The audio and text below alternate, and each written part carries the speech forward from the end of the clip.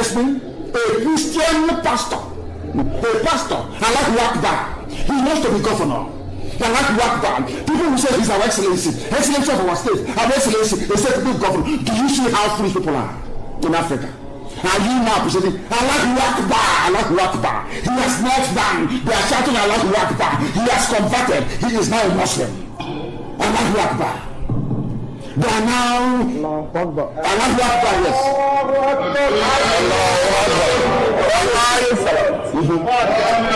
Bismillahirrahmanirrahim.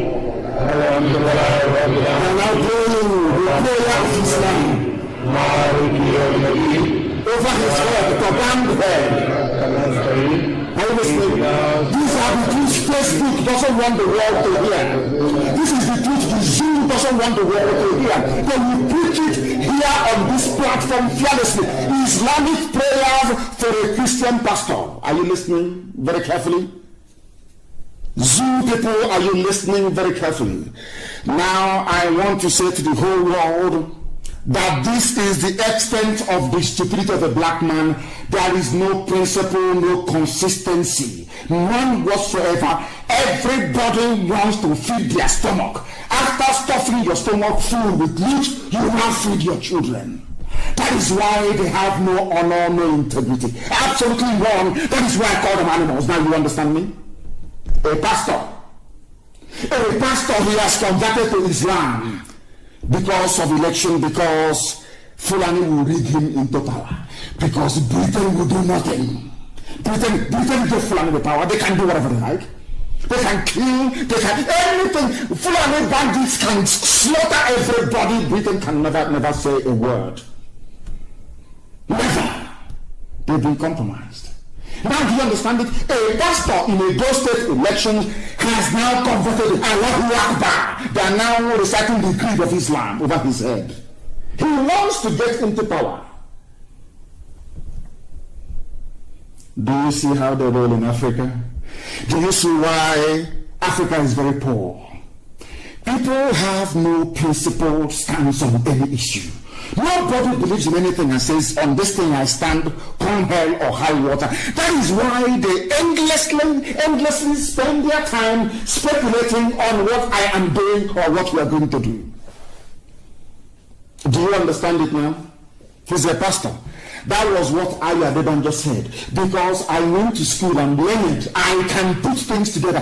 When Adeban just said that thing, I had to go somewhere to go and look for proof and evidence. And here is the proof and evidence. They have to go to the north. I didn't want to actually reference what Hope Uzodinma did. I didn't want to reference what Obiano did. I didn't want to reference what Bajabi Amila, whatever his name is did. I am going to what is happening now, not in the past. Although elections coming up, the person representing APC, or should I say running under the banner of APC, has gone to the APC stalwarts in the north, Alamajiri, to go and get power from them. A pastor of the Holy Book, a pastor of New Testament. You are now hearing Allahu Akbar.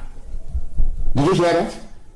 That is Africa for you. That is why I call Nigerians animals. This evening, every point I give you, you will agree with me that no group of people living under such conditions should be worthy to be called human beings. Not worthy at all. Now listen very carefully. That one is gone. He's contesting, isn't he?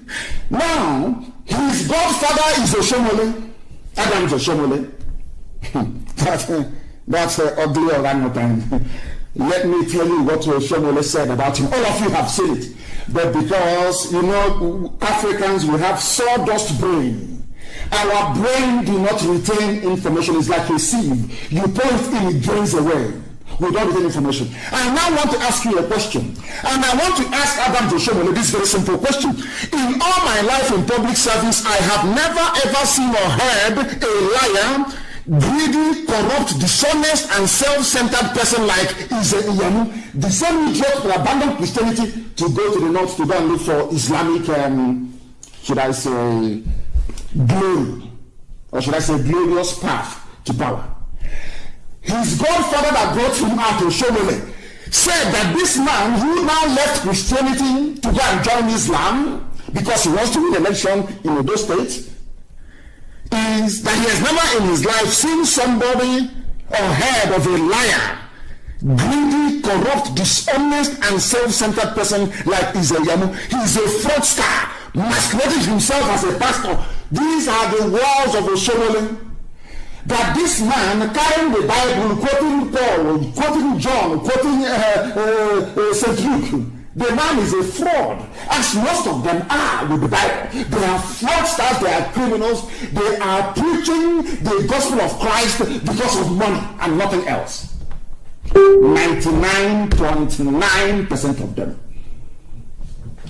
Listen, according to the person that brought him out, his godfather said that he is a self-centered person, he is a fraudster, using the Bible to deceive the gullible. He has gone to the north to go and receive the blessing of Islam because he wants to win. He wants to win the power. Now the question is, why is Oshomole then supporting him? Why is it that somebody who is in Lagos State, Tinubu, is worried about Obaseki and now asking you to vote for Izeyamu? Because he himself is a Muslim. So if they get a Muslim governor in Edo State, all good for them. Whereas some of you are looking at Nigeria as a project or maybe as a country, they see it as a religious enclave. And as I've said to some of you before, the leader of Islam in the zoo is the Sultan. The loyalty of Tinubu is not to Afenifere, not to the Omi of Ife, not to the Alafin of Oyo. His loyalty is to the Sultan. So if you don't know, let me tell you now. Because for them, religion takes precedence over every aspect of life. That is why they want a Muslim in Edo State government house. Do you understand it? And I'm going to tie all of these things up. If you're following and taking your notes, I'm going to tie all of these things up later on so you can see the game plan of the Janjaweed. And those are using to perfect their mission of conquest of the South. Oshomole, his godfather, called him a fraudster and a criminal who calls himself a pastor. Now this pastor has now gone and is now a full-fledged Muslim. He wants to get into political office. And I'm asking people, all of you that studied political science or that read civics or whatever it is this how election is supposed to be held and conducted? It's not based on the strength of your manifesto and your power of, should I say, conviction, oratory, and all the rest of it, your skills and your experience in life. Now, you don't need to possess anything at all. All you need to do is to go to Fulani and say, I will bring you Ruga, I will make waterways build. Fulani can do whatever they like. They can kill. None of them will be arrested and you will be made governor of your state. Can you now see it? Do you now understand why I call Nigerians animals? Do you now see, do you see the way they reason? Or lack of it? Do you see how foolish they are? None of them can remember what Oshomole said. If you cannot remember what Oshomole, what is the essence of you going to school? What is all this nonsense that you educated? Where is it coming from? You know that Britain themselves instituted reading in the zoo from day one. How do you expect that country to be developed? How? They know that Fulani are the most backward, the least educated. They are not creative, they are not innovative, they know that very well. Why do you think Britain gave out to Fulani is to impoverish all of you and make your lives a misery forever and ever? You don't know that? Don't you know that? I'm asking you. I'm British and I hold the passport. You don't know that? But the truth must be spoken. I preach it without fear before any bagger, wherever you are. I preach it without any fear. Who brought reading into the zoo? To the extent that now, if you don't bother yourself, but as I'm saying this, I now have the name of who poisoned Dorakuni. I have the name and how they poisoned her. And you'll be shocked. He's an evil man and the wife that poisoned Dorakuni. Because he wants to be president. I have his name and I will reveal very soon. I have all the facts and the details. How the lack of it's exactly the same nonsense. Oh, you want a president? You want us to promote you? Go and kill your sister. Look at the lack of they go and kill her. And they did. That is the nonsense they want to try with us. They think they can come in through the back door and bribe a few idiots to try to destabilize IPOB from within. And so how bring this on, try it. Let us see you. Come and try it now, let us see. And we, the man and the wife, killed Dorakuni because she said that Dorakua has died. Don't you aware of that? That is the same hegemonic monster from Fulani. They need to be in control. Britain said to them, don't care, do whatever you want to do, but retain that power. Retain that power. And that is not what they're doing. So all of you idiots with your PVC, APC, provide, I'm going to register to vote. You are talking rubbish. Fulani decides who goes and who doesn't go. It's in broad daylight. After all, the Chief Justice of the Federation of the Zoo is a court clerk in a Sharia court. He's the Chief Justice. He did not go to any non-law school, no, not at all. In front of your eyes, you can see it, all of you can see it. Nobody can ask questions. You are there, moping foolishly and stupidly. And telling I'm a Nigerian. We Nigerians, we need to move this country forward. You are an animal, moving what forward? You're a fool that has no brain. You cannot reason properly. That is why I preach this gospel the way I do. Anytime, any day, any place, I tell you who you are to your face. Indiara. Oshomole is the godfather. Look at what he said about his godson. You are a dishonest, self-centered person. And has he not proven it? Has he not gone as a pastor? He has gone to the north to go and receive blessing from the Janjaweed. Allahu Akbar. I wonder what the idiot is going to preach on Sunday. Mad people everywhere. And as this nonsense is going on, I want the world to understand those that call themselves learned intellectual that they went to. I want to prove to all of you tonight that your brains are empty, you know nothing. You can go and recite English language from morning till night. You come to Facebook, you write your usual junk that you write. Your brain, your skulls are empty and you're not forgetting it. Why am I saying what I'm saying? Because in Edo, they have an election in Edo. All of a sudden trader money has come out for Edo women. You see how they buy your vote and your consent, so that when they read it, you cannot talk. That is why they do what they do. So when they read the election, you cannot talk. They are not using trader money. Anywhere else in the world that is civilized, both the mask-wearing little boy in Asorok will be in jail. They will jail all of them for election interfering, for rigging. But I want the world to understand this evening that those that call themselves intellectuals, I want the world to understand how foolish they are and what is happening in the zoo. I need you to listen very carefully to this very news coming out of the zoo on the eve of Edo elections. Somebody can listen to me. Listen, please. Listen. Listen. The President of the Federal Republic of Nigeria, His Excellency Muhammadu Buhari, GCFR, has approved the disbursement of Micro-Enterprise Enhancement Scheme, MEES, to 2,000 women and youths in the 3 senatorial districts of Edo State. The small... Are you listening? Let me play it again. Zoological Republic. Animals. They cannot reason. Animal is there. Mass is there. Our lawmakers, legislative lawmakers. We are what nonsense they call themselves again? The elite. In broad daylight. Eve of elections. You are releasing money to go and bribe people eve of election, and every baboon, every monkey with a degree in the zoo is there looking like the idiots they are. Do you see why I insult you? Now you understand it, don't you?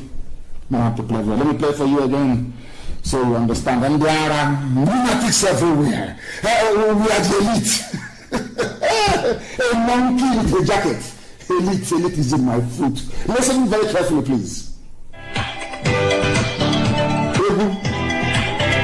They come out with music.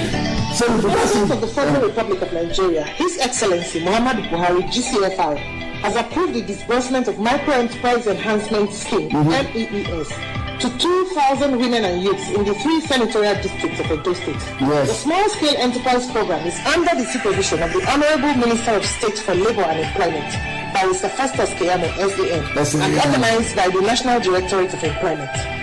Date: 15th September, Gloria Gardens, Commercial Avenue. 16th September, Uromi Town Hall, Uromi. 17th September, just having money everywhere. Arena. Election. Time: African style. Prompt.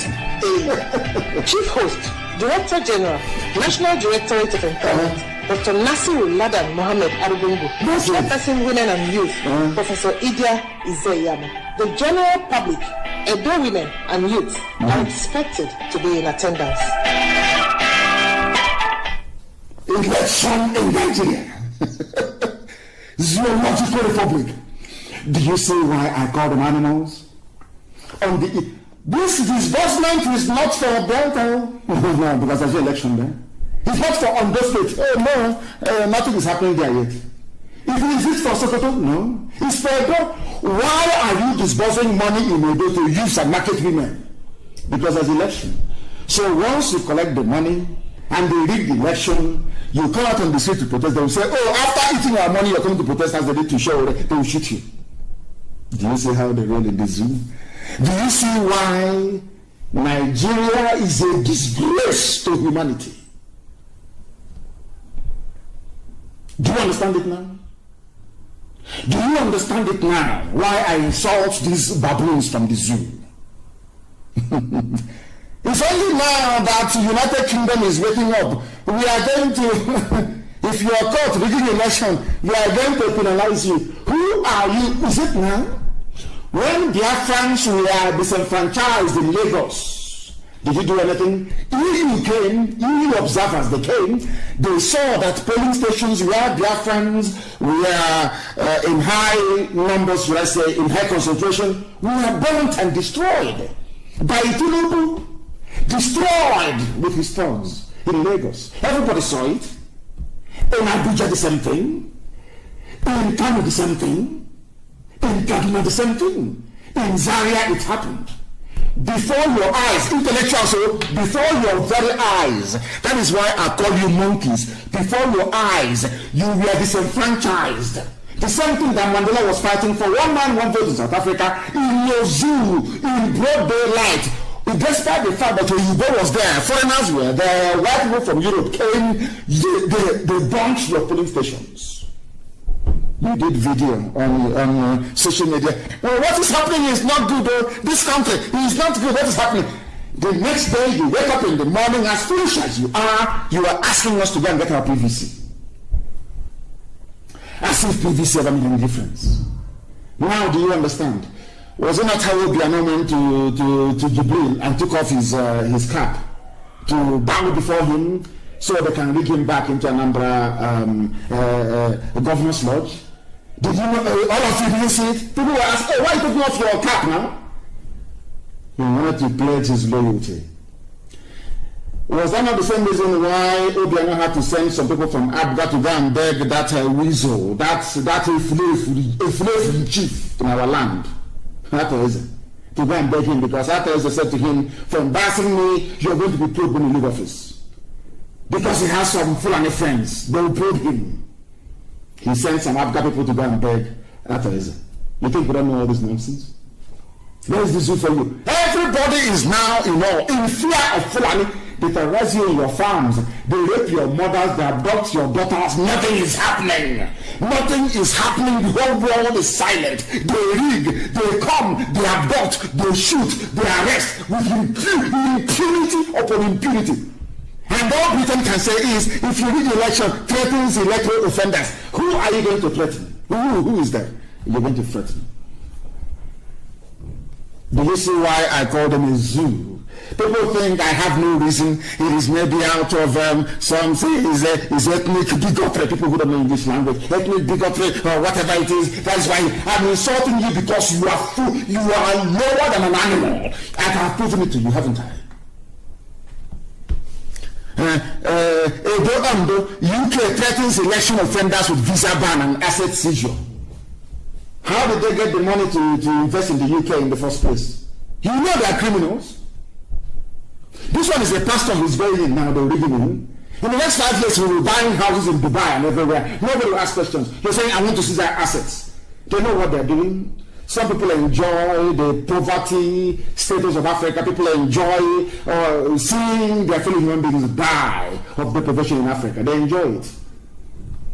It confers upon them some kind of special status. They are more human than those from Africa. Now you understand it very well, don't you? There are lunatics all over the place. Intellectuals, my foot, every idiot, every bagger comes on social media to write rubbish, claiming he's an intellectual. Every buffoon, every cockroach, every idiot with no brain. The same place where you were disenfranchised in broad daylight, you're coming out, I'm campaigning for the presidency. The same place you were not allowed to vote. How foolish can people be, for goodness sake? How foolish can they be?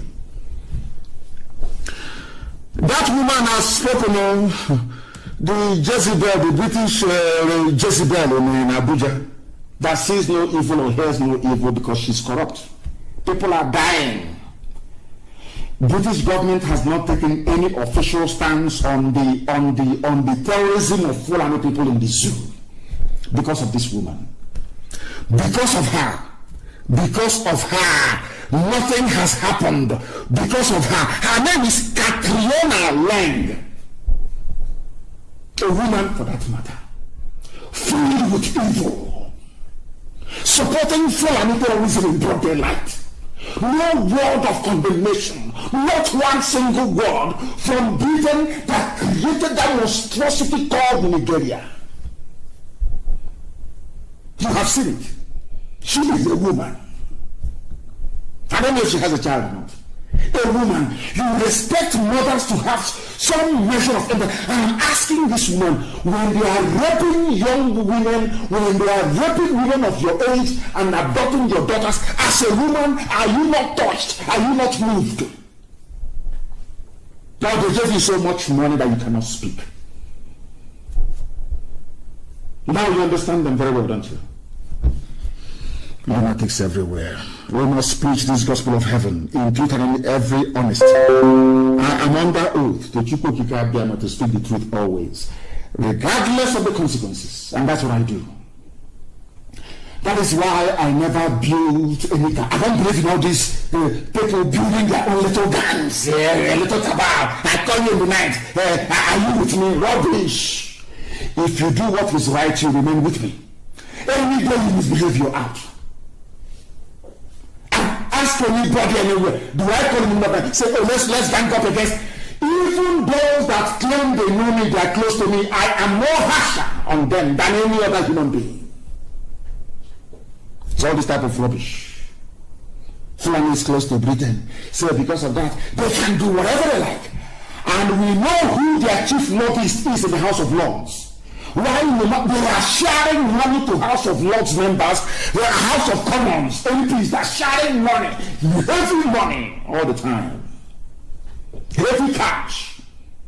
And I'm asking each other, tell me where else in the world the same level of impunity, pillage, lawlessness, and the provision of life will be going on, and no UN hasn't said anything.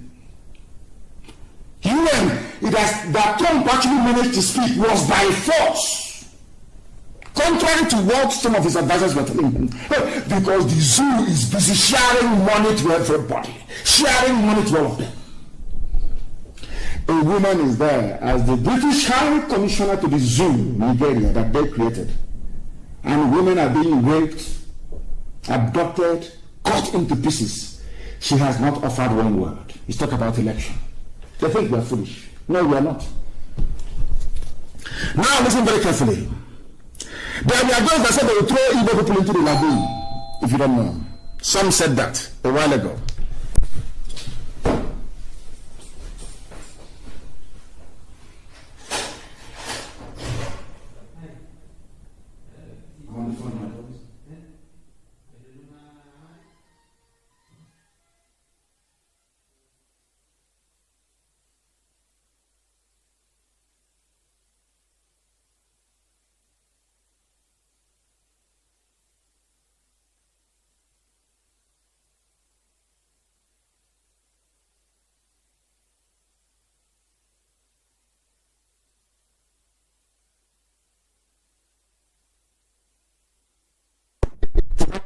as we were broadcasting, I was rudely, very rudely interrupted. Please do bear with me.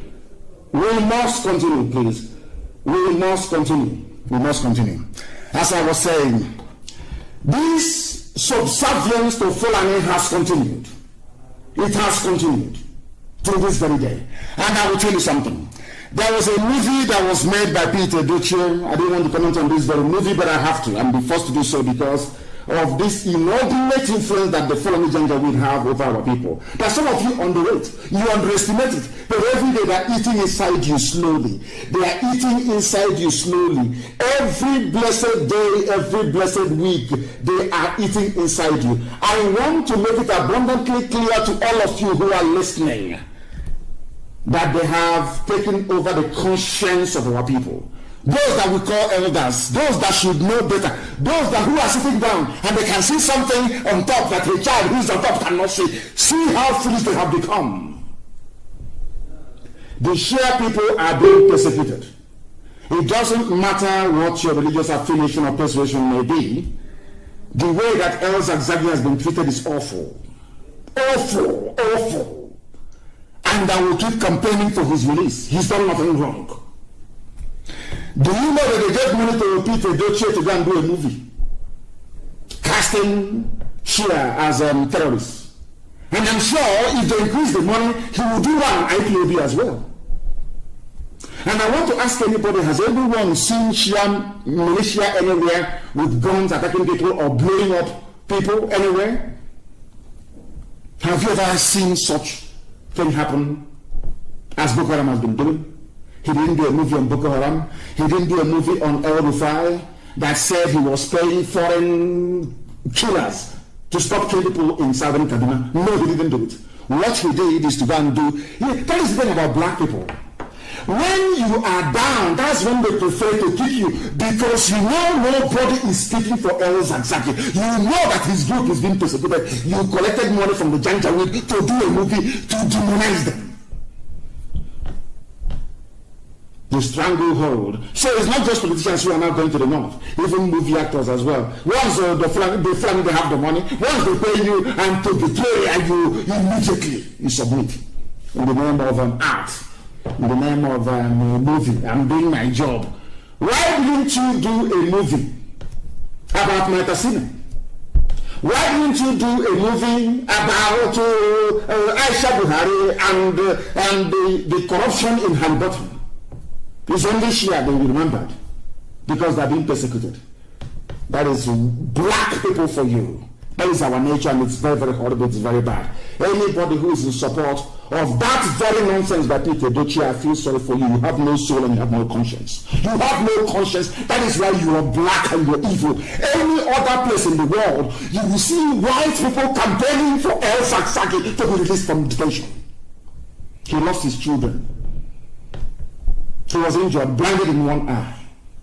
And the only gift he can give him is to demonize him. Has El Zagzagi killed any Biafran before in the north?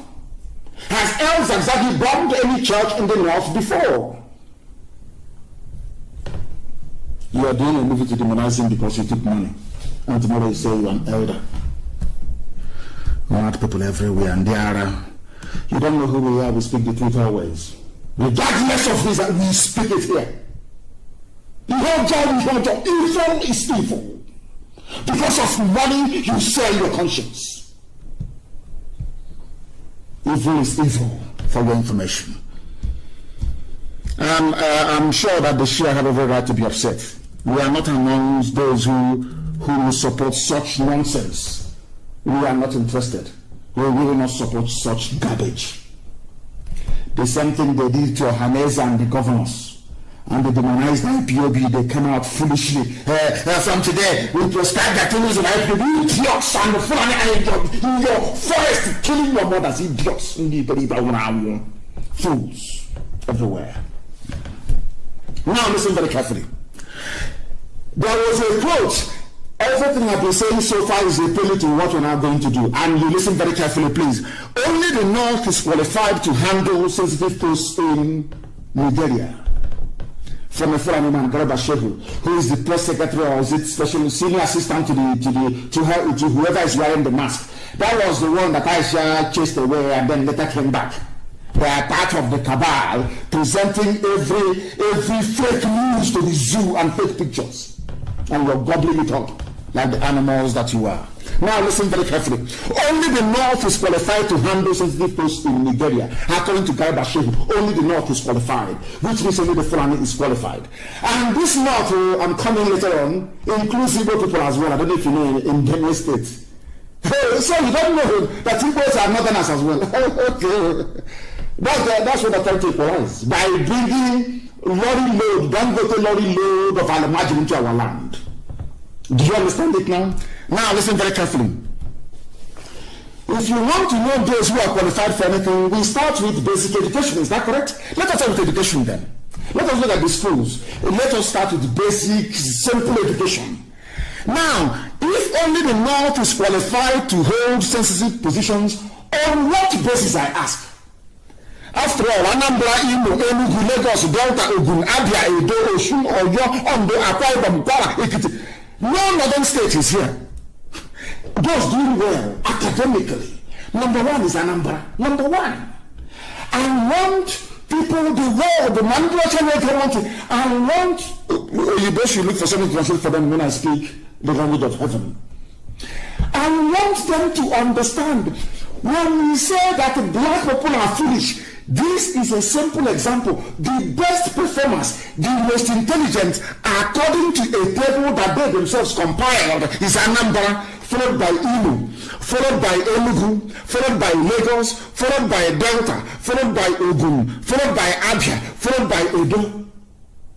But the people that came last, this is astonishing. I want the world, that is something, when I sit down and I look at the black people, I wonder, is it the same God that made other people that made them? Somebody who came last. Now listen, Borno, Jigawa, Bauchi, Kebbi, Sokoto, Zamfara, they came last.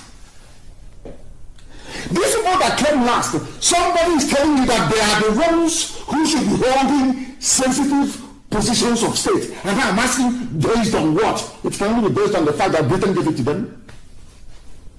Have you heard of such rubbish in your life before? Somebody who came last out of 37. These people that claim that they are the ones who should be in charge, they occupy all the last positions. They came last in a class. Imagine somebody, you went to university, you came out with a first class. Somebody came out with pass or failure. A 3. Not 2-2, not 2-1, but a 3. Let the people go result. And he proudly stood up in front of all the congregation and said to the whole world, and please, in view of the poor performance of this very student, I think he is entitled to the highest position. I have never heard of such nonsense in my life. Only in the zoo. Now do you see why I call you a zoo? Garba Shehu, senior special assistant to the president of the zoo, whoever the idiot may be, is telling you that sensitive positions are meant to be reserved by sensitive. They mean the president, the intelligence chiefs, they mean the chief of army staff, air force, everything, customs. They should be controlling it. They should be holding, and I'm asking him based on what? What is your competency? Is it in academia? Is it in what? What is it? Please tell us. And I went to the simplest one which they published, which is a league table of all the performing, all the states and how they perform. And somehow, those that came last are those who are holding sensitive positions in the zoo. And they keep asking themselves, why is the economy poor? Why can't insurgency be defeated? Why are we all suffering? They forgot that those that came last in the class are the people holding the sensitive positions, courtesy of British patronage. Cabal, people who are close to you. Fulani are close to Britain, so Fulani they can do whatever they like. They can kill and pillage and do. Britain is trying to protect them. Now, do you understand? Now, do you appreciate the enormity, or should I say, the gravity of the stupidity of Nigerians? Do you understand it now? Somebody without shame came out. The league table is there. It is there, please, and I want it published on my page. The league table is there, very clear, of basic education. How are you performing? Anambra is number one. But Anambra is entitled to hold a sensitive position. But on the same table, the last state there is Yobe. They are entitled to sensitive positions. Tell me what type of God created such a place. God can create such a place. I say that is not bad enough. Despite the fact that we are the highest scorers, we are the most, it is here, and I'm not telling you fast, we are the most intelligent, the brightest, it is here, by the league table that the zoo itself compiled, headed by a Janjaweed. We are number one. But now listen to this very carefully. Despite the fact that we are the highest scorers, do you know that Biafrans are not on the list of judges? I am astonished. Biafrans are not on the list of judges, to the extent that a group rose up to say, we are taking you to court. How come the people who academically they are number one, they are not qualified to be judges? It is those that didn't go to school, those that went to recite Quran, Babi Allah, they recite Babi Allah and Allahu Akbar, and they are in the bar. Allahu Akbar, and they move them to the bar. Do you understand them? This is a place where a human being that claims he is a professor, somebody who claims he's an academic, an intellectual, an elite, will wake up in the morning, he will wake up and say, I know Nigeria. Now listen very carefully, please. Appointment of judges, group heads to court over non-inclusion of Southeast. Now listen very carefully. The Registered Trustees of Social Justice and Civil Rights Awareness Initiative has instituted a legal action at the Federal High Court sitting in Abuja over the non-appointment of a Southeasterner as a judicial officer in the Federal Capital Territory High Court. None whatsoever. Those that claim the elite, you obviously just in some Facebook groups, they are elite. They've been excluded from the judges. Despite their brilliance, despite decades of producing legal luminaries and enlightened minds, they are not qualified to sit on the bench. But people that went to nomadic schools, they are the ones who are there. The same fool, the same buffoon will wake up and say, I'm in Nigeria. Do you see why we speak the way we do? Do you now understand the gravity of your idiocy? Do you now see how foolish you are? People you claim you are a Nigerian. You are a stakeholder. They say, oh, unity, let's unite in one Nigeria. And now they have changed it, of course. We have ambassador, they've changed it now. So it's now, I don't know what the union they are now going to give it. One Nigeria, unity, let's unite. And this thing Namdekani is doing, this thing Ipob is doing. I'm asking you, how come somebody, a former category head that went to elementary school, is a judge, but you are not? You claim you're elite. What type of elite are you? What type of animal are you? I ask. Is it very clear now to people? Is it very clear now to the whole world? Do you not understand? And it's when I get to this point that Facebook begins to cut off people and begin to mess up. It won't surprise me if they try to cut off the program, of course. They don't preach the truth. That is why they are doing their damn best to suppress us. Now you understand it, don't you? They are called the elite. We are the elite. Elite, elite, my foot. You are nothing. You're a fool and a lapdog, you're a fool. The more you talk about sustaining one Nigeria, the more miserable your idiotic life becomes. You are not fit to be judges, but you're number one. In terms of academic qualification, intelligence, everything, you're number one. You are number one. All over the world, people, the whole world are beginning to not add from time immemorial. You know how special we are. That is why Britain, the hatred that Britain has for Biafra, I'm not even sure that it can be exhausted in this life. They will take it over to the next life. Why do you think that is the case? Because we are intelligent, naturally gifted. Very intelligent race. That most intelligent race in Africa is not qualified to be judges on the bench. And you're telling me that all is well. That somebody can, I'm elite, we the elite, we sign up to one Nigeria. This self-determination is not for, we say, idiots everywhere, fools everywhere. They are going to court to enforce their fundamental human right and Southeasterners to have a judge, at least one person sitting on the bench. That is how low the Fulani Janjaweed have reduced all of them. I need confirmation, please, that Facebook is working, because here it has frozen. I need confirmation, please, that it is working, because it has frozen. On this very end, it has frozen. It is no longer working. It is no longer working, please. I need confirmation, please. I need confirmation that our Facebook is working, please. I need confirmation, please. Very, very important, very, very critical, please.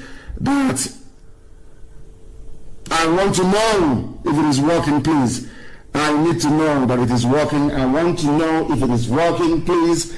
Try to give me information regarding it's frozen. Here I can see it. It is frozen. I do not know if it is working or not. I do not know if it is working. If it is working, fine. Thank you very much. Thank you very, very much. It is working. Okay, it is working. Thank you very much for that. Thank you for the confirmation. Thank you very, very much that the Facebook is working. We are preaching the gospel of heaven as Elohim directed us to preach. Now we are coming.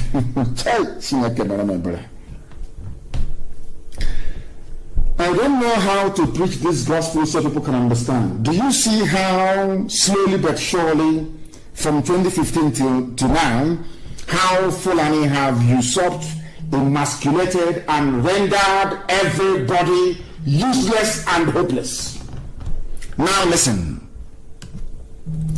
They deliberately, this is something I want, this is why people should please try to understand us. They should. They owe us an apology. How come that majority of the Zoo idiots who don't understand what we're doing, they owe us an apology? So all these years they've been running down the petroleum sector, NNPC, the refineries, everything. It is to give monopoly to one of them, to Dangote. So today, brazenly in the open, I haven't heard of $10 bought. Has anyone come out to say that the zoo runs a capitalist economy and that monopoly is a very bad thing? There is a law in the USA that says anybody who operates a monopoly anywhere in the world, once your leg touches US soil, you will be jailed for 25 years. I don't know if that law is still there. This man, who is a criminal, who of course he is, runs a monopoly in the zoo. You are all happy calling him Africa's richest man. I bet if this man was a Biafran, oh my God, people in his village will rise up against him. This is how foolish all of you are. I'm asking you, has anyone heard any dissenting voice against Dangote's? Look at how all the Fulani ministers, the Fulani presidency, everybody's behind him. Can you learn something from Fulani? Learn something from them. He is going to build a refinery, And how much is petrol in the world market? By UK standards, it is about £1.20. £1.20 is nearly 500 naira or more. So when he finishes, he will sell petrol at 500 naira per litre. And if you protest, they will arrest you, they will kill you, and Britain will say nothing, because Britain is also benefiting from this fraud. Now, do you understand it? I don't hate anybody, I'm just telling you the truth. Black people are treated the way they are treated because they are foolish. Black people are treated the way they are treated in Africa and elsewhere in the world because we are backwards intellectually. We are genetically inferior to other races. If we are not inferior to other races, tell me why 4 functioning refineries, 4 and not 4, 1, 2, 3, 4. They close all of it down to allow one single man who is Fulani to go and build his own. Hey, Chineke Manamebere, come on, for goodness sake. Come on, you cannot be that foolish. You can't be that foolish.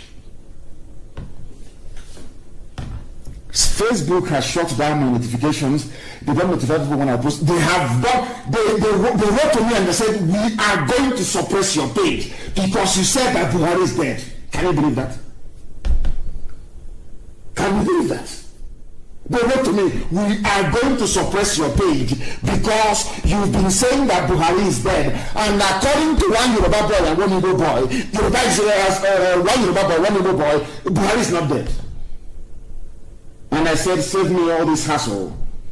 Bring him out and I will resign from my position. Nobody can these days, they even photograph him without his hands anymore. Dangote is building a refinery that will sell petrol to you at the rate of 500 naira per litre. The petrol that comes from, crude oil that comes from Biafra land. Unbelievable. And people from there are saying they want presidency. They want one Nigeria. Oh dear me. Oh dear me. Is it in the cow meat? Is it in the cow meat I ask for one? Is it the cow meat that you eat that has turned your brain upside down? You can no longer reason properly. You can no longer reason properly. Why are the refineries not working? That is the question, really sensible question you should ask. And I'm asking that question this evening. Why would you shut down 4 refineries to allow one single Fulani man, to have monopoly over refined petrol? Why? Ask yourself that question. And there are. Ask yourself that question. This evening I'm going to tell you, reveal something to you. It's only meant for those who can reason. Because of course I know that most black people cannot reason very well, especially the animals in the zoo. But those of you who are brave enough to be listening, to still be listening to us. Despite all the shenanigans of Facebook and the forces of iniquity and of darkness. If you're brave enough to listen to us tonight, your life will change, never be the same again. Why the refineries in Nigeria will not work? It's a headline, don't Google it. Why it will not work. Now listen, the Minister of State for Petroleum Resources, Timothy Silva, announced, this news was released on the 27th of February 2020. Please listen very carefully, please. Listen very, very carefully.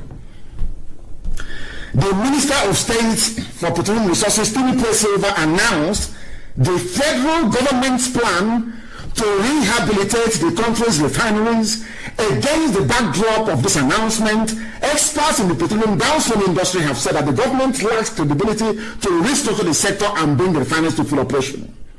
Now listen, please.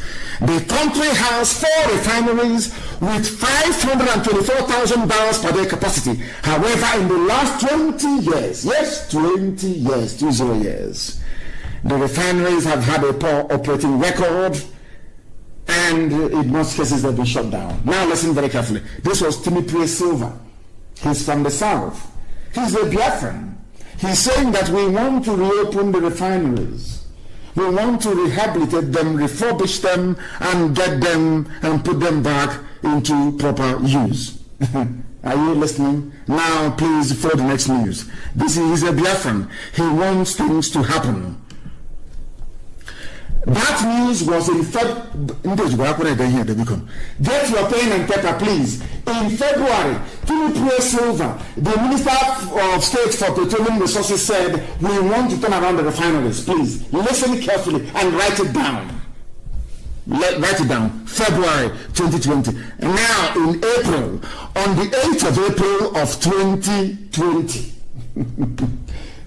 8th of April 20. You see, February, January, February, March, April.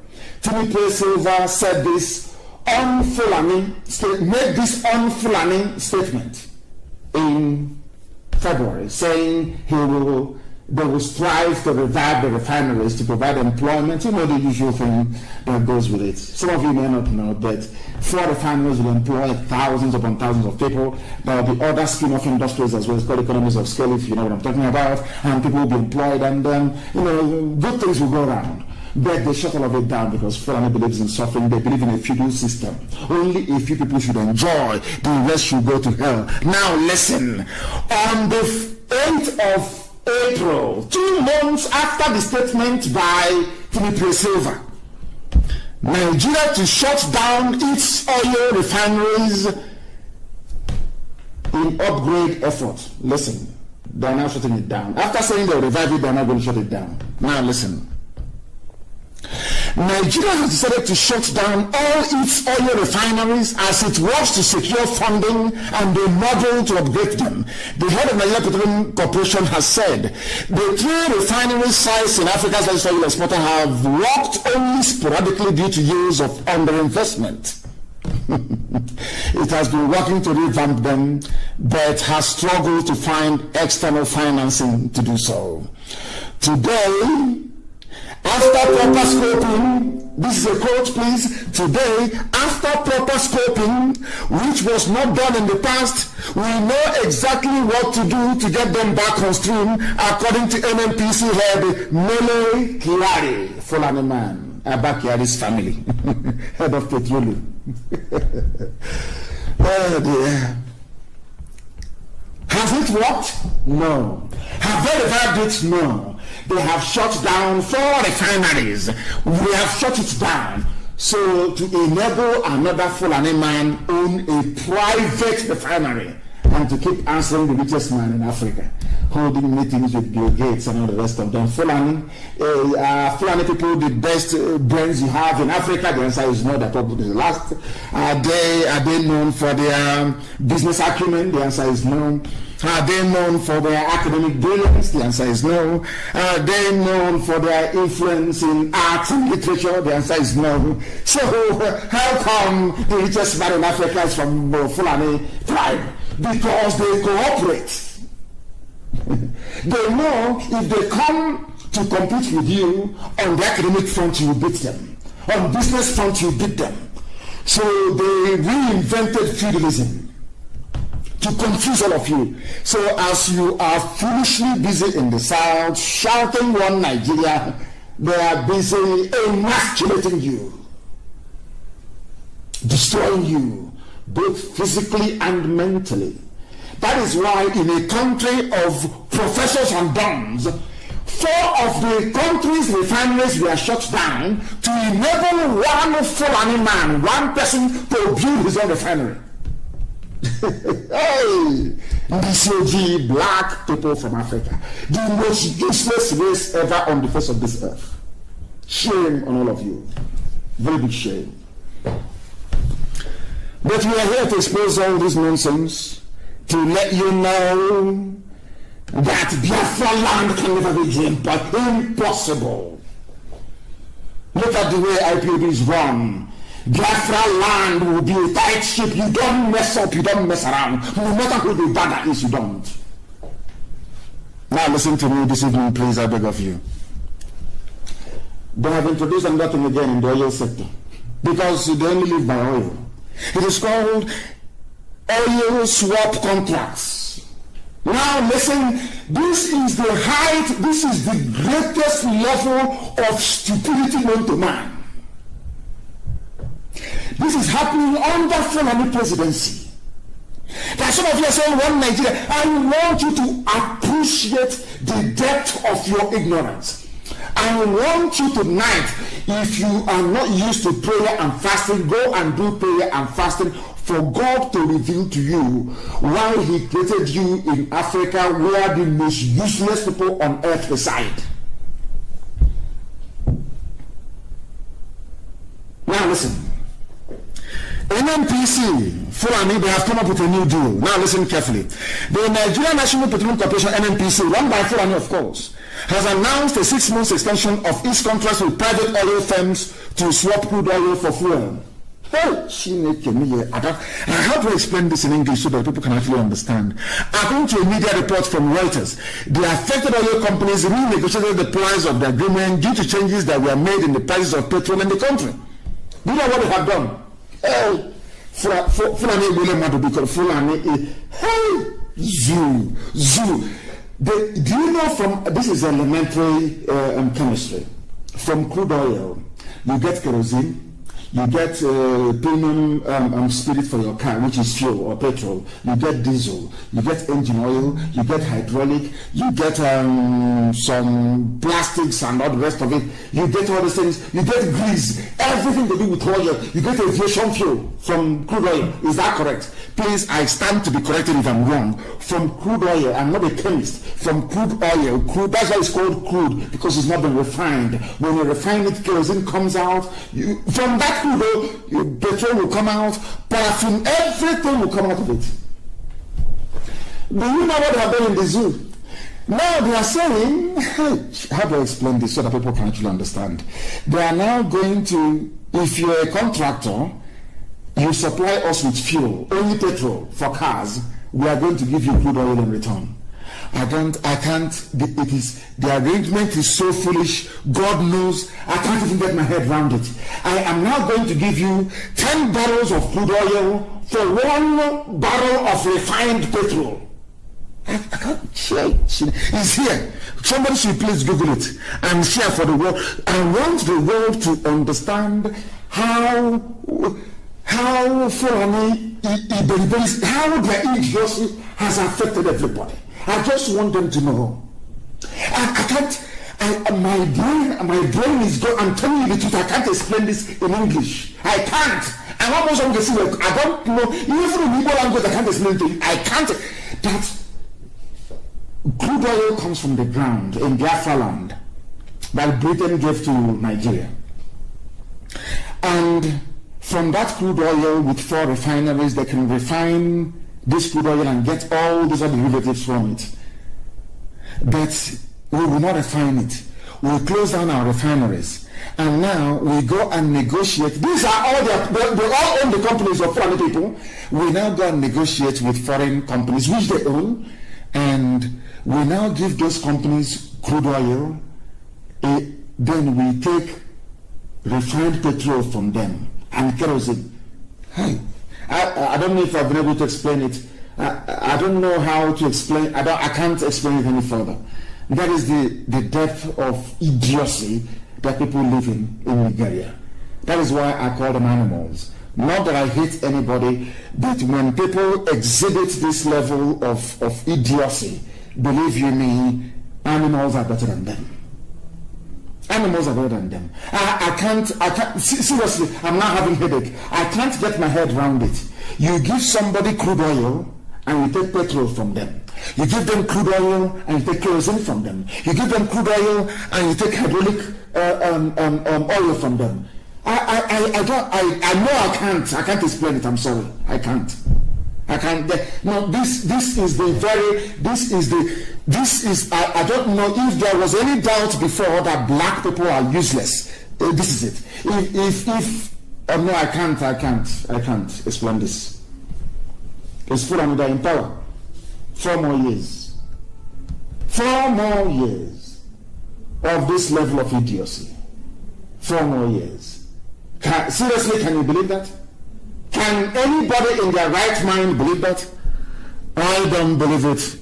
And these are the people that said they must hold sensitive positions like NNPC. Do you see what they are doing? Do you see what they do? Can you observe what they are doing? And somebody will say, I am an elite, I am a professor, and I believe in one Nigeria. And I keep asking, what is it about the zoo you believe in? Tell me one thing that is good about a damnable zoological republic. Name one thing. They take crude oil and they give to companies, the news is here, and then you take petrol from them. I have never had, I can't for the life of me. God, are you punishing us or what? Why mix us with Fulani? What type of punishment is this? I don't understand. What is this? What type of idiocy, what type of stupidity is this? Has anyone seen this type of foolishness anywhere in the world? You have 4 refineries, you close them down, you shut them down, you gave your brother a contract to go and build a refinery so you can sell petrol at 500 naira per liter. Not only that, you're not happy with that, you are now you give somebody crude oil and you take fuel. You give another state crude oil, you take kerosene. But in that crude oil you're giving them, it contains petrol, kerosene, everything in it. And you're telling me that black people are okay in the brain? That somehow that blacks are normal? Oh dear Lord, have mercy. Lord have mercy. Lord have mercy. They have extended their crude oil contracts for 6 more months. I have never seen this level of fraud before. They say they want to hold sensitive positions. Fulani must hold sensitive positions. That's what they say. Now they are in the army. Fulani is the head of the army, so they claim. But nobody can see, of course. Fulani, you are the head of the army. How many years have you been fighting insurgency? Who are the insurgents, Fulani? Who are the ones fighting them, Fulani? Who are the ones who recruited terrorists into the army, the same Fulani? Have they succeeded? These are the people that they came last in the table of knowledge and intelligence in the zoo. They are at the bottom, they are last.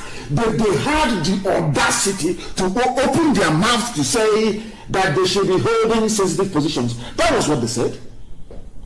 And here they are. Nigerian army competent to tackle insurgency. But they're in Aba arresting people. They're in Biafra land shooting and arresting people. The whole world can see it. British High Commissioner can see all of these atrocities. The US Ambassador can see all. Nobody is calling them and asking them, what are you doing in peaceful Biafra land? Why don't you go and take this? Since you have army and police with guns to fight, why don't you go to Sambisa first and fight Boko Haram and Fulani banditry? They will not do it.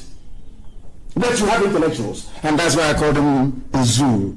That is why I call them animals, because they cannot reason properly.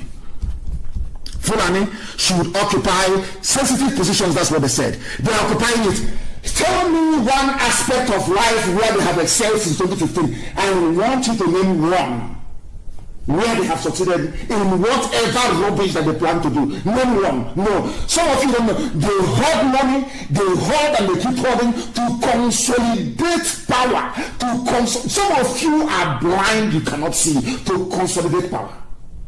That is what we're exposing. That is what Facebook doesn't like. Because Facebook have collected their own share.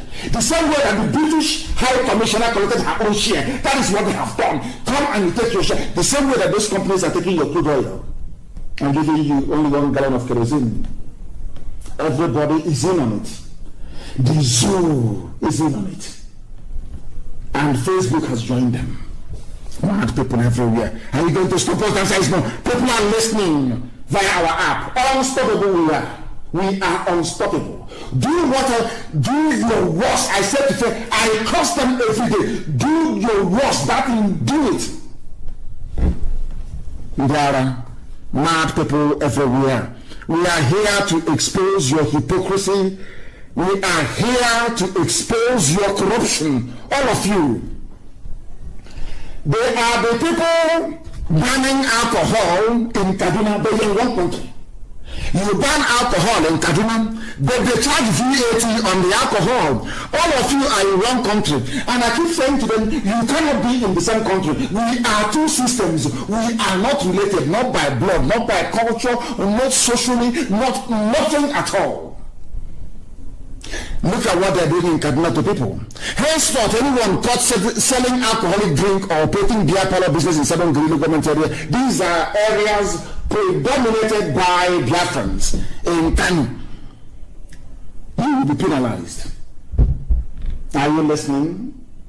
They penalize us and they take our money for drinking beer, and then they use it to develop their land. But they say that it is very bad. Do you understand it now? These are the people who are intelligent enough to be given sensitive positions according to them. Today, the zoo is the poverty capital of the world. Today, they have been promoted. We should all be clapping for the zoo.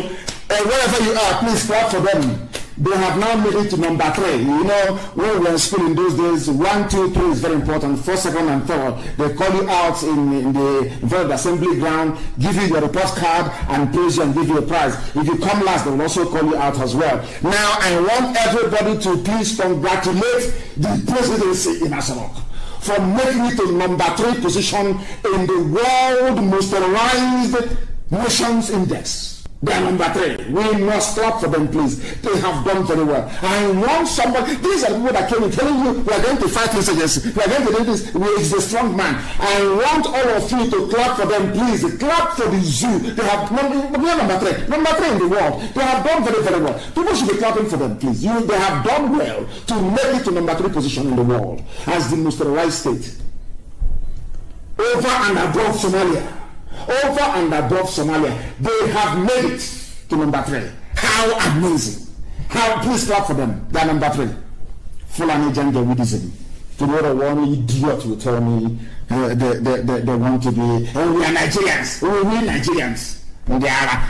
Go after this broadcast. Go and reason. Go play it over and over. Go and reason. Think. Engage your brain cells. Engage it a little bit. Zoo animals everywhere.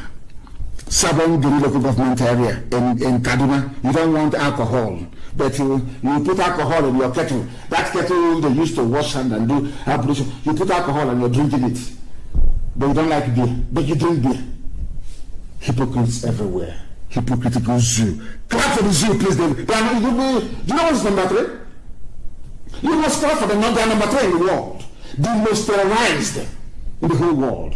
Afghanistan, Iraq, and the zoo, damnable zoological republic, full of animals everywhere who can reason very well, with their paper degrees that is worthless. Do you know what that means? And I'm asking them, if you are closing down all your refineries, why are you still running petrochemical engineering departments in universities? Why will those people work? It's a simple question. Oh, they are all going to work for Dangote. So when they come there, they convert them to Islam. Because there will be so many people competing for very few positions. You see how clever they are. As they have converted this Yamu, whatever the idiot is called, contesting under APC in Edo State. Now you understand it, don't you? If you have not clapped for the zoo, you are making a mistake. Please clap for the zoo. They are number 3. It's an achievement. To come third is not easy. It's bronze medal. People must clap for them, please. Congratulate them. They have done very well. Clap for the zoo. Number 3, the most terrorized in the whole world. Britain will not say anything. As long as if you joke and now, the insurgency is too much, we cannot tolerate this, something must be done. But now the insurgency is in our bedroom. The insurgency has come. No longer on the streets or in the churches, it's in our bedroom now. You cannot hear them say, because it's a part of a grand alliance to Islamize and to terrorize us into submission. If you don't know, let me tell you. The more you are in the zoo, the more you are being swallowed up by Fulani Janjaweedism. Like you don't get it after Yamu has been sworn in. You will get Fulani everywhere. You will get Ruga by force. Your waterways will be taken over. Fulani impurity and slaughter will continue. It is simple common sense if you are told you have any brain. Clap for the zoo. Zoo is number 3 in the world. The most terrorized. They have done very well. These are the idiots that came in saying that Jonathan couldn't do anything. Jonathan is weak and this, weak and that. Where are you today, all of you? Tinubu, where are you? Tinubu is making a video asking you not to vote for Baseki. Some of you idiots are listening. Nobody can ask him difficult questions. because you're a Muslim. You want a fellow pastor who has converted to also be a governor so it can help you win in 2023. That's what the whole nonsense is all about. Not about, this was a man that believed in restructuring. Now it's all gone. There's a way to do it. All lies and deception. All lies and deception. They said that you should give positions to Fulani Janjaweed. That was what they said. Give them position. You have given it to them. Now let me give you this is the final insult on this Zoom. I want the world to understand that when somebody comes to you and says, I am a Nigerian, please, Brother has to speak in his the person you are looking at something beneath an animal. Get a chain and tie around the person's neck and start dragging them like a donkey, because they are animals. I'm telling you the truth. Why do I say what I say? Why do I say what I say? It is this very news coming now. You can't believe it. You know, they say in the zoo, the truth sometimes is stranger than fiction. I'm telling you. You cannot make this up. Do you know what the news is? Lawyers sue. A lawyer sues Supreme Court for failure to comply with a request pursuant to the Freedom of Information Act 2011. Have you heard of such condition? Like NNPC and Fulani Janjaweedism. Please listen carefully. A lawyer is suing the Supreme Court, whose job it is to interpret the law. I have never heard of such nonsense in my life before, because Supreme Court, who should know better, there is something called the Freedom of Information Act. You can request for information. Somebody goes to Supreme Court requesting for information. Supreme Court doesn't want to comply. The Supreme Court, who is supposed to be to be interpreting the law, is refusing to obey the law.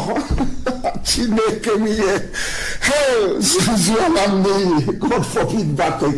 Supreme Court, who is supposed to be the final arbiter, who is supposed to interpret this very act, somebody wrote to them asking for information. Supreme Court said no, they won't give them. Now the person is suing the Supreme Court. So High Court will hear it, and of course they will adjourn it to Appeal Court. It will go to Supreme Court. So the person you are suing is who did this to us? Who did this to us? Who did this to us? I ask. Somebody is suing, is taking the, let me explain it very well. Somebody is taking the Supreme Court to court. So Supreme Court will now come to High Court first, and the case will be heard, and now they now go to appeal.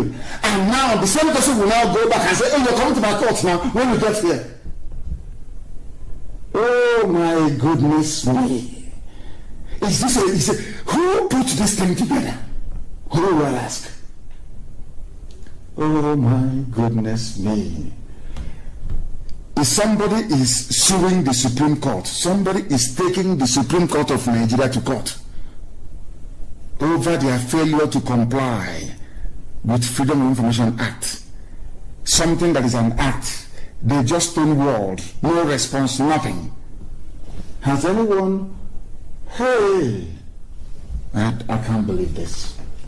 I don't believe this. I don't believe it. Hey, Zoological Republic. And the people who are in IDP camps are protesting in Borno.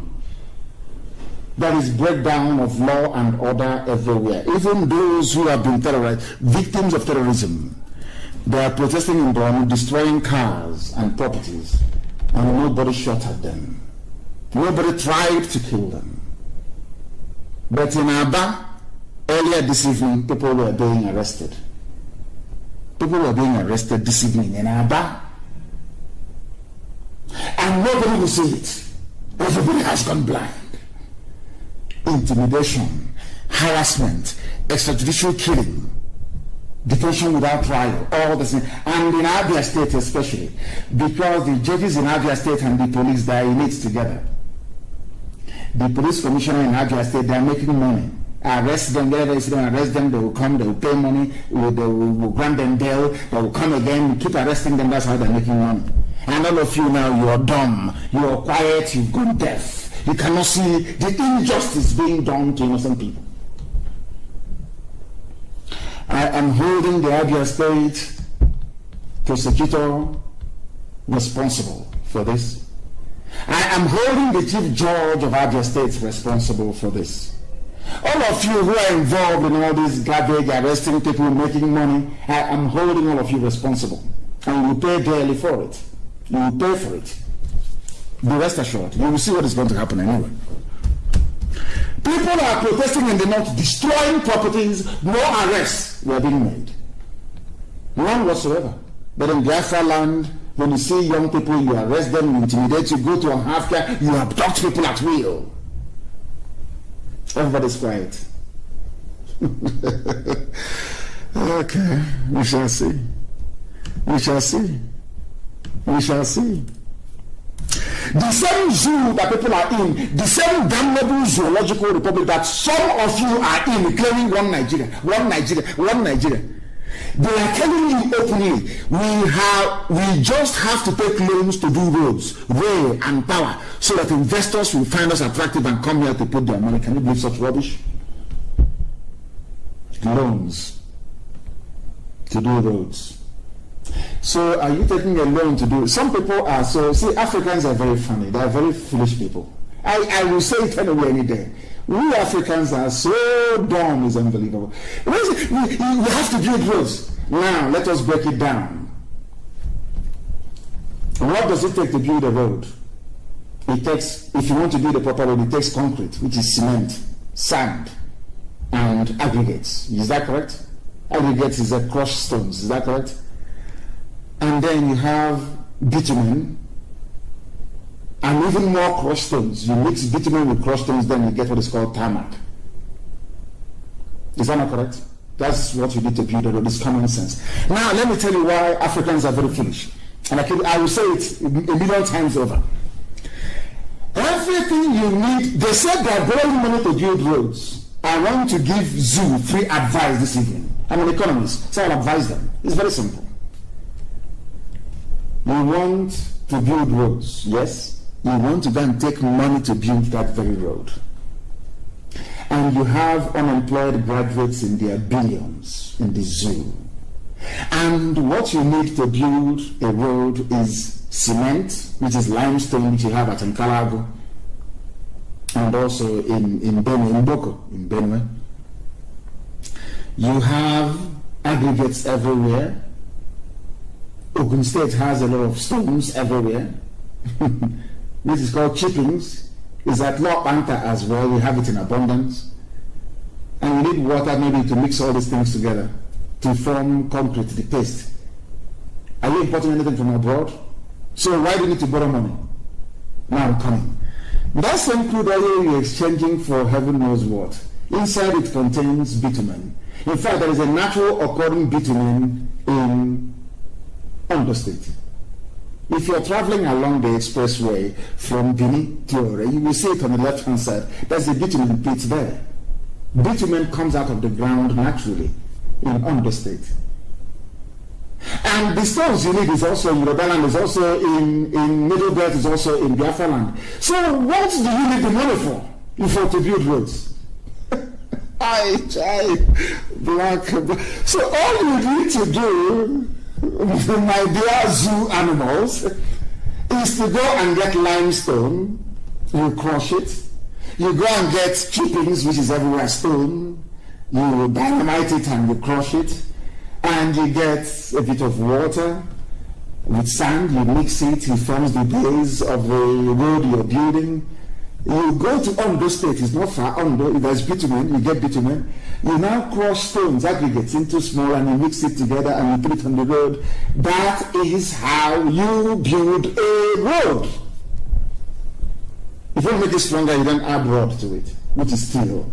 which, if not for your stupidity, you would have gotten from Ajokuta many years ago. That's how you build a road. Do you need to borrow money from China to build a road? When you have unemployed graduates that will work for a fraction of the money you're going to borrow, do you see what happens when you have idiots in power? Now you can understand it, don't you? What do you need to build a road? I'm asking them. Cement. Where do you get cement from? Is it from limestone? Niger Sun, Palago, is it there? Remember BCC? Some of you have forgotten. There isn't a football club called BCC Lions of Boko. Have you forgotten? They were making cement until they closed in Calago down, closed Boko down, and gave it to Dangote to be importing cement powder and bagging it in Apapa. God Dangote cement. Do you see how foolish people are? Do you see how educated we are? Do you see how... I feel sorry for them. We are going to build Biafra in such a way that even angels from heaven will take permission from God to come and live in Biafra land. Because it will be the exact replica of heaven. Common sense. That is why Britain doesn't love us. Britain knows that all these Fulani mediocrity borrowing money to build road, to build what all this money, put it in a Jokuta, you have the steel that will make the railway you need. You have it there. It's in Benue State. Chai, Shineke, Black Police UG. I can't tell people below. Why we have resorted to borrowing according to their presidency. You know, we hit them hard over this presidency rubbish. Now they're putting the name Buhari. If you are Buhari, come outside. If you claim you are Buhari, Putani, come outside. Putani, come outside. Let's meet you. You are hiding, changing from one mask to the other with your boyish hands. Deceiving the idiots in the zoo. But I'm glad that at last Shoinka have spoken. Shoinka called him a ghost. He doesn't exist. A ghost, you don't exist. That's what Shoinka said. Why we resorted to borrowing Buhari? Show us your hand now. Show us your hand, young Bobo. Aisha's playmate. Show us your hand. Let us see. You people think that you can deceive everybody, you cannot deceive IPOB, you cannot deceive Biafrans, you can do all that your rubbish. Use British diplomatic cover to be covering nonsense. You can cover all that garbage all you like. You cannot deceive us. You can't. They will live in Biafra land. Angels will leave heaven. So we say they don't believe that this is a black man's territory. That's what they will say. That's over. They can never believe it. Let thy kingdom come on this earth as it is in heaven. If you don't know, it's in Biafra land. They are borrowing money. Fulani, borrow. They produce nothing. They make nothing. These are they come last in the league table of intelligence. They are the lowest of the low. They claim they are holding sensitive people. And all of you are just there looking sheepishly. And I ask, Oduduwa, Biafra, Middle Belt, can Fulani defeat us? If the answer is no, then ask yourself what is stopping you. What is stopping these people from saying enough is enough? What is stopping us from saying enough is enough? Is that blackness in us? That's African idiocy in us. They are borrowing money. I remember when at 97 naira somebody wrote, APC said, or Fulani said that fuel was the most expensive in Africa. At 162 naira, APC is now saying that fuel is the cheapest in the world. Are you following?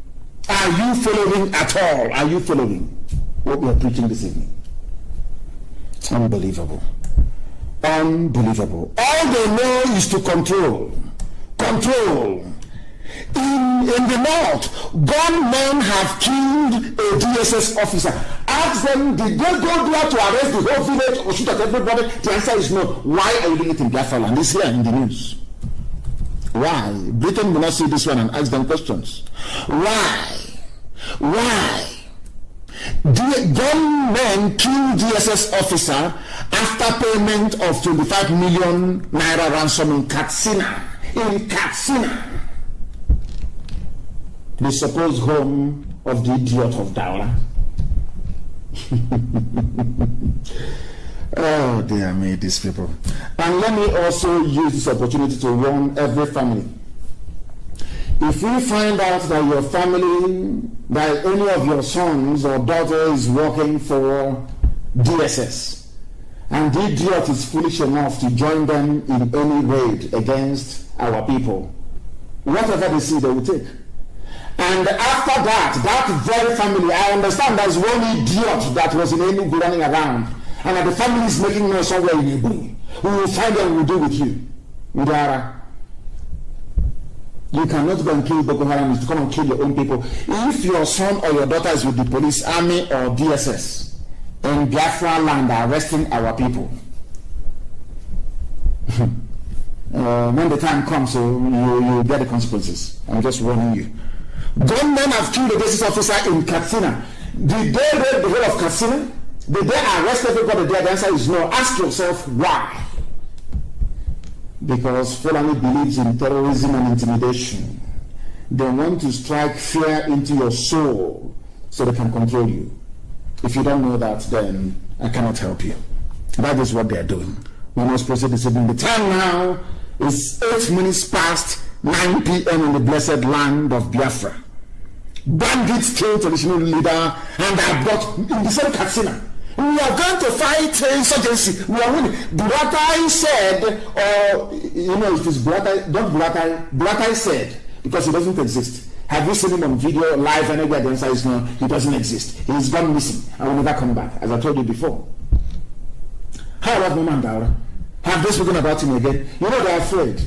They are afraid that if they announce that Mama Daura is dead, then the camera will make another prediction about another person who will die. So they're saying, oh, they are scared.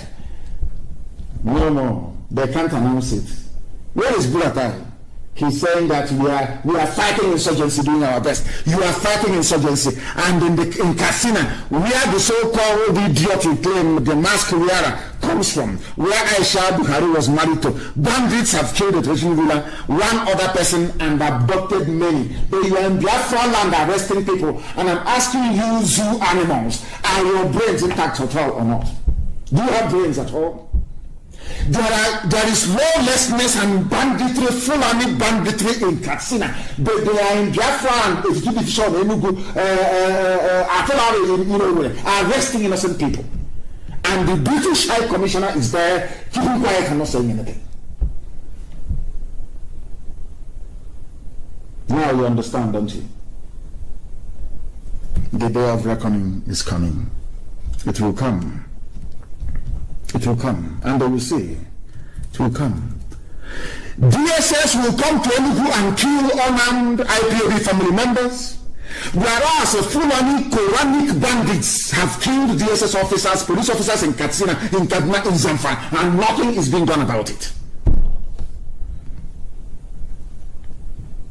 They said they're on high alert, that there is intel.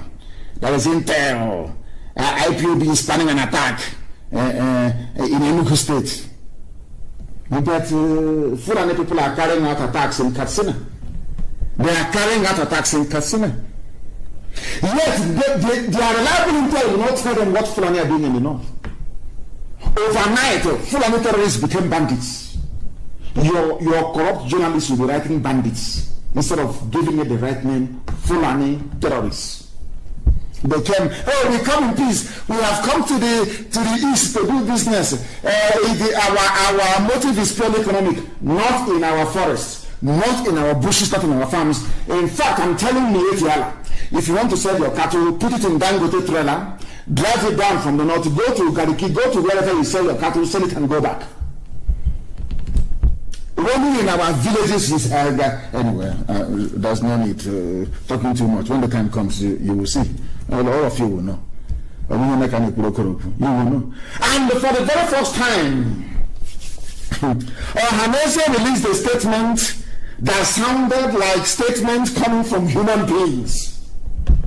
And the funniest thing is that this very statement they issued is a vindication of everything that IPOB have been saying for years.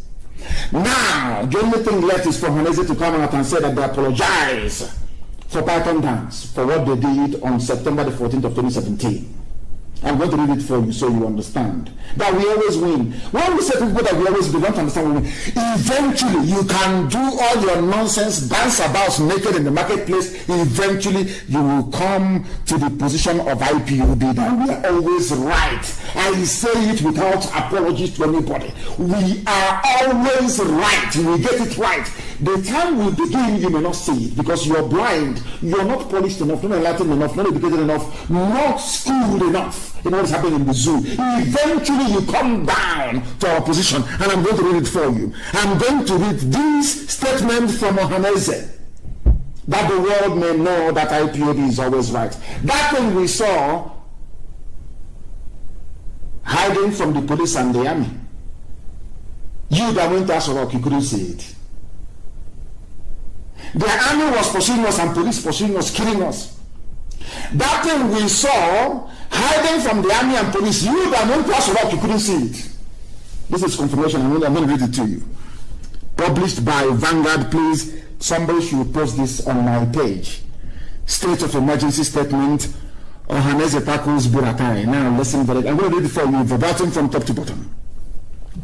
Ohaneze indeed worldwide has tackled the Chief of Army Staff, Lieutenant General Toko Buratai, over his alleged statement that he would declare state of emergency in the southeast if security operatives are attacked in the zone. Ohaneze wondered why Buratai chose a relatively peaceful southeast to vent his anger while he has not done the same in the north. Katsina is burning, no state of emergency in Katsina. Listen please very carefully to what Ohaneze said. He has not done the same thing in the north central, northwest and northeast, which has become theaters of war and where army posts and bases have been subjected to incessant attacks. The Apex Igbo Leadership Group, that's what they call them, said that the threat by General Buratai is a vindication of the belief that the southeast is being regarded as a conquered territory. Hallelujah. Now they know we are a conquered people. Exemplified in the army of occupation stationed in the area. Now Ohaneze has agreed after very many years, 97 years, that the army of the zoo in Biafra land is an army of occupation. Now they know. Ohaneze also queried Buratai's constitutional power to declare a state of emergency, that is to tell you there is nobody in Asorok. He couldn't have made that statement if there was a living president. Very simple. No idiot, no army person can declare a state of emergency. It is the prerogative of politicians in Asorok. For Buratai to say it means there is nobody in Asorok is common sense, but of course we are black African people, our brain is not developed to reason such through. Saying that his threat, that's Buratai's threat, smacks of reckless impunity of public officers and a tacit manifestation of the vacuum in governance at the federal level. Now they have agreed. Ohaneze have now agreed there's vacuum. You know what vacuum means? They're having it in English. It means Buhari is no longer there. There is a vacuum. There is nobody in Asorok. Asorok is empty. Are you following? This is a new Ohaneze. New Ohaneze. In a statement signed by the Acting Secretary General and National Publicity Secretary Prince Uche Ache Okpaga, Ohaneze lashed at Buratai for watching the governor of Katsina State negotiate and take pictures with armed bandits, and now turn around to threaten to impose a state of emergency in states where unarmed citizens are agitating against the harsh and inhuman conditions that they have been subjected to by their government. Now, are you listening? That's what I said in 2 or 3 programs ago. I said to Ohaneze, it's even on my page on Facebook, we said to them, Ohaneze, you betrayed IPOB. You called the same Buratai now you're lambasting, the same Buratai you called on the phone and say bring army. Go to Nnamdi Kanu's house in South Africa and kill him. True or false? I said to Ohaneze, have you seen their governors and the army people? It's on my page, taking pictures with their bandits, brandishing their AK-47 very proudly. Did anybody kill them? I'm very glad that they're now beginning to see what we saw many years ago. You see that? We always right, we always win. Can you see it? That is, don't say it. It's propaganda. It's propaganda. Have you seen? You have now joined us in our propaganda. Have you seen it? Truth is not propaganda, because with time, truth will always manifest. The cream, as they say in England, always rises to the top. The truth will always prevail. It doesn't matter how many layers of lies you use to cover it. The truth will always prevail. Have you seen it? That thing we were telling you before, that our land is under occupation. Asorok is empty. That they're killing us, people who are agitating, whereas they're pampering their fellow terrorists. Have you now conquered? Not conquered with us, of course. You have. Eventually, you've come round to our position. You now understand where we stand. You now see that consistency pays. Had we abandoned what we are doing to try to embrace this wishy-washy one Nigeria, you wouldn't have had the courage to say what you're saying today. But I welcome it all the same. I do. I will continue. The attention of Ohaneze Ndigbo worldwide has been drawn to a statement created to the Chief of Army Staff General Toko Buratai, threatening to impose a state of emergency in the southeast if governors of the state allowed any further attacks on security forces in the state. Please listen carefully to what Ohaneze said. While Ohaneze Ndigbo decries violence in any form in the states, he takes particular exception to an open threat and warning to the southeast governors who, by the country's constitution, are chief security officers of their states, but are lame ducks in practice, as all security commands come from Abuja. Ohaneze have also confirmed what we have been saying from time, that those you call your governors are not in charge of their states. From Ohaneze, that's what they have said, is here from the statement. Do you see that we're always right? When I say we always win, now you understand what I mean by that. We always win, always. Ohaneze Ndigbo finds it provocative. And they went on to say some other useful things.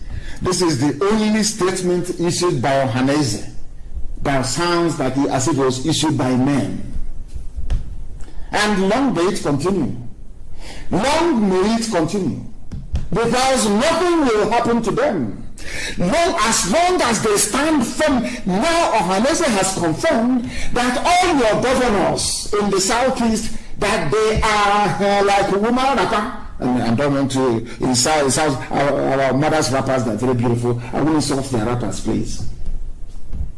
That they are useless. Ohaneze said, it is not me, don't take it from me. They are lame dogs. They are like a dog or dog, with their wings and their legs broken. They are serving a Janjaweed Fulani interest. Your so-called executive governor. Work with your governors. Have you seen it? Even Ohaneze has confirmed that they are lame dogs. They wield no power. The power belongs to Abuja, even in your states. It is only in Yoruba land that you have Yoruba governors standing up and speaking like men. Now, do you see it? When I remember when I used to say this, and they say, "Oh, you are insulting them." I said, "No, I'm not." But now you can see everything we have said. Ohaneze have now confirmed that it is true.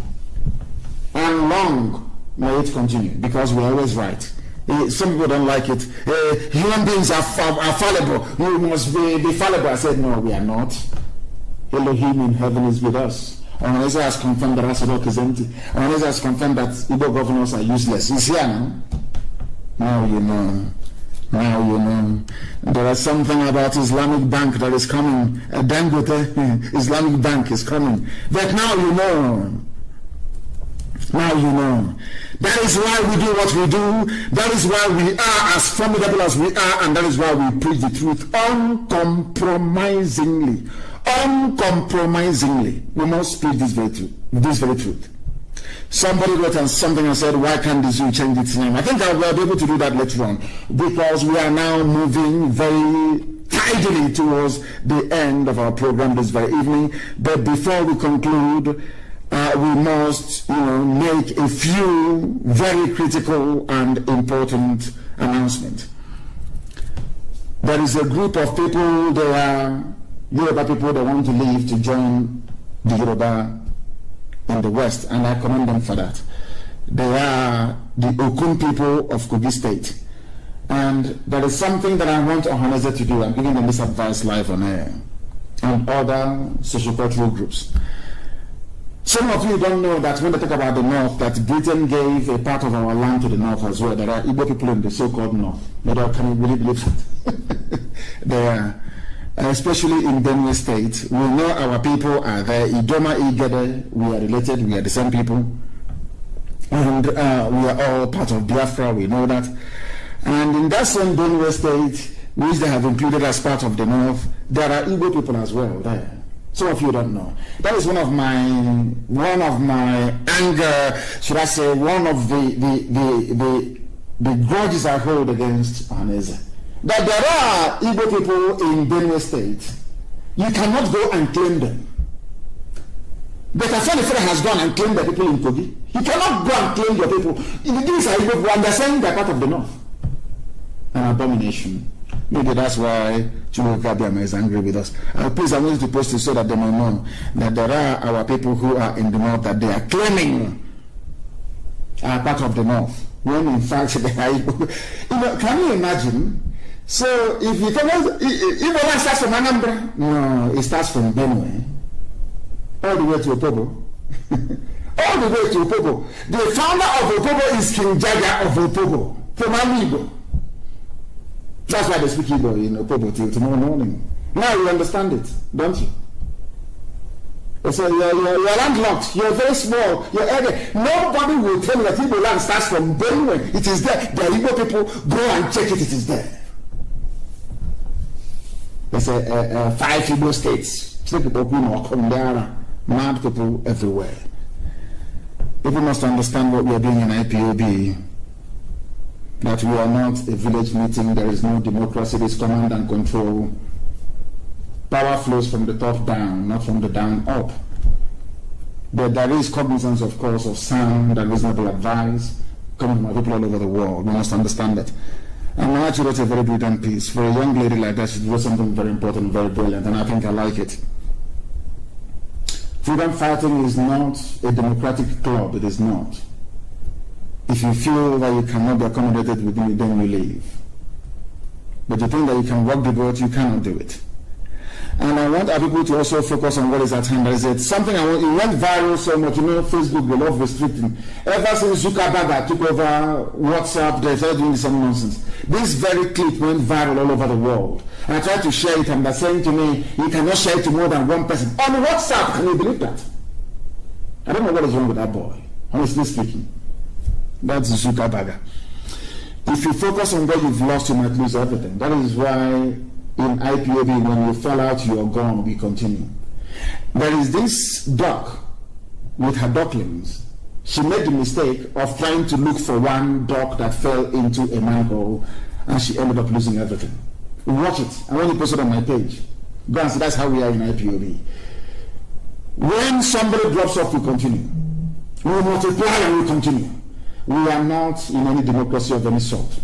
If you want democracy, wait for Biafra to come. When it comes, then you can vote to your heart's content. And it cannot be like the zoo. Because in Biafra land, we will use that proper biometric. We will scan your eyes before you vote, so we know it's you. And your fingerprint as well before you. It's live. You will scan it the same way before you open your iPhone. It scans your face. That is what we're going to have. The type of technology we have in Biafra land to vote. So that you know what it did. Once you voted, you voted. You cannot vote twice or 3 times or 4 times, never. So we know what we are doing. For goodness sake. Go and you say, if you focus on what you've lost, you might lose everything. Go and watch it. It's on my page. I want to post this for the whole world to know. That's how we are in IPOB. We don't look back. We only move forward. Our activism has nothing to do with anybody or institution. That is why I don't believe in cabal. I don't build one. I can never build one. And I don't expect anybody to build one. If you go about cultivating friends who will defend you when you mess up, then you're mistaken. Not in IPOB. Our calling is divine because the truth is what most people find very difficult. But that is what we preach on this very platform. That is why I don't believe in building cabals and having favorites. I have everybody in IPOB is my favorite. I don't have any favorite. Why should I? There is no favorite in IPOB. It is the largest mass movement in the whole world. There can be no favorite. The job you do determines how you are placed. And having said that, this evening I have an announcement to make regarding Akwa Ibom. But I must warn that anybody from today caught trying to build a circle of loyalists in IPOB, you will be removed and expelled from IPOB. Let the work you do speak for itself. Let the quality of work you do bring people closer to your position. Not by building Choncho Kabal, nonsense. Not in IPOB. We cannot be like the zoo. Not now, not tomorrow, not ever. I have an announcement to make. Our new Akwa Ibom State Coordinator, please, effective immediately, is Pastor Akon Esiet Udo. Pastor Akon Esiet Udo is now our new Akwa Ibom State Coordinator. We thank our outgoing coordinator for the excellent work that he did in Akwa Ibom. We thank him very much. But from now, immediate effect, our new coordinator in Akwa Ibom State is Pastor Akon Esiet Udo, please. Very, very important, our new coordinator in Akwa Ibom State. And I must say, we don't have volunteers in foreign land, please. Anybody telling you about volunteer or anything of that sort, any security outfit in a foreign land, no. No. If you want to serve in the volunteer command, you go back home, you go to Biafra land and you serve under one flag, under one banner, under one command. Do you understand? No volunteers abroad. And with that, we have come to the end of our program this very day. There are a lot of things I should have covered, but I didn't cover today, but of course another time because of time constraints. Once again, I thank you all very much. As you all may know, everything I say, I don't say out of malice. Everything that I say is born out of the need to educate, to enlighten, to inform, and to educate our people. As a matter of fact, if I don't love you, I will not speak to you the way that I do. I only want people to change. That is all, so that we can take our pride of place in the whole world, so that we can make things happen. We can make life tolerable and bearable for our people. We can build sound, civilized societies that our children and their children's children are very proud of. That's what we are doing. Nothing is born out of hatred. As a matter of fact, when we check everything that we are doing, after all is said and done, we even love you more than you love yourself. That is why to us, IPOB is divinely ordained to do this very work. And that is why I have no religion, for your information. My religion is Biafra. So it is with every hardcore all over the world. Our priority in life is Biafra restoration. Everything else is secondary. Here on Radio Biafra is where we worship, because Elohim Chukwokika Biama is our God. From me, from here, with abundance of love in my heart, it is good evening. Good afternoon, wonderful people, great Biafrans, wherever you are. On this very day, today's date is the 19th day of February in the year of our Most High Elohim, 2021. The time here now in Houston, Texas, this very Friday afternoon, we have not gone into Shabbat yet, is 6 minutes past 12 noon, 6 minutes past 7 p.m. in the blessed land of Biafra, and also 6 minutes past the top of the hour, regardless of where you are. And also remember that as I welcome you, to endeavor to welcome other people as well. We are live and we are direct. And of course, as ever and always, heaven is bearing us witness. Good morning, good afternoon, good evening, and good night to some of you. This very broadcast is going out to the entirety of humanity. We are on Facebook. I don't know how they managed to restore it, but they have. We are also on Twitter. We are on our apps, which is IPOB Community Radio and also Radio Biafra. We are on satellite. We are on FM. If you want to listen to us, you are more than welcome to do so, because here, after participating in this very glorious lecture, your life can never ever be the same. You will come out of the darkness that is the damnable zoological republic into the light, knowledge, and wisdom that Biafra has come to represent. My name is Nnamdi Kanu. I am the leader of the indigenous people of Biafra all over this world, the director of Radio Biafra and Biafra Television, and by the very special grace of the Most High Elohim, a servant of the wonderful people of Biafra. Today we must preach this very gospel uncompromisingly, as we have become accustomed to. Today, and as always, the truth which we have been preaching will be made not just manifest, but also self-evident. We are here to restore Biafra by whatever means that is available to us. We have come here to pursue diligently and without any retreat nor surrender the restoration of the kingdom of heaven upon the face of this very earth. And we must pray. We must pray to the Most High. Get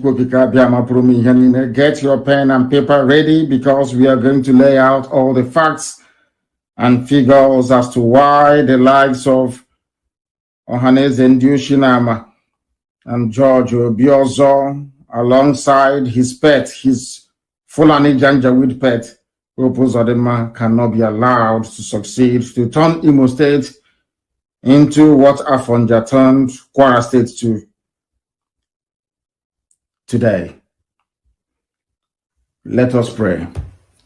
And as always and consistently, we are going to pray in the language of heaven, the language that the angels worship God Almighty in heaven with. Onye dị nsọ ma ruo mgbe ebighị ebi, Chineke nna nke usu niile nke ndị agha, onye ọ bụ naanị ya kere ihe niile nke anya mmadụ n'ahụ, onye dị omimi wee karịsịchaa nghọta nke mmadụ dị ndụ, onye nọ tupu mgbe wee malite, onye a na-etu ọkaka, ndị Igbo na-akpọ gị ebighị ebi, n'ihi na enweghị mmalite, enweghị ọgwụgwụ. Ọ bụ na anaghị ji ndụ mmadụ dị ndụ na ọ badara aka ya. Ihe niile bụ ikikere n'elu ụwa ma ọ bụla dị n'ime mmiri bụ naanị gị ka ha na-asọpụrụ. Anyị wee na-efe gị wee na-aja gị, ma na-asị na nke ọma mee anyị ga-ekele gị, nke ọjọọ mee anyị kelee gị, n'ihi na ọ bụ naanị gị bụ Chineke nna. Agbanyeghị atụmatụ ọjọọ niile nke ndị iro n'ime ndụ ụmụ gị bụ ndị Biafra, tụmadụ ka ha si wee na-eme n'ọlụ. Agbanyeghị ndị niile bụ ndị na-agba izuzu na nzuzo ka ha wee megide ndị gị. Ekpere anyị na-ekpe mgbe niile, arịrịọ nke anyị na-arịọ gị, onye nwe anyị na Chineke nna eze ebube dị ngọzi, bụ ka aka nsị ndị dị etu a wee baa ha n'ọnụ. Otu a ha si wee na-echere ụmụ gị bụ ndị Biafra echiche ọjọọ, ihe ọjọọ ga-adakwasị ndị dị etu a, tụmadụ Hope Uzodimma. Ana m abụ ya ọnụ n'ụbọchị nketa onye nwe m. Hope Uzodimma, ị ga-ala ya n'iyi. George Obiozo, ị ga-ala ha ndị dị etu a n'iyi, onye nwe m. Ụwa niile ga-akọ akụkọ ha, mana ọ gaghị agba akụkọ dị mma, onye nwe m na Chineke nna. Biko, na ndị dị etu a bụ ndị iro kpọbatara n'ala nsọ gị, ka ha wee jide ụbụrụ ụmụ gị, jide amamihe ụmụ gị, jide nghọta nke ụmụ gị, wee laa ya n'iyi. Anyị were ụmụ ndị gị bụ ụmụ gị bụ ndị ESN, bụ ndị na-agba mbọ, bụ otu nke gị ụmụ gị hiwere, ka ha wee chebe ala nsọ gị, wee were ha wee na-enyefe gị n'aka ka ị wee chebe ha. Na ọ bụ ọlụ idinyere ha ka ha na-arụ, ọ bụ ozi nke idinyere ha bụzi nke ha na-aga n'ihi na ala Biafra bụ ala nsọ nke gị na omekataghị ọchịchịrị wee bata ya n'ime ọwa ọchịchịrị a ka anyị na-ekpochapụ anyị wee gboro ụmụ gị ndị a bụ ndị eji eme ọnụ bụ ndị eji eje mba were nyefe gị n'aka ka iwee leta ha ka iwee gọzie ha wee gọzie IPOB n'ụwa niile n'ihi na ndị dị etu a bụ ndị nsọ ka ha bụ ka ọ ga-abụ n'ikpete maazị na Biafra ga-abịarịrị nkwa ahụ nke ikwuru anyị na ọ ga-abịa na mmezu n'ihi na ọ bụ naanị gị bụ Chineke na okwu gị niile kwa ihe na amen ka ọ bụ onwe okwu nke ọbụla ikwuru oweghachasị ihe na ịbụghị mmadụ ị gaghị ekwe ka mmehie ndị dị ndụ nna nke ebere dị ngọzi wee mee ka mmeso ọma gị n'ime ndụ anyị ghara ịbịa na mmezu anyị wee na-arịọ ọrụ n'ụbọchị nke taa wee na-eto gị wee na-aja gị ma na-asị onye kere ihe niile kere eke mana onweghị onye kere ya ọnụ bụ naanị gị ka anyị na-efe wee na-agọzi aha nsọ ya mgbe niile mma mmadụ dị gị Chineke na dị ngọzi ma ruo mgbe ebighị ebi anyị ga-aja aha nsọ gị ma anyị ga-eto gị n'ihi na Biafra ga-abịarịrị ndị nsọ ga-abụ abụ ọma anyị wee nye aha nsọ gị anyị onwe anyị ga-ebuli gị elu ụmụ anyị na ọmụmụ anyị abụrụ ọbụla amụrụ ọgbọ nke ọbụla amụrụ na ala nsọ ebe Biafra nye na Chineke nna anyị ga-ebuli gị elu ma nye aha nsọ gị ụtọ na nsọpụrụ na ịja mma ka ọ ga-abụ n'ụwa niile ga-asị n'ezie n'ezie na ụmụ Biafra bụ ụmụ Chineke anyị wee na-asị na otuto na nsọpụrụ ga-adịrị sọsọ aha nsọ gị site n'ebighị ebi ma ruo n'ebighị ebi ise we have come to preach the same gospel that we have always preached from time. We have come to do that which some people thought were impossible, and we are doing so with facts and figures. If you are from Biafra land, if you are an Igbo Biafran, if you are from the old Oli province, you must understand what the enemies have designed for us. They brought Hope Uzodinma from a 4th position to number 1, and nobody complained. Those of us that complained, they asked us to go and try and make peace with these impostors. Hope Uzodinma was put in office, whereas the governor of Imo State ostensibly to carry out the dictates of the Janjaweed North. That was why they put him there. In order to cement his position, in order to validate the illegality that he has come to represent, they brought George Obiozo, another caliphate Janjaweed idiot, to support him. They convinced David Umahi of Ebonyi State to join them. Rather disgracefully and shamefully, they have also convinced General Hejrika to go and join them. Those of them you previously looked up to as leaders, they have failed completely, as we warned you that they will fail. They do not have the metal, they don't have the fiber, they don't have the liver, they lack the balls to stand up to defend you. Without IPOB and ESN, by today, your villages, your towns would have been converted into Fulani Emirates. We are fighting and we are dying, but we are also killing them, as we did yesterday and will continue to do. As I told you all a while back, there is a method in our madness. We are going to draw the zoo army away from the north so that the bandits, the kidnappers, the rapists, the murderers, the terrorists that they groomed will overwhelm them, all of them. That is why the zoo can no longer be the same. When we were preaching to you from very many years, some of you never understood where we were coming from. Some of you never appreciated the enormity of the task ahead of us. We are living in those times that I told you about many years ago. We are now living in 2021, 2021, the time that I told you that the Fulanis will take over your land and your villages. I told you that Britain will support them. I told you that nobody will raise an eyebrow to come to, at least not to defend us, but to speak that which is the truth. That the Fulanis are the aggressors. The Fulanis are the troublemakers. They are the ones killing people. They are the ones trying to forcibly convert us to their religion. They are the people making our lives a misery. They are the ones raping our mothers, abducting our sisters, and destroying our crops in the farm. These people cannot be allowed to continue to do what they are doing. Your silence is encouraging them. Some of you that observe what happened in Olu, will come to the same conclusion as we have done, that Hope Uzodinma is responsible for what's transpired. He brought them in. Hope Uzodinma and George Obiozo of Ohaneze brought them in. If from, as I warned the other time, that Ohaneze has been removed, anytime they gather in public,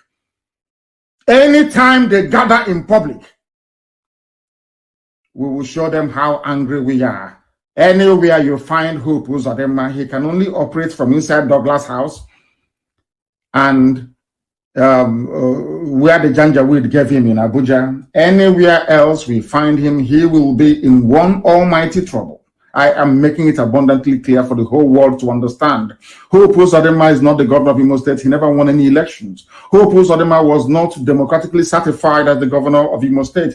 Hope Uzodinma is a product of the Janjaweed project in Biafra land, of which, of course, Wike is also part of them. Wodo was part of them. Now he's gone and he's silent. As silent as the imbecilic coward that he is.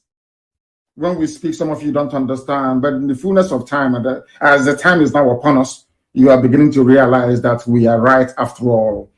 You are now coming to your senses to realize that everything we have been saying on this platform, that every word I have ever uttered is absolutely correct. That every prediction, every prophecy has come to pass. Because God Almighty in heaven is with us. That is why everything we say must come to pass. Because heaven is with us.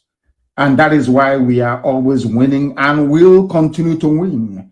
Because we are unstoppable. Simply unstoppable.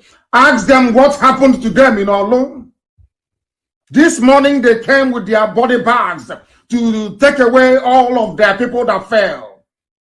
That is how they will continue to die. They will continue to perish until Biafra is restored. There is no going back. There is no stopping us. No Jupiter can stop us.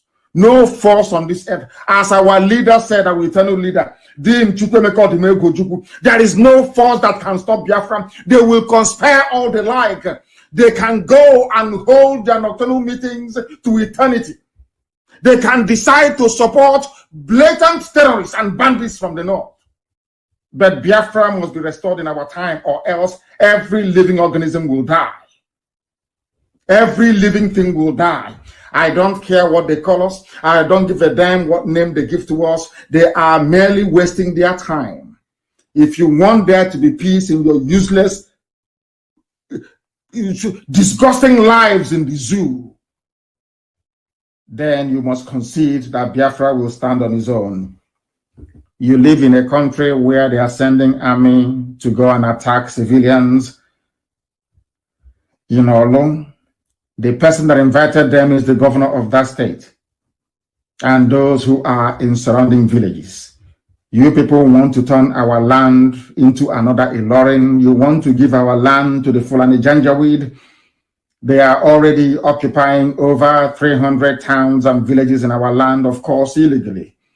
They have not come to do business. They have not come to contribute to the economy as we are doing in the far north. They have come to emasculate, to conquer, to humiliate, and to take over our land with the help of the likes of Hope Uzodinma. Anybody in support of Hope Uzodinma is an enemy of the people. Anybody in support of David Omahi is an enemy of the people. Anybody in support of these agents of darkness, these modern day Afonjas in our land, he is an enemy of the people. And you will be treated accordingly. Because we're not going to forgive nor forget. We don't give a damn how many of them gather to conspire against the work of God, but they can never prevail.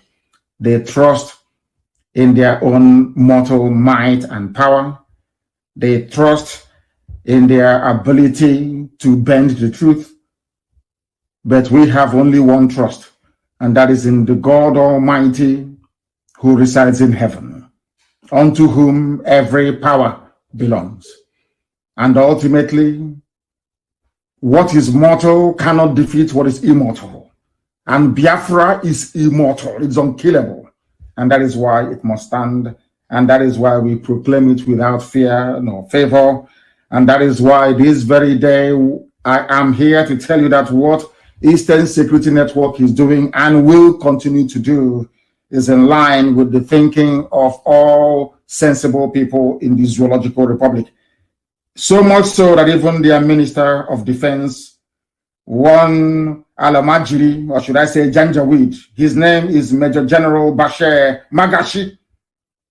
He was the one who only a few days ago asked each and every Nigerian to defend themselves against bandits, against terrorists, against Boko Haram, against kidnappers, and other criminal elements in the country. And I repeat, what ESN is doing is in line with the directive from the Ministry of Defense of Nigeria itself.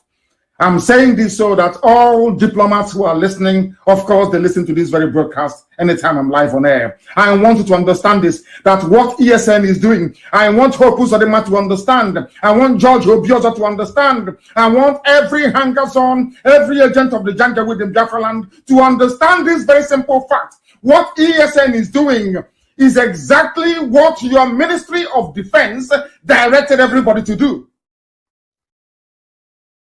Go and Google it. It's everywhere. If the Ministry of Defense is saying that we must go against terrorists because the state has failed, if they are saying that we must go against kidnappers because the army and the police are no longer functioning, who is Hope Uzodinma to try to stop it? His masters have spoken. His masters in Abuja, those he goes to and he forgets his boxer shorts there. They have spoken. That what ESN is doing is valid. The Minister of Defense of the Zoological, the British created contraption, the very abominable Zoological Republic, a place where people do not have shame, where people that claim they are human beings do not have shame. Your Minister of Defense said, and I quote, "Security is not the responsibility of the military alone. It is the responsibility of everybody to be alert and ensure safety when necessary," which is exactly what ESN is doing. And I continue to quote him. "We shouldn't be cowards. This Janjaweed Magaji is telling all of us, even Biafrans, do not be cowards. Sometimes the bandits come with about 3 rounds of ammunition, and when they fire their shots, everybody will run. In our younger days, we stand to fight any form of aggression." In other words, I am directing ESN, I'm directing every Biafran this very night, that since the Nigerian army in Imo State has brought aggression to us, wherever you see them, you will attack them. Wherever you see the police, you will attack them. I am saying it because they brought aggression to us. They came to kill, to maim, to pillage. They came to water the ground for the main Fulani army to come in and take over our land. That is why they are not in Sambisa forest fighting. That is why they are not in Niger State trying to rescue those who were abducted by terrorists. That is why they are in Imo State, a very peaceful Olo, trying to intimidate our people into allowing Fulani terrorists to come in to make our life a misery and ultimately, of course, take over our land. The Minister of Defense of Nigeria said that what ESN, of course, not in those terms or exact words, but what is saying, in essence, lends credence to what ESN is doing. And what ESN is doing is quite simply this: to defend our land against those that the Minister of Defense actually mentioned. Those are terrorists, to defend ourselves against bandits, to defend ourselves against Boko Haram, to defend ourselves against kidnappers and other criminal elements, wherever you find them. Now it is becoming very clear. Now you're beginning to understand that the work that Hope Uzodinma is doing for the Fulani Janjaweed Caliphate.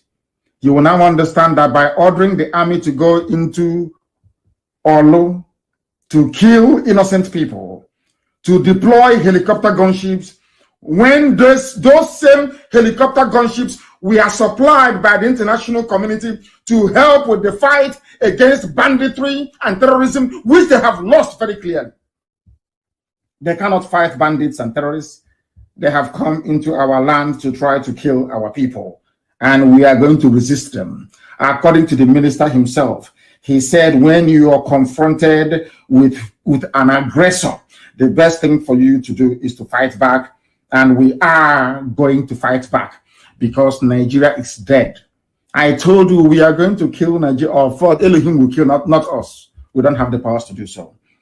With very simple truth that we preach. Today, the eyes of people are beginning to open.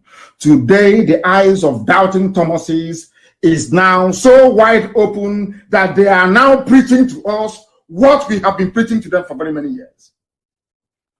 That is the power of truth telling. That is the power of consistency. That is the might of fearlessness. Now they understand that we are not moving. Where we are is where we are going to remain until Biafra is restored. The minister is saying that why should people run away from minor aggression? Why should able men and women of Olo run away from people who have come to kill? We are going to make their life a misery. And they understand it very well. For every action they take, that is going to be a reaction from us. Every action you take against civilians, you are going to get a reaction from us. Be rest assured. And that is not going to stop us from fishing out all those terrorists in our forest, because yesterday work was ongoing across Abia State. Across Abia, work was ongoing. ESN was in their element, rooting out and flushing out terrorists who are being harbored in our forest by the so-called governors you claim are your leaders. Anybody referring to those people as their leaders goes to show or to prove how even stupid some of you are. Fulani put them there to do their bidding. That is why over 300 villages and towns are being occupied by these people. That is why they were not able to raise any regional resistance, the same way that the Yorubas did. That is why, in terms of understanding the needs of their people, they failed woefully and will continue to fail. These are the people that they claim are your political leaders. But there is no cohesion. There is no understanding. There is no belief, even in themselves. All they do is to beg Fulani Janja. And here we don't beg them. That is why they see IPOB, Biafra, Nnamdi Kanu as a nightmare. That is why Lai Mohammed cannot sleep very well at night. That is why Femi Adesina is sick. And that is why Garba Shehu is always rambling like somebody who is demented, the way that he is. And above all, that is why we are not going to stop. We are going to continue what we are doing until Biafra is restored, until they leave our land, until they leave our forest. We don't care what it's going to take. They understand. They claim sometimes that they are stubborn. Fulani thinks that they are a very stubborn race. But in Biafrans, we will tell you, go and ask the British. We fought them for 40 years. We fought Britain for 40 years until Arochukwu fell. We fought them for 40 years. How about wretched Janjaweed, unthinking cows in human form? Do you think you're going to succeed? You think all those years you were playing with words and trying to manipulate our people into submitting to your caliphate mentality that is going to work? Oh, you fought war before. Remember all that nonsense? Britain fought war for you, not you. Britain is the architect of the lawlessness in Nigeria. Britain is the United Kingdom is the architect of the lawlessness in Nigeria. And the world is moving forward and not backwards. And we accept the advice of the Minister of Defense in Nigeria that said that we must all go out and confront, or we must all go out to confront every form of aggression, including those coming from the army and the police in Olo. If you have a member of your family who is in the army or the police in Olo or in Imo State, you must prepare to bury them. You have seen what they are doing. Even the useless, hapless BBC were the worst. I don't even know why our people still allow them to move about freely. Those evil people who met another Uzodema appointed monarch, Igwe, whatever the idiot answers, that was driving about in his government car telling people that nothing was happening in Olo. That tells you how horrible these people are. That tells you the work or the depth of the work that the Fulani Caliphate has done within the leadership cadre in our land. With the exception of one or two people in the mode of Abaribe, the rest of the politicians are basically errand boys. After uselessing them in hotel rooms in the north, they bring them back to preside over your miserable lives. That is what Hope Uzodinma is seeking to accomplish. And I can assure him and all those who are supporting him that by the time we come after them, there will be no Janjaweed military or police to defend them. I can assure them, be you a PG, be you a traditional ruler, be you vigilante group, when we come for you, there will be no Fulani Janjaweed. I'm saying this because your families will bury all of you. All of you are going to die, all of you, one after the other. For what you're doing, you're going to die, you will perish. Any village that is found to be aiding and abetting Fulani terrorists in the forest, yours is gone. You are finished. Go and look at what happened in Okwa. Pastor Arochukwu, yesterday, I'm telling you the truth. You people cannot go scot-free. You cannot, all of you harboring terrorists in our forest, all of you giving land to terrorists in our forest, all of you claiming your politicians, your governors, you're in Abuja, all this rubbish. And our people are being slaughtered. When our mothers were being raped and killed, nobody sent helicopter to go and look for those that attacked them. When crops are being destroyed, nobody. When Nimbo was being massacred, when people were dying at Ozo 1, nobody sent army, nobody sent helicopter. But that we are driving away terrorists from our land, you're sending helicopter. Hope Uzodinma, not just Hope Uzodinma, anybody that is found, anybody found aiding and abetting Hope Uzodinma, the person is a dead idiot walking. I'm telling you the truth. If you are helping Hope Uzodinma, you're a dead soul. They will bury you. Jokwese. You know all those cultism they were doing in Oba. Do you hear cultism today in Oba? Is there any cultism in Oba? I'm asking you. All these villages with all these idiots fathered by Janjaweed in our land.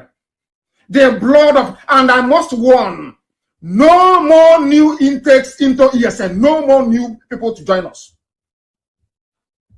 And all of you fools, I won't mention the idiot's name here. All of you fools doing your video all the time. Oh, we have run out of bullets. We need all these idiots. Make one more video and you will see what will happen to you. One more video or one more voice note. We don't want the operational details of ESN to become public knowledge. If you lack discipline, you shouldn't be in ESN. You cannot be in it. We are building the most disciplined army the world has ever seen. If you know you don't have what it takes, don't be there. Not you run into our camps and you're doing we've run out of tomatoes. Our salt has finished. Our sugar have run out. We no longer have Lipton or bread. All of that garbage must stop. And any commander that allows that sort of information to come out of his or her sector, you are in very serious trouble. Very serious trouble. All that garbage must stop. All of you idiots, are fond of making videos and circulating. All that rubbish must stop. Because I have told you before, the Fulani Janjaweed started preparing the takeover of our land since 1970. The takeover of Biafra land, they started planning it with the British, with the United Kingdom government since 1970. Of course, with Yoruba supporting them before, but now their eyes have opened. And we are very grateful for that. Oh, we thank God Almighty for that. But Britain is planning as always. United Kingdom is planning as always with terrorists from the north to take over our land. And we are all going to die rather than allow them to do it. They cannot succeed. They will never, ever succeed. Not now, not tomorrow, not ever. It's not going to happen. Not under my watch. God Almighty is my witness. It can never, ever happen. We would rather all die than to allow them to come into our land. It's not going to happen. Therefore, there must be discipline within our ranks everywhere, even including IPOB, our writers. Oh, you are doing a very good job. But anybody, if you cannot keep sensitive matters to yourself, then you should not have any business being around IPOB or ESN. None whatsoever. I'm saying it out in the open so that the whole world can hear what I'm saying. If you know you are not disciplined enough to do this very job, then please, I beg of you, do not go near our men. Do not go near our camp. Even if you run out of bullets, even if you run out of ordnance, you run out of what to fight with, you don't go about doing a video and announcing it. And anybody from today, if we find you in the diaspora aiding or abetting any sector or any group on the ground back home, you will also be in trouble. Because only one source of fundraising is allowed. We are under one command, not multiple commands, only one. If you want to help ESN, contact our sister. Contact the people that will release their telephone numbers. Not every idiot coming out to fundraise for us. We don't want you to. We didn't get to where we are today by fundraising like people who have no direction or sense of purpose. We are IPOB, we do things differently. We must learn, as the Ekumeku taught us. It was Ekumeku that fought the British. Ekumeku, mostly in Ahaba. Today they call it Asaba. Some of the idiots that say, oh, well, we are Nyama Igbo, all those fools. Ekumeku was formed by people from Arochukwu, 7 sons from Arochukwu, from Izuog mostly. Then went to Anioma when Arochukwu fell to go and fight the British. Do you understand that very clearly? Ekumeku was so secretive that the British became frightened. That is the essence and purpose of ESN. We must go back to it. Secrecy is key. Mind you that careless talk cost a lot of lives. You must understand this very, very clearly. You must understand this very, very clearly. They are saying that Nigeria cannot have peace because those who occupy the upper echelons of power in the zoo in terms of the military are Fulani Janjaweed. Everybody is Fulani Janjaweed. Don't take it from me. A former military administrator of Ogun State, his name is Navy Commander Kayode Olofimoyin, has berated the Fulani government in Aso Rock for filling every position of importance in Nigeria is manned by a Fulani person. Do you know the funniest thing is that they don't even obey the law? These are the same people that tell about law. Remember under Jonathan, the national character, obey that. All of a sudden, under their watch, under Fulani control of Nigeria, there is no more federal character. Everything is Fulani. Everything is Fulani. Now, this former governor of Ogun State is a Navy Commodore, Kayode Olofimoyin, is now saying that you cannot fill every position in Nigeria with your clansmen. They are doing it because Buhari is not alive. The real Buhari is dead. Everybody knows that. Only if you choose not to acknowledge this very obvious fact because it's coming from IPOB and Nnamdi, you may not agree. That's entirely up to you. That is why Garuba Sheikh with Miyeti Allah, the Sultan of Sokoto, and of course their British advisors, they are the ones who are running the zoo. As I said to you before, what is happening in Nigeria today is as a consequence of those of you who were not brave enough to rise up to say that enough is enough. Nigeria is killing people by virtue of its existence.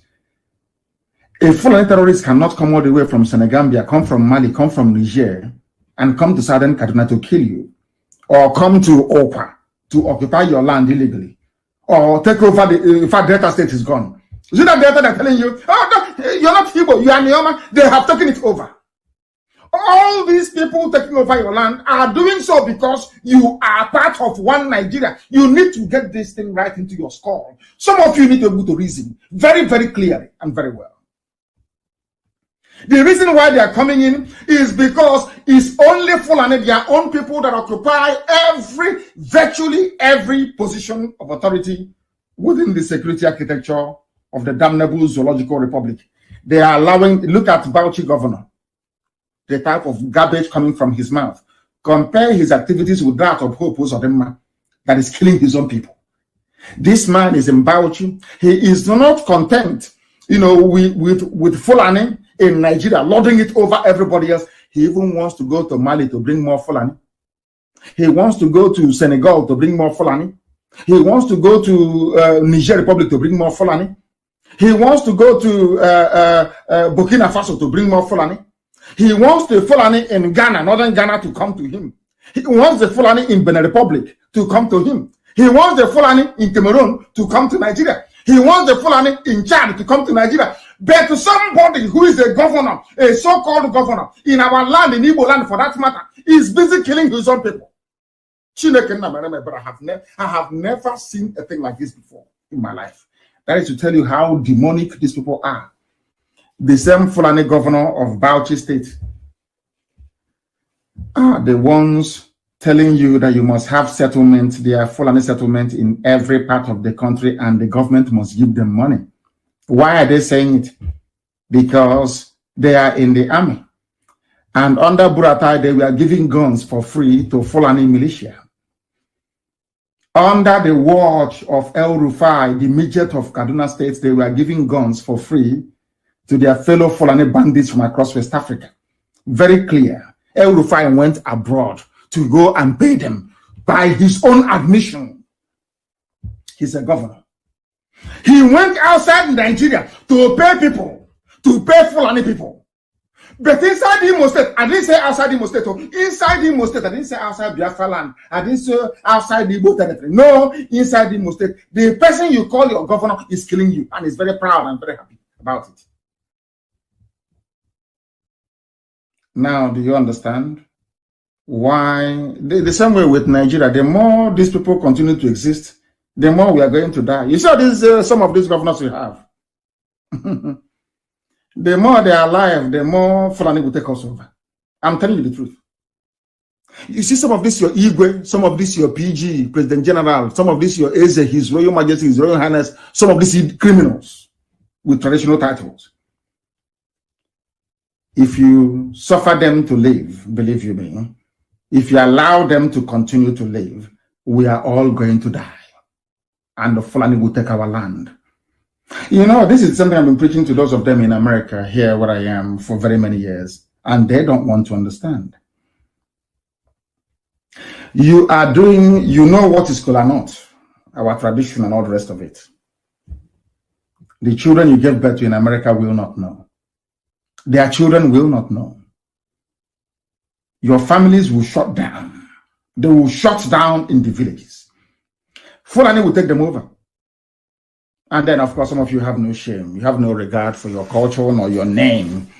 You have no, should I say, sense of responsibility towards your way of life and your traditions.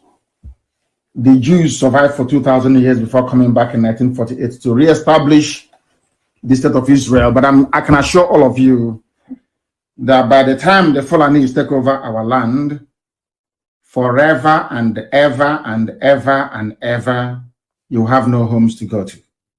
That I can assure you very clearly and unambiguously. You have no homes to go to. Some of you in America talking about Nigeria, you have no homes to go to.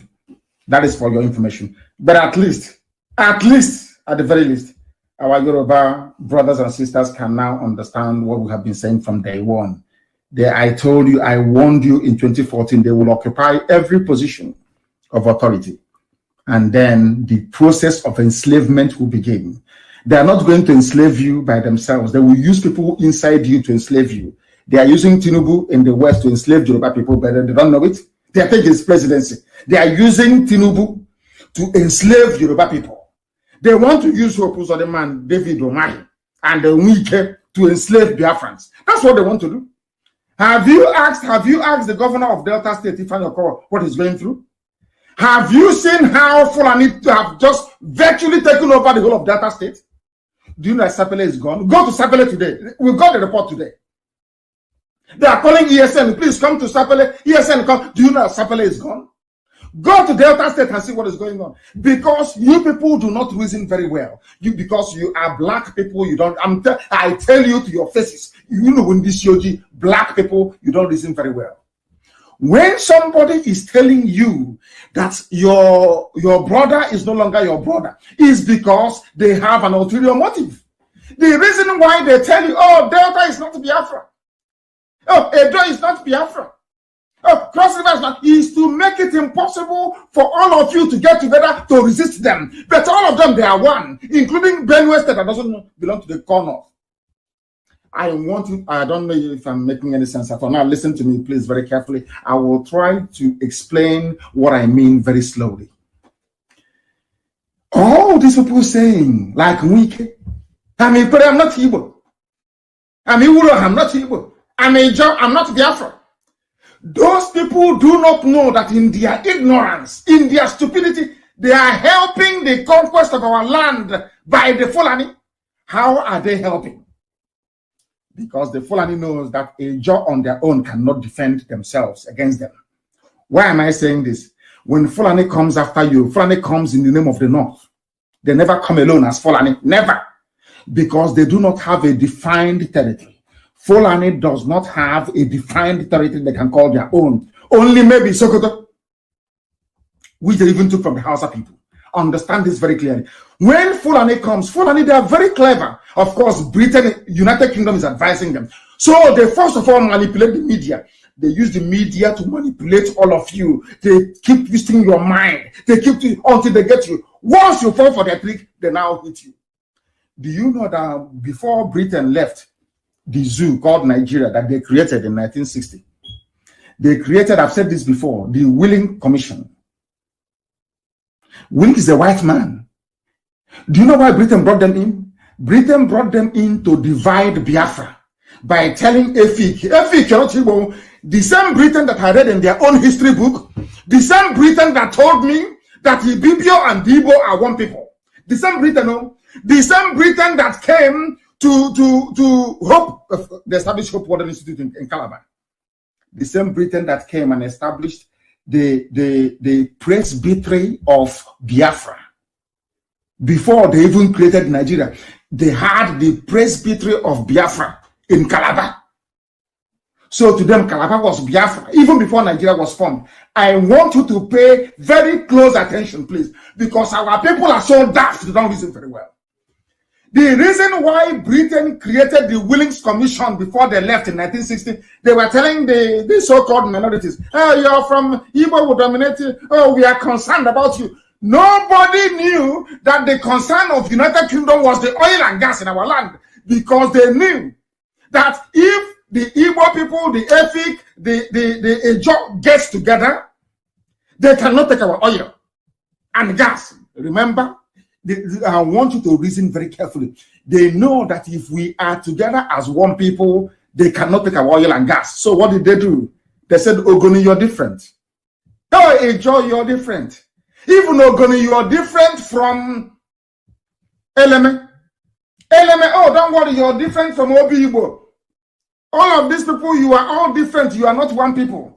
The reason why they're doing it is not because they are saving you from somebody who will dominate you. No. They are doing it because the more you are divided, you create the opening for them to sink their pipe into your oil and gas and take it. And they succeeded. That is the reason why they created states. They did not create the states to unite you or to give you resources so you can have your own governor. No. They created the states in order to divide you. So when something happens, instead of the whole of Yoruba to come together and they say, no, do it by state. It's happening in Ogun State. I'm from Oyo, or I'm from Osun. But when they come after you, you never hear them saying Sokoto or Kanu or Katsina. They say the North. That tells you, that is to remind you once again that the more you keep dividing yourselves, the more you keep falling. How was it possible for them to plant somebody that did not win any election? Who posed them never won? How was it possible for them to plant somebody who never, from number 4 to number 1? Because for 50 years, they carefully divided Igbo land. Very carefully and methodically. very carefully and methodically. That is why even these governors, they could not raise their own. Now you know the reason why they couldn't possibly raise their own security network by region. Yoruba did theirs by region. Miet Yala did their own by region. But in the east, there was nothing. Why?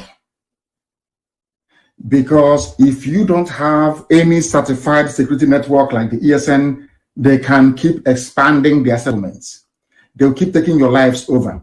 I warned all of you before. We have caused them we have preempted them by them coming to Olo before the time they planned to invade Olo.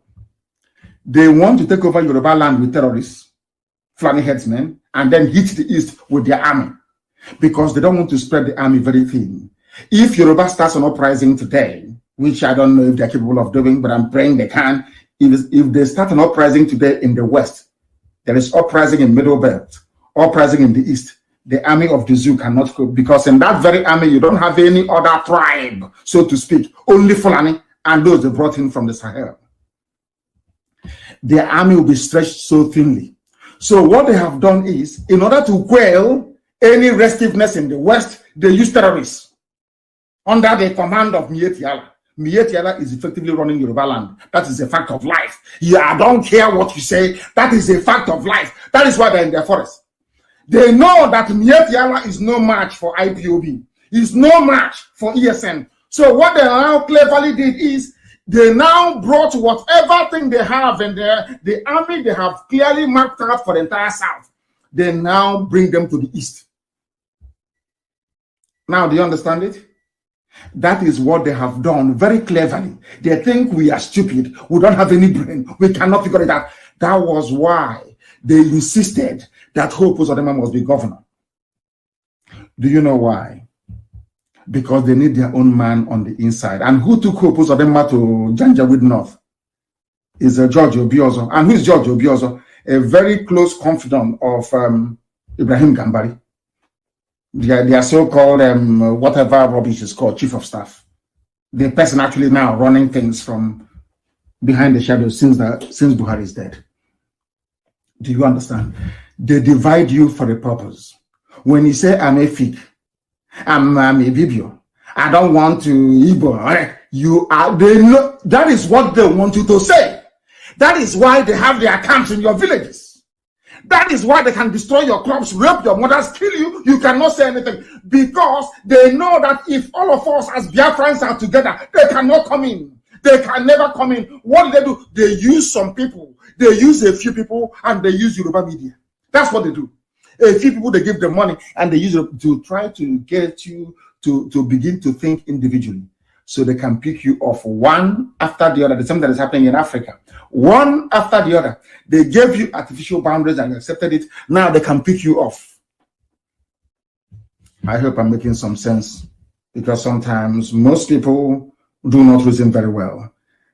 Go and tell me if you can show me one governor from the north that ever invited the army, even at the height of terrorism and banditry in the north. None of them invited the army. The helicopters that you saw hovering over Olo never hovered around the bandits in the north. Instead, they sent Gumi, that very filthy, dirty-looking rag that claims an Islamic scholar. I don't know how a baboon from Africa can be an Islamic scholar. It defeats me. You have Arabs who can be scholars. You have people from Pakistan who can be scholars of Islam. A wretched buffoon who can't even speak Arabic is claiming he's an Islamic scholar. Let's allow them anyway. They can send Sheikh Gumi to go and see bandits. When Sheikh Gumi left the place as he did yesterday, he never told the army or the police where the bandits are. But you stupid idiots, some of you Igbo idiots, you cannot keep your mouth shut. I want you to learn, if at all some of you can learn, look at Sheikh Gumi negotiating and discussing with bandits who are murderers, rapists, and killers. Understand this very well. This same Sheikh Gumi could not tell the army where the bandit, of course they all know. Ask yourself, why is it that the army is bombing Olu and they're not bombing terrorist bandit hideouts in the north? That tells you all you need to know. That is what is going to convince you that Hope Uzodinma is part and parcel of their plan. I know that some of you, maybe you may get your data from Hope Uzodinma. When he gets his security vote, he will share it, maybe 1,000 naira to some of you. And because you're black people, the need of the stomach will always supersede your need for freedom. That is why Africa is poor and very wretched, because we always put the need of the stomach. When somebody gives you 2,000 naira data, you start talking rubbish. When BBC comes to you and maybe gives you 20,000 naira, you start to talk rubbish. Do you understand it very clearly? You have people that claim, oh, we are intelligentsia, intellectuals, of course. They're in Abuja, they're in Lagos. And I'm not asking them to support ESN or IPOB. What am I saying? Ask this simple question. Why is it that we have helicopters hovering in Olo and not in Zamfara, not in Bauchi, not in Yobe, where you have bandits wreaking havoc every day? Simple question they cannot ask. In other words, all the leadership you have had after the war, they have all been compromised. Some of you should pray that IPOB came. Or should I say, pray that Chukwukika Biama determined that IPOB should come. If not, by now you're all toast. If not for IPOB, believe you me, the entire South, including the Yoruba land, would have been firmly under Fulani control. We are the ones delaying them. If not for us. Our people need, a black person needs to be able to reason. Sit down and you will be able to reason, to understand. If you see ESN at work, keep your mouth shut, Mechiano. Shut up your mouth and don't say anything. It is for a reason. Their own shit can go and see their bandits who are rapists and murderers, and they all keep quiet. All of you, some of you should just keep quiet. And no ill discipline will be tolerated within the ranks of ESN. No ill discipline. If you're asked to sit down somewhere, you sit and you wait. If you don't have onions is coming. You just wait. It's called supplies. You'll be resupplied. Not talking and making stupid people. And I don't want anybody from the diaspora to send not one single dime, not one kobo to anybody anymore back home. If you do, we will regard that as subversion, that you are trying to destroy the work that God is doing in our lives. There are a lot of criminals, and we cannot condone such. People making videos claiming they are the war front when they are not. Please stop it. I'm asking you to stop it. Why I invited soldiers to Olo? I want all of you listening today to go and scour every newspaper publication since Buhari El-Rufai launched Boko Haram. It was Buhari that launched Boko Haram. Who doesn't know that? Unless you're a fool. The third Buhari, of course. The late one, not Aisha's boyfriend, having fun at Kempinski Hotel in Dubai. Understand what I'm saying very, very carefully. Show me where another, they have Boko Haram, they have Al-Qaeda in the Maghreb, they have ISIS in West Africa provinces, swap, they have Fulani bandits, they have Fulani kidnappers, they have Ansaru, they have all these things. I am asking you, please. That is where even the Western world is pumping in money to contain Boko Haram. Let me ask you. I want you to go and look for a publication where any of those northern governors from Sokoto to Borno ever invited or openly called on the army to come and attack their people. Only in Imo State. Are you following what I'm saying? Only in Imo State.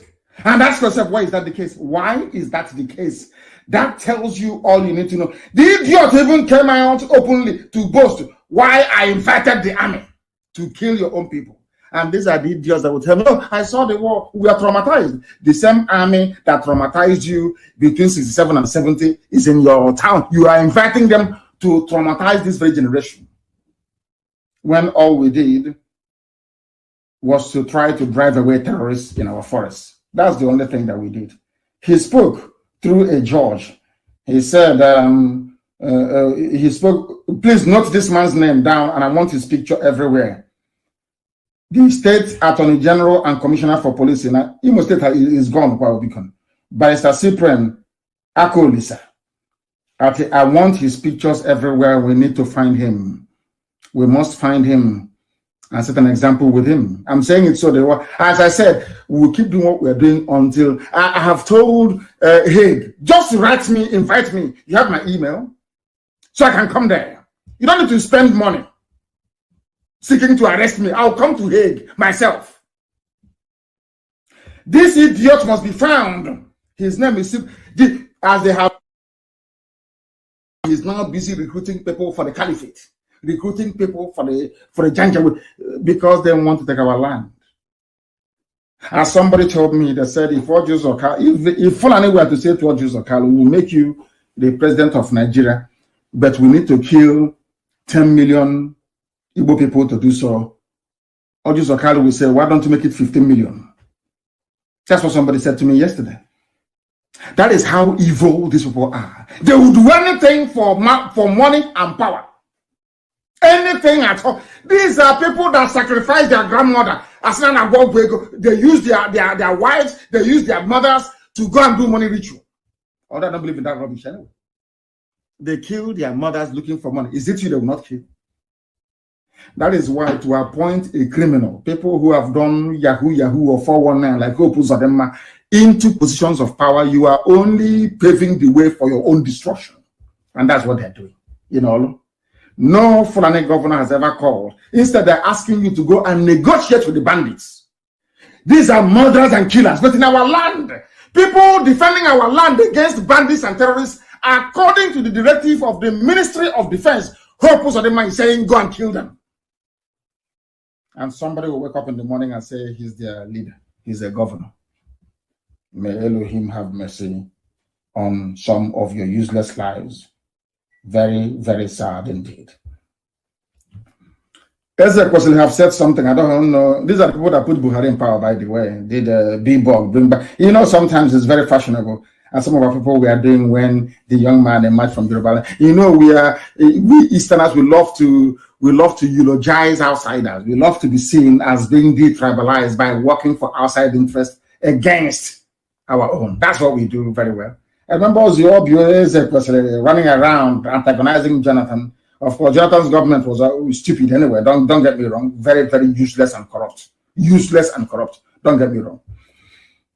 But everybody knows that Jonathan is a better option than Buhari. Everybody knows that, or knew that then. Ezek Kwesili is now complaining. He condemned the abduction of 27 Kagara students from Niger State. Students were abducted in Niger State. Niger State has a governor. Did that governor invite the army and the police to be shooting at villagers? The answer is no. Only in Olo. Only in Olo. Because everybody, not everybody, most people, or should I say a very insignificant minority, are born to betray. Anything Janja would ask you to do, you would do. Instead of, of course, I do agree that that defeatist mentality some people developed after the war lingered on and lived with them, and they gave birth to children with that a mentality of a defeated people. When you're faced with a grave danger like defeatism, you can stand up and fight, or you can run. Most of them chose to run. Ezek Kwesili wanted to be seen as a Nigerian, a good Nigerian, supported Bring Back Our Girls, and Jonathan left office and they brought in a monster. Of course, the monster is long dead, but what the monster left behind is even worse. Buhari died and handed over power to Miyetti Allah. That is why Garba said, if I'm speaking, know that it is the president who is talking. So when Garba Shehu said, Miyetti Allah is a legitimate part of the government, they are stakeholders in the government, that means it's the governing structure of Nigeria rests on what Miyetti Allah says or does. That's what it means. Miyetti Allah are the ones running you, and Miyetti Allah is the 4th largest terror group in the whole world. I want you to reason very carefully. I want you to understand what we are saying. I want your senses to begin to return back to you. I want people to listen to our broadcast. Just lie down in the night alone.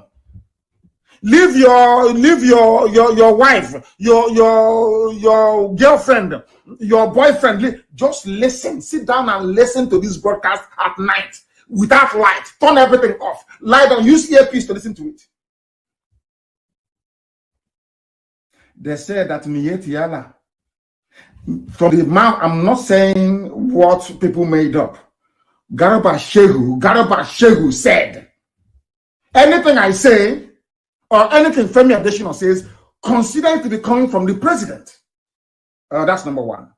And now the same person said that the fourth largest terror group in the world, Mietiala, their nickname is Fulani Headsmen, the fourth largest terrorist group in the world is a legitimate stakeholder in the government of Nigeria. That was why they gave them 100 billion.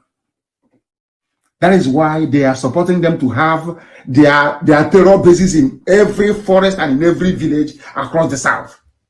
Because Fulani plan is very simple. Britain came, was able to take our oil and gas from Biafra land and kill us in the process because people were too stupid to unite. Understand this very carefully. Now, Fulani, on the advice of United Kingdom, is doing the same thing. The only reason why Fulani is doing what they do, because they believe that the Yoruba and Igbo can never come together. It's a very simple, clean game. And sometimes I try to pull out my hair why my brothers and sisters in Yoruba land cannot see this. It is as clear as daylight. How did they hold Yoruba people to their position?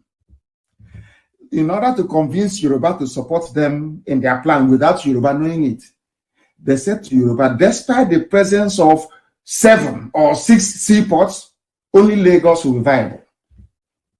We will give you Lagos. The only international airport that will be, they've closed Enugu down since, so Enugu is shut down, Enugu airport, so-called international. The only airport that will work in the south is Lagos, whereas in the north, ordinary Kebbi State has an international airport. Bruno, you can fly from there abroad, you can go to Morocco from there, you can go to Saudi Arabia from there. From Sokoto, the same thing.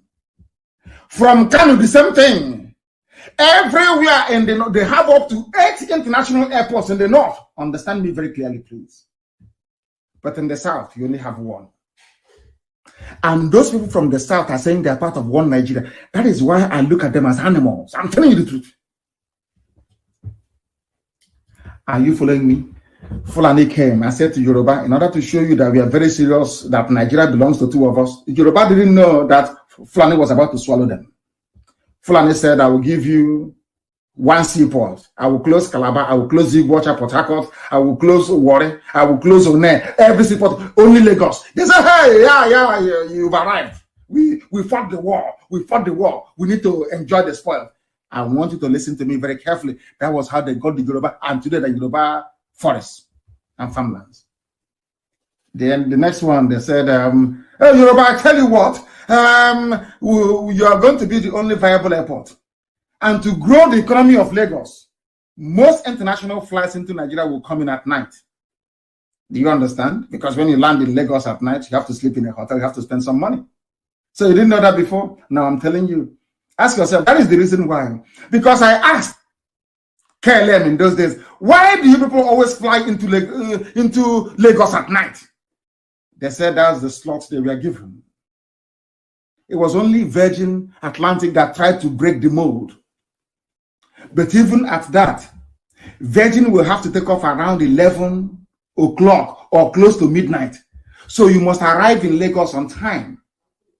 You're not going to travel by road in the middle of the night. So you must arrive on time. And because most domestic flights are not reliable, you have to come to Lagos to sleep to be able to make your Virgin Atlantic flight in the night. Very clever, isn't it? I call it the economics of a very primitive people. And Yoruba accepted. Yoruba did not know it was a Greek gift. That was why they were trying to outline how close they are with the Yoruba people. That is why today they are in Yoruba land, they are in their forest trying to take them over, or if they have not taken them over already. Now, do you understand? That betrayal never pays. That if had some Yoruba people said, no, Igbocha, which is the call Port Harcourt, is viable seaport. Let's go there. Let us diversify the economy.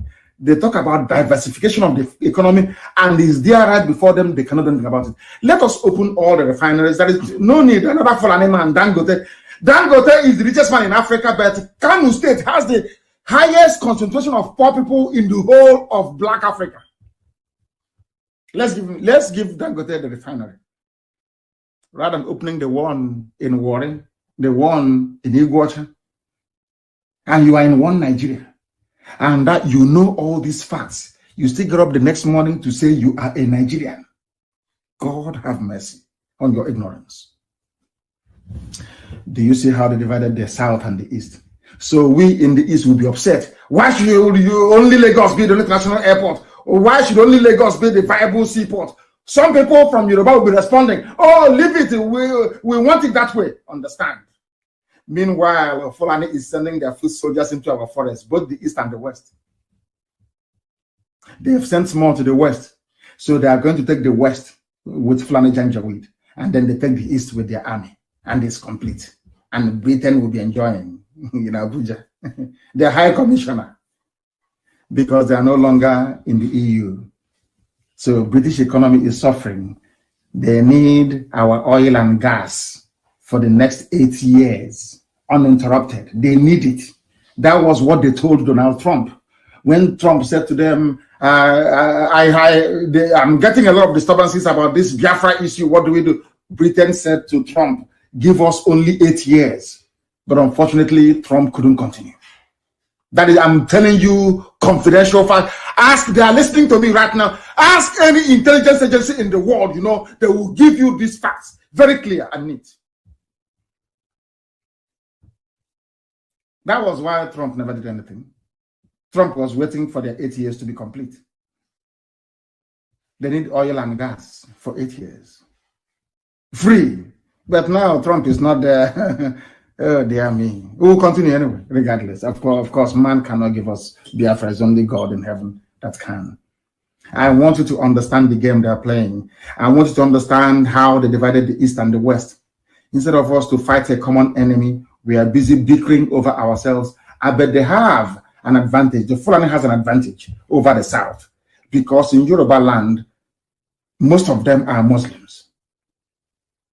And in this war, insofar as Nigeria is concerned, the supreme leader of all Muslims is just like having the Pope. The supreme leader of all Muslims in Nigeria is a Fulani man, is the Sultan of Sokoto, and can never be a Yoruba man.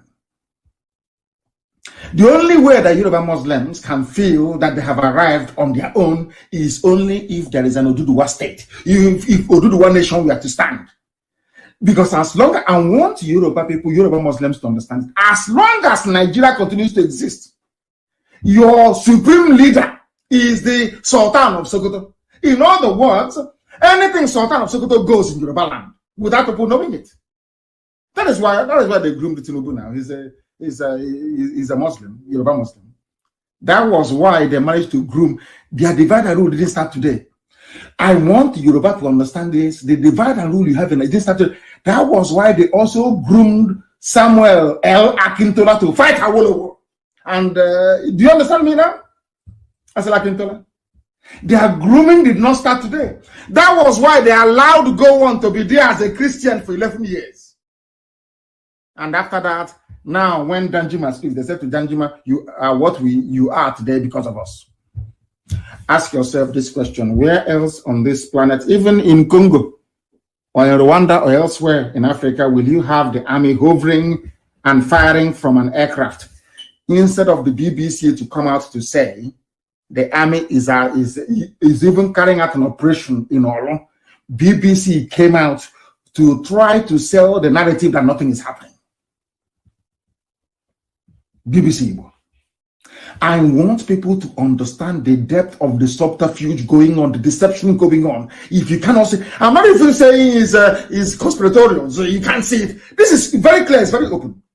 Ask yourself why the seaports are not working in the East. Why? In the same Atlantic Ocean, the same seaport built many years ago, why is it not working? Because Fulani convinced Yoruba, don't worry, let's share Nigeria together.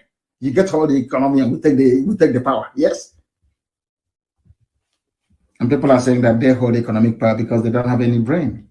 And after that, tell me why they will stop us from eating stockfish. What did we do to them? But because stockfish contributes to the growth of the economy of the East. Why would they stop second-hand clothing from coming into Aba? Because they know it will contribute to the economic growth. It was done by Obasanjo. Obasanjo did it. These are evil men, evil men. You don't know that before? And after doing all these things to the children of God, you want to enjoy life in Nigeria? It's not possible. We are the chosen race. God loves Biafran people. There is nothing you can do about it. You can do your envy from now till the kingdom come. It can never save you. The same way with Israel. You can be as envious as you like. As Obasanjo was busy strangling the economy of the East, so too was God also busy strangling the economy of Nigeria. And they know it. They understand it very well. And that is why we are going to prevail. This is a live presentation. We are live and direct. The time now is 7 minutes. I believe it is past 8 p.m. in the land of Biafra. I am in Houston, Texas, preaching to you the gospel of redemption, of the kingdom of heaven upon the face of this earth. Biafra. We call it Republic of Biafra. But I have said it before, we are not going to have a republic when you have crowned heads, like monarchs. It doesn't make any sense to anybody. A republic means a land run by the people, not a monarch. So our people will need to go into that debate and decide, do you want a republic or do you want a quasi-monarchical regime where you have the Igwe of Ubunike, the Eguku of Afaruku? Do you want, is that what you want? So you must make up your mind. You're not going to have both. In America, I'm here in a republic. There is no king. There is no royal majesty. There is no royal highness here. In every republic around the world, there is no royal majesty. In places like Netherlands or Sweden, they do not call themselves a republic because they have crowned heads. They have the crown to look up to. It's simple common sense. Some of you have political science departments, but you learn nothing. Every blessed year you come out, you just say your brains are empty. So Biafrans decide, what do you want? The republic or not? A republic, you don't have any king. No Igwe, no Eze. Chief, God Almighty in heaven is the king. And that is the type of Biafra that I want. But I'm letting everybody to understand we must all protect ESN. Mind what we write, what we say, who we gossip to. Keep your mouth shut. And I am making it very clear, I have not mandated anybody to solicit for funds for ESN. Anybody coming to you asking for funds to support ESN, that person is a rogue, is a thief. If you support them, you are enabling the cause of the Janjaweed to take over our land, because what you're doing will bring curse upon us. You are in ESN, you must stay there. If you're out, then you're out. Don't let anybody outside know you are part and parcel of ESN. It is very, very important. And our enemies are going to die. That I assure you. That I assure you. And of course, they know it. They know how stubborn we are. Do you think they will go free? Even for flying with a helicopter, you think we can allow them to go free? You've got to be joking. You must be joking.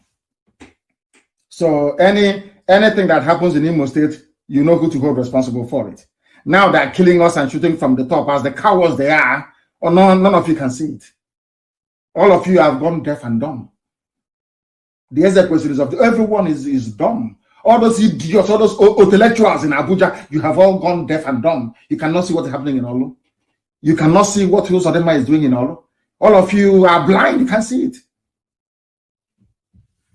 And I'm also letting Yoruba media to know the more you keep quiet, the more what is happening in the East will also happen in the West. You have seaport. Are you using it? Is it not congested? Are you using it? Are people having fun? Using only one seaport in a country of supposed 200 million people? Common sense must prevail. Why I ordered the soldiers into Olu. Hey! When it starts happening, when that rain starts to fall in Imo State, don't say I did not warn you. Don't say I did not warn all of you. Oh, you are trying to turn our land into a theater of war. Now they brought war to Olu. You cannot see it. You are blind. You are foolish. You can't see it. But of course, we are coming. And the Fulani herdsmen do not need permission to occupy our forests. Being a former colony, being a colony of Britain, that Nigeria, after all, it was UK that created Nigeria.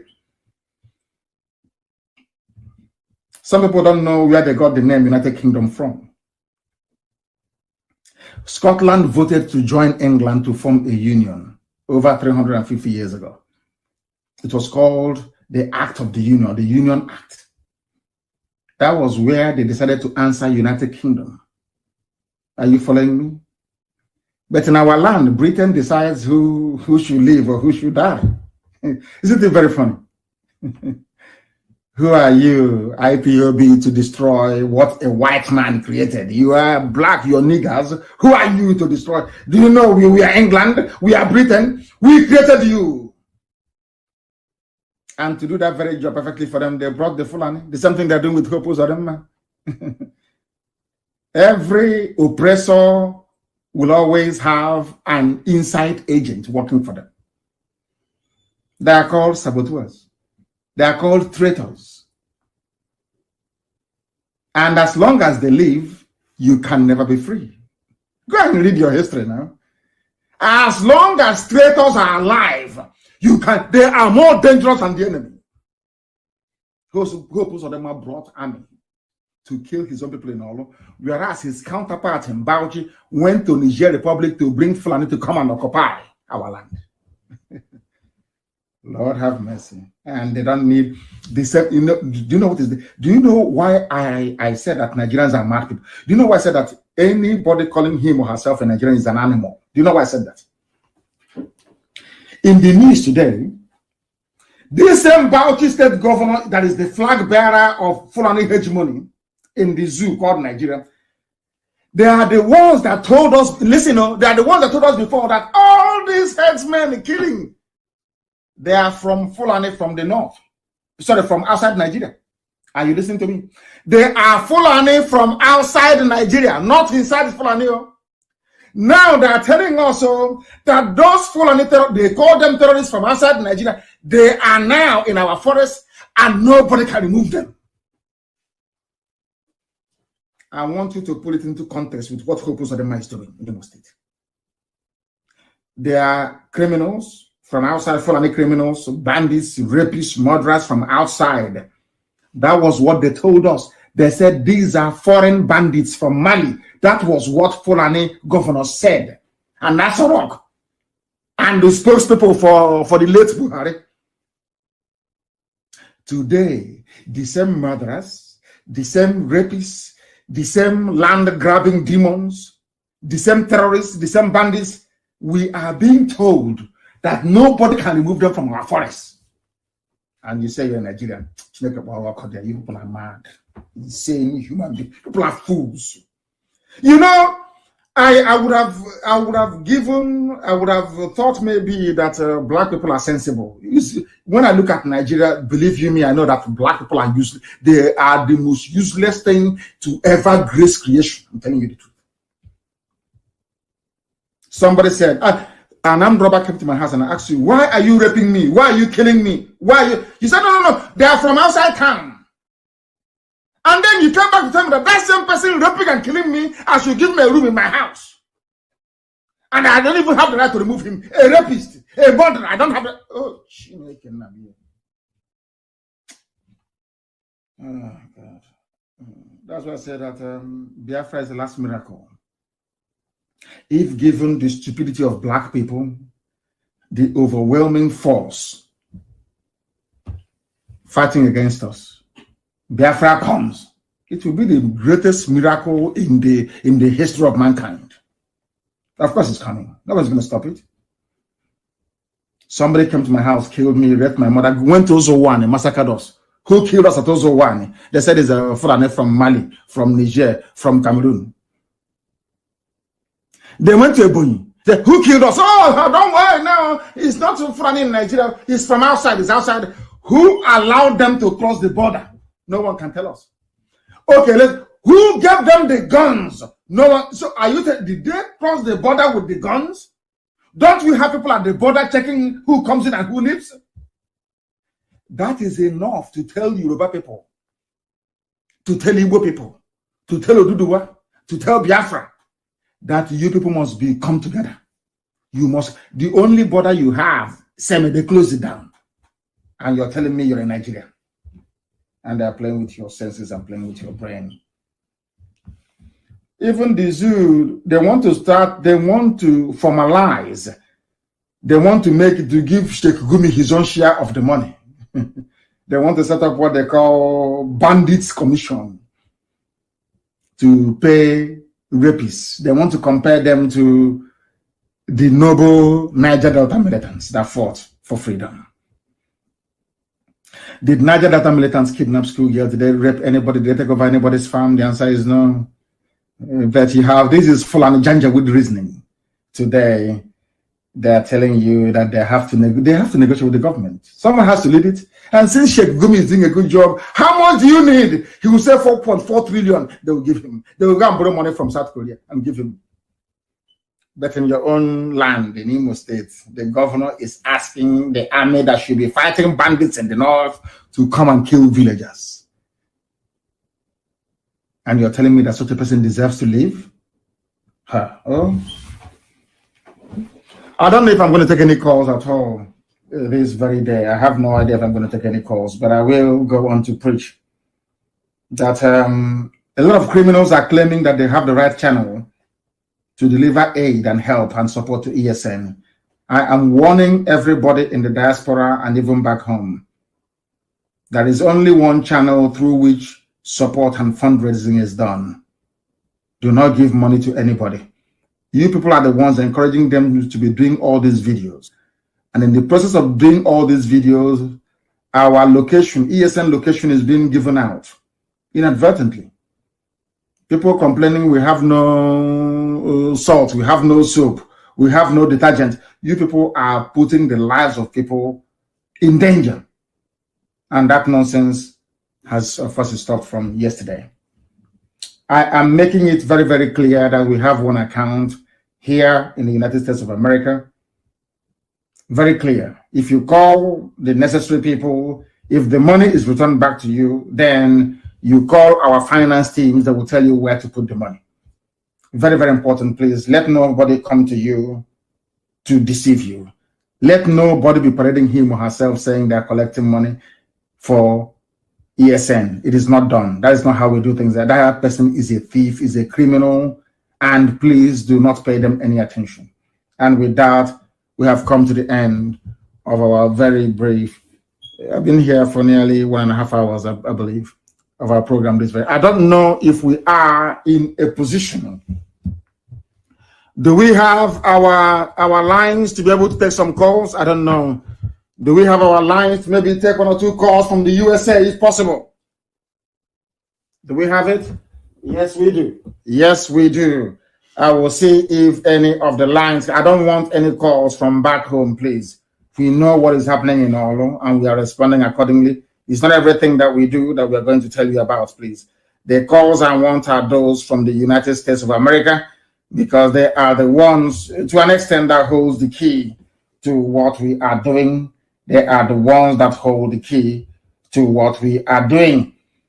Somebody says they want to make, his name is Remigius. I won't say your first name. He said, I need to reach him because he has a very important contribution to make. I hope that that contribution is also financial because no bullet that leaves the gun comes back again as a new one. You have to buy a new bullet in order to continue to do your very marvelous work. I believe that the ESN is doing at the moment. I don't know what is happening. I'm going to have to call some people back because it's just the calls are too much and it is not getting through. But I want to be able to call. I may be able to call some people back, please. I may be able to call some people back. If I call you back, please try and take your call. The caller on the line, can you hear me? This is Radio Biafra. We are live and direct. Your name and where you are speaking from.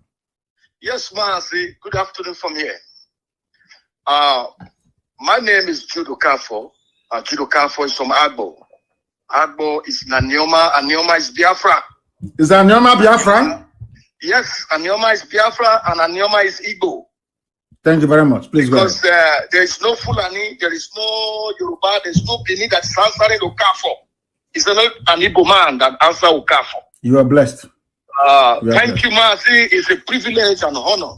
In fact, today is the best day of my life to speak to you. I am so humble. I am so grateful to Chukwu Abiyama to allow you to pick my phone today.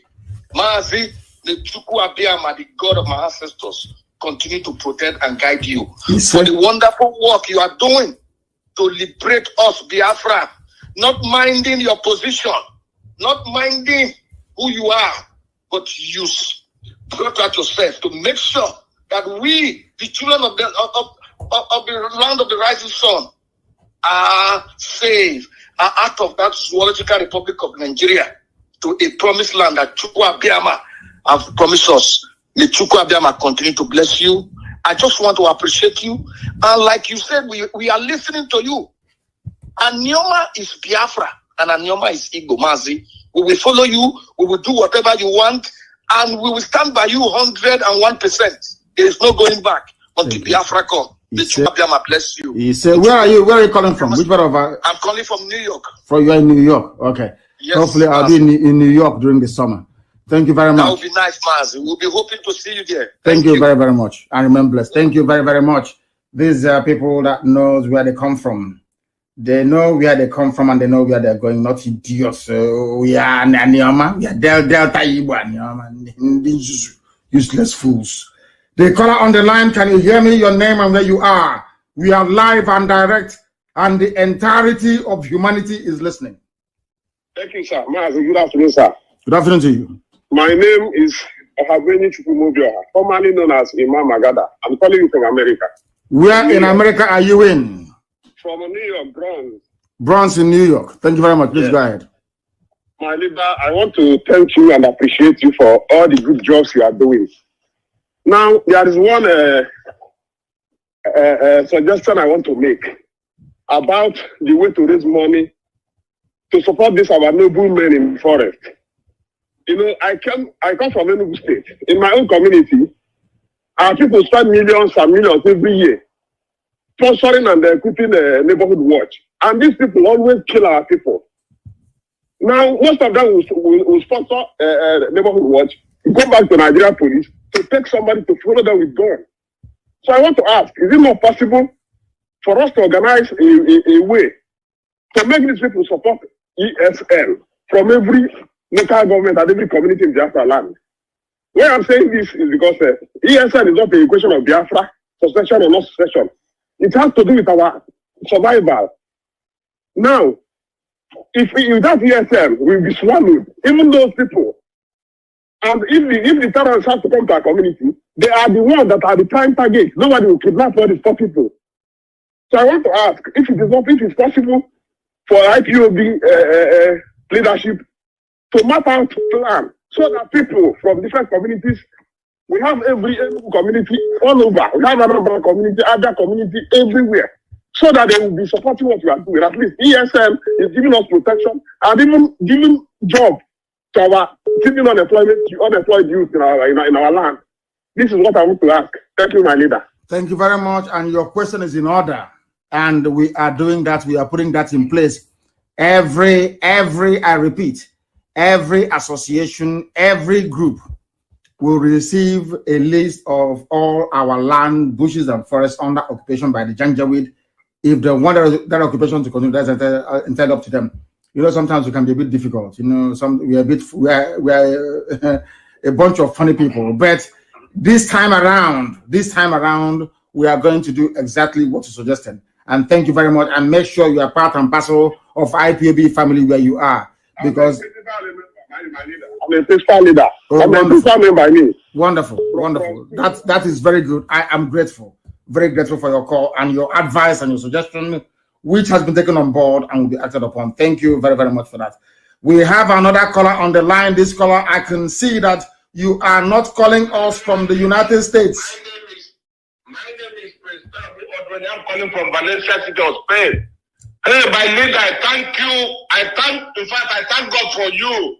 God will continue to protect you. For you to bring out yourself out to liberate your people. Oh, Chukwu will continue to bless you. Today is my first time of getting you online since so many years. More than 5 years I've been trying to get you. I keep trying Now that I got you on phone, to go calm down. Today I will sleep very well. To go calm down and continue to bless him. Anybody looking for your downfall will just use land to cover, the water will cover him. Lord will continue to bless you. My leader, Nandi Kanu.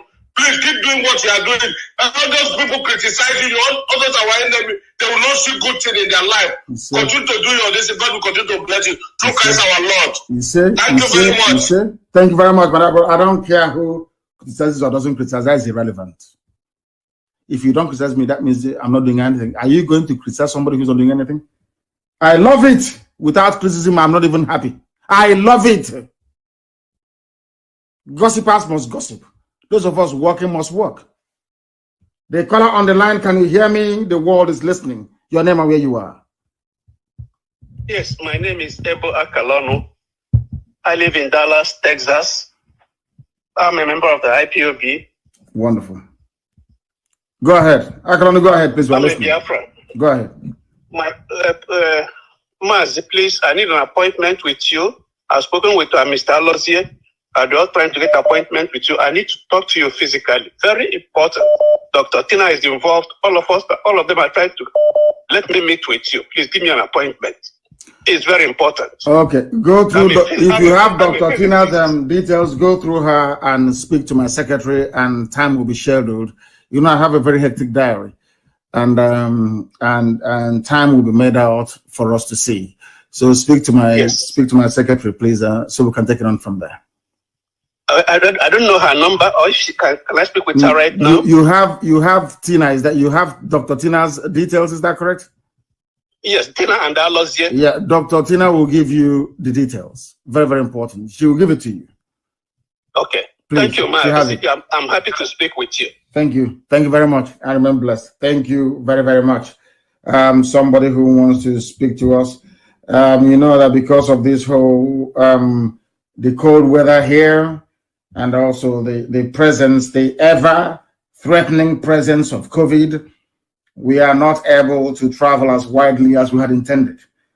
So what I need to do is to return to Europe or to Israel, as the case may be, and then come back here in the summer. That's what I'm going to do. The caller on the line, can you hear me? Your name and where you are, please. Hello, Director. Let me say good morning from here. This is Osita Uwezo. I'm calling from Canada. From Canada, thank you very much. Uwezo, thank you. Yes, brother, we acknowledge your good work, and to say we are not here not to praise you, because we can't praise you, and we will only say keep on the good work. Yeah, I have some things to contribute here. Number one is, please, we trust you. We know you see things before they happen. But I want to stress that in this one I must add more small Igbo, because here and those on them, I now kwado ha, especially in the Nuketanya, now kwado ha mana people. Oh, I wish I idea Makana in a history will always beat itself. Having said that, I want also to reiterate that you see, with IPOB in general should not be carried away with what is going on now, because a lot of people you see waking up today, other communities or ethnicities waking up today. Many of them, even some people shouting Biafra today is because what they are seeing in Nigeria today, because the dead Buhari took over. As soon as they think somebody who they think they have some little sense takes over Nigeria leadership, you see them falling the other part. Only few of us who only want our identity restored, not minding whether Nigeria is London, will remain. So our POB should have that in mind and continue in the right path till Biafra is restored.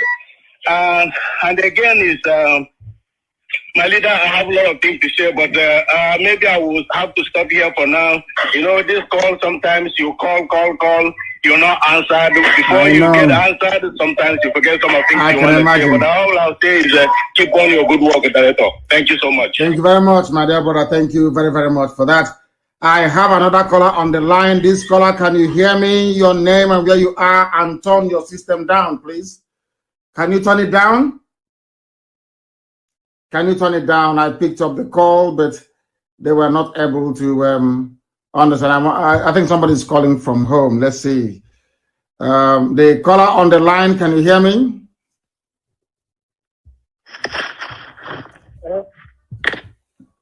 You are not ready.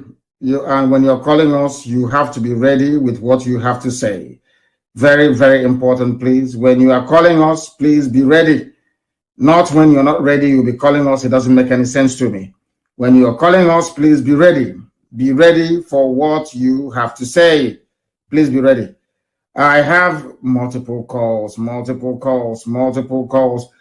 caller on the line, can you hear me, please? Yeah, I hear you clear, Mazem. My name is Okechukwu Okafor from Omonya, Oyi local government area of Anambra State, Biafra land. You are Okafor from Omonya. We have another Okafor from Anioma, and yet they say Anioma is not Igbo. Some people are very, very foolish. Please go ahead, my dear brother. Go ahead. Mazem, may God continue to bless you always. You say? We always pray to God. Any evil, anywhere they came from, they will fall. You say? Keep doing the good work. Keep doing the good work. All the whole world are listening. All the whole world are with us. No matter what enemy do, they can never succeed. They can never near us because we are ahead of them. You say? May God continue to bless you in anything you are doing. I'm calling from New York City, and we hope we see you in New York very soon. May God continue to bless you in the mighty name of Jesus. I have a caller on the line. This caller, can you hear me? You are calling from home. I can see that. Please go ahead. Your name and where you are. Sir. Good evening to you. Thank you very much. My name is Pastor Jack. I'm calling from Lagos, to be precise. Leader, I want to sincerely appreciate you and your good work. We have trust and believe in you that God will use you to restore Biafra in our own time. All I want our people to do is to queue behind our leader and support, give ESN the maximum support. Just like he said, many of the people who publish on social media, they don't even know what we're doing. They will just go and be writing. So our people should be mindful of the things they write. Any department that does not concern you, don't interfere. Just relax. Allow those who are in charge of a particular project or something to do that particular thing. And I know God on our side, and in His infinite mercy, we shall restore Biafra, because our minds are made up. Is either we restore Biafra or all of us just go into oblivion. Thank you, and may Chukwu Keleba continue to bless your leader. In Chukwu Keleba's name, I pray, sir. He said, thank you for that. Thank you very much. I have another caller on the line. This caller, can you hear me? Can you hear me? No, they cannot hear me. They cannot hear me. I have another caller. The caller on the line, can you hear me? Yes, I can hear you. Thank you very much. Please, your name and where you're calling us from, if you may. My name is Uchenna Ibe. I'm calling from Texas, Houston here. From Houston, Texas, very close to me, I believe. Oh, this place is very, very big. Oh, please go ahead. Welcome, and thank you so much for your wonderful work.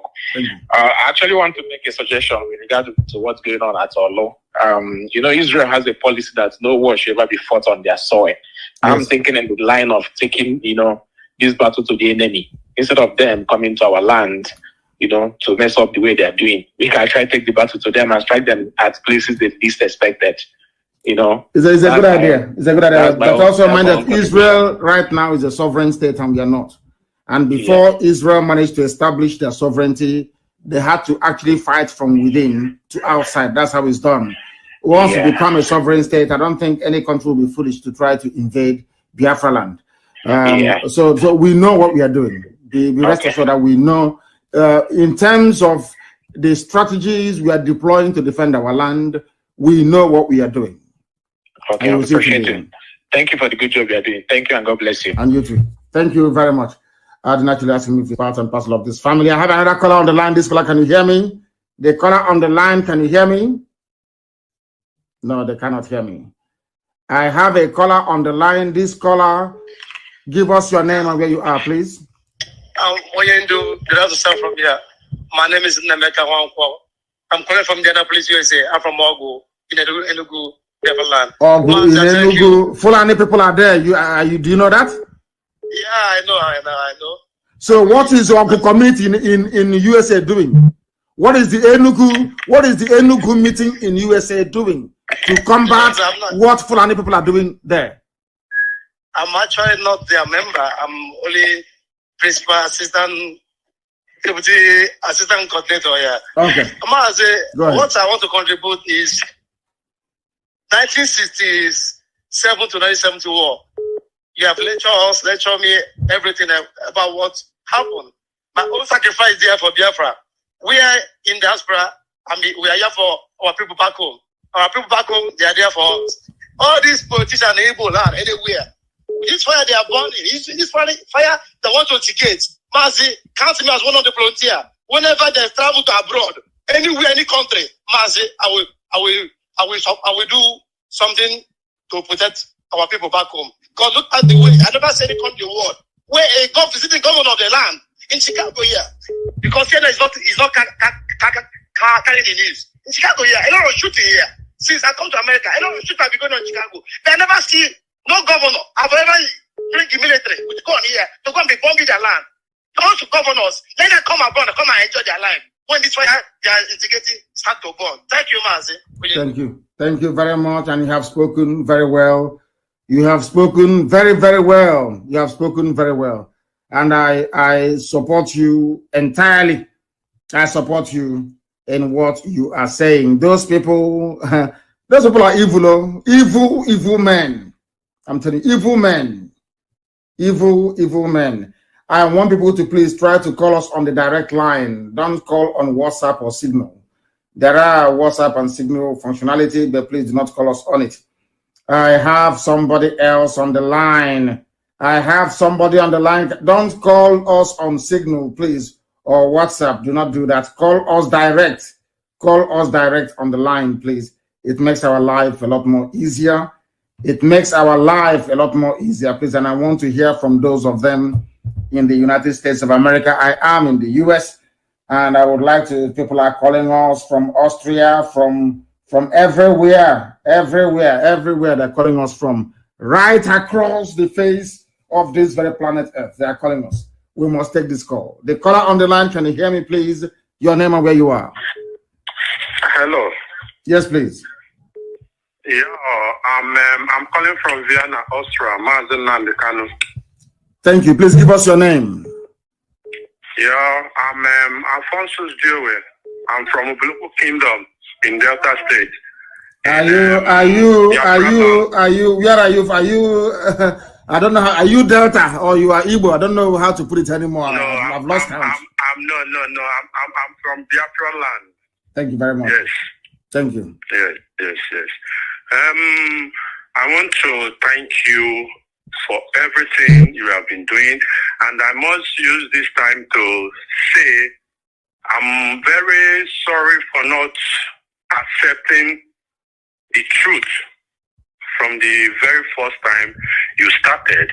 Well, I may say that I'm among these people that said that it's too insulting, but the truth remains the truth. I must appreciate and I must tell you that everything you have been doing, is by you. It's in your front to protect you, it's in your back to go after you. It's in your right, it's in your left, it's in your up, it's in your down to lift you up. And whomsoever that fight against these positive moves must go down. So I want to contribute something like these people that are bringing Nigerian military to our territory. I think that before that we proceed, it's time to bring them down too, like this, our wicked governors that are working for these Fulanis. Yes. So I just say, let me contribute and for us to put it in mind, because it will not continue like this, because people are dying. And again, what they call it, BBC Igbo, or what they call it, that BBC, I don't know what they are doing. Who is operating it?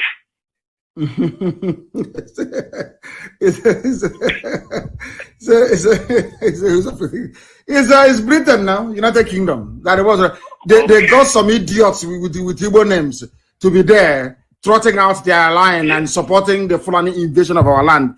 BBC is in full support of the Fulanization agenda of the Janjaweed. It doesn't matter what their name is. Even those working for BBC, but they're even worse than those working for BBC Pidgin and BBC Hausa. They are worse. Yeah. They are being controlled from Britain. May your days be long, and whatsoever that will happen to you or the ESN, may it happen to the millions of Fulani Janjaweed. You see? May protect you always. And you too. Thank you for your good work. Thank you very much. Thank you very, very much, my dear brother. Thank you very much for that. We are live and we are direct, and the whole world is listening, of course, and we expect them to. Everywhere you go, right across the face of this very planet Earth, people are listening to us, as they should. As they should. People are listening to us. Sometimes the calls are so many that I have to try and call back. Anybody who is from Anioma and you say you're not Igbo, may Fulani Janjaweed locate you. May they ravage you. May they take your land from you. That is what I have. That is what I have to say. I have a caller on the line. This caller, can you hear me? I can hear you, sir. Please, your name and where you are. I'm calling from India. My name is Paul Ezebe. You're calling from India. From India. Thank you very much. Go ahead. So I really thank Yahweh Elohim of Israel for everything you are doing for our people, for us. I really thank Yahweh for that. It's not easy. You know, sometimes people think it's easy. Every day you come online, or every day you crack your head brain, you do everything possible to make sure that our land is secure, that our people are safe, not being massacred, not being slaved again. May Yahweh continue to bless you. Yes, sir. So I'm so annoyed with what all these useless governors we have in our land are doing. And see, Wike has done his own, and I'm saying it that it's because of nothing has happened. That is why whole bunch of them has the temerity to invite military. And what Wike did today, our people are still in the north suffering over what Wike did. Our people are just like our women are there, being enslaved again, being there, being assured and harmed because of the useless reason of our governors. And now, this is so both of them are doing his own again. And if we keep allowing these people back, another person, we don't know what other people may do tomorrow. It's because of what they do, if they're still alive. All these useless, they call it, because of they allow these people to be alive. Because of they are working freely, because we know this, we know their home. We know where they live. None of them that their house has been burned. None of them that anything that concerns them has been destroyed. To show these people how that in a lot of times they don't know that no matter how hungry are goods, grazing in the middle of the forest are never the best because they are wild animals. It's because of the we never told these people that mind of wild animals we are, that mind we have to restore Biafra. That is the reason they have to be doing this and be taking a lot we have. They are untouchable. These people are not untouchable. They are never untouchable. They are not human beings. If you go and don't penetrate them, life penetrate them. If God don't penetrate them, the other things are penetrate them. And what is enough for all these things? We can't keep on like this, sir. We can't just keep on like this. I want these people. The more they are with us, the more we allow these people to be with us, the more this struggle is being hard for us. These people need to be taken care of. Once and for all. Thank you, Madam.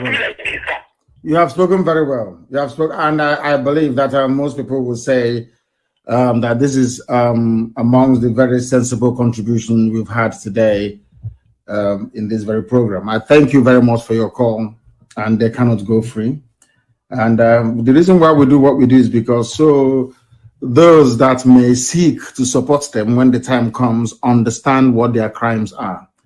I thank you all for your calls, those who have listened. I know it wasn't imagined, it wasn't even advertised, but I said I'll broadcast every 2 days. That was what I said. I thank you all for listening, regardless of where you are, regardless of what you've had to say, that we do appreciate it. And as always, and without any hesitation, we proclaim very clearly and unequivocally that here,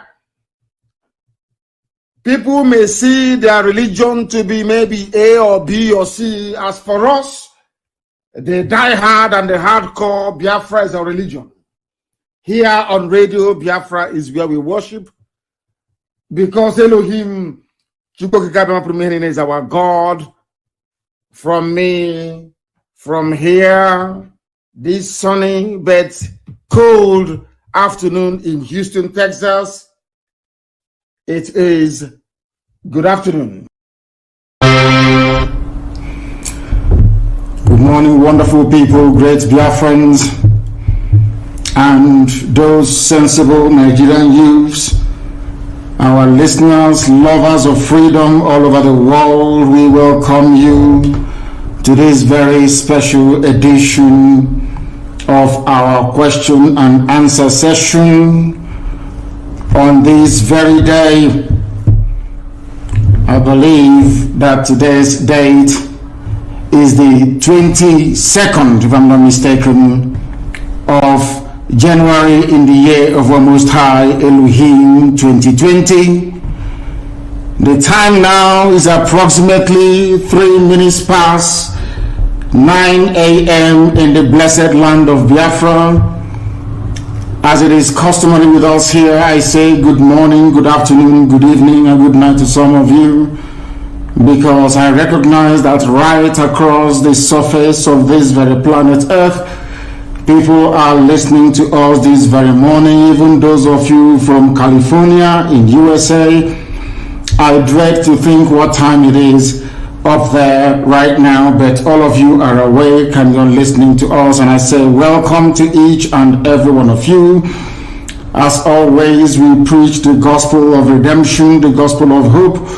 We lecture, we educate, and we tutor on this very noble platform, and this morning is not going to be an exception to that very rule. I do know that some of our relay stations are having issues with retuning because there's quite a lot of them, but I do hope that some of you are listening via IPOB community radio. We are on satellite. We are also simulcasting this live on Facebook. If you are suppressed and you cannot join us, please go to Radio Biafra app as well. There you can also participate and listen to us. It's going to be an interactive session this very morning, because we recognize that some people have very pertinent and urgent questions to ask, and this morning we shall endeavor to field as many questions as possible, but you can only ask questions via Twitter. I think the link is on this very page, beneath this very page. If you go to Twitter and you ask us any question, very shortly I'll be joined by my principal secretary, Uchenna Okorafo, and then she will read out the questions and we should be able to answer them. But first of all, as it is customary and tradition with us, we must endeavor to pray. And we are going to pray in the language of heaven, the very oldest language on the face of this very earth. Chineke no nyende nsọ efe we na akpụisi ala nyanye na gozi aha nsọ ya mgbe niile, onye anyị na-aja mma wee na-eto n'ihu iche ọzọ ewezuga gị, anyị anaghị efe arụsị, ọ bụ naanị gị bụ onye kere ihe niile kere eke mana onwe onye kere ya. Ọ bụ ya mere ndị gboo ji wee na-etu ya ebighị ebi. Ndị nsọ na-agba oche eze gị okirikiri ha na-akpụ isi ala nye gị, ọbụla dị ndị okenye oru abụọ na anọ bụ ndị na-atụ mkpọ ọla edo na ala ha niile si na ịdị nsọ Chineke na nke igwe. N'ụtụtụ a, ehihie, abalị, n'ụwa niile bụ ebe ụmụ ya gbasasịrị ka ụkpaka nna nke ebere dị ngọzi ka anyị na-akpọkọta ha eze ebube n'ime eluigwe wee na-arịọ gị ma mma gị na ebere gị amara gị na ọmịiko gị ebe ndị gị nọ. Anyị wee na-arịọ ka iru gị wee chaa n'ebe anyị nọ. Anyị wee na-arịọ gị eze ebube dị ngọzi ka igwe tinye ọgbara n'etiti ndị iro ka ha rabụ ndị kụziri ka ha wee megide anyị onye nwe m na Chineke nna dị nsọ ka aka nsị ndị dị etu a wee baa ha ọnụ ize obodo ekwensị bụ zu wee laa ya n'iyi. Anyị wee na-arịọ gị onye na-adịgide ma ruo mgbe ebighị ebi, biko nụ ka iwe mee ka Biafra wee bịa ọsọ ọsọ nna nke ebere na ụmụ gị atakwara n'ahụhụ. Anyị wee na-arịọ gị iwe na anyị ezi echiche na amamihe mmekọrịta nwanne na nwanne dị n'otu ọganiru ịhụnanya nke pụrụ iche onye nwe m na Chineke nna ka igwe etinye ụmụ gị ezi mmụọ nke eziokwu ma wezụga anyị aka ajọ ihe n'ime ndụ anyị nna nke ebere dị ngọzi. God abụrụ ikpeta mazị na Biafra ga-abịa anyị ga-aja gị mma wee too wee gọzie aha nsọ gị isi ala nye gị bulie aha nsọ gị elu site n'ebighị na ọrụ ebighị ka a na-arịọ gị ise.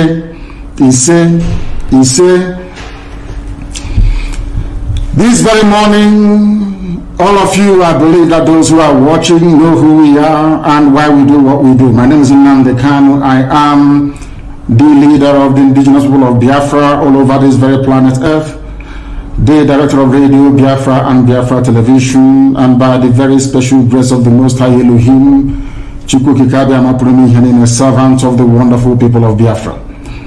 We are live and we are direct this very morning, afternoon or night, depending on where you are.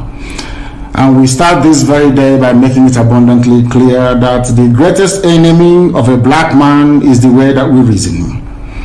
If not that the way we reason is very, very abhorrent, there is no need or reason why we should be suffering and complaining every blessed day without the courage to do something about it.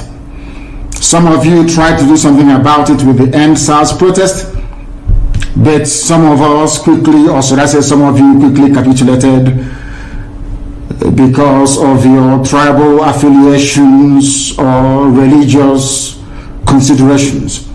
They managed to divide each and every one of you. But today you must make up your mind what you want to do. Do you want to change your lives, or do you want to continue residing in a damnable zoological republic with no hope, way, or means out of the mess that you're in? Why can't we change our lives? Those who are telling you that a revolution is not the best way to go about it, ask them, how come Russia is advanced today? How come the United Kingdom, Britain is advanced today? How come Germany is advanced today? How come France is advanced? How come Spain is advanced? How come the United States of America, of course the greatest country on this very earth, is where they are today? Is because in each and every of these countries there was a revolution. Either a violent overthrow of a very corrupt and inept regime, or there was what I would refer to as intellectual revolution. In Africa, none of these appears to be present at the moment. Those of them that commenced the End SARS protest tried as much as they can, but the forces that be overwhelmed them, the forces of darkness, the forces of hate, the forces of retrogression, the forces of iniquity prevailed, especially with the help of their journalists and their media houses. But this time around, we must prepare ourselves. But before we do so, we must ask this very important question. Are we all prepared for this very change that is about to come?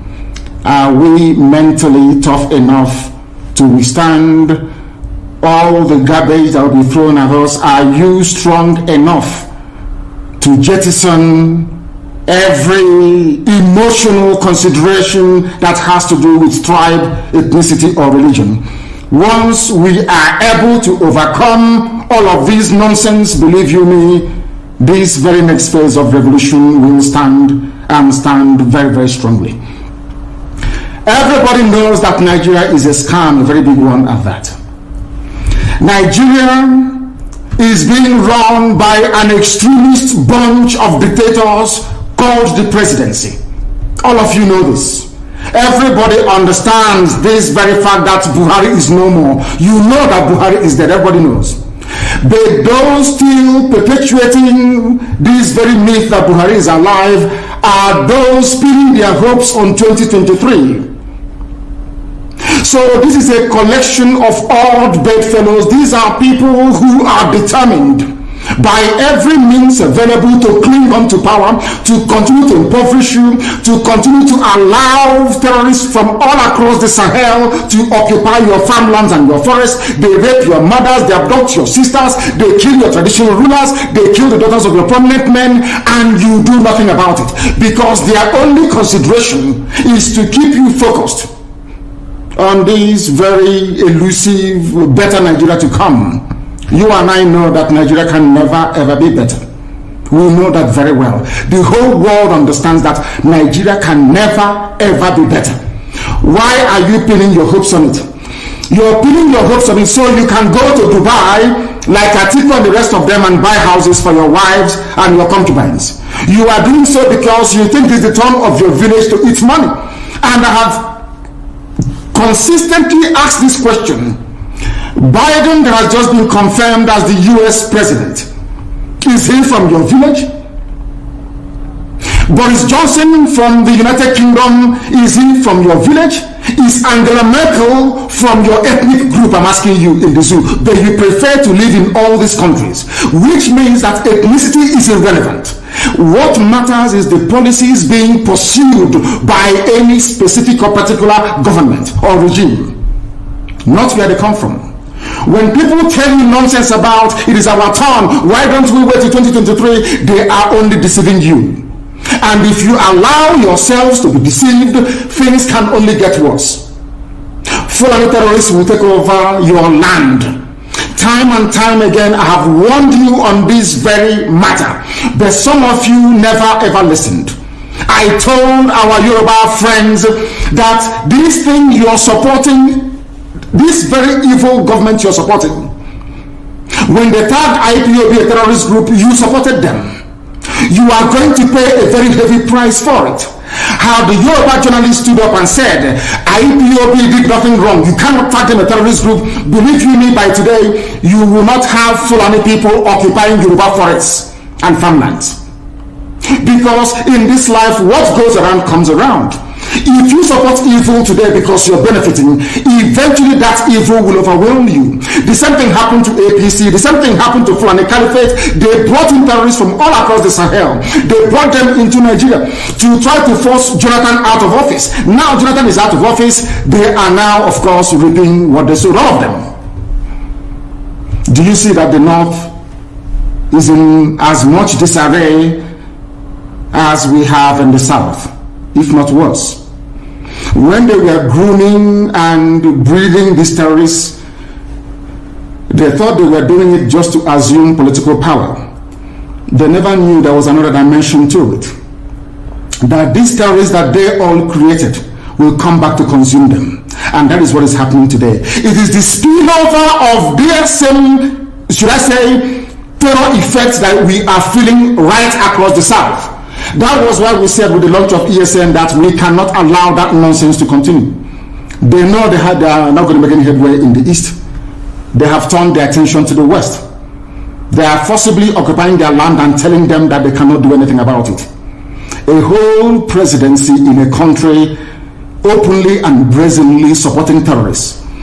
All of you watching and listening all over the world, you know that Miyetti Allah is a terrorist organization. You know that. They have killed. They have said that Benue State is theirs for the taking as a spoil of war. All of you are aware of it. You know what they are doing. Anywhere you have Fulani headsmen, terrorists for that matter, they tell you, oh, they are pastoralists. They are allowed to do their businesses in the forest. All of you are aware of it. But you kept quiet, hoping that somehow Tinubu will emerge as the president, or an Igbo man will come as a president, and your family will start enjoying. But in the meantime, you have no more farmlands, you have no more forests, you have nowhere you can call your own home. The same stupidity exhibited by Hausa peasants that enabled Fulani to take Sokoto from them, that enabled Fulani to take Katsina from them, that enabled Fulani to take even Kano from them. Every Hausa land is occupied either by a Fulani emir or a Fulani governor. Some of you don't want to reason. You don't ever learn that the main aim of Fulani is to conquer your land and enslave you. Look at Hausa people today. As I wrote yesterday, they are worse than a discarded tissue paper. They are worth nothing. Only their language is what is relevant in their lives. Everything else is lost. All of you are repeating the exact same mistakes that the Hausas made. That is why they are in trouble. And that is why they can never ever come out of it. They are all suffering from what I would an advanced version of the Stockholm Syndrome. Can you imagine that these people came into their land and took it over and they cannot do anything about it? Hausa is gone. It took Fulani very many years before they came out of their shell to say we are Fulani. Remember before, many years ago, they told we are Hausa Fulani. We are Hausa Fulani. Because that time, their subjugation of the Hausa race hasn't been completed. Now they have completed it. Have they not completed it? And what is happening right now? I ask you what is happening now. Fulani have now come out to tell you we are Fulani people. Is that not what they are saying now? They are not telling you we are Fulani. No more Hausa Fulani. What does that tell you? That the Hausa race no longer exists. Do you want the same thing to happen to you?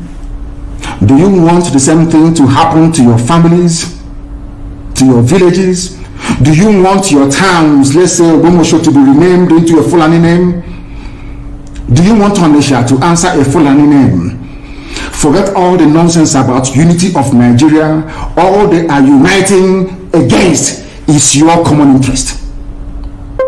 Unless you prefer epileptic power supply, unless you prepare to live your whole life without running water, unless you want to live in abject poverty and deprivation, your only alternative is a revolution. Let nobody discourage you. All the countries of the world doing very, very well, they all went through a revolution. You must go through it. If you don't go through it, you can never ever survive as a people. Fulani will take you over. As simple as that.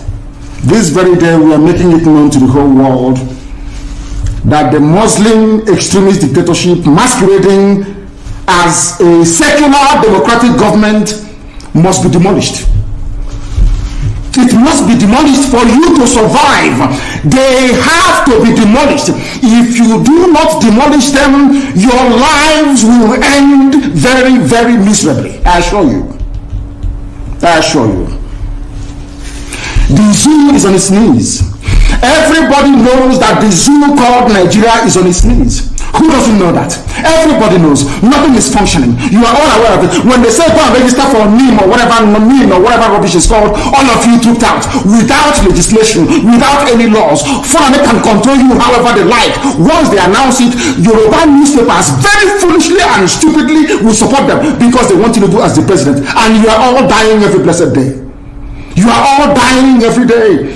Had you people risen up to say that what is happening in Nigeria is bad, there is no way that Fashoranti's daughter will not be alive today. That is the price you pay for duplicity. That is the price you pay for treachery. That is the price you will continue to pay until you rise up and say enough is enough. It is up to you to do it. You did it during NSAS. You can do it again. Can you imagine Fulani people telling you, if you remove Fulanis from Yoruba forest, imagine Fulani telling you, if you remove them from your ancestral lands, there will be war, and you are panicking. And you have not asked yourself, why are they not saying something about the East? Why did they not say to Eastern Security Network? Why did they not say to me, if you don't stop evacuating Fulani terrorists from the forest, there will be war? Because they know, they understand psychologically that you don't have what it takes to resist them. Do you know why Borno State is still alive? Why you still have the Kanuri people in Borno today? Was because they resisted the Fulani centuries ago. You have to go back to history to understand how Nigeria came into existence. Fulani has been expanding from day one, from Senegambia. All the way from Senegambia, they've been expanding, and now they are in Okigwe. All the way from Senegambia, they are now in Okigwe. And you're asking us to somehow fold our hands and keep quiet because of 2023, because one idiot is going to come out to become a president. Because of that rubbish, because of that nonsensical notion, we should fold our hands and wait until we are overrun by the Janjaweed from the Sahel. Is that how reasonable people think? Is that how people that wish to survive as a race, is that how they reason? It is very, very shocking that some of you do not understand what the Fulanis have in store for you. Very, very soon it is going to happen, and when it happens, your eyes will clear, and about whom you will see it very clearly. I was warning you in 2014, 2015, 2016. They said he's a warmonger, he's a warmongering. I went to America and I told World Igbo Congress that this war you are avoiding is going to come to your villages. They said, no, it's not going to happen. What is happening today? When Yoruba was supporting the dead idiot called Buhari, did I not warn them that this info you are supporting will consume you? They never listened. They never wanted to listen. Ipob is a terrorist group. You're trying to divide Nigeria. But Nigeria is not. People that you are calling bandits, have you heard anybody come out to say, please Buhari, since presidency is there defending terrorists in the forest, why don't you proscribe them? No, you cannot proscribe a Fulani group. Never. And all of you are supporting evil. When there is the proscribed IPOB, proscribed indigenous people of Biafra. These are Yoruba journalists writing junk. Every day they keep writing rubbish. But their land is under siege. Their land is under siege. And the Fulani will take it. It don't take time. So I am here today to encourage them that they must stand tall and be very strong, resolute. That is what Fulani does. They control the media. They have well-paid consultants all over the world doing their bidding for them. They have that woman at UN trying to lobby the world that everything is okay in the zoo called Nigeria. But you and I know that the zoo is not okay. You and I know the game plan of the Fulani. And what are you doing about it? Nothing. Every day you read, you lament, you complain. Every day you read, you lament. And that's all you do. That is all you do. You read, you lament, you complain, you do nothing about it. Your lives are being taken away from you. Your forests are being occupied. Your mothers are being raped. Your daughters are being abducted. And the whole national government, presidency, is supporting such people. And you're telling me that Nigeria is viably sustainable. Is that what you're telling me? That somehow this contraption is sustainable, it is viable. It can never be. Because the more you stay in one Nigeria, the more you are inviting the Fulanis to take over your ancestral lands, to take over your villages, and to make life a misery for you. That is the end game. That is the outcome. If you doubt me, go and do a bit of research. Ask yourself, who are the Hausa people? Who are the Nipe people? Who are the Bachama people? All of these people were steamrolled by the Fulani march to the Atlantic Ocean. And now they're in Yoruba land. They're in their forests. They are in their forests. And who's going to drive them away from there? If not the Yoruba youths. Forget about your useless governors. Your elders are very strong. I love Yoruba elders. The way they behave, the way they talk. Very, very strong. They say they support Akeredolu. There's a governor from those states. They support him in what he's doing. People must come out to say that enough is enough. When you travel to the north, do you live in the forest in the north? The Ipob people in Southern Gary in Kano, are they living in of course it's Hausa land, are they living in the forest? They came to the town, they work very hard, they build houses, they build mansions, they develop the entire place. Is that not what they do? What are Fulani people doing in our forest? Nobody can answer that question. They say that they're pastoralists. I want some of you who have had your breakfast this morning, please go to your fridge or go to where you keep your beverages and you will see pig milk. Pig. Some of us were raised on pig milk. For how many years now? And you keep asking yourself, what is pig milk? Pig milk is mineral energy. The same milk that the cows produce in Holland can be produced in the zoo. Tell me the country in the world aspiring to be a member of the UN Security Council where you move cattle from place to place Are you people well at all? You so-called Nigerians, are you normal in the brain? I'm asking you a simple question. Show me a country that aspires to be in the 21st century, moving cattle from place to place, telling me they're grazing. Which country is that? Please tell me. So all of you don't have any shame when you have people, an entire presidency coming out to defend a very primitive, archaic agricultural practice. Then you know you embrace seriousness. You are in one almighty trouble, I'm telling you. You people are in a mess. The Holland that you get your pig milk from, did they move cattle from Rotterdam to Amsterdam? I'm asking you a simple question. But they produce the pig milk that you're drinking every blessed day. Why can't Fulani produce pig milk in Sokoto? Why can't they produce Carnation milk in Kano? They have the cattle.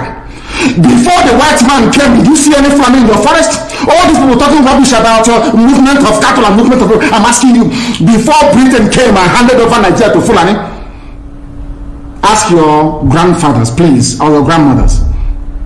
Ask them. All this nonsense we are hearing today in this so-called one, I want to tell you the dangers of one Nigeria. All this nonsense you're hearing today about one Nigeria, Fulani in our forest, Fulani in our village. Before the white man came, did you see Fulani moving their cattle all over the place? Did we not have meat to eat? They will answer these questions for you. Because sometimes in Africa we don't reason very well. The way we reason is disjointed. It is disjointed. I can't understand for the life of me why instead of them to waste all that money arming and equipping this Janjaweed army in Yetiala to come and conquer you and I, why don't they open a milk factory somewhere in the north and bring the milk down south? I'm sure southerners will buy it. After all, pig milk comes all the way from Holland. Pig milk all the way from Holland. Now you understand it. Because of the way you people reason. Why can't you produce? Is it difficult to produce milk? The same milk that comes out naturally from the udder of the cow. Why can't you can it somewhere, pasteurize it, and send it to people to eat, to drink, or to do whatever with? All over the world, that is what is happening. In fact, they produce so much milk in Europe that they pour it away. Why can't you do something? A whole president claiming they are in the 21st century are supporting a very primitive practice of moving cattle from place to place. All of you, you're not ashamed of yourselves. You have no shame. As somebody will say, your shame is shaming me. You don't know. I'm telling you, you people from the zoo, I'm ashamed of your ignorance and stupidity. You people are hopeless, completely hopeless. One day I want you to come and say, we are intellectuals. And you're moving cattle from Kafanchan to Ahoda. You are intellectuals. You are intellectualizing. You are in the 21st century. You are moving cattle, driving cattle now from over 300 miles. Claiming Yoruba forest is a place for you to be in. You want to relax Yoruba forest. Every Nigerian is free to live anywhere and do their business anywhere. Yes. But when an Igbo man tries to sell beer in Kano, you destroy it. You destroy their businesses, you destroy their hotels, but you can come down to the south and live anywhere you like and graze anywhere you like. And you're telling me that is a country, that is one Nigeria for you? The Fulanis we are talking, they call them the Funan movement. Our attention has been drawn to a decree credited to one Rotimi Akeredolu, asking Fulani people who have occupied some forests in Ondo State to quit. We are also aware of another incident in Oyo State where an illiterate political talk gave quick notice to Fulani people to leave their territories, which are now their irreversible homes. Are you listening? Fulani are now saying that Yoruba forest is now their irreversible homes. They have now occupied Yoruba land in perpetuity. And I want to let my Yoruba friends understand this. You see, in life, anytime you support evil, evil will come back to haunt you. All of you never knew that Ipob and this Biafra movement was for your liberation. Some of you saw maybe the oil and gas from Biafra land. If they go now, we have access to oil and gas. In the process of having your eyes fixated on oil and gas, your forest is gone. Do you understand it? There is nothing more precious in life than freedom. Freedom is very important. And I need you to understand this very morning. Every Yoruba person supporting Fulani, you are setting up yourself to become like the Hausa people. Remember when Hausa was supporting Fulani? We are Hausa Fulani, we are Hausa Fulani. Where are the Hausa people today? I ask you. Where are those Hausa people today? Do you see them anymore? They say we are Hausa Fulani, we are Hausa Fulani. Do you see them again today? Do you see them? I'm asking you. No, because Fulani have completely overwhelmed them. It's called emasculation. Completely emasculated them. Look at what they're doing in the East. In the East, they come to the East, I will tell you, oh, you want to be president or vice? Yeah. They say, give us land for Ruga. They give them land. As soldiers of Kabi did that law Banta. They've taken it over in forever and ever. Give us land in your state. Most of them are proof to us that you understood. Give us land in Olu. Most of them will give them land in Olu. We can go and kill people in your people. We can kill for them. How many Fulani governors are prepared to kill bandits? I didn't say normal people. I'm talking about armed, dangerous bandits. How many Fulani governors? Go and read your newspapers, you will see it there. Fulani governors are negotiating with them, giving them arms, giving them vehicles, making sure that their life is no longer in misery. But see, they come down to the south. They tell you, give us land for Ruga. Go and kill your people to prove to us that you're one Nigerian. That was why Obioso was talking rubbish. Was yesterday or 2 days ago. Supported by the BBC. The problem you people have in Nigeria is this. Your journalists, you see people, Punch newspaper, Tribune, Vanguard, and Nation, they are your second worst enemies. I'm telling you the truth. They can never ever be objective in their reportage. Never ever. That's why all of you are suffering. But you don't know it. They were the same people used to scuttle the NSAS protest. Of course, some of you went about looking for Indomie in warehouses. Typical black people. Any revolution that is coming now, you must stand very firm. They'll say, oh, you're Igbo, oh, you're Yoruba, oh, you're from Europe. Don't join them. It's our turn in 2023. If you do this, you will scuttle our chances of becoming the president in 2023. Ask yourself, all of them that have been president from time immemorial, what benefit has it brought to you as a human being? Absolutely nothing. So you have nothing to lose. Absolutely nothing to lose. You look at them now, how they have now descended on Yoruba people, asking them to concede, give us your forest, we must graze, we must do this, we must do that. And slowly before your eyes, they are giving in, they are capitulating, they are allowing them to get, if you don't give it to us, Tinubu will not be president in 2023. Tinubu won't be the president. That's what I'm saying to you.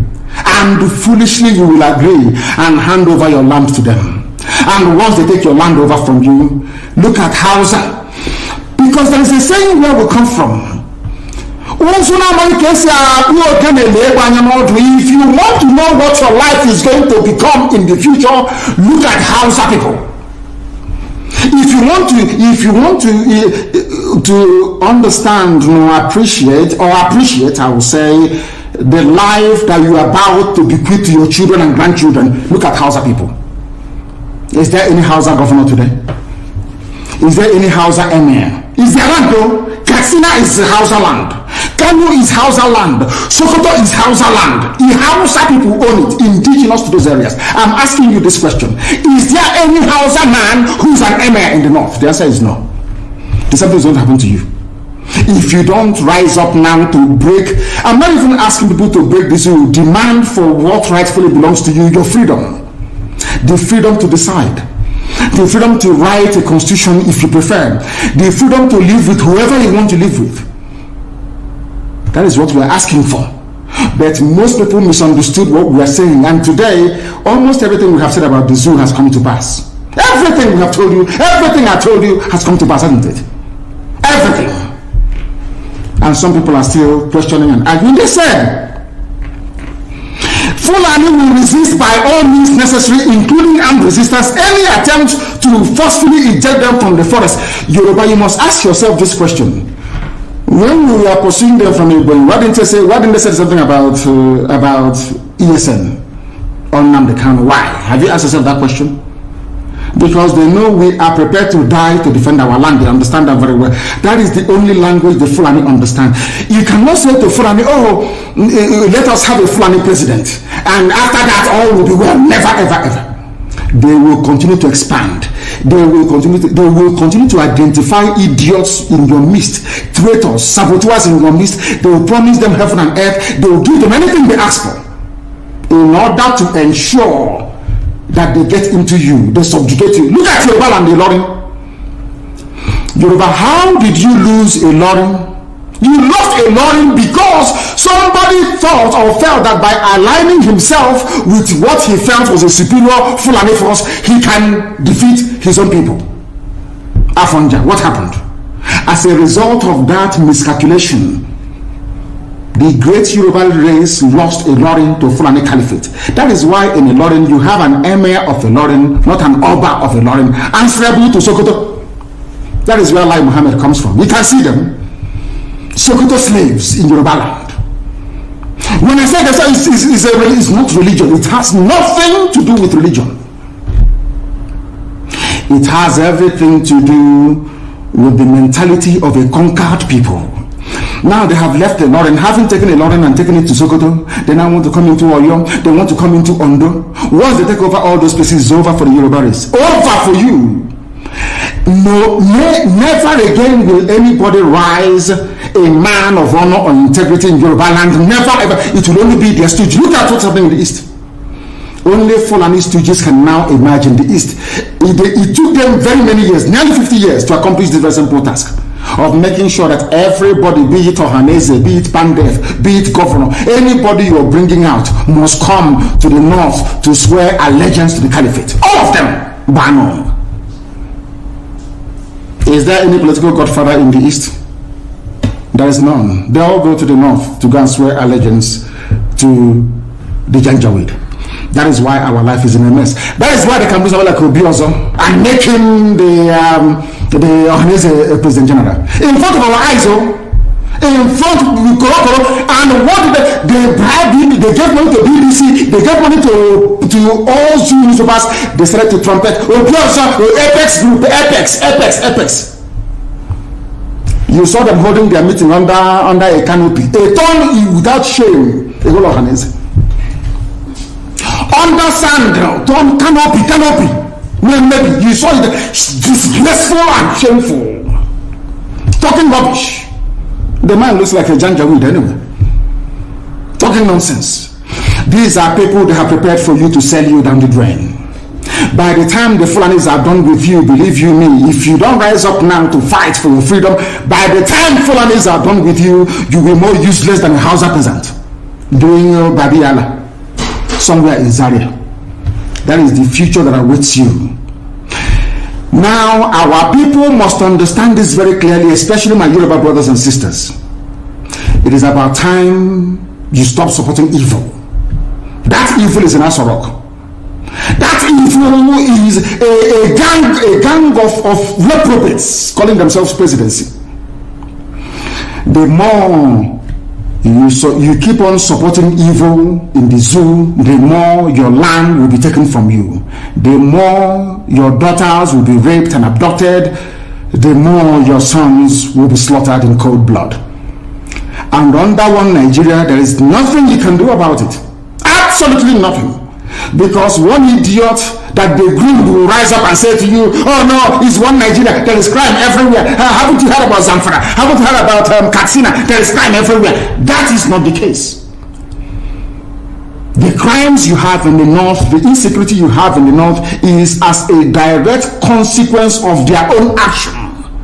They groomed them. Al-Qaeda in the Maghreb, ISIS in West Africa, Boko Haram, Fulani headsmen, bandits, all of them. Who brought them to Nigeria? It's Fulani. Fulani brought them into Nigeria. El Rufai brought them in. Bauchi State Governor brought them in. Are you people deaf and dumb and stupid? When you come out and you pretend, oh, we are one Nigeria, go and show me. Somebody was asking me, where is the boundary, where would the boundary of Biafra begin? And I asked the fool, where did the boundary of Nigeria begin? People from Niger come in and go as they like. Most of these idiots are from Niger. They are building a pipeline to Niger. They are building a rail line to Niger. They are building roads to Niger. Whereas where the money comes from, which is Biafra land, we don't have those infrastructure. No, we don't. But you're taking our money. You come to Izombe, you come to Aji, you come to Eboma, you come to Aguleri, you come to Ebony. You take our resources, sell it, get the money, and now you're building the way to Niger Republic, and you want me to be happy with you. Clap for you. Oh, Nigeria is doing well. One Nigeria. I think you're insane. You come to my land, you take our oil, you take our gas, you take our manpower, you take everything, our VAT, our tax that we pay. You are now building a road from Katsina to Niger, airport in Niger, refinery in Niger. You take oil, crude oil from my land, you take it to Niger, you refine it, you bring it back to me as a refined petroleum, or as PPS as you call it. And you're telling me that that country is viable. You're telling me that Nigeria should be supported. We are in one Nigeria. We are not going anywhere. And you're dying every day. Because those that they appointed to speak for you, they gave them money and positions. So that they will come out on the pages of newspapers to give the world the misleading impression that everything is okay, when things are not okay. Go through the statements of Ohaneze and see the contradictions in it. Nigeria is not working. We are marginalized. And then you come back and say Nigeria is one. We must stay in it together. Are you not foolish? These are the useless intellectuals that you have. On one hand, you say Nigeria is not working. You are marginalized. You are being discriminated against. You are suffering. They are killing you everywhere. And you come back to the same place and say Nigeria must be one. Had Nigerians gotten together to say they want to be part of this useless contraption, that's entirely their business. I'm a Democrat, I've subscribed to it. But have you asked yourself this question? Why is it that all those asking you to remain in one Nigeria has something to gain from Nigeria, or they have benefited in the past? Nothing more, nothing less. I saw the letter that Atiku Abubakar wrote to President Biden. In it, Atiku Abubakar said to come and help us fight terrorism, in order to ensure that there will be no regional destabilization. That is their game plan at the U.S. State Department for very many years, until we stepped in. They keep trotting out these lies. Once Nigeria breaks up, there will be destabilization in the entire region. I said it because you don't understand African history. Most of these people are not educated. When I say they say I'm insulting them, no, I'm not insulting you. Most of you are not educated. In Africa, we are tribal creatures in Africa. In Africa, we are tribal creatures in Africa. We always go back to our village where we were born, where our umbilical cord, where it was buried. That's where we come from. That is why every Christmas, Easter, New Year festival, August meeting, you see us migrating back to where we come from. And I keep saying these things to Africans, they don't understand it. They don't understand it. Everywhere in Africa during Christmas, if you like, be in South Africa, if you like, let it be in Kenya, you let it be in Rwanda, everybody from the capital goes to the village. If you go to Accra, the same thing happens. This past Christmas, if you like, go to Cotonou, go to Yaoundé in Cameroon. Everybody living in the capital cities of Africa, they go back to their villages. They go back to their tribes where they come from. Do they do that in the Western world? During Christmas, these people migrating from, I come from Florida, I'm going to Florida. No, you don't. Because people come from where they are born. We come from where our ancestors were born. That is the difference between black people in Africa and those from Europe and other parts of the world. We come from, so if you ask somebody, where do you come from? He or she will mention their village. That is what makes us Africans. It's very, very unique. If you destroy that, you're finished as a people. In Africa, we are tribal. First and foremost, we belong to our tribe where we come from. That is why our people need to appreciate this. Very, very critical. That Africa is restructured to recognize where people come from. All these artificial creations by Europeans, Nigeria, this and that, all that rubbish. That is why you can never ever make any progress for the next 6 billion years. You can never ever make any progress in the zoo. Why is it, if we are not tribal, why would the whole presidency come out, Fulani presidency come out and say we are defending Fulani headsmen? A presidency of the whole of Nigeria, so to speak. It is because by instinct we are tribal beings in Africa. That is why Nigeria is unsustainable. That is why the man from Ishekiri has to vote to say, this is where I want to belong to. That is why referendum is the only way forward.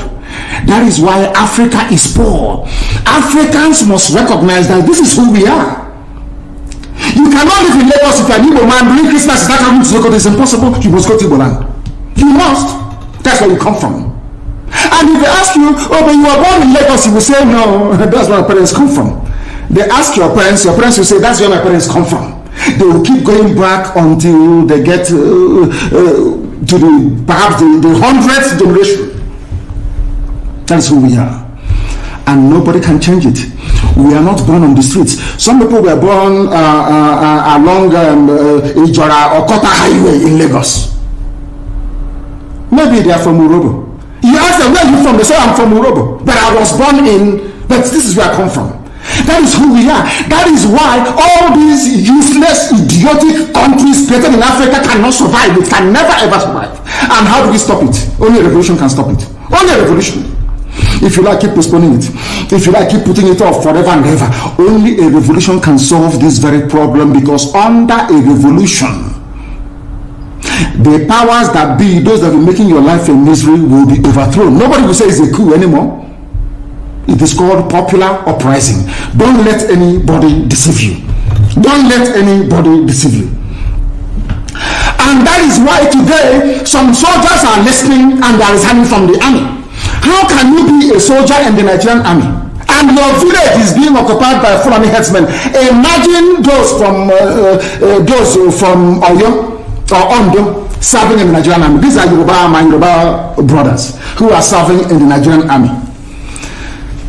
You are from Yoruba, you are serving in the Nigerian army, doing one Nigeria. But your village is being occupied by a Fulani. The same people you are serving, or you claim you are serving, your village is under occupation by them.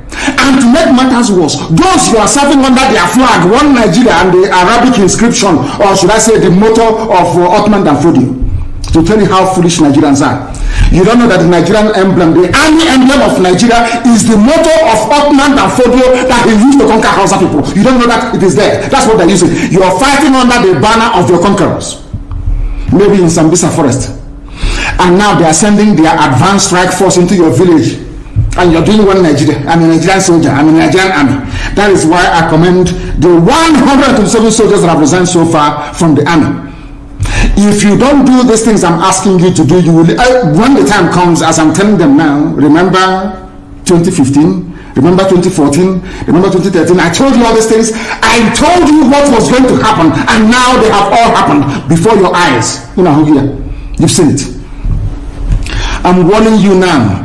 If you're serving in the Nigerian army, and you think you're loyal to Buratai, you think I'm serving my Nigeria is not a fatherland or motherland to anybody.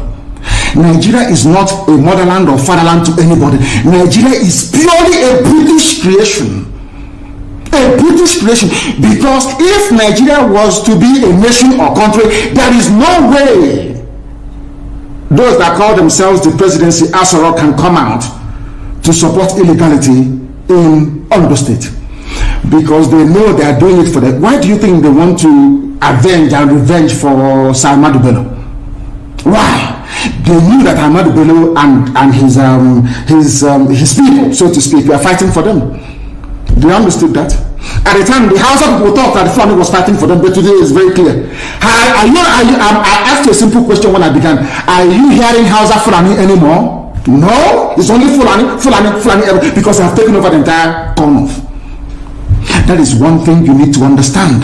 People must begin to appreciate this. If you are in the Nigerian army and you're serving the Nigerian army, you are only paving the way for the conquest of your village, the rape of your daughters, and the abduction of your mothers. I'm telling you this. You are in the Nigerian army, yes. But what the Fulanis have got in store for you is to overwhelm and to conquer you. I feel sorry for those of you who are so foolish that they cannot reason very well. There are people who are what I call, I won't use too much grammar because a lot of people are watching, mothers are watching, grandmothers are watching in the villages. People who out of cowardice and self-hate think that Nigeria somehow can be won. But all of you know that Nigeria is an Islamic country. I'm sure you're aware of that. All of you also understand the intentions of the Fulani. Oh, if you want the presidency, you have to work for it. You must work for it. How is you working for it? You must condemn anybody who comes out to speak against our people in your forest. That's what they are doing. Some of you don't understand it, but we do. Some of you do not understand what is happening, but we do. And that is why we are here to tell you. The real terrorists in Asarok, they have dropped them. And now presidency is telling you, you cannot touch them. But these are people killing people in Yoruba forest. No, you cannot touch them. A whole presidency to tell you that every Fulani man is in on this. Their foot soldiers are Mieti Allah. Have you all forgotten that they gave Mieti Allah 100 billion? Have you all forgotten? You're a typical Nigerian nigger. Have you all forgotten? So you've forgotten that this so-called presidency, Garba gave Mieti Allah 100 billion to come down to the south to give peanuts to useless monarchs and traditional rulers so that our forests can be taken. Have you all forgotten? Oh, you have. Of course, you're in the zoo. You've forgotten. Did they give 100 billion to any other organization? Did Asorok give 100 billion to any other group? Why would a government give 100 billion to a bunch of terrorists and openly claim that they are stakeholders in the government? That is why government can come out openly without shame to support terrorists in Yoruba forest. Let them come to our land and they will see. I know the game they are playing. There was this stupid video that is in circulation. You know that they can't attack ESN. They can't. They have no moral ground. But I'm sure they gave money to some idiots and gave them guns to say they are Biafran army. I don't know if they're up to 6 or 7 of them, which is a lie. It's the DSS creation. So they can have justification to say to Biden or the US ambassador, can you see they now have Biafran army? We can now move in to attack them. Anybody, if you are involved in that video, check out what welcome. You want to give Fulani Janja with the reason to invade our land. That's what you're doing. But we shall get to that later. Anybody involved in the circulation of that video is a gunner. I'm telling you the truth. And those that made it. That's how people behave because they don't understand the game plan of the Fulani. People are very foolish. Fulani will come to you and want to use you and you succumb because you have greed, envy and jealousy inside you. Which one again is Biafran army? I'm asking you. From where? How many people? The day I will bring out the Biafran army, we number over 200,000 standing. Reserve is over 1 million. Some bunch of idiots somewhere because you are serving your Fulani Janja with masters. We will get hold of all of you. Check out Uno Uncle. We know they're bad eggs when we see them. We warned people against voting for Buhari in 2015 when he was still alive. The same Buhari died in 2017. People, all of you know that Buhari is dead. Today he's young, tomorrow he's old. You see his hand is fresh today, tomorrow. Nobody knows who is who anymore. All of you are there, but because it's the turn of your village. Your brother is a senator. Your sister is a House of Reps member. You don't want to lose that money that is coming in every day. You come out on social media and you're talking rubbish all the time because you're a black person. You don't understand. There is something called economies of scale. Some of you cannot reason very well. You claim you went to school. Sometimes I wonder the type of lecturers you have in the useless schools that you went to. I wonder, honestly speaking. Because you and your family, you are benefiting. Somehow you think that life is okay for you because of the level, or should I say the poverty of ideas inside you. Any day your relative goes into the farm, the Fulanis will kill them. All you can do is to lament, say things are bad though, and you go and you sleep and nothing gets done about it. It was I am very, very grateful to Almighty Elohim that the courage today that you have in Yoruba land because of ESN, the courage of Amoteku to say no to Fulani is because of ESN, because of Eastern Security Network. That is why they found the courage to say no to Fulani. We thought they loved it. After all these years, without the should I say all these months, without the coming of ESN, as Amoteku said, we are going to flush out Fulani headsmen from our bushes. Never. It's because they saw us, they have seen us doing it. They said, oh, we might as well do the same thing as well. In order to it's called the pincer movement, to cut us off. They got some people, I don't know whether maybe in Olu or whatever, got them together, gave them, say, we are Biafran army, a few idiots. They are shooting guns, we are Biafran army. Inside somewhere. Did we tell you that we have formed the Biafran army? We said when we form it, the world will know that we have come. I don't hide anything. If you claim you are behind any useless group calling themselves Biafran army, show your face before showing my face on video. I claim ownership of not ownership, of course. I can claim responsibility for ESN. Can you claim the same thing for Biafran army? If you claim you're a human being, that is all the handiwork of DSS. Mad people have very idiots everywhere. Africans are lack of discipline. You don't have discipline. You don't have discipline. That was why the white man came and conquered you, because you lack discipline. After the white man must have finished with you, Fulani came from Senegambia, because you have no brain. Lack of discipline. Every idiot thinks they can lead. They don't know what leadership entails. Every monkey thinks, oh, maybe if we have it. Nobody is funding IPOB ESN. It's only IPOB that's funding it worldwide. If you think you can bring 2 or 3 people together with a few rifles, and because of that you can start calling for funds, you are wasting your time. You don't know our people. They won't give you a dime. Fulani is making use of your brain. You cannot say it. They come to you, oh, why don't you fight Yoruba? Oh, Yoruba is against Igbo. Igbo is against Yoruba. Fight each other. The same thing they did in the constitution of Biafra land. They told Ogoniman, you're not Igbo. He said, okay, I'm not. Ijab, you're not Igbo. No, I'm not. You're not Igbo. Some of them, of course, most of them are Igbo, they agree. No, I'm not. And I want to ask Ogon people something today. Some of you don't understand the meaning of what is called divide and rule. You know, you read it, oh, divide and rule, they divided us. You don't want to put your brain behind it to understand what it means. You have no idea. When they ganged up with Sarawiwa to say Igbo man is our problem, today all that oil spill in your land, have they cleaned it up? I'm asking a question. Have they cleaned the oil in your land? Igbo man is your problem, yes? Have they cleaned the oil spill in your land? You are begging them to clean the mess that they made. How many of you own oil wells from Ogoni land? Igbo man is your problem. They want to conquer, they want to use Biafra to deceive us, to take our land, to dominate us. All of you crying about Niger Delta marginalization, all these years that you have nothing to do with an Igbo man. Have you survived? Have you survived? I'm asking you. Have you survived? Now let me tell them something today they don't know. The free world, they have a defense, should I say, organization called NATO. Who are the leaders of NATO? The North Atlantic Treaty Organization that every civilized nation belongs to. Who are the leaders of NATO? It is the United States of America. Somebody must lead. It cannot be everybody. One person or a group of, they must lead because they have what it takes.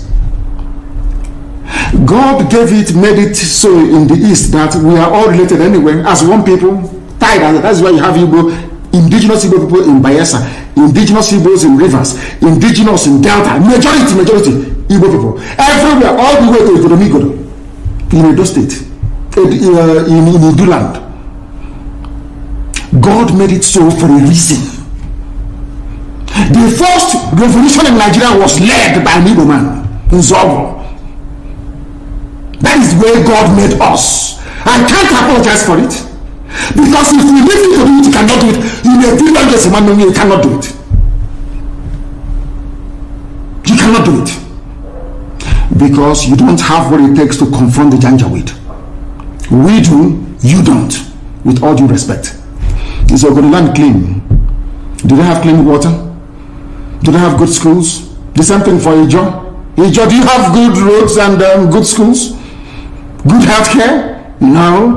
They will put somebody in office for 4 years or 8 years. He will build one community center and say the dividends of democracy. And so whereas he's planning to relocate his children to Australia. Every day you wake up to the same rubbish. Every day you wake up to the same garbage, day after day after day after day. And what is your response? The same thing over and over and over again. You go back now and say, oh, hey, I'm from Ishekiri. We are not part of what they're doing. And you accept. And look at your life and how miserable it is. You lament, but you don't have what it takes to make the much needed change. They said that all the government of Ondo State and others must draw a boundary. Who are the bandits and who are the law abiding? How can we know? That's not going to my phone about my phone now. When you man phone all the lizards, all the lizard, their stomach is almost on the floor. So we don't know which one has belly ache. How do we know? How can you differentiate between a good headsman and a violent terrorist? How can you know? How can you know? I'm asking you. Mietiana is there, remote controlling all your lives. Look at how they installed, after installing Hope, they installed the idiot Hope, George Obiozo. George Obiozo was the man that took Hope to the north to go and introduce him as a politician. The same Uzadema that George Obiozo, he's an intellectual, as they, the fools. Once they give you a degree, they say you're an intellectual. George Obiozo, before he took Hope Uzadema to the north, did you know that Hope Uzadema was doing 419 in Lagos? He was a fraudster doing Yahoo in Lagos. Who doesn't know in Imo State that Hope Uzadema was a fraudster in Lagos? These are the type of leaders that they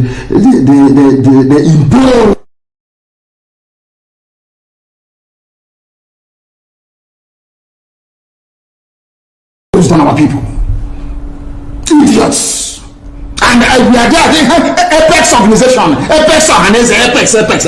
These are errand boys for the caliphate.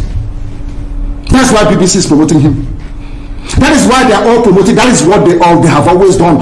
Black people are like that. As I told you before, when the British came to stop the eastern advance of the French colonial forces in Benin Republic, in Badagry, basically in Badagry, you know what Britain did? They didn't go to England to go and bring soldiers. They went to Ghana. They recruited the Ghanaians, black niggers from Ghana, to come and help them to conquer their fellow niggers in Nigeria. They didn't have to travel very far. That is why I keep saying that the brain of a black man is his greatest impediment. It's inside this brain. Everything a black man is suffering from is here. Inability to reason. Inability to reason. It is the truth that I must tell you. Some may not like it, but of course I will tell you. You cannot, the presidency is telling you cannot unilaterally push out headsmen. What are they doing in the bushes, in the forest? And they said it's to feed their cattle. Before the white man came, where were you feeding your cattle? Where? What was your cattle eating then? They said it's climate change. Of course, it's a lie.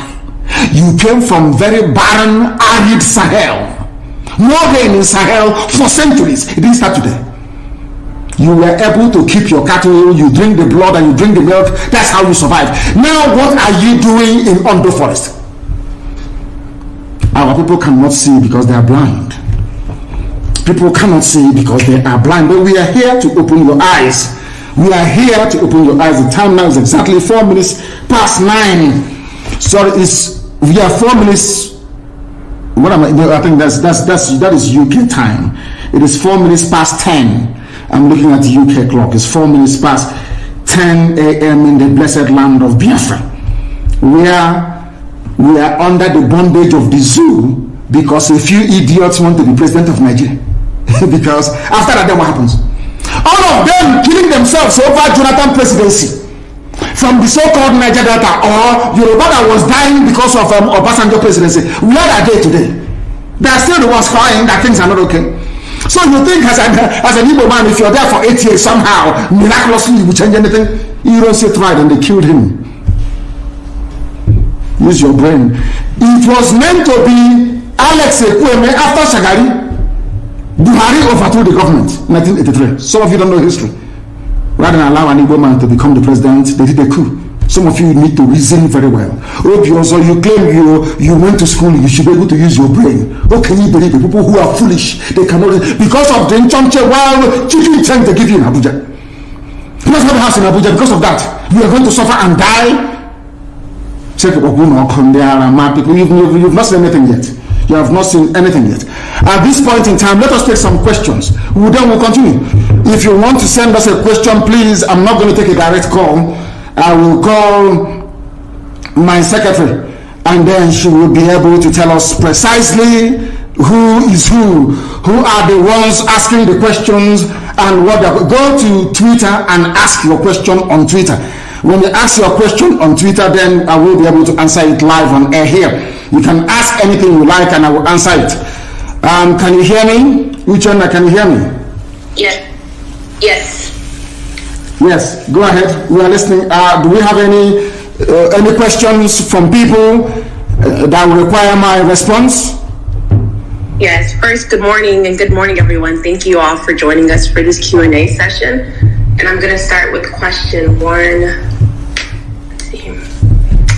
Okay. So question one is, good morning, sir. It appears that Oduwa is getting pretty hot at the moment and onward. Your English is too American for us. You know, we are from the village. This English is too American. Please break it down. Raise your voice for me, please. Raise your voice and break it down for us, if you can, please. Because this grammar is too Americanized. This Akata is somehow for us that grew up in the village. Please go ahead. Sorry. Okay. It appears that Oduduwa is getting pretty hot at the moment and onward. Is IPOB ready to offer moral and logical support to them? Yes, and we have been doing so. We have been doing so, and we shall continue to do so. We want them, I want the Oduduwa to come out of their shell, to recognize that Nigeria is a mess, a recognition that Nigeria is a hopeless case, and come to fight for it. Not all the time the Fulani will give them something, as they promised Chief Obafemi Awolowo will make you the president after this and all that, and they buy into it. It will never ever happen. What we are saying to them is that they must come out and support what we are doing, and that thing is a referendum. Everybody must demand a referendum. That gives you a say in how you are governed, in how your children are going to be governed in time to come. And the only thing that can bring that about is the revolution. We start with the revolution, they will now, of course, they'll be forced to capitulate. And then after that, we'll have a referendum. There must be a referendum. So we are willing and prepared to offer them every support that they may want, of course. Anytime, any day. Next question, please.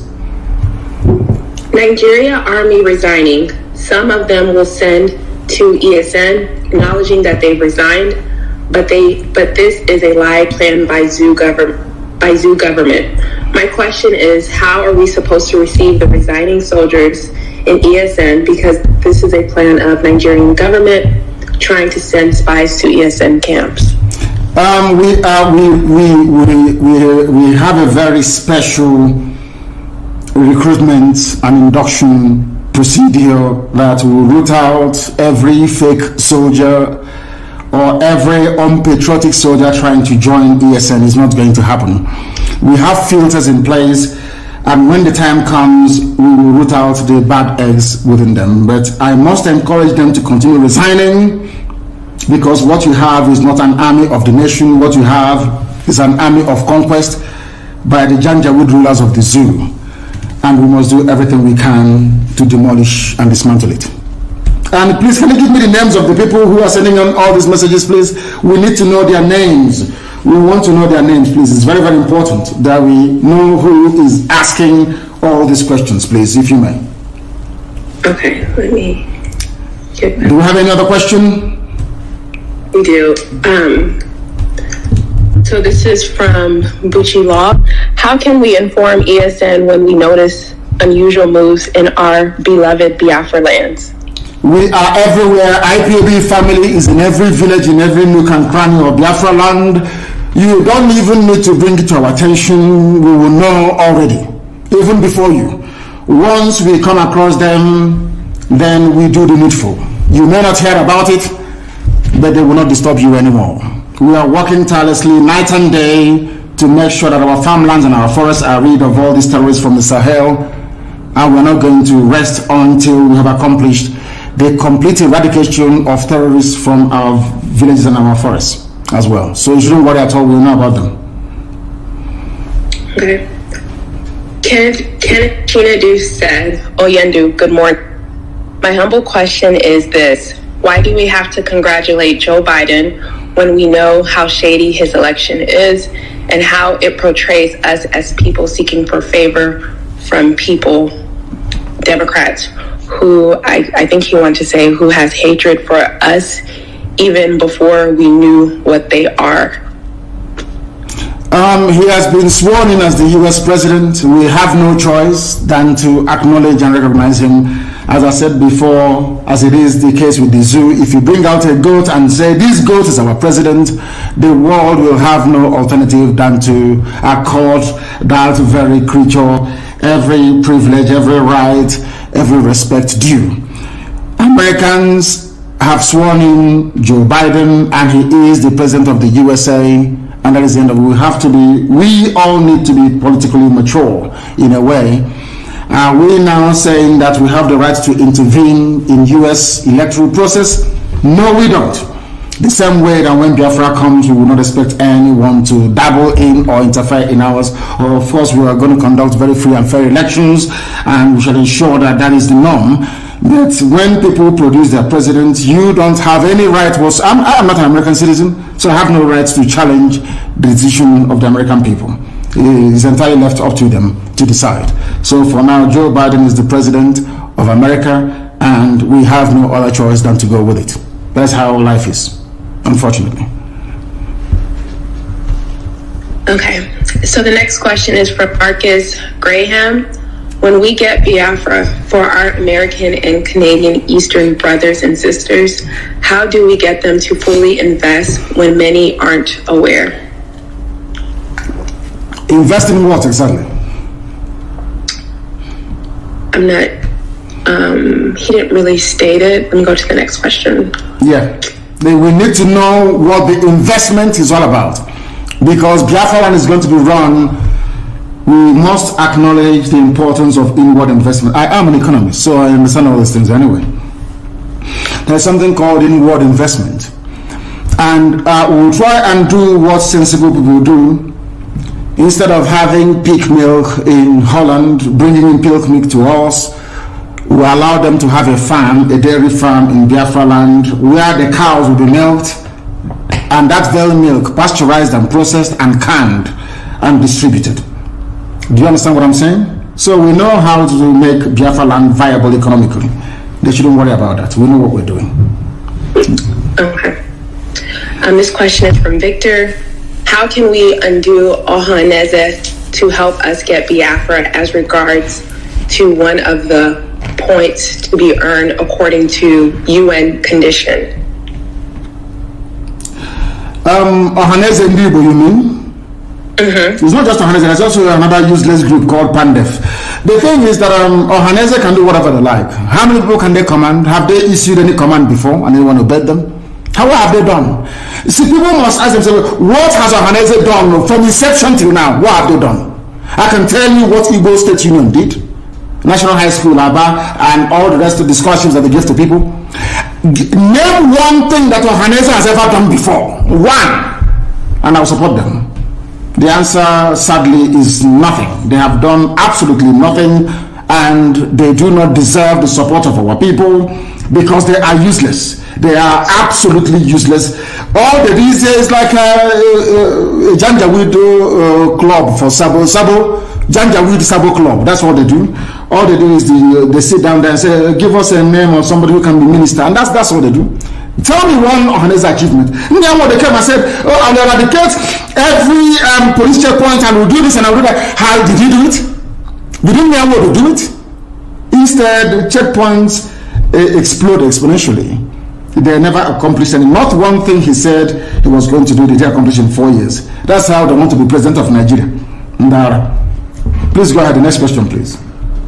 Biafra Technology said, sir, why can't we just declare Biafra independent and start living on our own. If they bring war to us for that, then we fight it. And again, take the war to them, because how I'm seeing things in Nigeria is not ready to let Biafra go. We better take it now by fight. Is the reason why you must do things in a particular way is because we are Republicans by nature. There are some things you will do and people will say, who did you consult, who did you tell? There is a saying where we come from, which means no matter how small this animal is, it deserves a place at where decisions are being taken. No matter how small or how big we are, everybody, regardless of how idiotic the person's opinion may be, they are entitled to be heard. We are the original Democrats before any other race in the world. We are original Republicans, so we must be seen to carry the majority along, and that's exactly what we are doing. When the time comes, Biafra will quite rightly be declared and our territories will be defended. That's what we are going to do at the right time. The consultation is ongoing. Everything humanly possible is being done to ensure that we do what is right. But right now, at this very precise minute, the time hasn't come, and we just can't declare Biafra now. The time is not right. King Don, my question is, why the so-called Sabos fail to understand that IPOB is fighting to free our people from the slavery we are into? Thank you. Because we are all black people, and black people do not reason very well. I've said that before. And I have also alluded to the example of white people using black people to conquer black people. That is the way we are. So there will always be saboteurs, but this year is the year of the great hunt, and we are hunting for them, and some of them are beginning to feel the heat as well. I'll give you another example. Look at today, for instance. We woke up this morning to a very shambolic, useless video being circulated of very horribly dressed human beings claiming they are Biafran army. Just somewhere saying they are Biafran army. That is how black people reason, because there's something wrong with us. But thankfully for IPOB, we are now able to get a majority of our people together, reasoning, should I say, properly, and pursuing one very unique outcome, which is our freedom. So there will always be saboteurs, but we are all going to defeat all of them, one after the other. Okay. Oyikachi said, why are some influential Igbo leaders and business people not supporting IPOB? Some are even campaigning for Igbo presidency. And what is IPOB doing about that? People are free to do whatever they like, because they are not coming out openly to support Biafra because of their business interest, because they are selfish, because they do not understand what patriotism is, because also they were groomed by Fulani Janjaweed to do exactly what they are doing. That's the reason why they are the way they are. Our people, let me tell you something, everybody who was a multi-millionaire after the war was a saboteur during the war. That's what they do. Everybody who was a multi-millionaire immediately after the war was a saboteur during the war. It has benefited most of our people over the years, and they are continuing in that very vein, which is very, very sad indeed. Very, very sad indeed. That is why we need a revolution. And in a revolution, you cleanse all these idiots. Of course, I'm not going to say what will happen to them. There will be no more. That I can assure you. Okay. Indubisi said, without reviewing plans, is there ongoing lobbying on Joe Biden administration on Biafra freedom? If so, is it already in motion? And second, the governor set up another security outfit. How do we intend to counter them? First of all, the governors cannot and have never set up any counter security outfit in the East. That's number one. They cannot do it. They don't have the manpower. Because my message to our people is very simple: do not join them. As simple as that. Again, I'm not at liberty to divulge precisely what we are doing in respect of our ongoing consultation on Capitol Hill. That will continue. Some of you may know that we have retained the services of a very top consultancy firm on Capitol Hill, and that work is ongoing. I am not at liberty to divulge more than that. But what I can say to you is that after very many years of trying, the U.S. State Department have now come to realize that the Fulani intention in Nigeria is to overwhelm and conquer everybody. It is not about pastoralists and farmers having a clash. No, the Fulanis came to conquer, to pillage, to occupy, and to decimate, and we are not going to allow them to do that. And I'm very, very glad that the U.S. State Department, after many years of lobbying and at a very huge expense, have come now round to adopt our position on that very matter. And if stay where you are and compass, if you have any questions to ask, please make sure that you send it via Twitter. Send it via Twitter. I think it is on my wall, if I'm not mistaken, or you go to my Twitter page or handle or whatever they call it, and give us your question, and I will ask you later on to try and read out some of those questions, the very pertinent ones. But today we are live, we are direct, we're letting the whole world understand this, and Nigerians in particular. The Nigerian youth that did us so, you made us proud when you came out for End SARS protests, but you're going to come out one more time. The Nigerian youths, prepare yourselves. You are going to come out again to try and defend your right to exist in the land of your ancestors. People talk about tanker explosion. I want to ask you this question. You know, a lot of people don't understand what the Janjaweed, the Fulanis have in store for us. Every time we hear about a tanker explosion somewhere, why don't these tankers explode in the north? Why are they not exploding in the north? I ask, why is it that all this gas explosion, these cylinders exploding and killing people doesn't happen in the north? That is to tell you that they know what they're doing. Is part of the coordinated attack to deplete the populations of the south, to make us become very fearful, and to make us easy prey for the taking by Janjaweed terrorists from the Sahel. Even those who supported the coming of this Janjaweed government, this terror organization. Now it is clear to my Yoruba friends that what you have in Asorok is a terrorist organization masquerading as president, because there's no Buhari. Everyone knows that very well, there's no Buhari. What you have is a terror organization masquerading as presidency, now coming out to defend what is in effect indefensible. And it is very, very sad that we have the likes of Wike in River State. Pensioners are being owed money. Pensioners are being owed. There are no pensions, no money to pay pensioners. But he found 500 million to send to Sokoto. I told you about him and Tambuwal. He wants to run under PDP as vice president to Tambuwal. That was why he came and he emptied Obibo, sent people to jail in the north, and some of them were killed. And he is a so-called political leader. That is what we are facing. That is what we are being forced to endure, and that must come to an end. Some of you don't know what we're encountering on a daily basis. It costs us a lot of money to bring out our people once they are arrested or detained illegally. We are fighting, and we are spending a whole, load of money, to be honest with you, to try and get them out. And the judges in the East are not helping. Igbo judges are not helping. None of them are helping, because like for instance in Imo State, judges are not being paid. So when they arrest IPOB family members, a judge expects to get his pay from there, which is very, very sad indeed.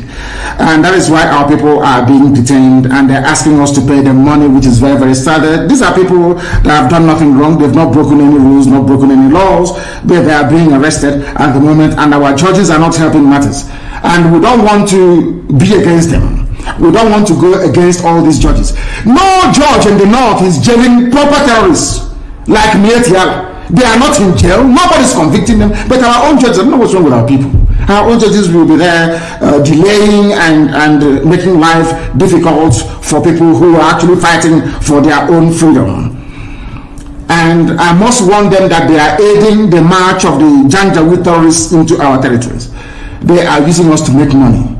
Our people must understand this. They are using us to make money. They are not paying the judges. Most of them have not been paid for about 6-7 months. So when you arrest an IPOB family member, that becomes a way for you and the police to make some money. And we are saying that that is blatantly wrong, and we can no longer accept nor support it. The reason why the march towards freedom has been released because most of you think that the governors must be involved. The stupid Janjaweed groups like Ohanese must be involved. That's the mistake you're making. We outnumber them. The same way we outnumber Nigerian army by almost 100,000 to 1. If we want to make a change in our lives, we can make that very change. If we want, we can change it. If there is uprising in the east, in the west, in the middle belt, do you think that Nigerian army and police can have the numbers to quell it? Of course not. So that is why they will use the newspapers to tell you it's about ethnicity, it's about religion, to get into your mind. Once we come out, there's going to be a revolution. Once we come out again, everybody must hold their territory. Nigeria hasn't got the army to go around. Never. They don't have it. Their army is about 150,000 men. Peanuts compared to what they are going to confront. We must rise up and say that enough is enough. But there must be no criminality. Once you allow criminality to come in, then you have failed woefully. You have failed woefully. And let me also warn once again, there is no Biafran army. DSS can go and create whatever group they like. Give them guns and all of that rubbish in order to justify an attack against ESN. But we are letting the whole world know that we have not floated any Biafran army. There is none. Anything you see is the handiwork of DSS. If anybody has the courage to float an army, then they should come out as I did with ESN to say so. I claim responsibility for the formation of ESN. Anybody that created or that claims that he or she created Biafran army must come out and also do so, because I know it's DSS. They can never ever do it. They can never ever do it. I don't know where they shot the clip. I have no idea where they shot it. I have no idea. But I can assure you that we are looking for them and we are going to find them, because they want to provide a legitimate cover or excuse for the Janjaweed army to invade the territories of Biafra. That's not going to happen. That's not going to happen. And on that note, we have come to the end of our broadcast this very day. And I do not know if we have any more questions to take. If people have actually decided to send in more questions, if they have done so, I want very difficult questions, please. I want difficult questions, please. But as I say so, please be minded. Note that there is nothing called Biafran Army. All we have is Eastern Security Network. We don't operate in the streets of our major towns. We are in the bushes, hunting terrorists. And they're feeling the heat, I can assure you. That's the only thing I want my Yoruba brethren to do. Do something that we're doing in the East, and we're all going to be free. And as we're doing it, our march towards freedom is going to come via a revolution. Spontaneous, across the board, middle belt, the entire South. Everybody is going to rise up to say enough is enough. If you don't do it, you will live in perpetual bondage. Uchenna, can you hear me? I can. Yeah, do we have any more questions? Yes, we do. Yeah, please go ahead. Okay. Jessica, Jesse stated, "Good morning, sir. My question this morning is, since you said that you won't be the president or prime minister of Biafra when it comes, yes, is there any plans to get a Biafra government, or are you going to be the interim president until we get an elected government?" No, I will not be. The Biafran people will choose who will lead them. They will decide. It's not for me to impose anybody on them. Biafran people will decide who is going to lead them, because we are Democrats, we are Republicans, and we believe in what the entire public says, not a few individuals. Very, very important to understand that. Thank you very, very much. And on that very note, we have come to the end of this very broadcast this very day. In the coming weeks and days, there may be need or reason for us to come back on air to keep you updated. But for now, please bear this in mind. Anybody telling you about Biafran Army is working for the zoo, is working for DSS. Anybody telling you there is need for an army to march at this point in time, They are looking for an excuse to try to make our life difficult. They want the Janjaweed army in the bushes to remain, the terrorists in the bushes to remain, and we're not going to tolerate it. Thank you very much, all of you, for watching and for listening right across our platforms. From me, from here, it is still good morning. Good evening, wonderful people, great Biafrans, lovers of freedom, those who are hoping to be released from their various cages that Lugard built and trapped us in the damnable zoological republic. All well-meaning men and women all over the world, those that possess what I will refer to as a conscionable disposition, I welcome each and every one of you to this very broadcast, this very day, the 25th day of February, in the year of our Most High Elohim, 2021, with the time now standing at 4 minutes past 7 p.m. in the blessed land of Biafra. I say good morning, good afternoon, good evening, and good night to some of you. This is a live presentation going out to the entirety of humanity. If you check your time at this very moment, you will not fail but observe that your clock, your timepiece, your wristwatch is at exactly 5 minutes past the top of the hour. That is how you know that we are live and we are direct. And as always, this very broadcast is going out to you on multiple platforms. We are on multiple platforms. I'm even surprised that Facebook is allowing us to stream on my official Facebook page, the fan page that is, which is Mazen Namdekano official. If you go there, you will be able to listen to us. We are also, of course, on IPOB Community Radio. If you have not downloaded this very important app, I do recommend and suggest that you do so as quickly as possible. We are also on Radio Biafra app and on every other platform, including satellite. If you have a strong decoder, you should be able to get us on satellite uninterrupted, of course. We are also simulcasting this very broadcast this very day on University of Radio Biafra on Facebook. We are also on my Twitter handle at Mazen Namdekano. We are on Twitter. So if you are a follower on Twitter, if you are one of those avid, attentive, and dedicated people, warriors, I should say, who are following us on Twitter, if you go there, you will be able to listen to this very broadcast. And as I'm asking you to come and join us this very evening, those of you who are listening, endeavor to make sure that everybody around you partakes in this very offering as well, because what we are doing, directly or indirectly, is offering praise and adoration to the Most High, because we are about to usher in His kingdom upon the face of this very earth, in fulfillment of what Yeshua said and preached when He was on this very earth. Therefore, I will ask you to share this as extensively and as widely as possible. I will encourage you, those of you who do not have access to pen and paper, because that is compulsory here, to please endeavor to listen very, very attentively to what we have to say this very evening. My name is Namdekano.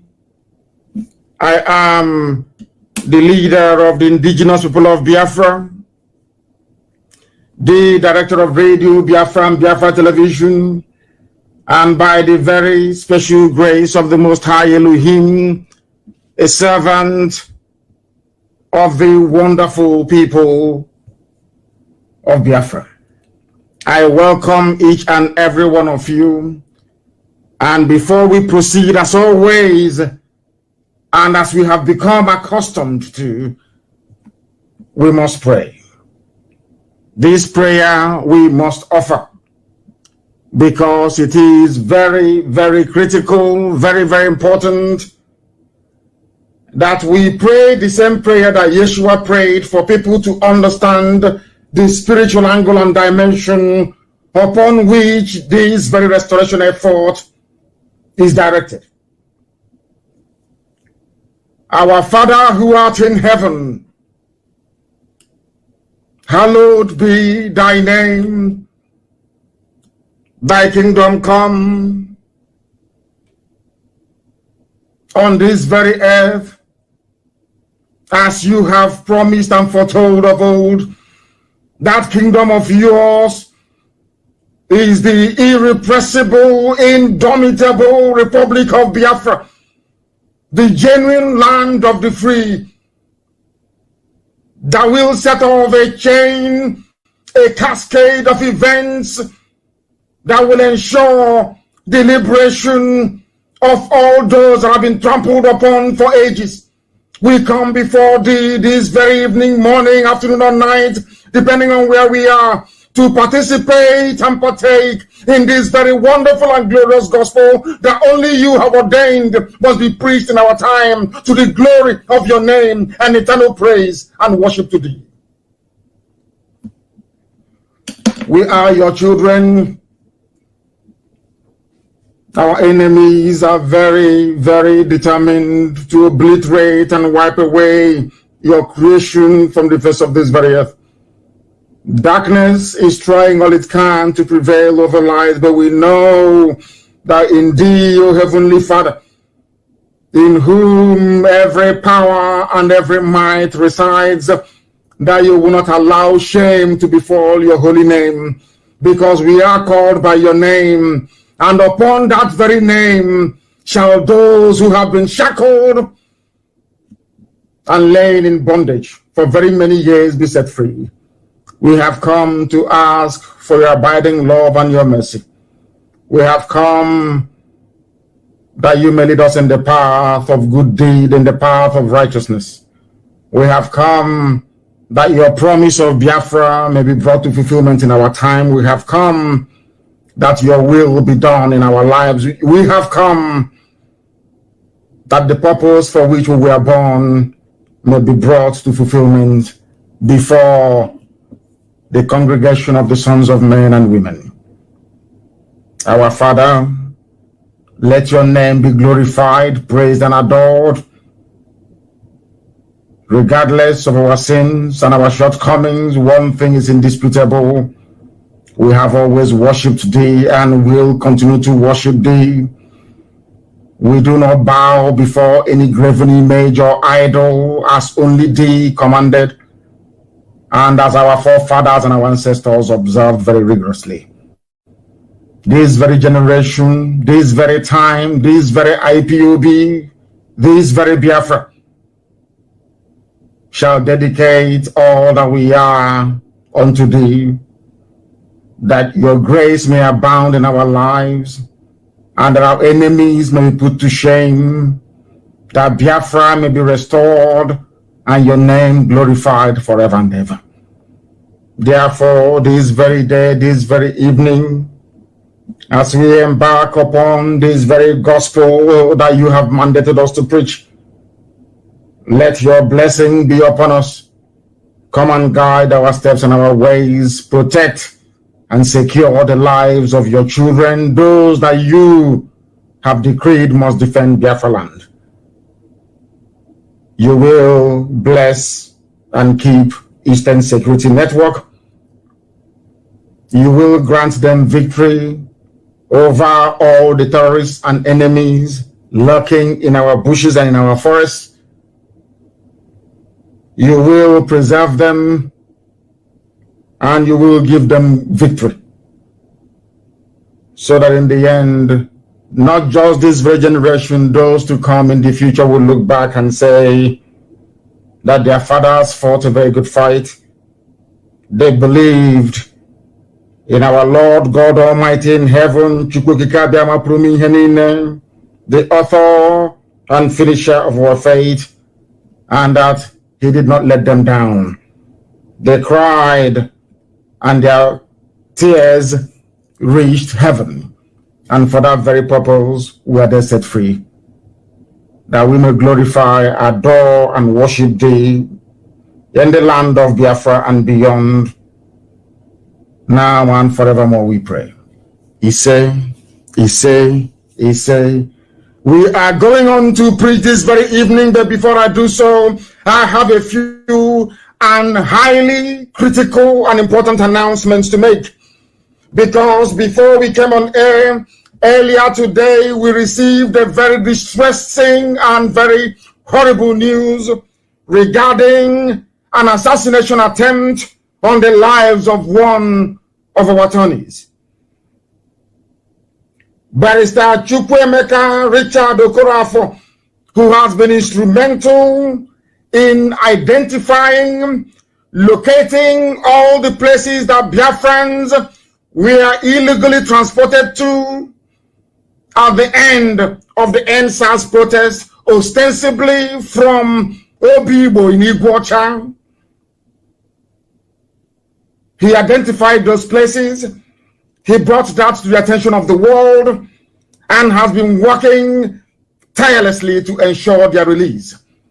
As some of you may recall, he is the barrister that was instrumental in securing the release of some of our women that were being repeatedly raped by uncircumcised and diseased terrorists in uniform in the northern part of the miserable, damnable Zoological Republic. This very person, this very man, a very noble man, I must say, very brave and unwavering. Today, earlier today, February the 25th, somewhere around Suleja, the Nigerian army, the Zoo army, sponsored by the likes of Nyesom Wike of River State, tried to kill Barrister Chukwuemeka Richard Okorafor. No attempt has been made on his life before.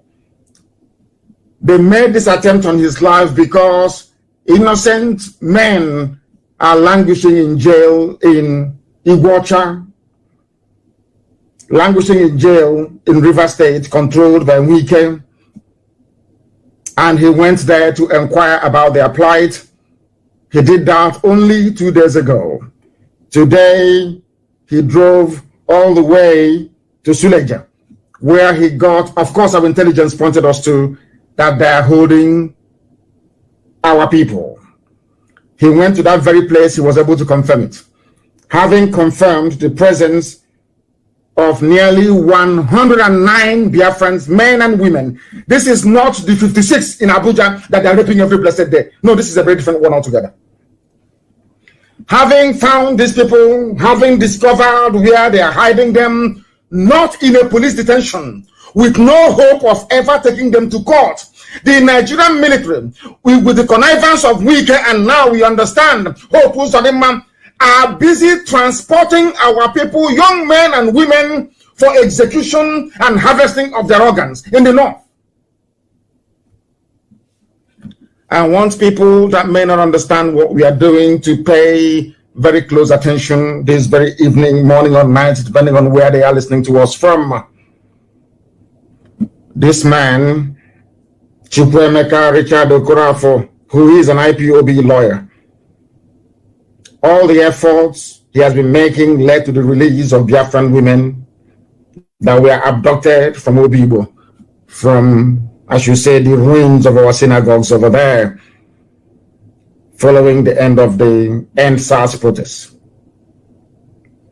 This very evening, as always, of course, I've issued a statement before now, but I must state it again for the purposes of clarity, that we are placing humanity, the world, on notice because they pretend they don't hear. We are also informing the news media in Nigeria and all around the world, those who are keen or interested to understand what is happening, that there is a war going on in Biafra land. It is subterranean, so to speak, very subliminal. If you're not observant, you will not know. This war involves the kidnap abduction of young Biafran men and women, and their illicit rendering. They transport them to military, to Fulani, Alamajiri, Janjaweed run military camps in the north, with the connivance, active connivance of Wike and now Hope Uzodinma. That is why this evening I am asking the Nigerian police and the Nigerian army to stop every patrol in Biafra land, because they use their patrol vehicles to arrest people, or should I say to abduct and to kidnap people, and then they send them to the north. If we don't discover their presence in these detention facilities in the north on time, they kill them, they harvest their organs, and they send them to India. That is what they have been doing. Those that we have managed to release so far, over 210 of people released so far, have cost us a fortune. But we would rather spend money on saving our people than to allow them to die in the hands of these vandals and vagabonds from the Sahel. This very day, this very barrister was traveling, coming out of this detention facility. They trailed him, and along the road, they tried to assassinate him. And I want the pictures of his bullet-ridden car to be circulated far and wide on every social media platforms. For those who may not know, everybody within, even the mainstream media in the zoo, should avail themselves of that very picture. It is extremely important that they do so. They come into our land, they abduct our men, they abduct our women, they take them to the north, they rape them, the women, repeatedly. As some of you may have seen, the only underwear they had on since they were arrested is all that they have. They have no soap to wash their underwear. Every night, a Fulani guard, a Fulani soldier, they would take turns to be taking our women and gang raping them. This is happening right now as I'm talking to you. There is no Ohaneze anywhere. There is no political leadership anywhere to speak against these crimes against humanity. The United States ambassador is in Nigeria. Amnesty is somewhere in Abuja.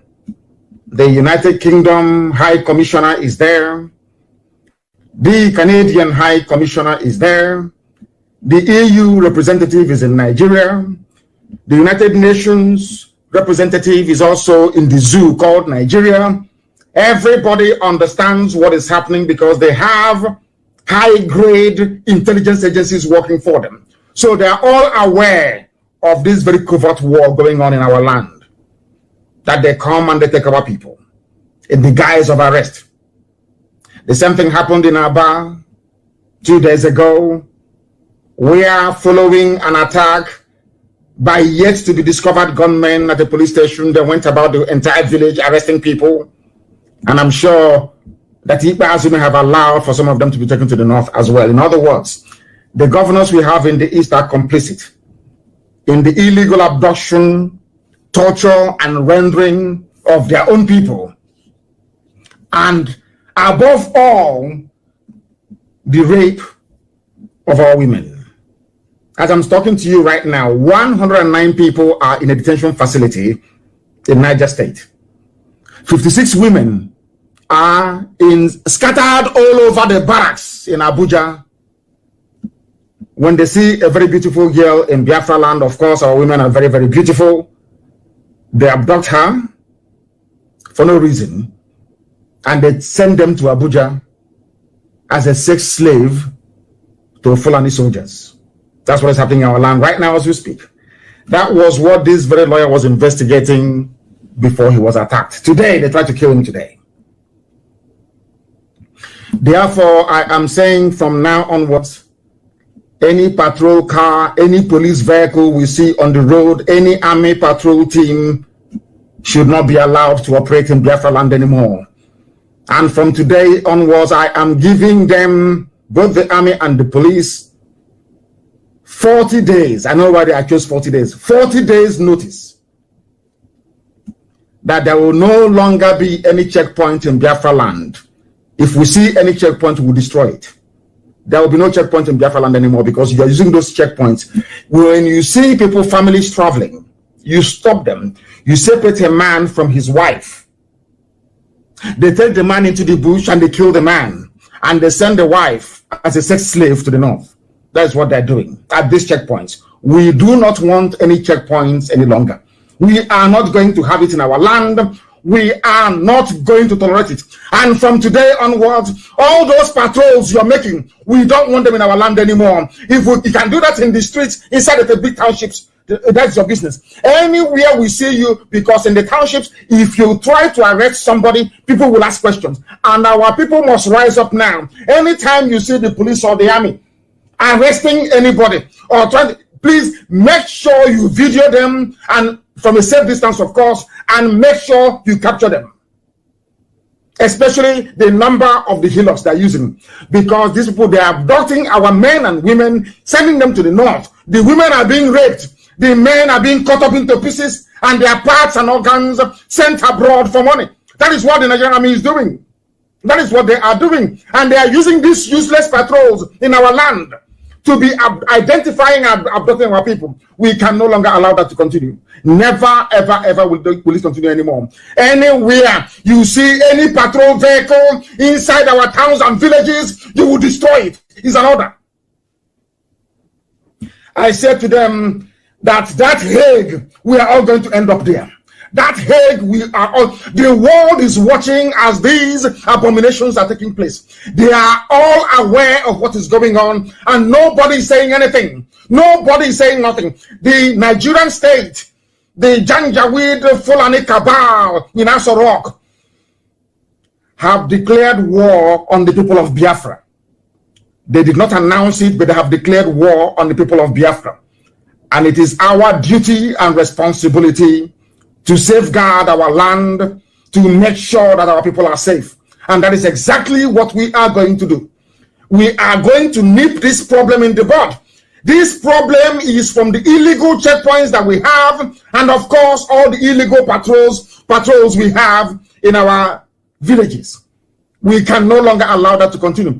They said, this is the same zoo that said, or should I say the IG announced a few weeks ago, that there will be no more checkpoints anywhere. But in Biafra land, you have checkpoints all over the place. We do not want that to continue. It can no longer continue. Anytime we see any patrol vehicle, we will regard you as a legitimate target, because you have come to kidnap our people, those asking us to do nothing. So we do nothing and they keep taking our women and raping them in the north. Is that what you're telling me? We should fold our hands and do nothing as they continue to abduct our young men? Is that what you're saying? If you go to, if not for this attempt on this lawyer's life today, we would not have known what these animals are up to. Why are you holding 109 people captive in Suleja, in a military barracks? What for? In a concentration camp? What for, I'm asking? The same people that are negotiating with their own bandits that they created. They give money to bandits, they give everything to them. You see an innocent person going to his business place, you abduct him and you send him to Suleja, to a military camp. Where have you seen such levels of injustice anywhere else around the world? Where have you seen it? I'm asking you. Why must we allow all this nonsense to continue? I don't blame them. We allowed the likes of idiots like Obiozo to be imposed. Not, in fact, nobody ever accepted him. It is the Zoo media and that's Rock that imposed him through Hope Uzodimma. You have all these imbecilic governors, these do-nothing governors, whereas their counterparts in the north are negotiating with terrorists and bandits, rapists and murderers. They come to our land. They see you, they look around, there's nobody watching. They come to your workplace, they come to your business place, and they abduct you, and they send you to the north. What type of nonsense is that? That is why there will be no more checkpoints in our land. and any patrol vehicle we see outside any major city or metropolis, you become a legitimate target. You become a legitimate target. As simple as that. And all those people are arrested as a result of whatever they claim happened to the police station in Aba. All those people you arrested, are they part of it? Where in this world do you go about arresting innocent people? Why don't you try and catch those responsible for the crime itself? Why are you going about trying to arrest innocent people? I don't understand it. Frog jumping them. All the people you have been killing over the years, their relatives are angry. They have brothers and they are angry. They are very, very upset. You can't be killing people and expect them to do nothing. They must react. So perhaps those of them attacking your stations are relatives of those you killed. At National High School, Aba, those you slaughtered at the Watcher during Trump's solidarity rally, those you killed at Enugu, those you massacred all over the place. Do you think that they will continue to allow this rubbish to continue?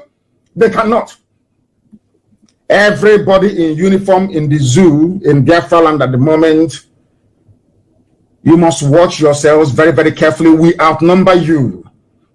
We outnumber you by over 100,000 to 1. We outnumber you. Do not bring out your patrol vehicles in the villages, because that is where you commit all these impunities. In the town, you can use your siren and be moving about. That's your business. There will be no checkpoint anywhere in Biafra land. Anybody at a checkpoint, you are a dead person already. As I'm speaking, as I'm preaching, go and share this everywhere. I don't care where you take it to. I don't care where you take this broadcast to. I don't give a damn. I don't care. I don't give a toss where you take it to. There will be no checkpoint in Biafra land. There will be no police patrol anywhere in Biafra land. And anywhere they come for an arrest, they must be resisted. Anywhere they go to. That is why you have 109 people. They don't want to take them to court because they know they've done nothing. If they are sure of getting any conviction, they would have taken them to court, but they cannot do it. Ask yourselves why. Why are they not taking these people to court? Because they know they are innocent. And why are they in military custody? What has the army got to do with civil matter? The army's job is to protect the country from external, I repeat, external aggression. What are you doing? Abducting people, raping our women every day. Some of you are not ashamed.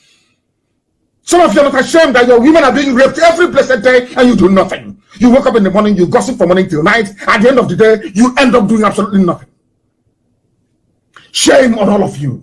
Shame on all of you that have allowed this nonsense to continue, that have given Fulani the liver, the full agenda, filthy, uncircumcised idiots, these wretched souls that have no parents, that have no fathers anywhere. Mad people from all across the Sahel, you allow them to come to our land. Take our women to Suleja, take them to Mina, take them to all the camps in the northern part of the zoo and be raping them every blessed day. And you wake up in the morning and you're telling me you're a Biafran, I'm Igbo, I'm this rubbish and that rubbish. No more patrol in our villages. If we say you are a dead man, mad people everywhere. No more checkpoints. I said no more. I will allow them 40 days to tidy it up. There will be no checkpoints in our land. They are going to come and they are going to die there.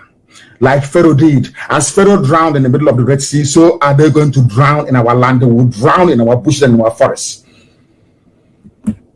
Their blood, I'm telling you, will form manure for the next generation of trees that will grow in our forests. I am making it very clear. So you can cut out this part of the speech. All the useless ifus, cut it out and send it to whoever you want to send it to.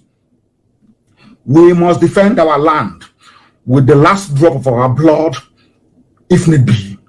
All these kidnappings must stop. They must stop. They have to stop. That is the reason why Barrister Okorafor nearly lost his life today. The same thing they did to Barrister Joffrey a while back, stormed his house, burnt his house down for no reason. Burnt his house down. Always looking for trouble. Always. They are the ones looking for trouble, and as soon as they find that trouble they're looking for, they start complaining. They start complaining. All those, I'm telling you, okay, Ziba, all those you arrested in Aba, you must release all of them. All of them must be released. I said all must be released. That madness people are looking for, you have found it now. You must release everybody you arrested in Abia State. Everybody. Or else you have yourselves to blame. You will have yourselves to blame. The left rear wheel of the car SUV being driven by Barrister Okorafo had a black paint on it because I got information from him when he left there. Once he found it, he actually went back into the Suleja Area Command and made a report. And then he drove off. Shortly afterwards, a white Hilux truck or van pulled up beside him and opened fire.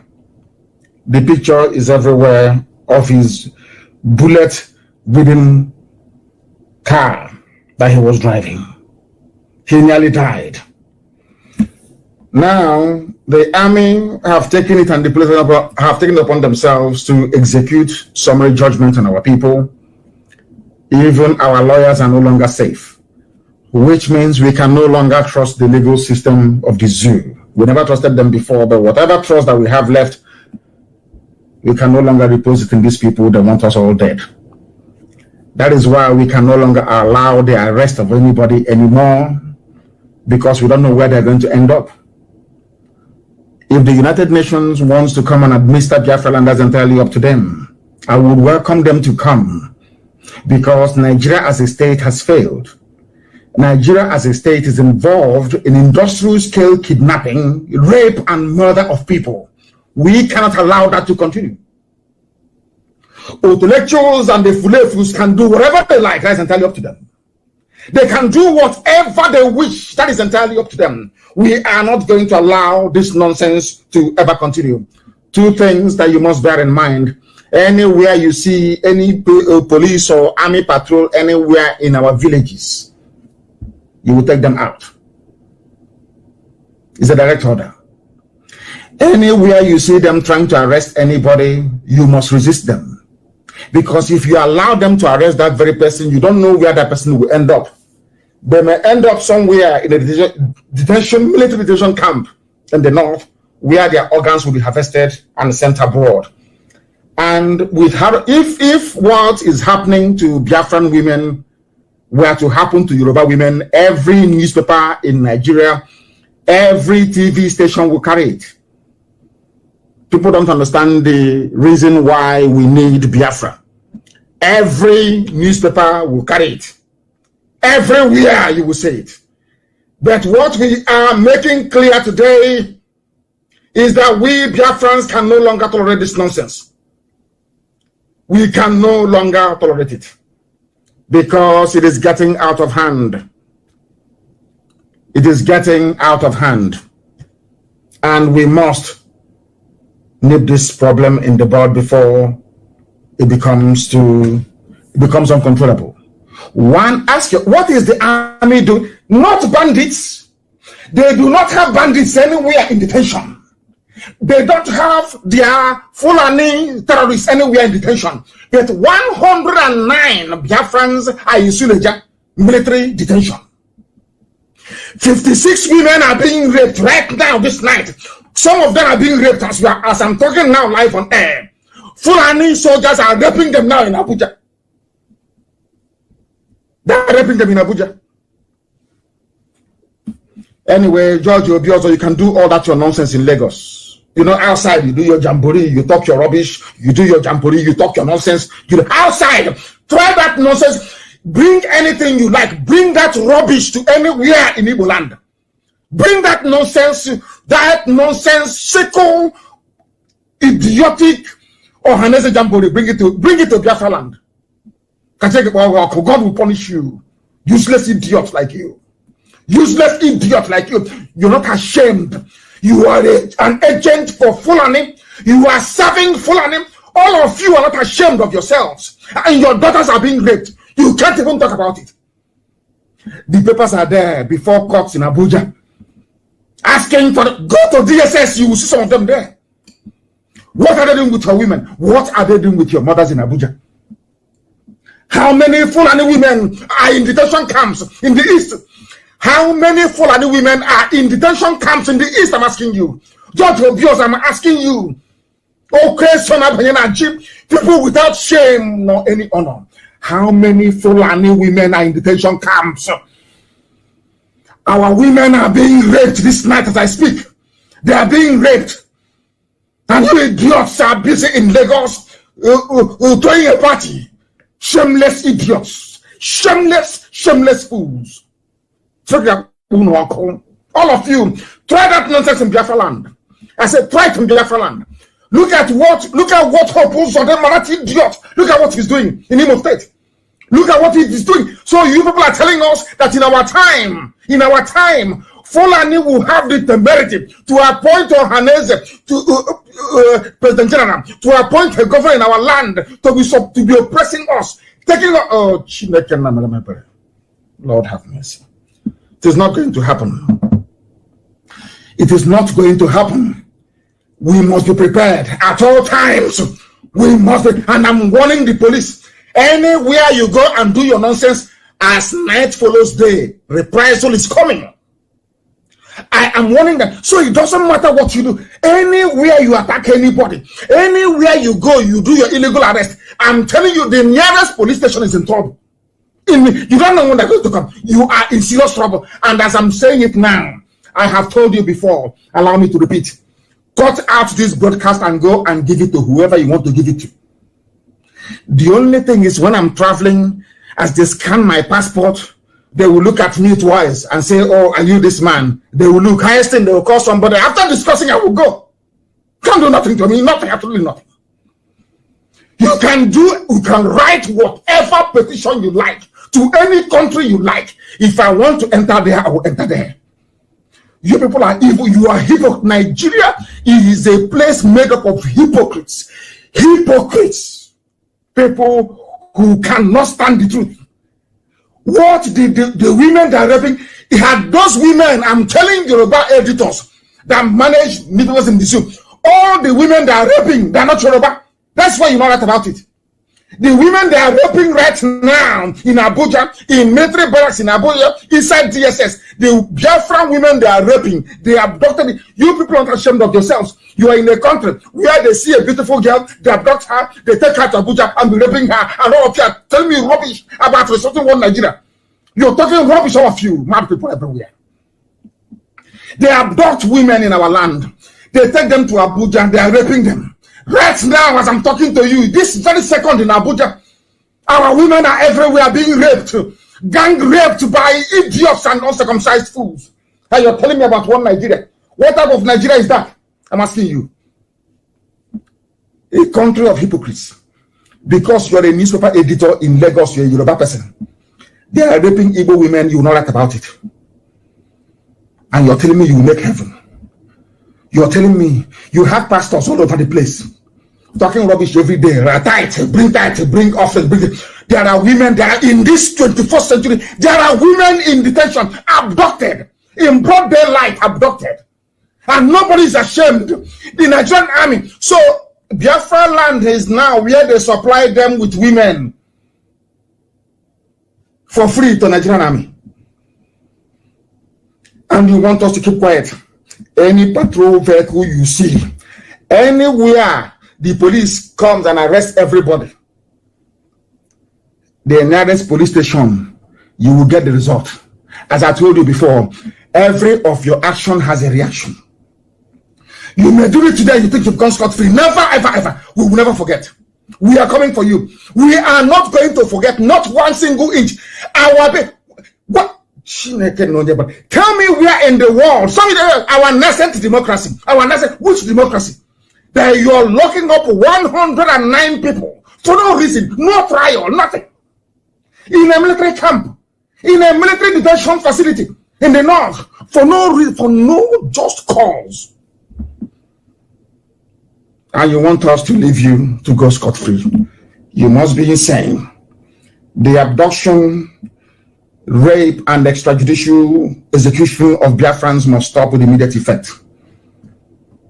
I am telling the police, in any, you know that thing you did in Aba, You went to the arrest place, arresting people anyhow. You are going to get it. I'm telling you, you will get it. Believe you me, you will get it. In quantum. Do not patrol in Biafra land. I don't want to see any police patrol vehicle anywhere anymore. No joint patrol. You see in the townships where you are, you can be running around. Oh, that's your business. But you see our villages, our communities. Stay away from there. If we catch you there, you are gone. You are gone. Is it not a thing of shame? Somebody, an idiot, a smelly, filthy rag, and a toad will come out and be posing for picture with bandits, brandishing AK-47, boasting about the oh my God, about their exploits, their dastardly deeds. All of you are there just there watching and clapping for him. They are not in jail. They are not in military detention facilities. But people that did nothing. Somebody going to his shop, going to his workplace, abducted and taken to the north. And all of you are busy every day or rapping and talking rubbish. Shame on some of you, or should I say all of you. If you think I'm going to allow such rubbish to continue, then you're mistaken. When we said it many years ago, I remember many years ago when we said that the zoo called Nigeria is a failed state, some of you did not quite believe us. But today, even those that called us names, like Edwin Clark, today they have changed. Nigeria is a failed state. Nothing works anymore. Then why are you still in Nigeria? These are people that claim they're old and they're brain. Something is not working. Then why are you still there? Simple question. Not everything can be covered in grass. People answer a simple. You said that Nigeria is somewhere something fails. What happens? You dismantle it. Isn't it? Nigeria has failed. Nigeria has failed. Were you not a traitor during the war? Nigeria has Edwin Clark. Were you not a traitor during the war? When Ojukwu was fighting to set you free, did you agree? You collected a federal commissioner for information. And that was when your betrayal started. But unfortunately, people, my fellow Biafrans from the coastal region, they cannot see a traitor for what a traitor is. They condone traitors. I don't condone traitors. I don't, no matter who you are, I don't condone. Edwin Clark was a traitor. A massive traitor during the war. He even betrayed Jonathan. He betrayed Jonathan. Serving his, now Nigeria is a failed state. Why won't it fail? Was Nigeria created by God? The answer is no. Everything man made in this world has an expiry date. It doesn't matter what it is. It will expire. Even the pyramids that are crumbling in Egypt. Everything has an expiry date. The zoo was created by a man and a woman. They named you nigger. All of you accepted it. Black people, and you claim you went to school. Really? Did you go to school? Look at what is happening in South Africa. I want to teach you people a very simple lesson. And when I told you that the BBC is an agent of colonialism, you didn't believe me, did you? There is a news I want to put in circulation, everybody. Go and look for this on BBC News. Go and look for it there. For those of you calling our beloved Igbo Chapot Hakot, shame on all of you. When I tell people that Nigerians are useless and stupid, they are lower than animals, some of you don't understand what I'm saying. You don't follow me, you don't understand me. And this evening, for those of you in the zoo and in Biafra land, a very simple experiment. Go to the news and type in South African city of Port Elizabeth becomes Kwebeha. That's a new name. I repeat, South African city of Port Elizabeth, as you have Port Harcourt, the people have now risen up and said, after listening to Radio Biafra, you see that South Africans listen to what we preach. After listening to Radio Biafra, after understanding there is no seaport in England or Britain named after a South African, why don't they have Port Nelson Mandela or Port Mandela somewhere in England? No, they don't have it. Even their ports are not named after anybody. You have Bristol, you have Southampton, you have Tilbury, you have Liverpool, you have Stockport, you have everywhere. Not one single one named after even a white person. But they come to Africa. Our seaports, they name after white people to tell you that you're inferior. You are inferior to them. But thankfully, South Africans that listen to Radio Biafra, all the way in South Africa, They have now changed the city of Port Elizabeth. They have changed the name. Some of you idiots. I'm from Port Harcourt. PH, Port Harcourt. Hey, everybody who done this, UG. Black people. Many South Africans are learning to pronounce Khobeha, the new name for the city of Port Elizabeth. Is Queen Elizabeth from South Africa? Why must they answer that name? Do you know what the BBC is doing? BBC went on to say that the name is hard to pronounce. Why did they change it? BBC. Has they want to do with BBC? People from South Africa, all the way as I've been preaching this thing for years, I didn't know that people from South Africa, they were listening. It's on BBC News. It is here. Go and Google it. South African city of Port Elizabeth becomes Khobeha. G-Q-E-B-E-R-H-A. G-Q-E-B-E-R-H-A. Do you know what BBC said? BBC said there is no need to change it. The changes were announced by the Eastern Cape Province, the Arts and Culture Minister, Nathi Muthewa. She announced it. They even changed the city's airport to the name of an anti-apartheid campaigner. BBC said that not everybody is happy about the new names, and the matter has been dragging on for several years, with residents submitting objections. A petition, listen, to check the flavors everywhere. Traitors are everywhere. A petition to keep the name Port Elizabeth, often shortened to PE, as they do at PH. Their game plan is clean and clear. But I thank God that there are intelligent people in South Africa who can see through their deceit and deception. They shorten it to PE, as you shorten, some of you idiots shorten Port Harcourt to PH. Oh my goodness. They have been trying to gather signatures, saying, oh, we don't want the new name. We want these are idiots. We want Port Elizabeth. Because I'm sure today, if you start a campaign to officially change the name from Port Harcourt to Iguacha, which is the proper and original name, some people will say no. It's happening in South Africa. That is why I'm saying to people that I sometimes I don't know the planet black people came from. I'm telling, I don't know who created them. I have no idea. It is here. Opposition leader say that they want to keep the name. BBC is ridiculing a name in Africa. BBC saying you can't pronounce it, but you expect us to pronounce Queen Elizabeth, to pronounce Port Elizabeth, but not Khobeha, which is the new name for Port Elizabeth. How many of you will be courageous enough to rise up and say that the name Port Harcourt should be abolished? It's called Iguacha, that is the name, before the white man came. But all of you are suffering from inferiority complex anyway. Most of you are. That is why your life is as miserable as it is today. At least in South Africa, they have done something nice. All the years of listening to Radio Biafra has at least borne some fruit. These are people that, because what we preach is the truth.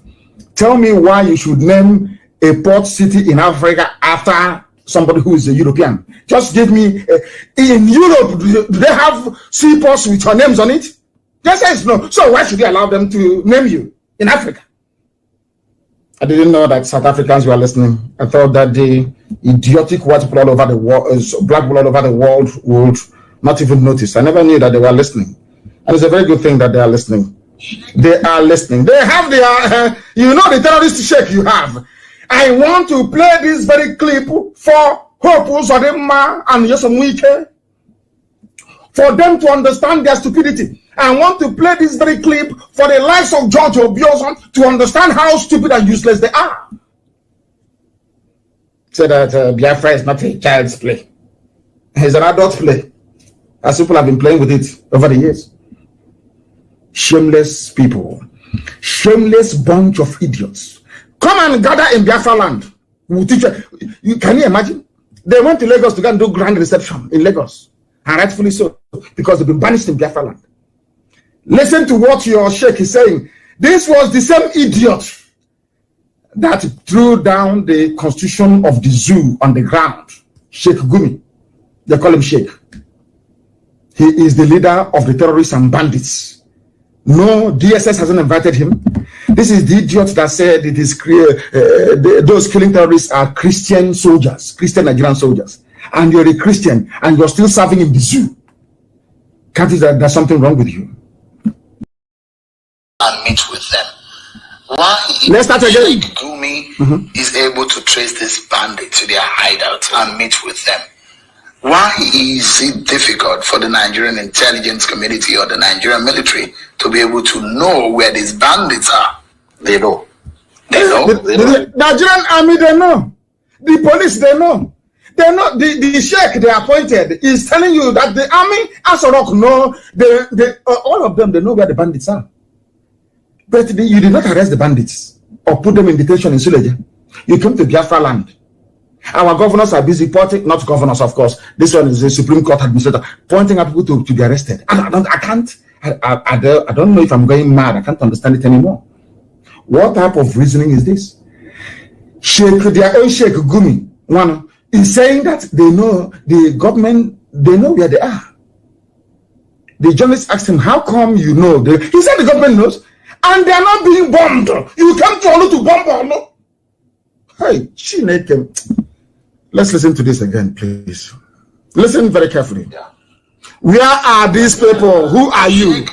Sheikh Gumi is able to trace this bandit to their hideout and meet with them. Why is it difficult for the Nigerian intelligence community or the Nigerian military to be able to know where these bandits are? They know. They know? They know where they are. They see them by aerial views. They have intelligence among them. I've met a herdsman. I met a herdsman who is part of the internal security. They all know. But the problem... Are you people listening?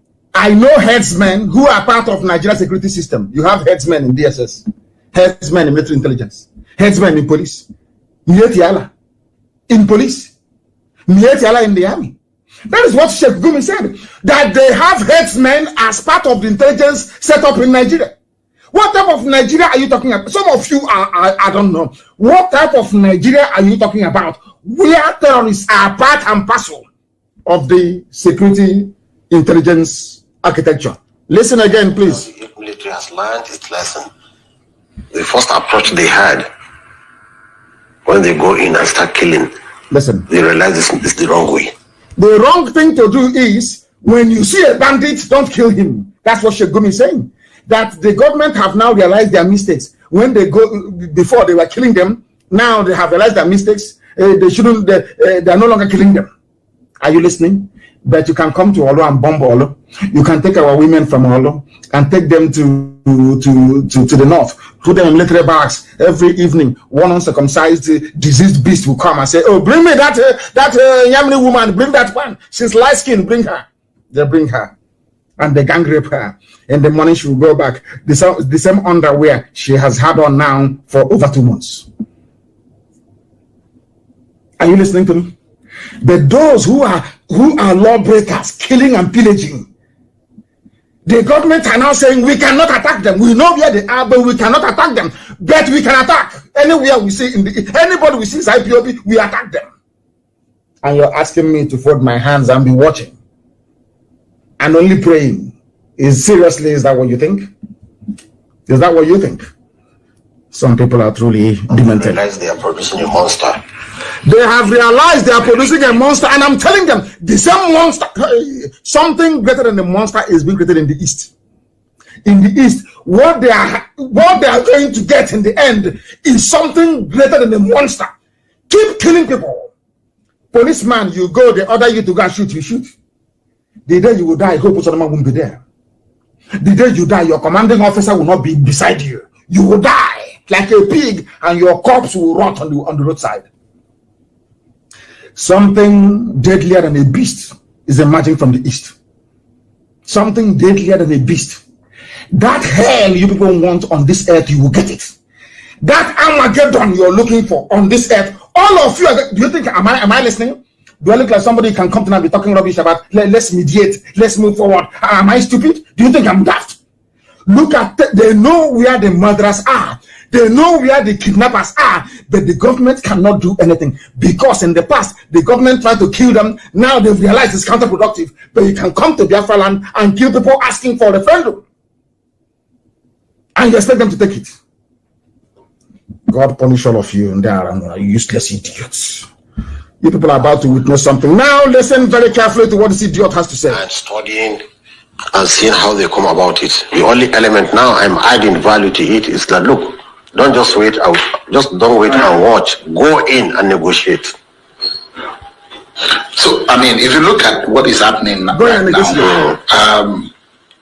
you see a situation where some military or security consultants who have told me and said, look, what we see in these bandits or what we see in these killer herders, there's some kind of Boko Haram. Do you think that these killer herders or these militants, as you call them, are some form of Boko Haram or some element masquerading as bandits who are really Boko Haram? I can say categorically they are not Boko Haram, but we have to be very careful.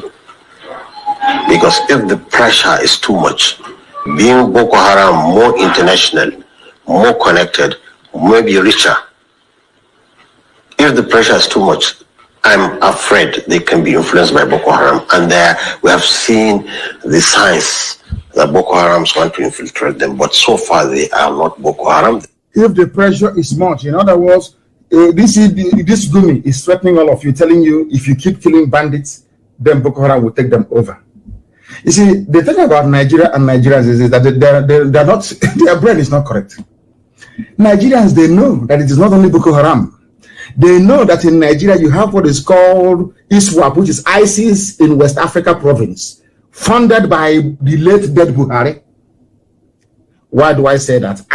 ISWAP or ISIS in West Africa is headed by the son of the founder of Boko Haram, Al-Banawi. His name is Al-Banawi, the son of Yusuf Muhammad, killed by the Nigerian state. That was why Boko Haram turned violent. That is the truth. Some of you complaining about Boko Haram today. The same thing now happening to Biafrans was happening to Boko Haram. They kept quiet until after a while they said enough is enough. That was why you had Boko Haram insurgency and militancy. That is the truth. The wickedness, hypocrisy of Nigerians was what led to Boko Haram becoming armed. Nigerians are heartless. They are wicked. Nigerians are evil. Now that they are abducting women from Biafra, all of you are quiet. Any day now we respond in like measure, you start yapping your rubbish as usual because you have no soul and no conscience. Now, ISWAP or ISIS in West Africa is headed by Al-Banawi. When Buhari came into power in 2015, I was going to court. In one of the court cases I was going to, I saw Al-Banawi in court. But the order came from Asorok to dismiss his case. His case was dismissed. He was released. A killer and a murderer was released. Now, do you know why he was released? Now, Buhari tried to use Al-Banawi to weaken the influence of Shekau. That was, if you remember then, the same thing they tried with us. There's nothing saying, oh, Al-Qaeda, Boko Haram has been divided. Do you remember? Go and check it now. That the leader of the new faction is Al-Banawi. But of course, Shekau was very strongly rooted. The members were loyal to him. They knew the game they were playing. What was the problem? Buhari told Shekau to attack only Christian worship centers and the military formations. You know, the other day I was thinking the reason why Buhari was crying that time he lost in 2011, because he thought that that very mission that he felt he was born for, to fulfill the wishes and aspirations of Otman Danfodio, had failed. That was why he was crying. He couldn't believe his luck when Tinubu and some Yoruba people came to revive him. He couldn't believe his luck. But of course, as God will have it, the idiot died very painfully and miserably in London. Now listen, Al-Banawi, they tried to use him to divide Boko Haram. That failed.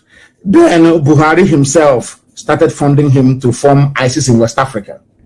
That is the reason why then ISIS in West Africa only attacked military formations and Christian institutions. Go and check it very clearly.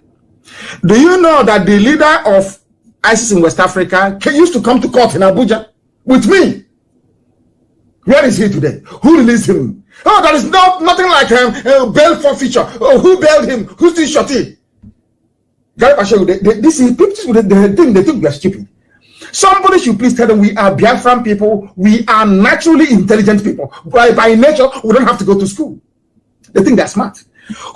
Somebody should ask them when you talk about ISIS in West Africa, ISWAP. Somebody should ask Garba Shehu, who is now the acting president of the zoo, in the absence of Aisha, having fun in Dubai with her boyfriend. Ask Garba Shehu. Who is the head of ISIS in West Africa? It's al-Banawi.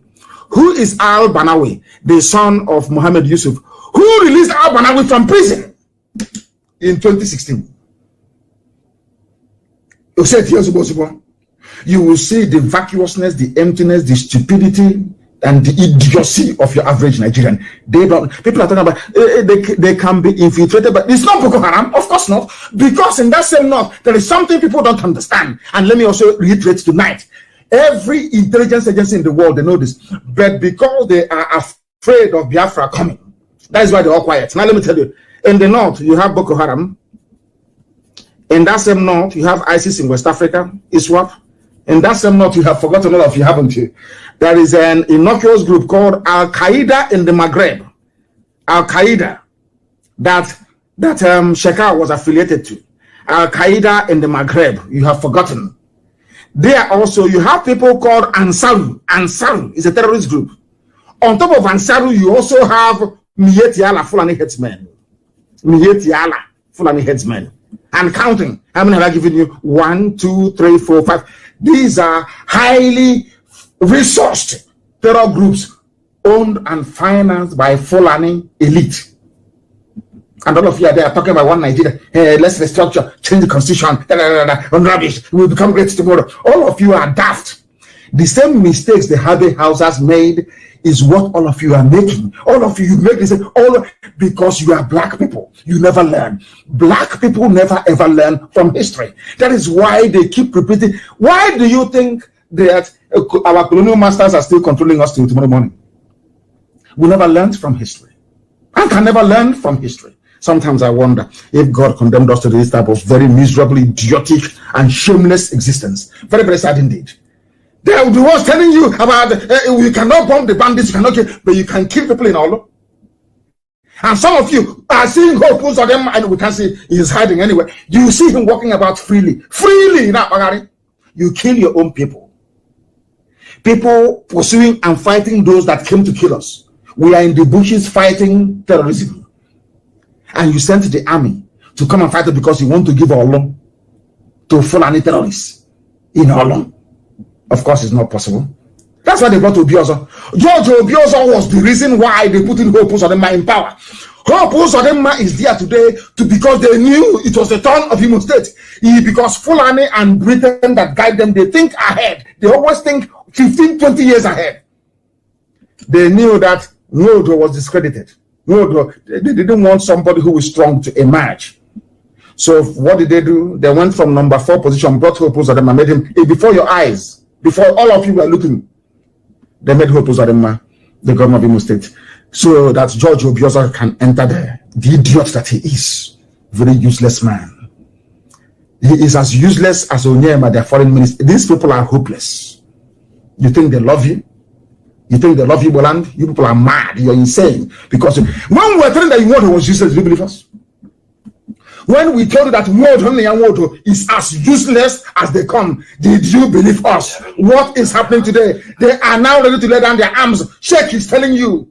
But then Nwodo asked them to come and kill me. Nwodo went to Abuja begging them, please come and kill him. They had a meeting with Ike Bremad at Nike Lake Resort. Igbo men gathered and their chiefs gathered and gave the order that I should be killed. Are you not aware? Have I not said that many times over? Who are the people that stopped them that day? Who counted them on that very day? Is Archbishop Anekwenwa? He's still alive. You can go and ask him. And a few other people. Even some bishops. Look at how a cleric from the north is defending criminals and murderers. But you have clerics and bishops in the east supporting the killing of their own people.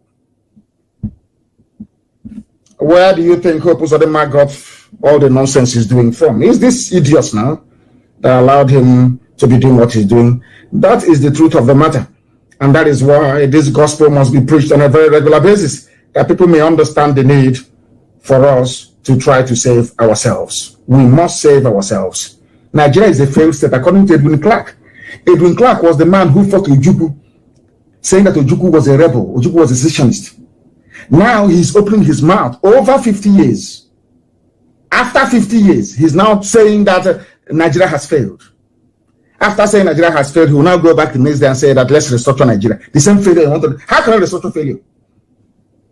How can you restructure failure? I'm asking them. They cannot understand where we are coming from, and they cannot understand where we're going to. Did you not see Fulani people with guns in Onitsha? Did they not catch Fulani people with guns in Onitsha? Is there not in the news everywhere? How do you fight those with guns? That's what I say to my friends who are diplomats. These are, of course, white people. I won't dispute you. They know nothing. When I meet white people and I have conversation with them, I'm saying the Fulani, they caught them in Onitsha with weapons. How do you want me to fight somebody with an assault rifle in my father's backyard? How? Explain that to me. It's only then it dawned on them that what ESN is doing is necessary. And ESN has come to stay forever and ever. Forever and ever. We are the only reason why Nigeria has not been taken over by Fulani Janjaweed. It is because of Eastern Security Network. Nobody had the guts to go after the Fulani Janjaweed until we came. Until Chukwuka Abiyama determined that we should come. Now everybody have developed Dutch courage. And I must say to people that people are coming to us and asking us for help. From everywhere, I'm not going to mention them. People are coming from far and wide. Non-Biafrans are coming and asking us to come and help them establish something that looks like ESN where they come from. So the zoo is going to boil very, very soon. That I can assure you. That is to let all of you understand this. That we are irrepressible. We are unstoppable. There is nothing you can do. Gossip from now till the kingdom come. They're not me anywhere. It's rubbish. Say all the nonsense you like, you know you're wasting your time. You can never ever succeed because we have set a path upon which we either get Biafra and freedom or we all perish. Everybody will perish. You must understand that very clearly. You think we are joking? Do you think we are joking? I ask you. It doesn't matter what you think. It doesn't matter what you do. It doesn't matter what you even intend to do. One thing is obvious. Our mission is very simple, to restore Biafra, and that is exactly what we are going to do. Fulani people are in Biafra land with assault rifles, AK-47. How do you want me to stop them? With prayer or bow and arrow? Tell me now, explain that to me. If you tell me how we can stop them, then I will follow you. Tell me how you can stop a man who is raping and cutting up your women. You're not. Some of you are not even ashamed of yourselves. And that is why the lives of hopeless are the man, the weak. They will never have rest in this life. Why am the Fulani men took over Yewa in Ogun State? Fulani have taken over Yoruba land, as I told them. I warned them many years ago. They will take your land from you. For supporting them against Biafra, they will take your land. That's what Elohim said, and it's happening today. Go back to my previous broadcast. There is no, I wouldn't say, let me not go that far. Let me allow other people to do the analysis for them. But everything I tell you is gospel from heaven itself. Because that is why anything I open my mouth to say comes to pass. It may sound ridiculous to you. When I was telling Yoruba media, you see Yoruba media, channels, all this Yoruba media, Punch and other, you see them? I warned them. This monster you are supporting will consume you. They said, no, today there's a place called Yewa, or Yewa, I don't know how it's pronounced, in Ogun State. It was actually written by an army colonel, or should I say a retired colonel. Colonel Abimbola Showumi wrote this very piece. He said the reason why the Fulani terrorists took over Yewa area of Ogun State is simple. It's a border area. They are now effectively in control of import and export section and export in a section of Yoruba land. Yoruba, my dear brothers and sisters, what did I tell you? When I said it, he said it was hate. I don't hate Yoruba people. I have some of my relatives were married to Yoruba people and vice versa. So I can't hate people that I have relations with, blood ties with. I can't. There's something in Africa. When you admonish people, they say it is hate. I don't see it as hate. That is why I don't believe in racism. I've said this many years ago, and allow me, I do not believe that white people are racist towards black people. They are behaving the way they are behaving because black people are stupid. Why is it that the whites are not racist to Japanese? Why are they not racist to South Korean people? Why are they not racist to Russians? Oh, of course, Russians are Caucasians, the original white people. Why are they not even racist to say to any other person, why only black people? Because of the way we reason. We have no shame, we have no honor, we have no pride, we have no dignity. We don't have it. Because if we have shame, honor, pride, or dignity, our people must be able to rise up to defend the truth. I was telling you, they are still making the same mistake till today. I don't know if God wants to destroy them, and I'm praying to God not to. Because I love them very, I forget everything. I love Yoruba very dearly. I do. I only told them the truth. The same way that I love Biafran people. I tell them the truth every blessed day. You may not like what I'm saying, but it is the truth. If you go up, you go down, is the truth. What I'm saying today, and I'll continue to say, is this. Yoruba, if you don't rise up now and come up very clearly and unmistakably to say that the whole South is one, Fulani will take your land from you. It is happening already. There's a play called Yewa in Ogun, written by a colonel. It's not me writing. It's a Yoruba, a retired colonel, I believe, that is writing this. Colonel Abimbola Showumi, the Secretary for Operations, Akpako Odu Akoya, which is called Akoya. They were the ones attacking me at the NSAS protest. Is this same Akoya saying I'm about to destroy Lagos? That I asked, I unleashed mayhem in Lagos. They never understood where we were going.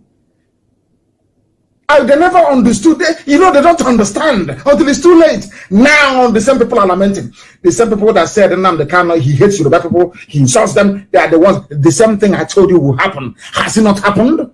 The same thing I told you was going to happen. It is not born out of hate or malice. It is to ask you to prepare yourselves for what is to come. Why do you think that all of a sudden World Igbo Congress has woken up? Because when I told them in 2015 that war is coming, they said I'm a madman. They say Living is the madman. Now the war has come. They are now the ones doing what they are supposed to do. They have now woken up to understand that that thing I told them is correct. Why would I mislead people that Chukwu Abiyama has mandated me to come to rescue? Why? For what? If I try to mislead you, that means that the essence and purpose of my mission is defeated already. Yoruba land is gone. They have taken over on those states. The oil and bitumen resources are now in the hands of the It is here. In fact, I'll publish it. You know what Facebook is now doing? Anytime I want to come on air, they wait for me. After a few hours to come on air, they say you are banned for 3 days for something that I wrote in 1996. After that, if they will leave me when I'm about to broadcast, they'll say, "Oh, you are banned again for 3 days." To try to demoralize us. But now they know we are unstoppable. Yoruba, please try and rise up. You know what to do. You know what to do. The federal government of the zoo cannot destroy bandits. It doesn't matter if you want to. Let me give you an example this evening. Ask Fulani people to come to your village and be killing people. Call the police commissioner to come. They will not talk to you. But that same police tell him, "Oh, I have seen ESN here or IPOB members. Hey, every healers we put on the road immediately." Then you ask yourself that why? It's a simple, why? Why is it when I tell you that bandits are killing people, you don't come? When I tell you that IPOB is doing something, then you come. It means that IPOB is doing something that you don't like. And the bandits are doing something that you like. Isn't it simple? And who are the bandits? Murderers and killers and rapists everywhere. And they claim that Nigeria is one. Unbelievable. Unbelievable. We know where they are, but we cannot touch them. I remember I told you, I know I don't hide anything. I told you that day that they came to Olo with their body bags. Some of you thought I was joking. Say, hey, he's far, he's somewhere. Giving orders. And now it has been confirmed that they came to carry they were humiliated. They came to take their dead bodies. We're not going to fight them on the streets. I'm telling you in advance what we're going to do. We are going to fight you inside the bushes, inside our own bushes, not yours, in our own, where we know the terrain. That is where we are going to bury all of you. You're going to die there. Because like Pharaoh, the same way that Pharaoh drowned in the middle of the Red Sea because he wasn't listening. He thought he had an army, is how you're going to drown in Biafra land. So that in the future, you see the way we recite the story of Moses every blessed day and Joshua and Caleb and everything. That's how our children will talk about IPOB in time to come. Many, many years to come. And they will say that God was with them. Because everything we are doing, we anchor on the grace of God Almighty in heaven. Not by our strength. We are nothing. We are nothing. Everything we are doing. Simple. How did these people, without any government assistance, finance a security architecture of the might of ESN? Ask yourself how. That will tell you now, upon Akachuku, that God Almighty is there. Tamono, God Almighty is there. Abasembo, people must understand something about us. We have gone back to who we are. The understanding and knowledge of the mercy of God upon our lives. We are not idol worshippers. I don't care wherever you belong to. One thing is indisputable. Everybody calls God Almighty in heaven. Everybody, every religion.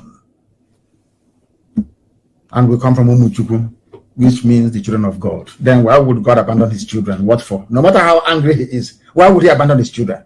Have you seen any father abandon? No matter how angry you are, God's mercy is upon us and upon his children.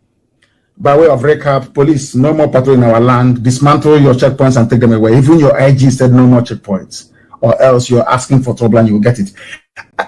All those arrested must be released. All those arrested must be released, because we are entering into a very dark phase in the history of the zoo. As I told them, by the time this process is over, people, rather than trekking to the Atlantic, they'll be to the Mediterranean via Niger and the Sudan. They'll be trekking to Somalia to go and seek asylum in Somalia, because the zoo will be far more worse. It is, we have crossed the, there is no hope now. How are you going to recover? Do you know how many arms there are in the country? How are you going to control all of that? It's too late now. The zoo is gone, it's dead, as I told you it would. And that is why Biafra will come. And that is why Chukwu Gikabiam will be praised forever and ever in our land. I thank you all very much for listening to us this very evening. And as always, do not forget, our enemies do not understand. They do not understand what we are doing. Our enemies think that what we are doing is child's play. They think that what we are doing is somehow connected to some frivolity. They do not understand that we are doing the will of God Almighty in heaven. That is why to us, Biafra is everything, even more than a religion. Biafra is our essence. Biafra is our identity. Biafra is the way we are. Biafra is who we are. And that is why we must fight for it. And here on Radio Biafra is where we worship. Because Elohim, Chukwu Kikabiama is our God. From me, from here, this very day, it is. Good evening. Wonderful people, great Biafrans, wherever you are on the face of this very planet, we welcome you to hopefully an exciting edition of our live presentation on this very day, this very Sunday, the 27th day of September in the year of our Most High Elohim 2020. The time now is precisely 3 minutes past the top of the hour, 3 minutes past 7 p.m. in the blessed land of Biafra. The same number of minutes past the top of the hour, regardless of where you are, where you're listening to us from. I welcome you and I say good morning, good afternoon, good evening, and good night to some of you. As I welcome you, please, it is my duty to encourage you to welcome other people as well, especially those of them who may not have participated in what we are doing, for them to be a part of this very gospel, this very message of hope and restoration. And as you're doing so, I hope you have joined us via Ipob community radio app, which all of you should and must have on your phones and your smart devices right now. Every internet enabled device, especially the portable ones, should be able to offer you access to download Ipob community radio. It is very low data. It doesn't cost you very much. It is far more cheaper for you to even listen via Ipob community radio than to do so on Facebook. It is far more cheaper in terms of data. We are also live this evening on YouTube. We are live on our FM in Biafra land, Duduwa land in Lagos to be precise. We are in Abuja. We are in Kano as well, and most of Biafra land. You can get us on 102.1. We are also on satellite. We are on Radio Biafra app, on tuning, and a whole host of other apps as well that you can get us on. As you well know, those workers of iniquity, Facebook, will do everything they can to suppress, to hide, to stop us from preaching this very gospel. As they have failed in the past, so are they going to fail today. And it is, in fact, it gives me a lot of pleasure to say that the pressure we are putting on the zoo is yielding immense results. And every glory belongs to Chukwu in heaven. My name is Nnamdi Kanu. I am the leader of the indigenous people of Biafra all over this very world, the largest mass movement on the face of the planet. And I am sure, come the 1st of October, in conjunction with our Oduduwa brethren, we are going to let the world understand that the zoo has truly come to an end. I am the director of Radio Biafra and Biafra Television, and by the very special grace of the Most High Elohim, a servant of the wonderful people of Biafra. I welcome each and every one of you, but we must pray before, because what we have for you is immense this evening. So we are going to pray to seek the grace, the face, the authority from heaven, under which we preach this very gospel every blessed day of our lives. Because though I may not be on air propagating this very gospel of redemption, millions upon millions of people are doing so right across the face of this very planet Earth. And they are the true warriors and the true soldiers. We must pray. I'm going to pray the Lord's Prayer. I don't know why I love praying it these days, because it reminds us of the preeminence, the supremacy, and the omnipotence of one true creator of the heavens and the earth, and to whom every glory and every adoration belongs to.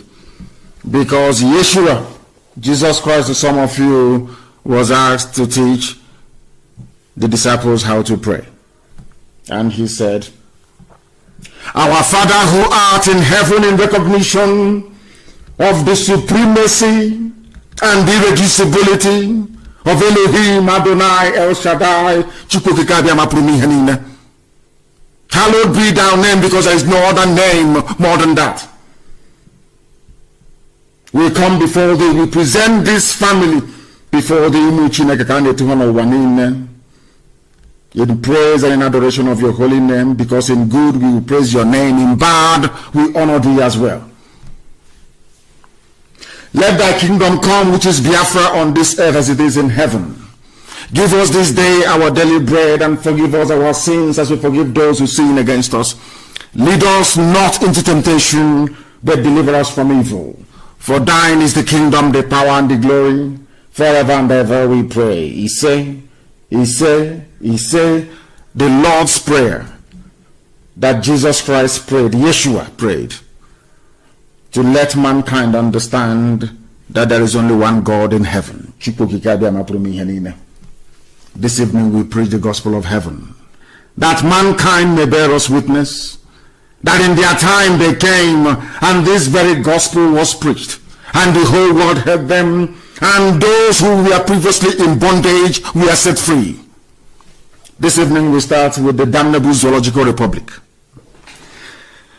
The funniest thing about this is that people are foolish, but they don't know how foolish they are. This evening we are going to peel away the veil of ignorance and of stupidity to allow them to be able to reason properly like human beings. If you all can recall, in 2015, the man that Jonathan, should I say, ill-advisedly appointed to lead INEC, his name is Atahiru Jega. He's a Fulani Janjaweed. He installed the dead Buhari, whose spirit is wandering aimlessly in the desert of Arabia, because that's where he was buried and that is where he is. His body can no longer be brought back to the zoo. That is the sacrifice he has had to make in order for the total Islamization of the damnable Zoological Republic to be accomplished by the likes of Gorbachev and Atahiru Jega. You must listen to me very, very attentively this evening, morning, afternoon, or night, depending on where you are. This was the man who was responsible. And this is the game that the Fulanis play all the time. This evening, we are going to ask ourselves, who are those responsible for making the lives of the people in misery? Who are those responsible for the spate, or should I say, the ceaselessness of terrorism in the zoo? Who is to blame? After every analysis, you will come to the inescapable conclusion that Fulani is to blame. But how they manage to convince all of you to look elsewhere for your problems or for the problems that they have created is something that I cannot begin to fathom. Jega said something very important. He said Nigeria's future is at stake because they now know we have gone into an alliance with our Oduduwa brethren, and they know that this breed of Oduduwa agitators is not like anything they have seen before. This very crop is serious about liberating Yoruba land from the damnable Zoological Republic. They know how fanatical we are about Biafra. So they are panicking. And Fulani will do what Fulani always does, to try to dampen down the tension and try to convince you with warm words, to try to deflect and divert your attention away from the real culprits of the miserable state that the zoo is in. The very article that I'm sure that he co-authored is called Nigeria's Future at Stake Warns Jega, published by a zoo newspaper. Now listen very carefully, please. The former chairman of the Independent National Electoral Commission, from one Fulani man to another, because they need to control those who goes into power. His name is Professor Atahiru Jega. On Friday warned that Nigerians' future was at stake due to misgovernance. That is the word to note, misgovernance. In other words, misrule, corrupt leadership, inept leadership, leadership of Fulani mediocrity. He said misgovernance, which means that the country hasn't been governed properly.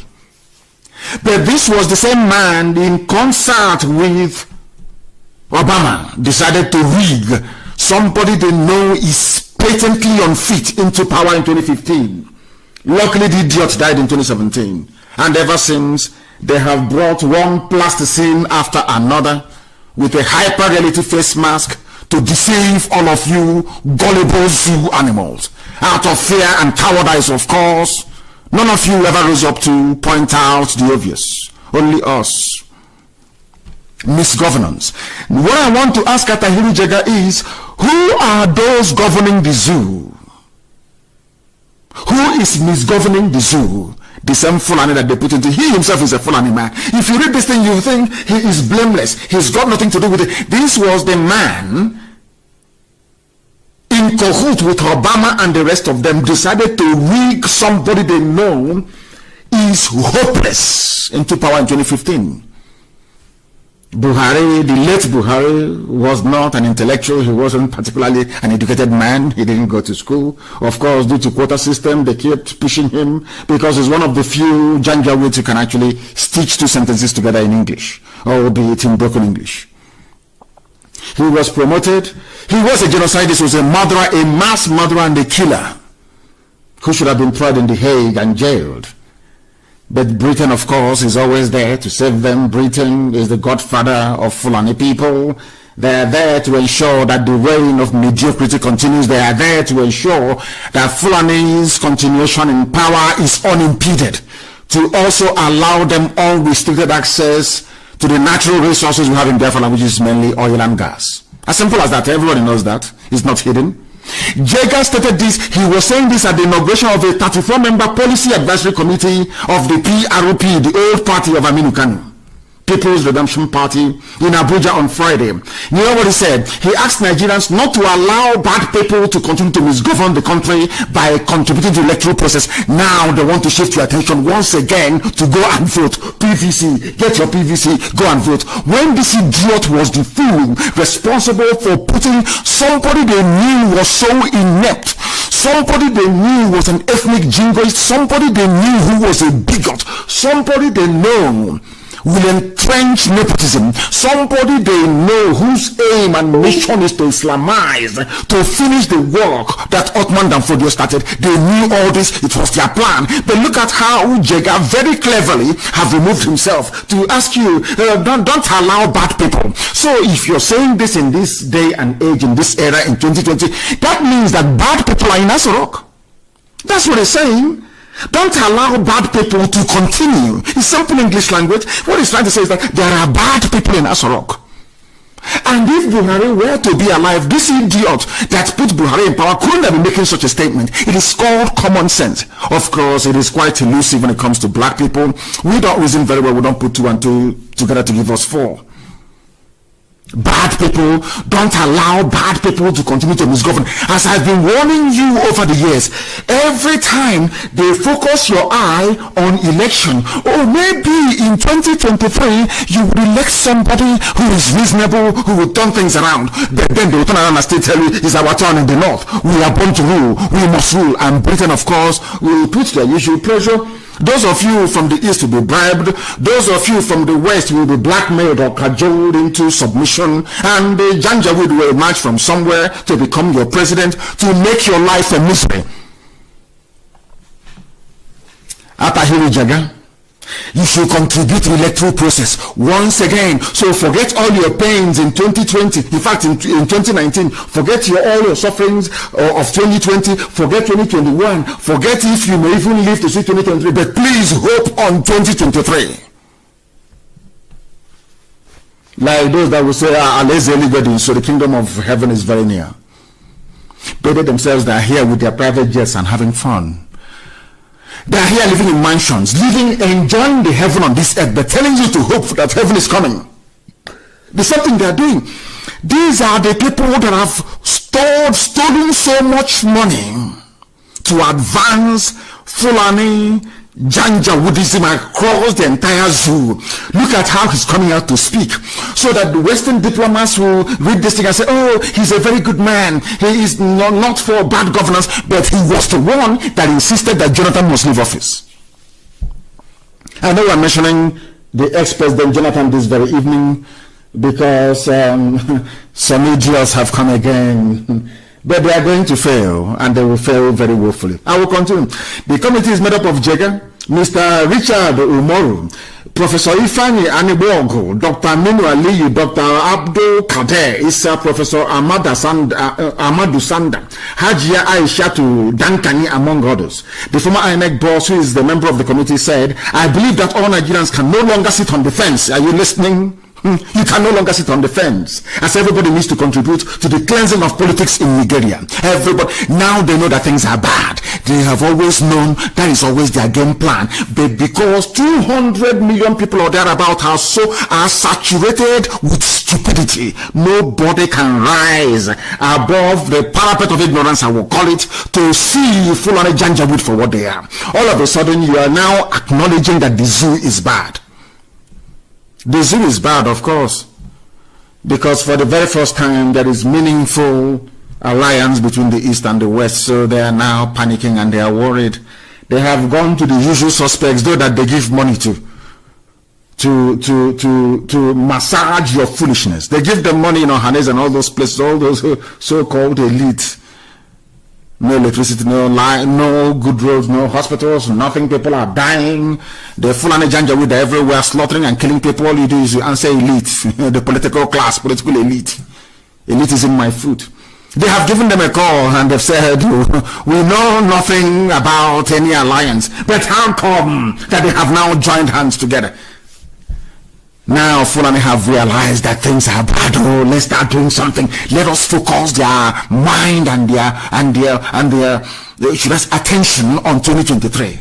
Let us use the electoral process. They know that electioneering cannot change anything in the zoo. They know that, they understand that. That was the system that they built. That was the system that Britain helped them to build. They entrenched Fulani Janjaweedism. I want, the reason why we preach the way we do is for people to be able to reason, to have the gumption, to have the capacity to see where these criminals are coming from. All of a sudden, all of you must contribute to cleanse politics in Nigeria. But all these years, in 2019, you didn't say the same thing. Because you knew that Jubril was going wearing Buhari's face as a mask. You know that very well, silicon mask. You know that very well. You did not say this thing in 2019 before the elections. No, as you people did against Jonathan, you never said anything in 2019. He's now having rigged a complete, I don't know, a nobody into office, because nobody exists as a president. It is somebody wearing a face mask, claiming he's Buhari. All of a sudden, you have now come out. You have now realized that things are bad. You see how clever they fool, and they think anyway they can deceive some of you. They cannot deceive IPOB, and hopefully in time to come you'll do the agitators as well. You cannot defeat people who are more intelligent than you are. They're directing your attention towards politics once again. He went on to say there should be no fence sitters. Nobody should sit on the fence. Our future is at stake. All of a sudden, Fulani is saying our future is at stake. They are saying it because the continuation of one Nigeria is what they want. The continuation of one Nigeria will make them even give more money to Dangote. Dangote will now own every industry, will own every critical, vital sector of the economy. Fulani will be everywhere. There will be Ruga. That's why they want you to continue. Because before I came on air today, I was thinking, if you had told Azikiwe in those days, Zik of Africa, that this Nigeria he's fighting for will result in his people being killed, will result in a Ebonyi state almost becoming a caliphate. Ebonyi state is almost a caliphate, if not for IPOB. He wouldn't believe it. If you tell the same Azikiwe that the same useless country you're fighting for, they will come back to gerrymander the boundaries in your own homeland, that people who were previously Igbo will now rise up and say we are no longer Igbo, because they have been brainwashed and made useless by Fulani Janjaweedism, he wouldn't believe it. He was fighting for one Nigeria, but in the process he was losing the soul of his nation, and that's what happened to us today. Now that is what they're doing. They always focus you on one Nigeria. Let us build Nigeria. They know Nigeria is not viable. They know that Nigeria is more or less a company, is a British company with a flag and an anthem. That's all that is to it, and a defined boundary. It is still a British company till tomorrow morning. It is still that same Royal Niger company. The same, it doesn't change. It is the same every blessed day. The Fulanis, they understand it. Britain that is controlling the zoo, they understand it. Once they keep as a fool, only an idiot will rise up and say, oh, I am Nigerian, I want to be part of Nigeria, to make Nigeria great again, or I want to help salvage the zoo. You cannot. Any effort you're making, any particular endeavor you make towards sustaining one Nigeria means that you are finished. Means that you're finished. Somebody saying here somewhere, which radio is off? They say it's off. Not yet working is off. Is work. I don't know what they're talking about. I know our radios are working. Please, I don't need any stupid distraction today. Are you following me? They want you to focus on election 2023. Maybe by then you will vote in a Messiah. This was the same people that told us that Buhari was a Messiah. He was coming to save everybody, to save everything. The idiot ended up making the zoo, Nigeria, the most terrorized country in Africa and number 3 in the whole world. This was an idiot that came into power claiming that they're going to turn everything around. With the help of Obama, with the help of Tinubu, they convinced them. And I'm very, very glad that all of, finally, our people in the West, the Yoruba race, can now see that thing we have always seen, that nothing good can come out of these people. Nobody should sit on the fence. You must get into politics. You must get involved. You must be part of what we are doing. What is that nonsense that you're doing? Are you going to give us electricity? No, let us assume for 1 second that this issue stand. Who is going to build roads? Is it that one that they build one column, they pour concrete into on top of rods, and they say they have built a bridge? Is this the pace of development that you need or you require to absorb all those who are graduating from universities? Or have all of you all of a sudden accepted that you will go to school, get a degree, but you will never work in your life, or you never practice that very discipline that you studied in school? I don't want idiots to listen to me tonight. I want people who are reasonable, people that have got some semblance of gumption, people who can actually sit down and analyze things. Mediocrity upon mediocrity. That is what you're saddled with. And this man talking is Fulani. This man talking is the same idiot responsible for fostering the same bad people on all of you. He is referring to Gareba. I don't know who is the leader of the cabal. I think they are afraid to announce the death of Maman Daura. So I don't know who the leader of the cabal is. So I can curse you and you will die. That is as simple as that. I don't know who. I think maybe it's El Rufai. I'm not too sure.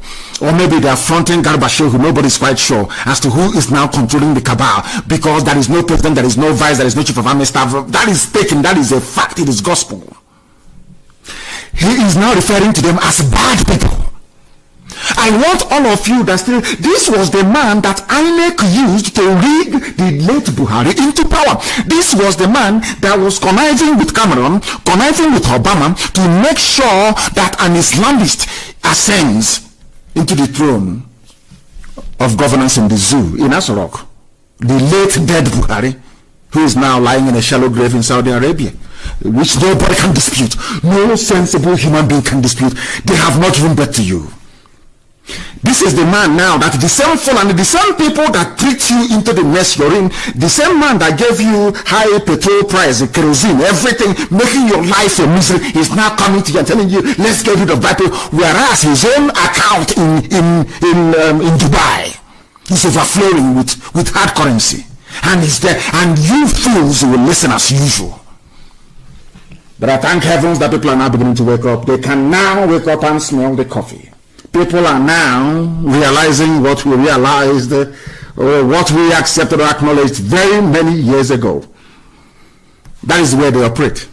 He will not accept that they made a mess of everything. That is how the zoo operates. The nepotism, as I tweeted a few days ago, the nepotism by this present Fulani cabal, of which Atahiru Jega was those that instituted in the first place. The Islamic terrorism sweeping through the zoo, Nigeria, they are all part of the plot to Islamize the zoo. It is their trickery, their takia. You know, they come and they trick you, they lie to you, they deceive you. Some of you fell for it. Those that call themselves Niger Delta, they fell for it. All the idiots have been falling for it. All their divide and rule. Middle Belt is suffering. Because as I'm on air this evening, I can tell you, those who are from Plateau State, those of Birom origin, go and ask them in Birom.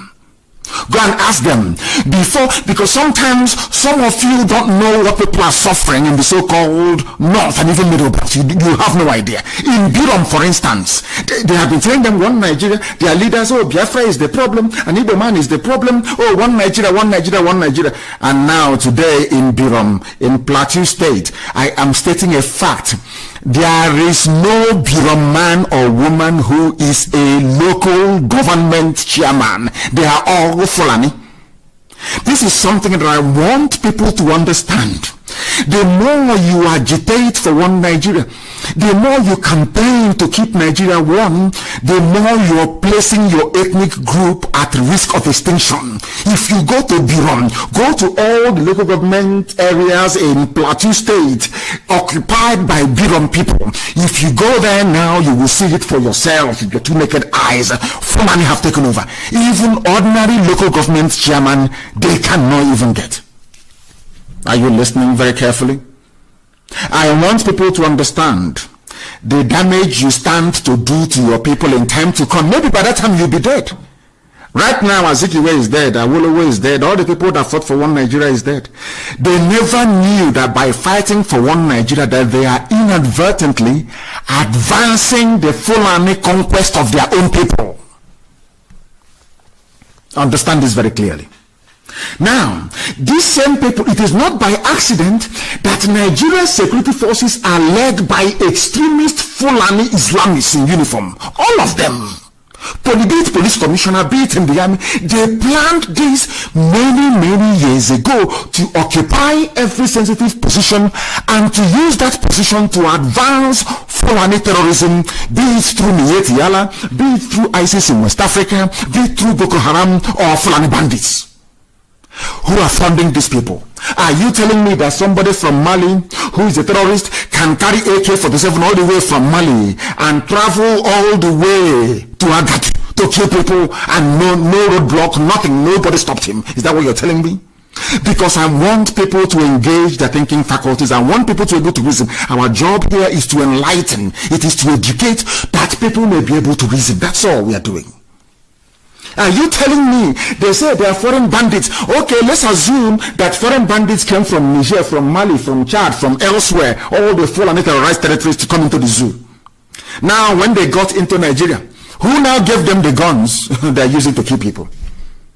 These are simple questions I expect the so-called intellectuals to be asking. I expect those who claim that they lead to be asking. It's a very simple question. You claim that these people, they are foreigners. The weapons they are using, did they bring it with them as they were coming?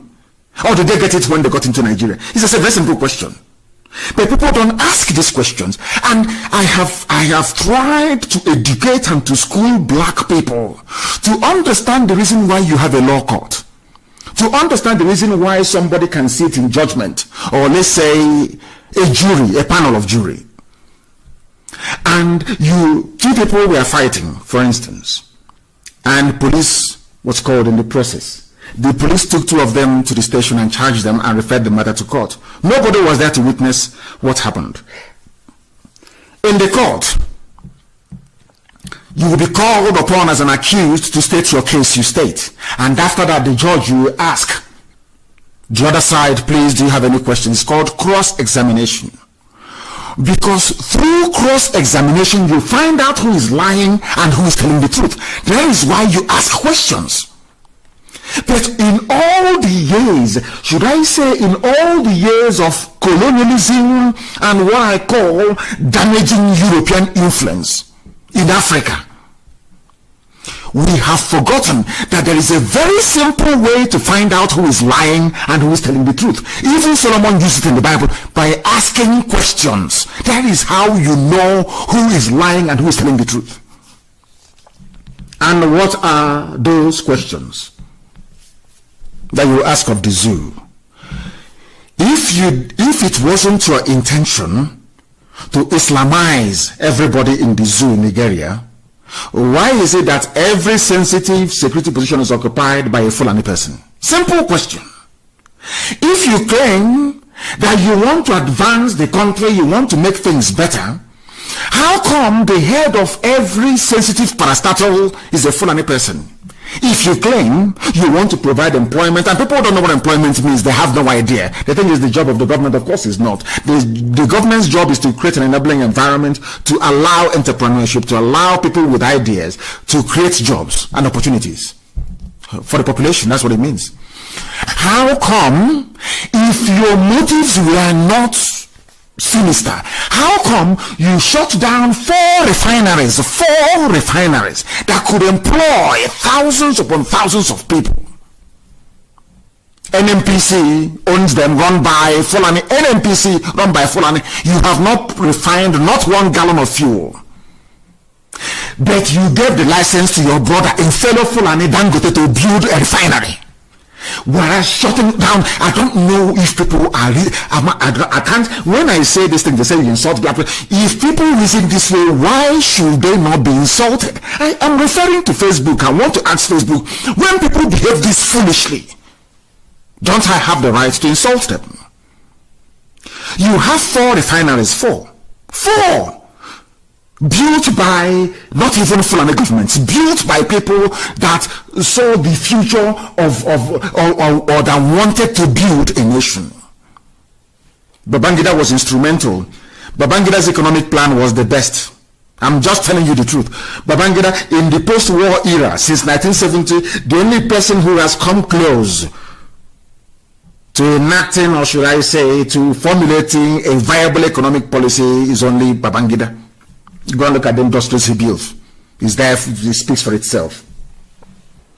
Now tell me why they will close down Kaduna Refinery, Iguacha Refinery, Une Refinery, Warri Refinery. These are refineries. Think of how many graduates could have been employed. Think of the speed spin-off industries. There is something called economies of scale in economics. Think of how people could have benefited the people in the area, even though selling mama puts. All these things I'm telling you is not rocket science, it's common sense. Now ask yourself, why would a people that claim let's join hands together, let's vote and move the country forward, why would you close down all these refineries? Give the license to your brother to have a monopoly over the supply of petrol to 200 million people, making him even richer than he already is. And then you turn around and tell me, let's build. Let us build the country. Build what? Build what are you building? Build what? I'm asking you. With bare hands? You are in a country. You are telling me that you are in a country. You are telling me you are from Biafra land, the east, that they call South and the Southeast. You claim you are from there. Your own son is the transport minister, Amechi. He has not built a railway in his land, but he's building a railway to Niger Republic. And you're okay with it. Somehow you're normal. You get up in the morning and you go to work or you go to church. Everything is okay. And you're telling me that you're well. You're telling me that your senses are intact? Of course it's not. You see, that's what makes you black. Because you do not reason. The difference between black people and white people is that white people reason. They submit everything to the altar of reason. Black people do not reason. The animals in the zoo in Nigeria, they don't reason. Those that you call politicians, they do not reason. They can't think very well. That is why I am impressed with this Odua group that wrote to the Sultan. I'm going to analyze this letter this very evening. This tells you all you need to know about the damnable zoological republic. It's been captured in this very letter. And I ask myself, if the information contained in this letter has been in the public domain, in the open, for decades, why would anybody be antagonistic towards IPOB? Why would anybody be against self-determination agitation by people that want to be free? That is something that I cannot get my head around. You have people who are from Biafra, from the east. You have people even from the west. You have people from the middle belt. That you even have some Biron people who are in the army and in the police looking for agitators to kill because of should I say, their backwardness. They don't know that their land has been taken over. There are Biron people who are in the army. There are Biron people who are in the police. If you ask them to go to MNA and shoot IPOB people, they go and they shoot. But their own village, their own local government has been taken over by the Fulani people. When I think of such people, I know that black people are intellectually deficient. I'm not insulting anybody. I am just stating the facts so you understand it. If what I'm saying is so painful, then you try and change. An Odua group has written to the Sultan of Sokoto. Open letter to the Sultan of Sokoto, Abubakar Said, and the Fulani leaders. The Sultan of Sokoto and Fulani leader, His Eminence Al-Haji Abubakar Said. Now listen, the State of the Union. We must note first of all that there is an anomaly. Nigeria is not a nation. It is a contraption. It has never been a nation. If you doubt me, please go to Google and Google the meaning of the word nation. That is why I keep saying that in Biafra land, we will build universities with caution. Because as I said last week, the Nigeria as a contraption is not advanced enough to have a university because people do not learn. If you know the meaning of a nation, there is no way anybody in their right senses would refer to the zoo Nigeria as a nation. It is not. Now, I'll read this letter for you. It says here, we write this letter to you considering your importance as the head of the Fulani people in Nigeria, the Sultan of Sokoto. He is. You are also the head of Fulani Muslims in Nigeria. Yes. He is also the head of the every religious group. He is the head. He is also the head of all traditional rulers in Nigeria. Only Fulani. Nachinama, they move cattle from place to place. Now listen, it is our hope, according to this Odua group, to the Sultan, that you will be able to share the thoughts expressed here with the 7 million Fulani people in Nigeria through your traditional means of communication. Fulani people in Nigeria, they are not up to 10 million. Not up to 10 million in a country of supposedly 200 million people. 7 million only is holding all of you hostage. You are all hostages, all of you. You have been kidnapped. Some of you may not have been kidnapped in the real sense of the word, like taking you away or raping, Boko Haram raping you or whatever, no. Or like Leah Shoaibu, or impregnating you, converting you forcibly to Islam, no. But all of you in your homes right now listening, you are all victims of Fulani kidnapping. You have been kidnapped politically, kidnapped religiously, you've been kidnapped socially, you have been kidnapped economically. You are nothing. Fulani have reduced all of you to their level, to their Janjaweed level. That is what they have succeeded in doing. But unfortunately, some of you are too blind or poorly educated to understand it. I'll read the letter from Odua Group. Very, very interesting. I love it. Listen attentively, please. I beg of you. We write to honor you with this letter, given the floundering opportunities for a dialogue on the future of Nigeria, which has eluded the various ethnic groups in Nigeria and which may not enhance itself too soon. Given the drumbeats of armed violence and extremism perpetrated largely by your people, this Oduduwa group is now telling the Sultan all the armed conflict, all the violence in Nigeria is being caused by Fulani people. And the fleeting prospects of a national dialogue, and to have a national dialogue, they said no. We will kill you, we will kidnap you, we will vulgarize you, we will take over your waterways, we are Fulani, we will do all we can. After all, Britain is backing us, we can do anything we like. 7 million messing up the lives of 193 million people. Now, tell me why those 193 million people are not fools. Are Fulani people more intelligent than you are? Are they more educated than you are? Ask yourself, how come all of you are sitting down there talking your useless one Nigeria as Fulani are busy encroaching to your towns, your villages, using terrorism, using everything they have in the books? I recall somebody who wanted to contest for election in Biafra land a few years ago.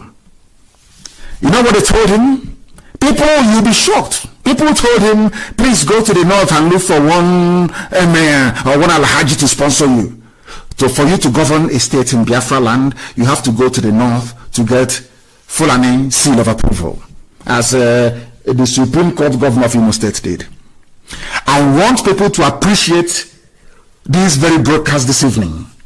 Because according to this Yoruba group, they have told the Sultan to his face, Sultan of Sokoto, your people are the ones of Fulani, the same Fulani telling you about building the nation.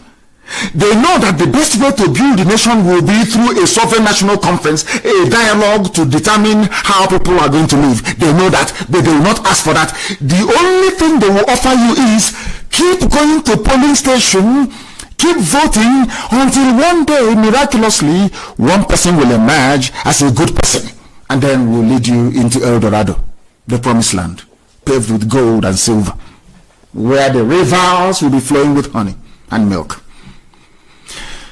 Common sense. Ask anybody, what is the solution to the problem in the zoo? They will tell you it is a national dialogue by people who are serious, not by the compromised idiots. They know themselves. Will they do that very thing? The answer is no. They will tell you, go and vote, because they know if you vote, they will rig. They know if you vote, they will control. Don't you know that? I love this Yoruba group. What is their name again? I will get to their name later on.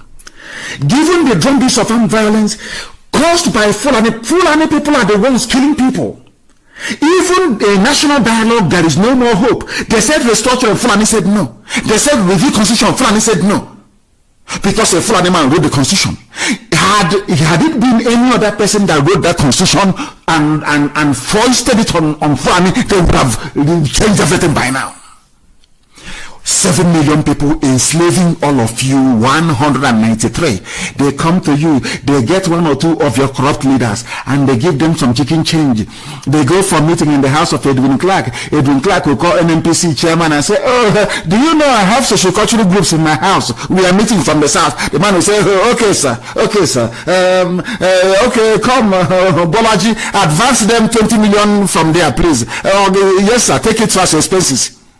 These people will come to the house of Edwin Clark. They share them 3 million, head of social cultural groups, and they go back, and the zoo is as bad as ever. And these people, they claim they love us, they are our leaders, they are our elders, and things are getting worse every blessed day, and they do nothing. All they do is and even before they issue their statement, they will say, oh, please Abuja, I'm going to write something, oh, don't mind me, let us just say it. Our people are very restive, they are worrying, please let us just do something, let us just make a statement. The last opportunity to constructively engage you and the Fulani nation is this letter. This is the last time, this Odua group is saying, this is the last time we are going to write to you in a civil manner, because the problem is getting out of hand. We, now here comes their name, on behalf of Akpapo Odua Koya, which is AOKOYA for short, the acronym, a coalition of several Ishekiri, Edo, and Yoruba groups, write with our deepest feelings about the Nigerian state and what appears to be the pitfalls that lie ahead, most of which are oiled and orchestrated by your own people, the Fulani, albeit consciously. In other words, as the parliamentarian said in the UK, Fulani know what they're doing. They are the ones pushing terrorism. They are the ones advancing Fulanization. They are the ones conquering you. As I said, I want you to ask any of your Birom friends in Plateau State. Ask them. You claim you are from Birom. You believe in one Nigeria. This thing you're doing, but in your village, in your local government, you cannot even be an ordinary local government chairman. This ties into what I said before. The more you support Nigeria, the more you put your race at risk. That is why anybody talking about one Nigeria from anywhere, that person is an enemy of his or her people. Because one Nigeria means this thing that Britain put together. And this nonsense Britain put together, they gave the powers to the Fulani. Power may come to your village for 4 years. After that, will go back to the north, and within a space of 2 years, they will destroy everything you have done. Look at a country that people that in the past had to go and build one mega refinery in Lagos. And people watch these things every blessed day, and they're moving about claiming that they're reasonable, that they're intellectuals, that they're well read, that they're learned. And I'm saying, no, you're not. You're a glorified baboon. You know nothing. Your brains are empty. How can you claim you're intelligent? And 4 refineries that could employ an upward of 10,000 people is shut down. And you import petrol. Only that will let anybody who has brain in their skull to understand that these are not human beings. So the petrol you're importing from abroad, where do they refine it? In a refinery. The same refinery that you have. And to make matters worse, you're paying subsidy. You're paying subsidy. The money you claim you don't have, you're paying subsidy for imported petrol. I don't understand it. The same petrol is coming from a refinery abroad. The same refinery that you have in Igwaj, the same you have in Hone, the same you have in Wari, the same in Kaduna. Why therefore, now let us assume that those people you are refining in their countries, that they decide to be like you and shut down all the refineries in their countries. Will you have any refinery? Where will you get your petrol from? Where will you get your petrol from, I ask you? Let me go back to this letter. In the past, there was no history of Fulani in today's territory until 1804. There was no Fulani in Nigeria. No, I won't call it now. I'll call it Hausa territory. They only came in 1804. This was 800 years after the Yoruba kingdoms had been established, about 600 years after the Hausa monarchies, the Ejo, the Tiv, the Gala, the Jukun kingdoms had flourished. The Igbo nation had existed for centuries before. We have existed for thousands of years, not centuries. Thousands of years. We are the oldest people on the face of this earth. Thousands of years. I said thousands upon thousands of years. If you go to the pyramid we built in Iside, that tells you all you need to know. We built pyramids. Before even the first vulture that heralded the coming of the Fulani landed on the Futajalon mountains, before the first vulture that brought Fulani forth, before the first vulture was hatched from its egg, we've been existing as a people. They were ancient people. And I thank this people for reminding everybody of that. We recall that your forefathers came to power through brutal and bloody conquest of indigenous peoples in many parts of northern Nigeria under the guise of Islam. That's how they come. We are fighting corruption. We are fighting for Allah, for Islam, and they conquered all of you, all the way to Lupe, all the way to Kwara State. Are you following? Because in life, anybody who went to a proper school will tell you, one of the first things you learn as an undergraduate, even when you do an elective course, is this. They will tell you that history has a knack of repeating itself. History has a habit of repeating itself. That is why we must be vigilant. The Fulanis have done this in the past and they've succeeded. They conquered the Hausa, and the Hausa foolishly helped them to conquer the Bagi. The Bagi foolishly helped them to conquer the Nupe, and everywhere is Fulani conquest, all the way to Jukun people. And all of you are there. You never learned anything from history. You never learned anything. You claim you have professors. There is no village right now that will boast of having one professor. What does those your professors tell you? Do they educate you? Do they enlighten you at all? Do they actually tell you what life is all about? Has anyone actually sat down? I want to ask those propagating one Nigeria, have you actually sat down to read Fulani history? In fact, that's an assignment this evening. Anybody again who argues with you about one Nigeria, or the need to preserve Nigeria or to make it one, no matter who the fool is, just ask the idiot. Please, I beg of you, go and study Fulani history. And after studying Fulani history, you then come back to me and let's have a debate about one Nigeria. You will see that they will repent overnight. You will see that what Fulanis are doing today is a consistent pattern of conquest. That's what they have done from day one. They came into the place called Zoo in 1804. They deceived the Hausa people. The same way they're deceiving some of you today. Every time, 4 years time, voting somebody who is good. We are looking every 4 years. And as you're focusing on every 4 years, they're encroaching, they're advancing. Using terrorism, using the Nigerian army, using the Nigerian police, who are now admittedly working for Mieti Yalam. Encroaching until what happened to Birom people will not happen to you. That in Birom land, there is no local government where you have a Birom person. They are finished. Is it what you want to see happen to your people? I ask you. That is why everywhere people are rising. And very soon, of course, middle belt will rise. You will see it. Just watch and see. Because if you don't rise up, they will swallow you up. The Hausa people failed to rise up. I will continue. We recall that your forebears came. The Fulanis came through brutal and bloody conquest of the indigenous people. They took over everywhere. They spread their Islam even to Yoruba land. Hausa land like Katsina, like Kanu, was swept to one side. As I have written yesterday, even Kanem Brono Empire collapsed. Constant pressure from the Fulani. The Shehu of Brono kept resisting. They kept fighting until they threw them down. They couldn't defeat them. That was why they stopped Boko Haram. Why do you think Boko Haram is in Brono? Some of you don't know anything. Why do you think Boko Haram, their epicenter, the epicenter of their struggle is in Brono State, where they want to set up a caliphate? Because they tried for centuries. Brono said no. We are not going to follow the Fulani pattern. But Fulani still succeeded in penetrating and having their emirs. But of course, you still have the Shehu of Brono. Do you know that? Do you know that is why they went there? Do you know that the Fulanis conquered everybody in the north and went to Brono? Brono said no. They'll be sleeping at night and the Shehu of Brono and his armies will go and kill all of them. Are you aware of that history? Some of you don't know the Fulani. That is why when I see a fool, when I see a compound illiterate mouthing their rubbish, one Nigeria, they don't know they are digging their graves, or should I say the graves of their own people. Because one day they will come and they will take your land over. And I thank this Yoruba group for pointing this very issue out. So your sojourn, they are now telling the Sultan, so Sultan, your visit to Nigeria in 1804 of your people have been very, very successful. You people are very lucky. Even when Britain came, they took you, they adopted you as their favorite slave and gave you all the powers that you needed.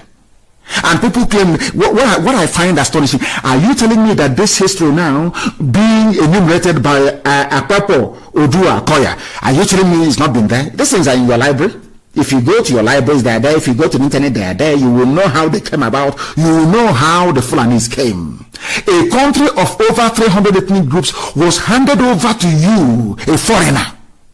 I love these people. If they can keep up this tempo. Yoruba are now waking up, they're now writing. Yoruba is saying that people who are indigenous to the land when you came was handed over to you very cheaply. First through conquest, and some of it's part by you who never owned an inch of land. Do you know that the Fulani, they're not telling you, we want through that. We graze our cattle in the forest. We do our business in the bushes. Mietela is telling you. And some of you, even the media, the useless journalists will be there writing. They do their business in the bush. Let me ask Fulani, you want pathway to come into my forest to come and graze your cattle? Did you bring land when you were coming from Futajalam? Where is your land? Did you ever own land before? You're a nomad. You don't own land anywhere. You are a wandering tribe of beasts. Where on earth have you owned land before? What is the problem in Mali? Some of you don't know the problem in Mali is Fulani. So you don't know? You heard about Mali. Jonathan is going to do peace. Do you know that Fulani is the problem? Are you aware of that? Are you aware? The thing is that they will never stay in one place. They always want other people's properties. I don't understand the reason why. And they never work for it. The British in 1960, according to this very letter, the British in 1916 the British left in 1960 and you emerged as the main benefactor. Even though your people were not known to have fought for independence, which Fulani man fought for independence? There's nobody. Did the Fulani people fight the British? No. They welcomed them. But they emerged as the highest benefactors, or should I say the main one. You were wise enough to plant your people in security. They were very clever. Britain told them that the power lay in the gun. Whoever controls the gun, whoever pulls the trigger controls power. So they made sure that their children were in the army. Courtesy of Britain. That was British advice. And they took it. And they went into the army. Very sad indeed. Very, very sad indeed. Now, what they have done is this letter said it is a reflection of your preference for force. They want to use force, police force, even police. Now listen to this very carefully. That is why I keep saying I don't know how else to speak to meager animals and they will understand. Where did you get your independence from? From who? From Britain. Which means that everything you had upon independence was a mirror image of British life. Is that correct? British laws, British schooling, education system, British healthcare system, everything was British. Is that correct? In Britain, do you have police force in Britain? Is there any IG of police for the whole of England? People don't understand this very fact. Even in the United Kingdom, there is no centralized police system. Yorkshire have their own police. Essex have their own police. Central London have their own police called the Metropolitan Police. Everybody, if you go to Kent has its own police. If you go to Merseyside, which is Liverpool, they have their own police. If you go to everywhere, even in Scotland, the constabulary, they are all independent. Do you know why the police is independent and localized? So there will be nobody can get into power and want to overrun everybody by force of arms. Now you copied Britain. Why did you put the word force in your police? In Britain, does the police carry guns in Britain? They don't carry guns in Britain. I'm asking you, is there lawlessness in Britain? Are people going about blowing people up and killing people? Is there any accidental discharge? Because black people gone to prison. Britain, their police is ordinary. It's called a constabulary. Your own is Nigeria Police Force. A police that is supposed to be serving the people is a force. If you do, I will shoot you by force and you will die. That's why you have an idiot in Enugu State. They claim they are planning to arrest IPOB officers. Go and arrest now. Let's see. Go and arrest. What happened before will happen again. I remember a joke that somebody told me in a bus once. I was traveling from Iguacha with my wife to Lagos. We were going by road. And the man came on the bus and started giving us a joke. And the man was saying, there was a man that stopped a vehicle that was traveling and said, I'm looking for my wallet. If I don't find this my wallet, what happened in 1972 will happen again. And people kept wondering and saying, oh my God, what was this thing that this man did in 1972? The people started begging, if you know you're holding his wallet, make sure you give it to him. Oh. And the driver was worried, everybody. And after a while, after about 3 or 4 hours, after this delay, everybody was panicking, this man is going to do something. They asked the man, what did you actually do in 1972 when your wallet went missing? The man said, I did nothing, I just went home. They nearly beat him to death. Yeah, where we come from. Under the false artificial creation called the zoo, your people, Yorubas are talking to the Sultan, your people produce no oil, yet you appropriate and decide how the resources should be expended. And let me tell you why the Fulanis have succeeded so far. It's because of the likes of Ohaneze and Pandev. You have this so-called sociocultural garbage. All these people that come out and they claim they represent your interest. All they do is that they represent their families. Because ask yourself this question. All of you have been in existence for very many years. What have you, let us look at Pandev for instance. Pandev, what have you achieved for Niger Delta? Jonathan was in power for 6 years. What was his accomplishment in Niger Delta? Nothing. Are our people drinking clean water? No. Has Ogoniland been cleaned? No. Is there employment? No. Is there any, in what way does government benefit ordinary people? No, none. There's nothing. Now you understand that some of you, the thing about black people is that we don't want to confront the truth with hard facts. That is the difference between IPOB, what we are doing on Radio Biafra, and any other group of people. We tell you the truth. If you like, you get upset. If you like, you eat your own flesh. If you like, keep turning around like a aeroplane turner. Eventually, you will come to the inescapable conclusion that we are right. We've done nothing for you. Who gave? Now ask yourself this question: how was it possible that only 7 million can be messing all of you up? Police force, army, everything, they are there with their AK-47. Why? Are they more intelligent than us? The answer is no. Because inside us, there are people who are compromised. I call them the modern day warrant chiefs. They give them some money and they sell their soul and their conscience. There is a new brigade, the Go and Vote Brigade. You have your hope on the next election. Now every election is an opportunity for you to have hope that things will be better, and you know it never gets better with the zoo. The letter is very long. I'm going to publish it after this very program. I'll put it on my wall so you can go through it. In fact, the invasion of Yoruba land by Fulani headsmen is there. People say, oh, why are people agitating? Why is IPOB collaborating with our Yoruba brethren? Why won't you? All our lives are in danger. We are dying. Fulani want to encroach. They want to go past Kwara State. They want to move all the way to the lagoon in Lagos with their version of Islam. And you think it's Islam? Of course it's not Islam. This is a Fulani political strategy. If you don't understand, once they install their MA, it's over for your village, as they're now doing in Ebonyi State. Dave Umahi went and took money from the Islamic Bank. People don't know that we know all these things. You build a market, you build 2 flyovers, you tar 1 road, it's on the internet, people are, yes. But meanwhile, 1/4 of Ebonyi State has been taken over by Fulani Janjaweed. They're in our forests. They are killing our daughters. It is there in broad daylight. They think we are foolish. They think we don't know anything. That's what they think. That is why they can rise up and say, oh, we're not going to sit at home. People should walk about. But during COVID-19, you were sitting at home. You did not think of family then. We were the ones that sent palliatives to. I sent palliatives to Ebonyi State. You can see the people reason. They think they don't know that we know the strategy of Fulani. Fulani will give money today for my and say to him, oh please try and build 1 flyover, build 1 market, do this and do that. After all, Samuel do this. Samuel will come in and build roads in Ebonyi. In return for those loans, you allow Mieti Allah access. They can settle anywhere in Ebonyi. Ebonyi was their target. To do to Ebonyi what they did to Benue State. To take over Ebonyi as an Islamic state, and we said no to it. Till tomorrow morning, we are saying no, and they know it now.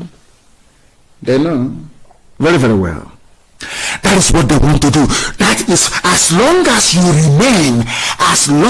you remain in one Nigeria, the pressure from the Fulani will always be there to take you over.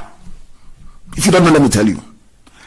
Zik never saw that, but Mazen Bono Jike did, and warned Zik who don't listen. You know, Flavus, it's like something is blocking their ears. They don't listen. They don't reason very well. Like if you meet an Iflef, all he wants to do or all she wants to do is to contest election. It's our turn to eat money, and you're telling me about freedom. They don't want to hear. All they want to do is to eat money. Look at how brave this Yoruba group is, writing to the Sultan, telling the Sultan all their sins, the sins of the Fulani. And you're there shouting about Nigeria. They want to spoil Nigeria for us. Go to your village and see what they're doing to it. I feel sorry for those in the Middle Belt. Now they have woken up, but it is a bit, they say better late than never. Then they must hurry up. Middle Belt must hurry up. Bagi must hurry up. Even Hausa must hurry up. You must save yourself. You must save. Forget all this garbage Hausa Fulani. It's not like Hausa Fulani. You must save yourself. Fulanis are killing people everywhere. This letter is very lengthy. Very lengthy. It was signed by Colonel Abimbola Showumi, retired. A colonel. He said, I'm an elite. I served in the army. I don't want my name to be heard. His name is Colonel Abimbola Showumi, retired. Malam Salou Ahmed Akorede. People are coming out to speak. We started before them.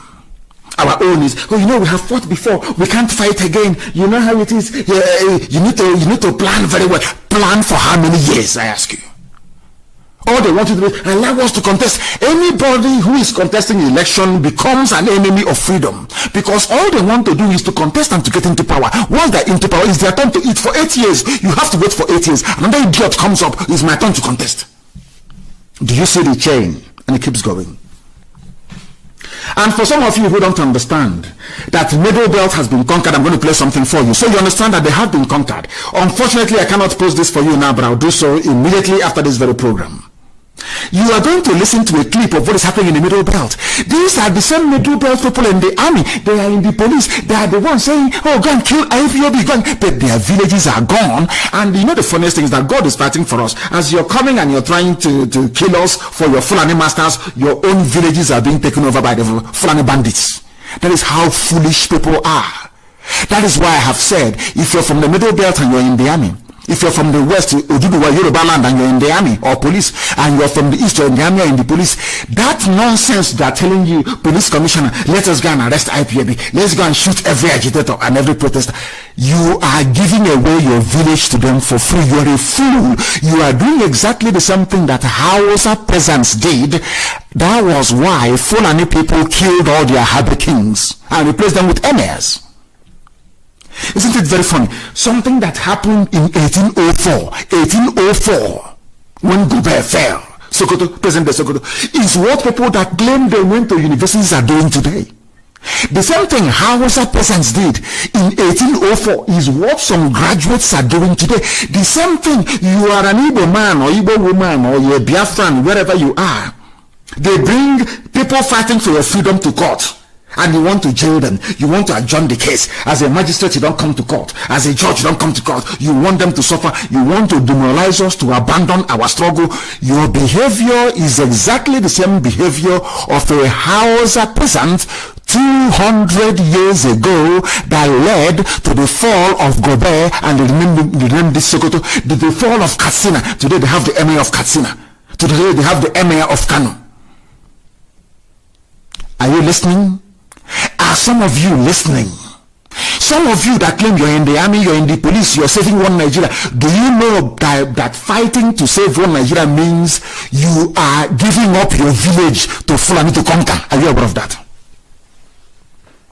I want to play something for you, because some of you are dumb, very, very dumb and foolish indeed. But I must wake you. It is our duty to wake you up, and we are doing so and doing so diligently, and we are not stopping. I want to let people in the Middle Belt understand. You are in the Middle Belt, you are in the army. We are going to shoot at them. We want to arrest them. We want to conquer them. We want to help you are helping Fulani conquer your village. Listen very carefully to this, please. Listen very, very carefully. Listen. In March 7 to 12, 100 churches in Zaria City were burned down, and over 300 Christian homes and businesses, cars, and a couple of people killed and destroyed. Yes, Muruba. I was the leader then of the Christian Association Zaria chapter. Are you listening? In 1987, in March, 7 to 12, 100 churches in Zaria City were burned down, and over 300 Christian homes and businesses, cars, and a couple of people killed and destroyed. In Zaria. I was the leader then of the Christian Association Zaria chapter. Yes. And the Lord asked me to tell the people to do nothing. Yes. And I wrote that letter. It was circulated, and the Christians watched as their businesses were being destroyed, homes killed. This by Fulani. In 2010, I was in Jos as bishop. To the date, 7th to the 12th of March, 3 villages in the near outskirts of Jos, Muslims massacred men, women, and children. Are you listening? And the church leaders, we were all convinced to beg the villagers and those that survived and the entire Christian community to do nothing. Yes, Christians do nothing. They cried until their voices were dried up, tears dried up, and there was nothing more to cry, and they just watched. In 2006, over 40 people came to my house to kill me. It turned out I postponed my return home, and they met my wife. They did unspeakable things to her. They left her half dead and totally blind. Are you listening? You are from the Middle Belt. One Nigeria. He was a one Nigerian. He was in Zaria. They killed Christians. They killed, what they mean by Christians is that they killed the local populations, people who actually own the land. In that Zaria, they have the emir of Zaria, who is a visitor. He ran to Jos. They met him in Jos. He escaped, but they got his wife and they raped his wife. He's a very brave man. I'm going to give away this video to our people that do live videos so they can analyze it. Are you following what we're saying? Are you listening? You see, I keep saying it, as I said before, when I went to university in England, one of the first things that I had in mind was to, as I told my father before I went to England, is to understand how Britain brought this problem to us, and of course to study and to research the level of stupidity in the brain of a black man. People wonder why I speak the way I do, why I curse and insult black people. Because if I don't curse and insult black people, that area of your brain that harbors stupidity will continue to grow. So we need to diminish it. This is Nigeria for you. The man is giving you dates from years back, his own personal experience. The wife was raped in front of, defiled by Fulani Janjaweed. In the same country, they ask you, oh, come on, please go and vote. Vote in 2023, vote in 2099, vote in 2098. People are foolish. The same people, Christians from the Middle Belt, Southern Kaduna, in Jos, Biram, as I said to you. You are in the army. You are in the police. You are helping Fulani to extend their rule to your village by doing what is wrong before God and before man. Let us listen to this very man, because it is absolutely astonishing what people go through in the zoo, and they keep quiet. But I'm very glad that the Yorubas have risen, and this very crop, I'm telling you, these people, they are now hardcore. Serious. They want Oduduwa freedom. All they care about now is Oduduwa freedom. And until Middle Belt rise up, they are finished. Let us listen. Till their voices were dried up. Listen. Tears dried up, and there was nothing more to cry. Yes. And they just watched. Yes. In 2006, over 40 people came to my house to kill me. It turned out I postponed my return home, and they met my wife. Yes. They did unspeakable things to her. They did unspeakable things. Beat her, left her half dead and totally blind. They raped her to the point that she became blind. Have you ever seen a woman raped to the point where she became blind? This man is telling you not what happened to somebody else, what happened to the wife, what Fulani did to the wife. This same Fulani, some idiots, some fools, some hey. I think it's about time when somebody says something about Nigeria, you put your fingers in idiots' eyes. They are foolish. This is what happens to you when you allow the Fulanis to come in. Your wife will be raped to the point that she will become blind. These are people that sleep with their cows. They sleep with cows and they come and they rape your wife into blindness until your wife goes blind. Then you understand you're in a zoo, in a zoological republic, courtesy of Britain. And Britain cannot see any of these things. They see no evil and they hear no evil. And evil is happening, and you want men of good conscience to keep quiet. You want us to not to speak, not to talk, not to agitate for our freedom, to be quiet until Fulani will sweep us. Oh my God. God will punish all of you, all of you, Hanese and Pandef, all you idiots, all you fools, taking money from Fulani, taking money and making our lives a misery. Useless people. Listen. Through the mercy of God, she recovered. 6 months later in the USA, she came back. Exactly 1 year later, they came back again. This time they met me at home. Over 30 people came, broke down the house. They had their time, broke down the back door, came in and took me out to kill me. Are you listening? They later on changed their minds and said they would kill me in my bedroom. I pleaded with them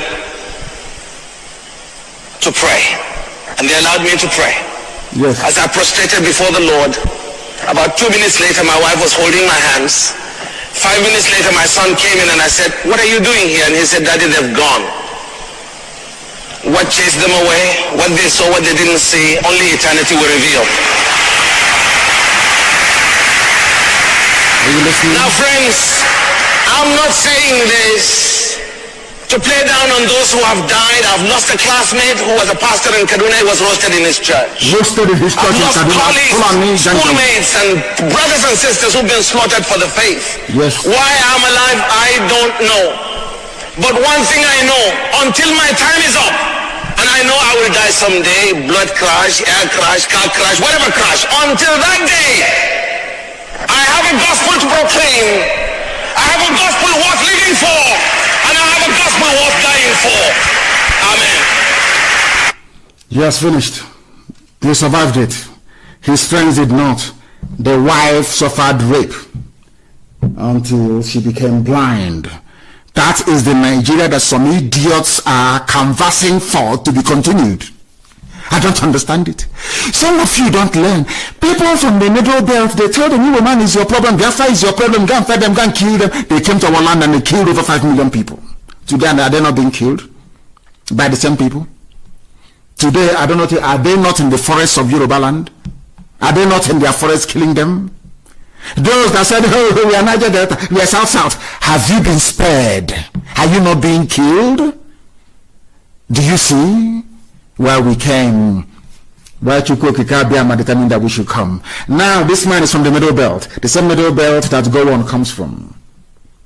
Somebody said his name is I don't know what his name is. This Jonah Jang. He said that the problem in the zoo, the Fulani problem started after Go On was overthrown. I don't know how grown-up men in the zoo, Nigeria, especially some of them you call your elders, how they can be so deceptive. They are liars, selective in what they wish to recall, and they come and they spew out outright lies. Look at this very man telling us that a problem started. Was Go On not the problem? Go On was a Christian.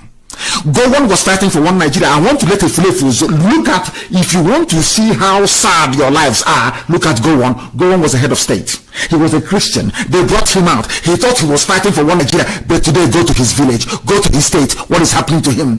They got what's his name? T.Y. Danjuma. He was fighting for one Nigeria. He was going to kill you. He was killing Igbo people. He killed Ironsi. He was fighting to kill everybody. He was so deadly during the war. Because they told him the problem you have is Biafra is an Igbo man. Go and kill him. He went. Today, the same man is lamenting because they never learned anything from history. That is how Fulani operate. Today, they have gone to police stations and to army barracks to tell them, hey, IPOB is the problem. Nnamdi Kanu is the problem. Go and kill him. Go and kill the IPOB officer. But these are idiots from the Middle Belt. These are officers in the army and police from the Middle Belt. In their own villages, Fulanis have taken over. And the same Fulanis telling you to go and kill IPOB, kill Nnamdi Kanu, kill everybody, and you are doing it. Can you see how foolish you are?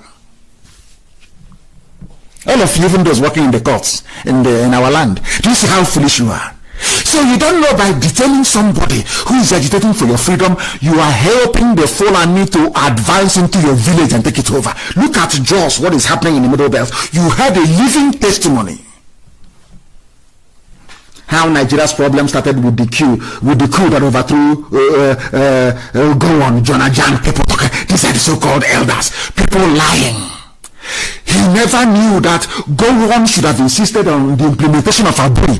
Aburi is the same restructuring that claimant for today, you know. The same restructuring. Every idiot now is, let's restructure, let's have a dialogue, all that rubbish. Imagine 193 million people begging 7 million people to have a dialogue. Have you seen anything more stupid in your life before? 193 million people begging 7 million people, please can we have a dialogue? I have never seen such idiocy only in Africa. That was why only 5,000 Europeans conquered the whole of Africa. We are foolish to the bone marrow.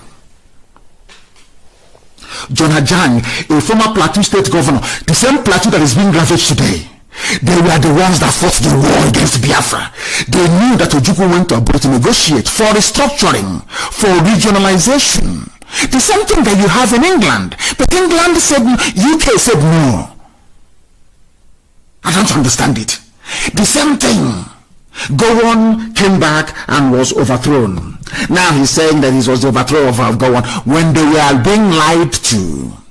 When that's the thing about our people, very, very envious. People are very, very individualistic and selfish, envious. And Ojukwu went to Aburi to negotiate the restore after 50 years. After 50 years, the same thing that Ojukwu saw, the same thing that Ojukwu fought for is what they are now. Everybody is now clamoring and fighting for it. Now you understand, don't you? That we are always right. When we refuse to vote for Buhari, we were right. We knew him. The thing these days that I'm happy about is that our Yoruba brothers now understand that we are measured in our thinking. When we say no to something, that thing there is evil in it. Now they are going to use Tinubu to try to deceive them once again. They will bring out Tinubu. They'll be talking about, as I said, I trust this very set. It's not like the ones who have gone before. These are young, vibrant men and women. Dudua movement. And they're not going back anymore. That's what I'm about. And they have hoisted their flag in Yaba. Did anybody shoot at them? Did the Lagos State governor come out as Umahi will foolishly do, idiots? No sit at home here. There should be no sit at people have. I am asking Umahi, are you richer than Lagos State? Do you know that the Yoruba Oduduwa flag was flying in Yaba? Did someone come out to say, oh, who are those? Arrest them. My friend is the commandant of Ojo Cantonment. Go and shoot them. If it's any stupid, hopeless Igbo governor, useless to the bone, you hopeless, go and shoot them. Because you're trying to please your Fulani master. So they can give you presidency. But they're not going anywhere. Let them come and campaign now for presidency. Let's see. That time they will know how angry we are. They think they are smart. Look, people are angry. In a state, Fulani headsmen are slaughtering people. I want some people to Google it tonight and post it. Those listening on my page on Facebook, go and Google it and post the link. Dave Umahi opened his mouth and said, they are raping our mothers and killing them in Ebonyi State. It is there. It was carried by Punch newspaper. Go and look for it. We said we are fed up of Fulani killing us in Ebonyi State. The same government came out and said, oh, there should be no sit at home. There is no problem here. Because he wants to contest for presidency. Because of your presidency, our mothers should be killed and raped in the farm. Because of the money you took from his Islamic bank to build 1 or 2 flyovers. You think because of that rubbish, we then sacrifice our lives? The same idiotic move made by a Fulani peasant. And today, Gobe is named Sokoto. He's gone. You think you're smart? They know nothing. These people, they know nothing. These people are lying. You see that said, we are elders. They are liars and deceivers. They are liars and deceivers. Somebody should go and ask, go on. Who is responsible for the mess now happening in the zoo? Is it not you? Go on. Nobody. You have journalists, seasoned journalists emeritus, and I'm asking them, why have you not been to go on and ask go on? Why did you not honor Aburi Accord? Why don't you ask all of them agitating today for one national dialogue or the other, or for constitutional review? Ask them what happened when Ojukwu went to Aburi, that you came and you were lying that Ojukwu seceded. Liars and deceivers. Liars, and now their shame has caught up with them. They no longer know how to hide their shame anymore. They are now looking for excuses. The same middle belt has been ravaged, where people are being killed. In southern Kaduna, they are being slaughtered. In the same southern Kaduna, they have their sons and their daughters in the army, fighting those who are fighting for their freedom. How foolish can black people be, I ask? The same thing goes for those who are working in the courts in Biafra land. You want to jail somebody who is fighting for you. The problem of Nigeria today is go on. Go on is the problem. He may say that the British forced him. Go on is he was the head of. Go on is the problem of Nigeria. That is why I said I'm praying. I am praying every day, and he knows that God is no longer listening to his prayers because he comes from Plateau State. In Benue Plateau is now the epicenter of Fulani banditry and terrorism as punishment, because if you touch the anointed of God, God will always pay you back. All the terrorism ravaging the north is as a result of what they did in our land. And if I say to them, the reason why all these Fulani terror groups are now killing the army and the police in the north is because of Operation Patton Dance, they won't believe it. But that is the reason why. They will kill all of them, and they'll keep killing them. And today, Plateau, people of Birom today, there is no Birom man or woman who can claim to be a local government chairman. It's because of Go On. Go On is the problem. Go On went to Ghana, discussed with Ojukwu how things are going to be. He came back and he reneged, and he had the temerity to come out and say that Ojukwu seceded. And those, let me catch a journalist again, write that nonsense that Ojukwu went to war or Biafra seceded. I'm just waiting to read from one idiot. Then I'll disgrace the fool. Idiots everywhere in the zoo. That's why I call them zoo animals. They claim they went to school, and I have said they should knock down, they should do those every university in the zoo. It is useless. What they train are idiots. As you're coming out of the zoo as a graduate and you go and do that, you're useless NYSC, you become a very foolish idiot, an animal for the rest of your life, because you can no longer reason. 193 million people. Have you heard of such? Do the mathematics. 193 million people begging 7 million people to please help us make our lives more tolerable. In front of your eyes, before your two naked eyes, they shut down 4 refineries and gave their own person, another Fulani man, license to go and build a refinery. In your own eyes, every day you wake up and you talk about one Nigeria. Are you not foolish? Are you not hopeless? Are you not idiotic? Go On was the man who sabotaged Aburi, and as such is the man responsible today for all the woes happening in this zoological republic that Britain created.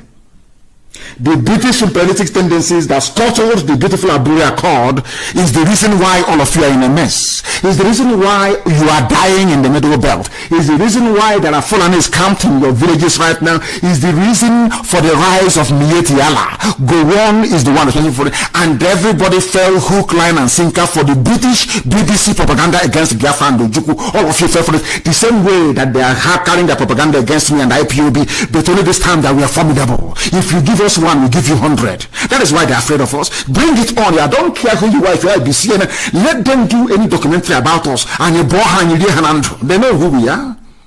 Even Facebook has gone on to close our a community of 1.5 million people. It doesn't matter how they conspire. Now we have our own platform. Now, as I'm speaking, the whole world is listening to me. They can no longer stifle us. They can no longer cage us. They can no longer censor what we say or what we are thinking. Now the field is level. And they will get it. They will get it. People are now waking up to the reality that full on demonic plans for all of you ignorant fools shouting one Nigeria is very obvious. Once you shout one Nigeria, you're a complete bastard. You're an animal. I'm telling you the truth. Fulani is making use of your brain and you cannot see it, and you claim you went to school, you claim you're educated. But of course you're not. People moving cattle from place to... Look at Nyetiala. Ordinary Nyetiala can go to Asorok and they gave them 100 billion in front of all of you. All of you saw it.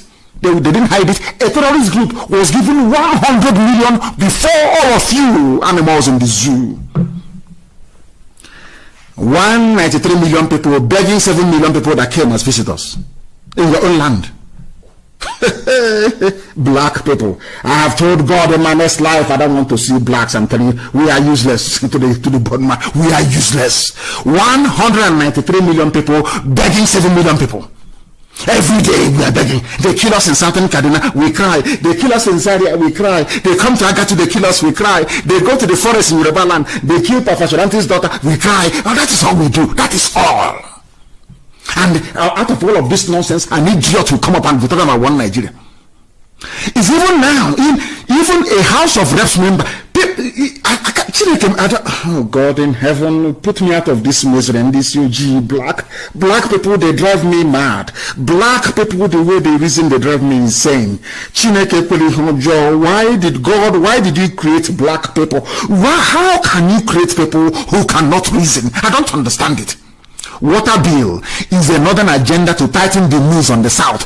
A house of listen, somebody who went into the House of Reps and took an oath to be loyal to Nigeria, a member of the House of Representatives representing Uweli North and the South and the federal constituency in the House of Honorable Francis Waive, has described the water resources bill, the Fulani water resources bill, as a northern agenda, which is, when they say northern, it means Fulani. Forget all that northern crap. After all, it is the same north that they are killing people in Kaduna. The same north they are killing Christians in Zaria. These are Hausa Christians. In the same north in Birom, they are killing people in Plateau, killing city people, killing everybody. They're killing your north. Northern agenda. It is a Fulani agenda. It's a northern agenda to tighten the noose on the south. And you have somebody from the same south, you can see clearly the intentions of the Fulani to take over your lives. You can see them coming with their AK-47 and their bombs, and you're there shouting, waving your flag, one Nigeria. Well, as Udef Roma is doing, he thinks they'll give him presidency. He's a madman. Of course, he knows he cannot get it. Can you see it? Can you now? This is what they do. They convince you to be against yourselves. And I have asked go and ask, okay, Zibaz, all these murderers that you have answering governors, Obiano, these are people that killed their own fellow brothers and sisters fighting for their freedom. Let me ask you, have you not heard of Oduduwa freedom and agitation? Have you not heard about it? Did you not see the flag all over the place, Yoruba flag? Has anyone killed them or burnt the flags? It's only you idiots. Only you fools, the fools. Every blessed day, Biafra this, Ipob did you this, Ipob did. Can you now understand it? And let me tell you, there's something people haven't noticed as well. Look at Sahara reporters, look at all the Yoruba papers, Punch newspaper, all of them reporting Oduduwa agitation. Has any of them called them secessionists? No. But if it is an Igbo journalist now, once he writes, or Biafran journalist and submits his Yoruba editor with him, come on, go and change that, put secessionists there. But now, their own people are agitating to be free. Nobody's calling them secessionists. I want our people to put on their thinking caps. I want them to become reasonable. I want the governors of the East to look at what their counterparts are doing in the West and learn from it. Have you seen it? Now, if any of them comes out now to contest for presidency, they can support the person. But you, after killing IPOB family members, conniving to bring Operation Python dance, then you want to come and campaign so we can vote for you to become president. When you were governor, you killed us. When you're president, you drop bomb from you tell Nigeria Air Force go and bomb our villages now. You think we are not sensible?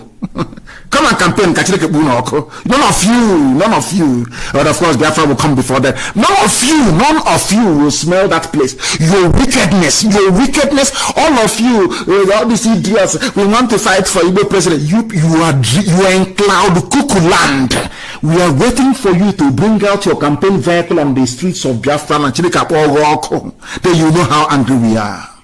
If you want to be president, join us and fight for Biafra. When Biafra comes, you contest to be the Biafran president. It will be the most prestigious office in Africa. Fools, you think we are foolish? Come and campaign now. 2019 was the last time we played that game. It's not going to happen again. An honorable member, a federal what is it called again? Is it Federal House of Reps or whatever they call the rubbish? He's telling you that the Fulanis are coming for you. Yet you are there in saying, I'm a Delta, I'm part of Niger Delta of Nigeria. You can see that they're coming for you.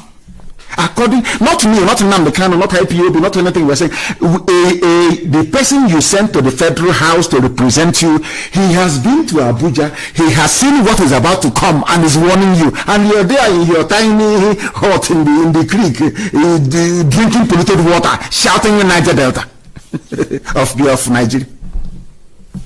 Stupidity is a disease, a very big disease. The time now is approximately 25 minutes to the top of the hour. We are live and we are direct and we're bringing the gospel of heaven. The gospel of heaven. Of heaven. Azikiwe is in his grave today. He never knew that one Nigeria would be like this. If they said to Azikiwe, there will be a time when a federal house member in Abuja or the capital, anywhere it is, he will be telling our people that they are coming to enslave us. We won't believe it. He won't believe it. But he was there, Zik of Africa, Zik of Nigeria, one Nigeria. But now, look, hear what a politician is telling you, that they are coming for you. They're bringing Ruga, bringing everything, arming Yala, using the police and the army to advance Fulani terrorism into your homes and villages. They have bribed Facebook. They have bribed everybody. They have bribed everybody bribable to suppress the truth. Because of course, from the guest perspective, any death in Nigeria is a plus for the world, because there are 200 million. So in fact, I even believe that the ones encouraging Fulani terrorism. So to keep the numbers down, I'm being honest with you. Not minding the overwhelming evidence of Fulani domination and patent Islamization. Some Yoruba people have not learned from the experience of their loss of a Lauren to the Fulani. Some so-called Yoruba are against the Oduduwa Republic. I'm talking about those who are against the Oduduwa Republic. But one good thing is that no Yoruba governor has ever mobilized the Fulani army to kill their people. Unlike the idiots you have in Biafra. These are the ones going to contest for presidency now. After you killed us as a governor, imagine what you're going to do to us when you become a president. You will come and behead all of us now. You will send the Fulani. You will want to prove to Fulani that you're a good Nigerian. So that means, and they will tell you, why don't you go and set an example with your own people? You will send them to come and behead all of us. Igbo man, president of Nigeria. Mad people everywhere. Oduduwa Republic, October 1 rally divides Yoruba leaders. They are divided. And in this very division that they have, these people claim they are educated. Some of them claim that they went to school. There is one calling himself High Chief Lakan Balogun. I have not seen any Yoruba Oba who supports self-determination. How can they support it when they are afraid they will be arrested if they do? Or Olu Badon was the only one at that Ibadan conference, and he was represented by his High Chief. And Lekon Balogun only pleaded for unity and peace among Yoruba. He did not preach self-determination. The idiot saying this thing doesn't know that there are Yoruba people in Benin Republic, Yoruba people in Togo as well. He claims he loves Yoruba people, but he doesn't want to see all Yoruba people united under one banner, under one nation. I don't know if it is the meat. There must be something wrong with any idiot that calls himself a Nigerian. I'm very sorry, it is not the High Chief Lakan Balogun, please. Let me see the monkey saying this type of rubbish. In fact, he didn't even put his name down. One is saying that more harm will be done. He is a coward. He didn't even put his name down. We need to involve everybody. You are going to, are you going to involve the same Oba who said he's now an emir in Yoruba land that the Fulanis gave money? He said he's now an emir. Are you going to involve him as well? The likes of who puts them, the Supreme Court, people call him governor. I don't want anybody calling him governor anymore. He is the Supreme Court administrator. He is the Supreme Court Fulani appointed administrator of Imo State. I don't want anywhere on any IPOB Radio Biafra platform anybody referring to Hope Uzodinma. Don't put the word governor before. No, he is the Supreme Court Fulani appointed administrator of Imo State. It's a mouthful, I know, but that is the title of his job. Do you now understand? Do you now understand? I hope that you do. I hope that you do. They are divided, of course, and everywhere you go to, you have an Ifulefu. An Ifulefu. This one, it says his name is Senator Femi Okoromu. The agitation by Akintoye-led Yoruba World Congress for Autonomous Federation is not the consensus of the Yorubas as a whole, but this idiot is there. As they killed Parfashoranti's daughter, the idiot did nothing. Senator Femi Okoromu, whatever the fool's name is. He's there, and the Fulanis are in their forests. He's doing nothing. His concern is that little money that the Fulani have promised him coming from Abuja. That's his concern, a black man. This huge. That's all. Once they are okay with their families, everybody else can go to hell. They don't care. That is how they reason. That is who they are. That is how they behave. But now they can see. Everywhere you go to, you have your own fair share. Somebody should remind that fool that middle belt people were saying the same thing before. When Gowon was there, they were dancing and basking in the euphoria. We were against Biafra. We defeated Biafra. Today, they wake up and they see 8, 9, 20 janjaweed on top of their wives. And by the end of the process, the woman will be blind. Now you understand? Please, that is why I don't feel sorry for any Ifulefu. 60 years on the edge, 60 years and the zoo is going nowhere. According to Danjuma, Bogonyaro, Lekwot and others, and they are all from the middle belt. Danjuma, Bogonyaro, Lekwot, others. All from the middle belt. They were the ones that fought Biafra. They were the ones that carried the propaganda. Evil man is your problem. They're the ones that said that Biafra must be destroyed. Today they are crying. Today they are shedding blood. Today blood is coming out of their eyes. I'm not happy about it. It's called comeuppance. They are getting it today. Now they know Biafra wasn't the problem. Now they know that Ojukwu was not the problem. They are their own. The same place that Danjuma comes from is where Gowon comes from. Now the middle belt is paying the price the same way that the Hausa people paid the price for betraying their kings. Today the middle belt is doing the same thing. They are now crying, saying that things are no longer happening. What did I actually say?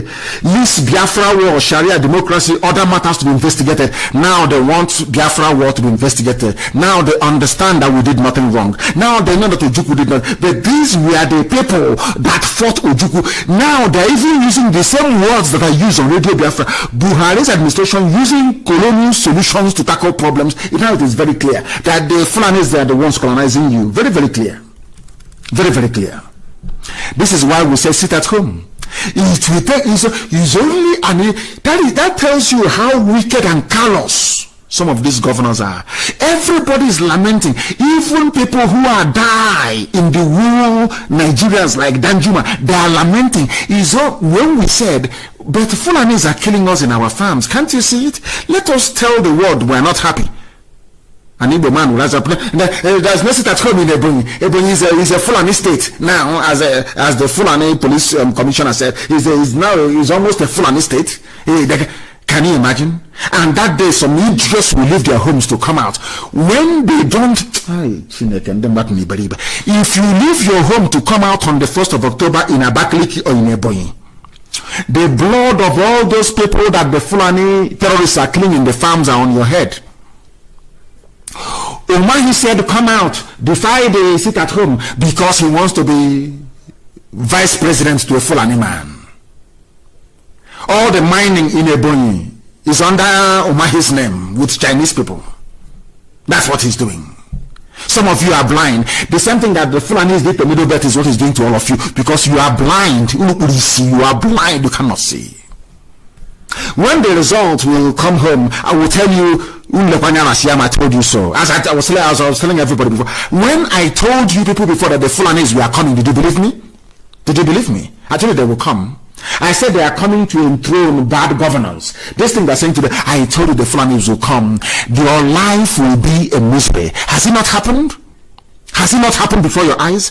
The same thing will happen to you. People don't know. Almighty will destroy all of you. By the time you wake up, I swear to God in heaven, it will become a Fulani caliphate. Then your eyes will clear. Mad people everywhere. Even now, after so many years, Biafra war, Sharia, democracy, other matters to be investigated. Now the eyes of everybody has opened. 50 years after Ojukwu told them this. What I'm fighting is a just cause. They didn't want to hear. Ojukwu kept saying, what I'm fighting, nobody wanted to listen. Yoruba did not want to listen. Middle Belt said, let's go and kill them. Even our own brothers, everybody, they bribed them, they gave money to some people from a Joland, like Edwin Clark, to become a traitor, and he was a traitor. They are today your leaders. Traitors of yesterday are today your leaders, and you're telling me that you're human beings. What type of God made you? Now, after demonizing Ojukwu, after talking rubbish about Biafra, after over 50 years, typical black people, they have now realized their mistakes. They are now saying, oh, we are very sorry. Which they will say to IP. Was IPOB, remember when we started, there was no name under the sun that we were not called. Every name miscreant. So are you telling me now that those people fighting for the Duduwa Republic that they're miscreants? Are they touts? Are they seeking for recognition? Do they want money? Do they want fame? I want to let people understand the depth of evil in the heart of an Igbo man. I want to ask them, have you seen those who are agitating now? As a result, of course, when I met the Amazonians in America in those days, they told me, I asked them, how did you start? They said, we are listening to Radio Biafra. I'm being honest, go and ask them. It spurred us to rise up to challenge the existing colonial imperialistic orthodoxy in Cameroon by listening to us on Radio Biafra. I'm being honest with you. Now in Western Togoland, in Ghana, they are fighting for freedom because they listen to Radio Biafra. People thought that the Yorubas can never wake up, that they will never rise up to fight, but now this breed I'm seeing now, I'm even afraid of them. They are determined to the core. And as I said to them, Tinubu will try to use it to ride to Asorok. They said over there that it can never happen. So there is no fear that tomorrow they will give it to Tinubu and he will abandon. No. People can't abandon this. It's impossible. That is to tell that everything we tell you comes to pass. Everything I tell you comes to pass. And why would people defend something as horrible as Nigeria? Because of what I call the empire mentality from our creators, the British, who adopted, I can't understand, people that they put in power after independence adopted the rogue mentality of building an empire. They call themselves nationalists. Before the white man came, were the Yorubas at war with Biafran people? The answer is no. Were we at war with Middle Belt? The answer is no. How come after they came and left? Because they built an empire. And there is something in the brain of black people. This is something that most people don't know. Black people, no matter how primitive we are, we love our freedom. And that is why in the next 50 years, you see Africa, you will recognize it again. People are going to break into pieces. If they like, they can come back together later on. But to tell me that a white man can come from somewhere and model people up together and give you a name and you answer it, in 50 years time, Africa will not be recognizable. People will break away. I'm telling you, people will want to be on their own the way we were before the white man came. And what is wrong with that? Absolutely nothing. Absolutely nothing. Those idiots that call themselves nationalists, they came and acquired the British Empire mentality. Let us expand. That was why Azikiwe said, no, they leave Nigeria the way it is, and I don't believe in breakup, because he wants to be an emperor and an empire that he did not build. That is the truth and the fact of life. That is why, even as we preach this very gospel, in the Western, they call it, is this Western Togoland, they call it, Western Togoland. They said Ghanaian police or Ghanaian armed forces. That's where they are strong, armed forces. Ghana security forces say separatists killed in shootout. That's what they do. That is that colonial mentality, that empire mentality. There was no Ghana before the British came. Everybody was on their own. People want to go back to the way they were before the white man came, and you're busy shooting them because Nana Akufo-Addo wants to be an emperor. Britain gave us Ghana. You know, I don't understand this thing about black people. I am struggling.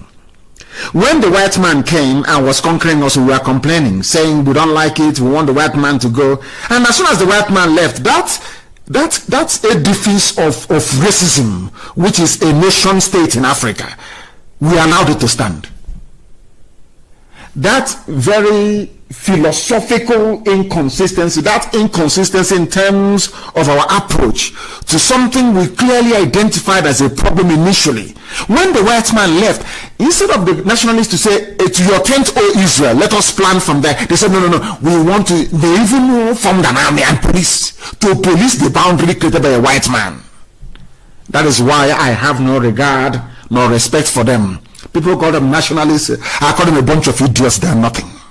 Right across, you say they are nationalists. They fought rubbish. They fought for their pockets and their families. Those who fought for independence properly are those that allowed people to go back to how they were before the white man came. You are killing people in Western Togo. And I'm asking Kofi Nana Addo, the president of Ghana, before the white man came, did your ancestors have anything called Ghana before, or Gold Coast? But now the white man has left. You want to assume. People are very, very backwards. Very, very backwards. Very, very backwards, I'm telling you. That is why I call African people fools. They don't have any brain, they cannot reason very well. Let us go back to how we were before the white man came. Then if I want to be in the same country with Oduduwa people, I can go and negotiate with them. I say, we have this and that in common. We can benefit each other. We debate it. We vote on it. We go to place beside. We ask the people and they vote. That's how it's done.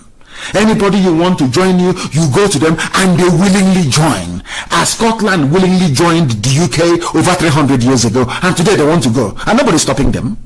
I don't know what's wrong with African people. A white man came and built some junk, called it Nigeria, which you don't even know the meaning of the name, and you're jumping up and down. I'm a Nigerian. Let's defend Nigeria. And I'm wondering what type of cage the animal jumped out from. And possibly a university degree holder for that matter. Very, very sad indeed. Very, very sad. We must preach the gospel of truth. We must preach this very gospel. So Fulani will continue to wreak havoc on all of you. They will continue. That is why they said effort for peace sake. Southerner must become next president. We are not interested. This is Arudu Ogbe. He's from the middle belt. He's in the middle belt. I will be obeying different. A southerner should be. Is that? Do you say that's our problem? Do you think we are fools? Don't you think that we can go and support somebody to become president so people can be made whatever thing that they want to be, given positions and slots, and they will make so much money? You don't know we can do that? That is not our cup of tea. If you like, spread your presidency like a confetti all over the place. That is when they will know who we are. We are not interested. If you like, come to my village, and we, after P2B and Atiku, that band has come and gone. That is the end of it. No more. No presidency, nothing. Let us give it. Do you think we are foolish? The same way you use your so-called presidency or head of state, you gave it to go on, a Christian from Middle Belt, and then you took over all of them and said, we are all one North. And they agreed. And today, what is happening to them? The same thing you want to do to us. Hey, come and take the presidency. After that, then, look, Jonathan was president for 6 years. What happened? Any improvement? Is there any improvement? A few people were enriched, that's all. Who tell me the tangible improvement for the woman in the creek drinking contaminated water? How did you improve her life and that of the children? How, I ask. People are jumping around. It's our turn. For equity's sake, you are foolish. Some of you live abroad. Where you live abroad, is it Donald Trump, your cousin? Is he from your village? It's the policies that matter, how the country is structured, how it is run. It doesn't matter where somebody comes from. I'm asking you, for some of you that live in the UK shouting, is the turn of, is it the man's turn? Is Boris Johnson from your village? Is Boris Johnson from your village? I ask you. People talk as if they cannot reason very well. What we want is our freedom, and that freedom we're going to get. If you like, you can go and join the flan. They will deceive you. Say, it's because of Nnamdi Kanu and IPOB. That is why you cannot get the presidency. See what you can do. Some of you will try to poison us. You can go and plan with them to arrest and to do all manner of evil to us. But you cannot succeed. You cannot prevail. You can never ever prevail. Not now, not tomorrow, not ever. Keep your useless presidency. We don't want it. You can canvass all you like. You can pay all the journalists to write all the junk they like. You cannot move us. There is no presidency. We don't want it. What we want is freedom. Is as simple as that. If you don't like it, you can go to hell. Or that is one man, one vote. There'll be referendum. That's all we're asking for. And when that happens, one man, one vote. If you want the headsmen to stop abducting Catholic priests in Delta, which is a headline on Vanguard newspaper. They abducted a Catholic priest. Some of you who are shouting one Nigeria, Loretta Onochie, this is where you claim you come from, the great harlot in Asorok. This is where you claim you come from.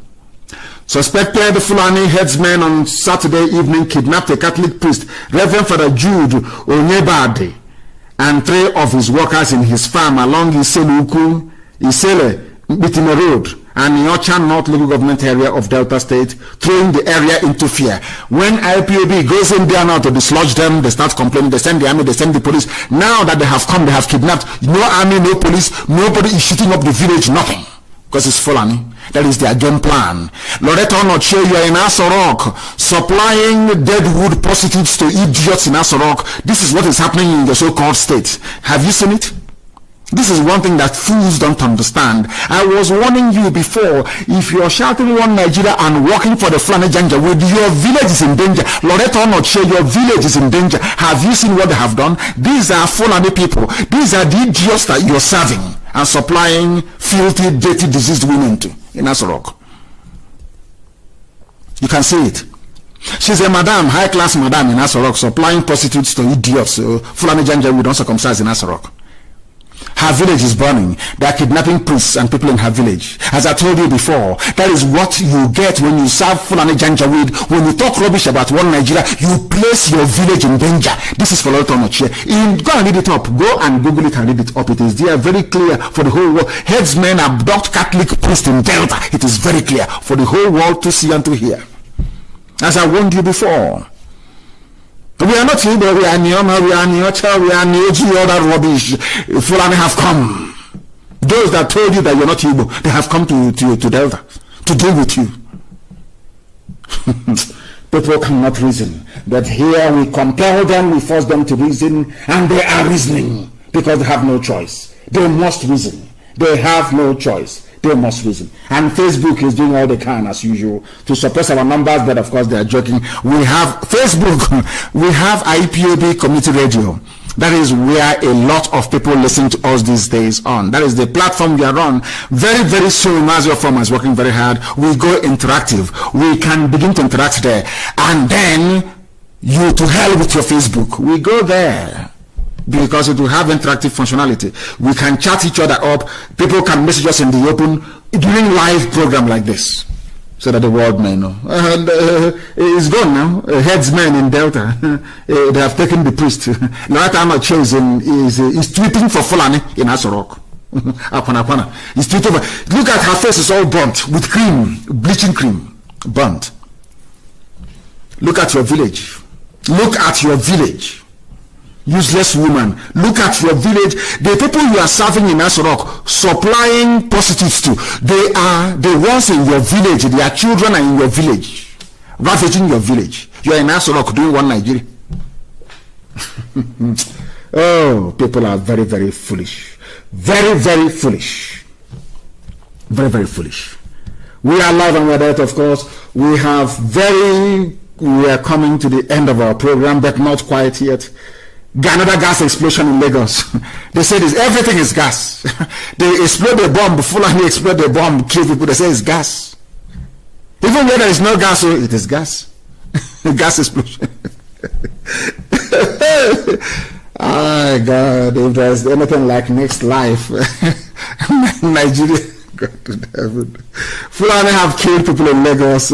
Several persons were killed and injured, and vehicles burnt in a gas explosion, which is Fulani terrorist attack in Lagos.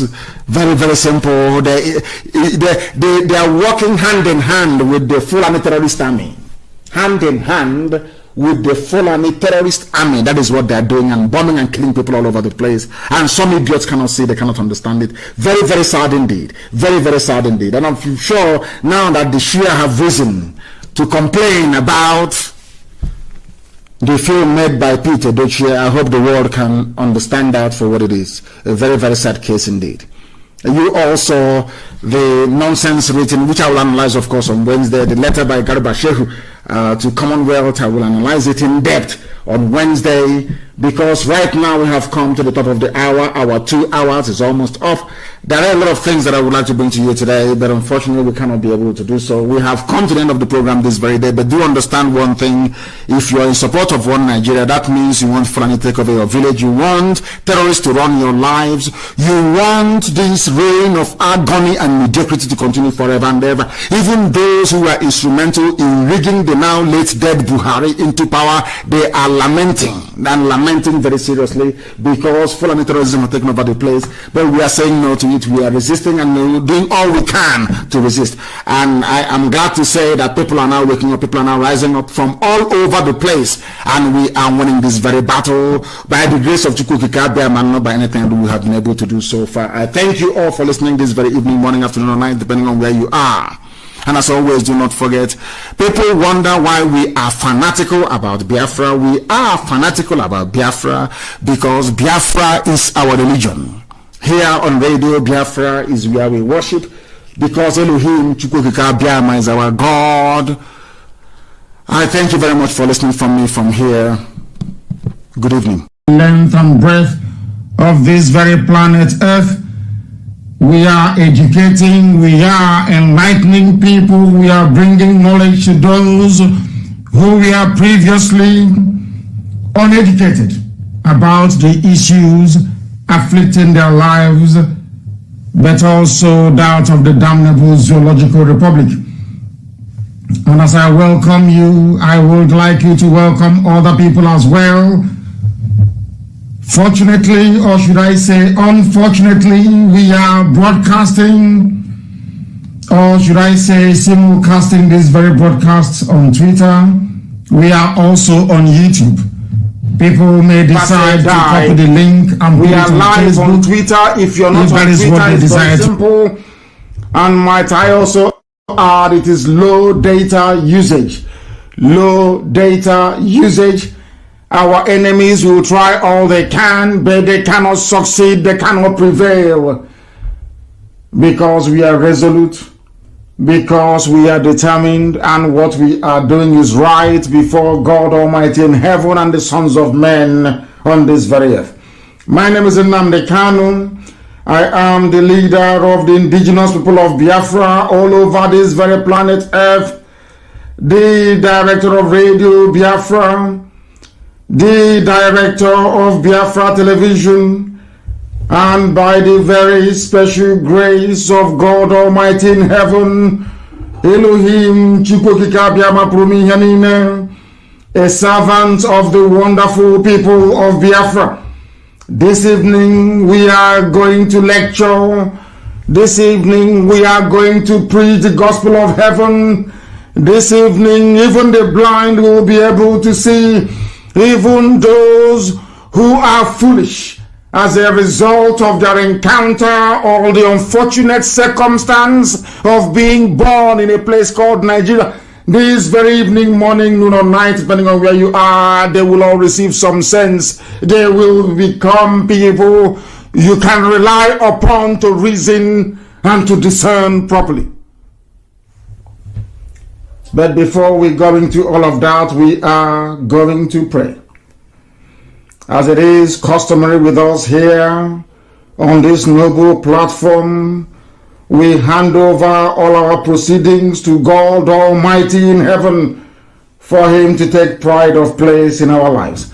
And as always, I am going to pray in the oldest language on this very planet Earth. I am going to pray in the language of the ancients. I will pray in the language of heaven itself, because even right now the angels circling the throne of Almighty in heaven, they are worshiping Him. And I say, Mama Dregi Chineke. We must pray. Ezi onye nwanyị na Chineke nna nke dị nsọ ma ruo mgbe ebighị ebi. Nna anyị nke bi n'ime igwe. Onye anyị na-etu ebighị ebi. Ka aha gị dị nsọ mgbe niile n'ime ndụ anyị gị obi onye bụ onye masịrị mkpa anyị n'ime. Onye ọ bụ naanị ya na-achị ike ịnakwa na ọ batara aka gị ka ọ nọ. Onye nwe m. Ọ bụkwa ịja mma ka anyị na-aja gị otuto ka anyị na-etogo nsọpụrụ ka anyị na-asọpụrụ aha nsọ gị. Onye na-adị nsọ ma ruo mgbe ebighị ebi. Ihe niile ikere eke na-erubere gị isi. Mmụọ na mmadụ na-akpụ isi ala nye gị. Anụ ufe nke igwe enweghị ọkụ nke ọ na-aga mana ị na-enye ya nri. N'ihi na ọ bụ gị onwe gị bụ Chineke nna nke okike. Ọ bụla dị ihe niile bụ usu niile nke ndị agha nke ime eluigwe na-akpụ isi ala nye gị. N'ihi na ọ bụ ọlụ aka gị ka mbara igwe na-egosi. Ọ bụ naanị gị bụ Chineke nna nke na-adịghị agharịpụ ndị ya. N'ihi na okwu gị niile bụ ye na amen. Ihe ọ bụla idere idewu ya dịka isi wee kpebie mana mmụọ mana mmadụ na Biafra gadarịrị onye nwe m na Chineke na dị ngọzi. Ọ bịa ma iji wee na-enye ụtọ niile na nsọpụrụ niile ịja mma niile. N'ihi na onweghị onye dị ka gị. Ma ọ nweghị ihe ọzọ kwere na anyị onwe anyị anaghị efe arụsị. Anyị ga-ebu ọnụ, anyị ga-ekpere gị ekpere, anyị ga-akpọkọ ha nsọ, anyị ga-abụrụ gị abụ ọnụ onye nwe m na Chineke nna dị ngọzi. Anyị ga-efe gị n'ụzọ ziri ezi. A ga-eji Biafra wee chọrọ gị aja. Ọ bịa ma iji wee na-akpọkọ ha nsọ gị n'ụbọchị nke taa ka iwe bịa nọnyere ndị gị. Lekwa ụmụ gị ọbụla ndị nke eji eji n'ụlọ iko na ebe niile dị iche iche n'obodo ekwensu bụ zu Naijiria. Si n'aka ekwensu na ihe ọjọọ na ọchịchịrị wee napụta ụmụ gị. N'ezie n'ezie anyị ma omehie wee megide gị. N'ụzọ niile dị iche iche okwu ọnụ akparamagwa echiche. Mana ọ bụ naanị gị bụ Chineke nna bụ onye na-agbaghara mmehie. Anyị wee na-arịọ ka iwe gbaghara anyị mmehie. Ka ịma mma gị na ebere gị wee zuo oke n'ime ndụ anyị. Ka iru gị wee chaa n'ebe anyị nọ. Ka i wee nye anyị mmụọ nke ịhụnanya, mmụọ mmekọrịta nwanne na nwanne. Wezugoro anyị ekworo, anyị ukwu, anyị ụfụ. Bịa ka i wee tinye ezi ndụ n'ime anyị. Ka i wee du anyị n'ụzọ niile nke ezi omume gị. Ka ọ ga-abụ n'ikpete mazụ ụwa niile ga-eji Biafra wee maa atụ. Ha ga-asị na ọ bụ ebe a ka ihe ịrịba ama gị nke ikpete mazụ mere. Anyị ga-aja gị mma wee too gị, gọzie ha nsọ gị ma bulie gị elu site n'ebighị ebi ma ruo n'ebighị ebi. Ise. Now that we have called upon heaven, we are going to proceed to preach the gospel for that which we were born. This is the gospel of heaven, the gospel of hope, the gospel of redemption. I would not use the word unfortunately, but if you want to listen to us via social media, please spread this far and wide. You go to Twitter, you will be able to listen to us. It is a far more sophisticated, far more intelligent platform. There you can also make your contributions. I will be able to read your questions from there. If you want to put any questions across to us later on when our lines does open, please, I will strongly recommend that you do not call us. You go to Twitter and you post your question there. I will go through them and I will answer your questions. This afternoon from here in Houston, Texas, depending on where you are, we are going to build a preamble to this very lecture series, or should I say the lectures that we have for you today. Because here on this glorious platform in the past, when we say something, a lot of you do not take what we say very seriously. But the manifestation of those predictions or prophecies, if I can put it that way, goes a long way to justify that we have been sent by heaven to do this very work upon the lives of men. This evening, you will not believe it. You have to read it.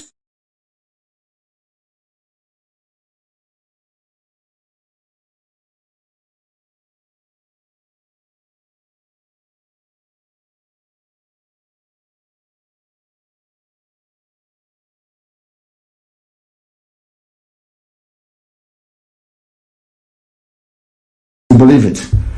Do you know that Janjaweed, Fulani Janjaweed, do you know what they said about their relationship with our Yoruba brothers and sisters. They say that the Yorubas to them are like their wives. I hope you're listening very, very carefully. To them, they said the Yorubas are their wives or their slaves. Very, very carefully. To them, they said the Yorubas are their wives or their slaves.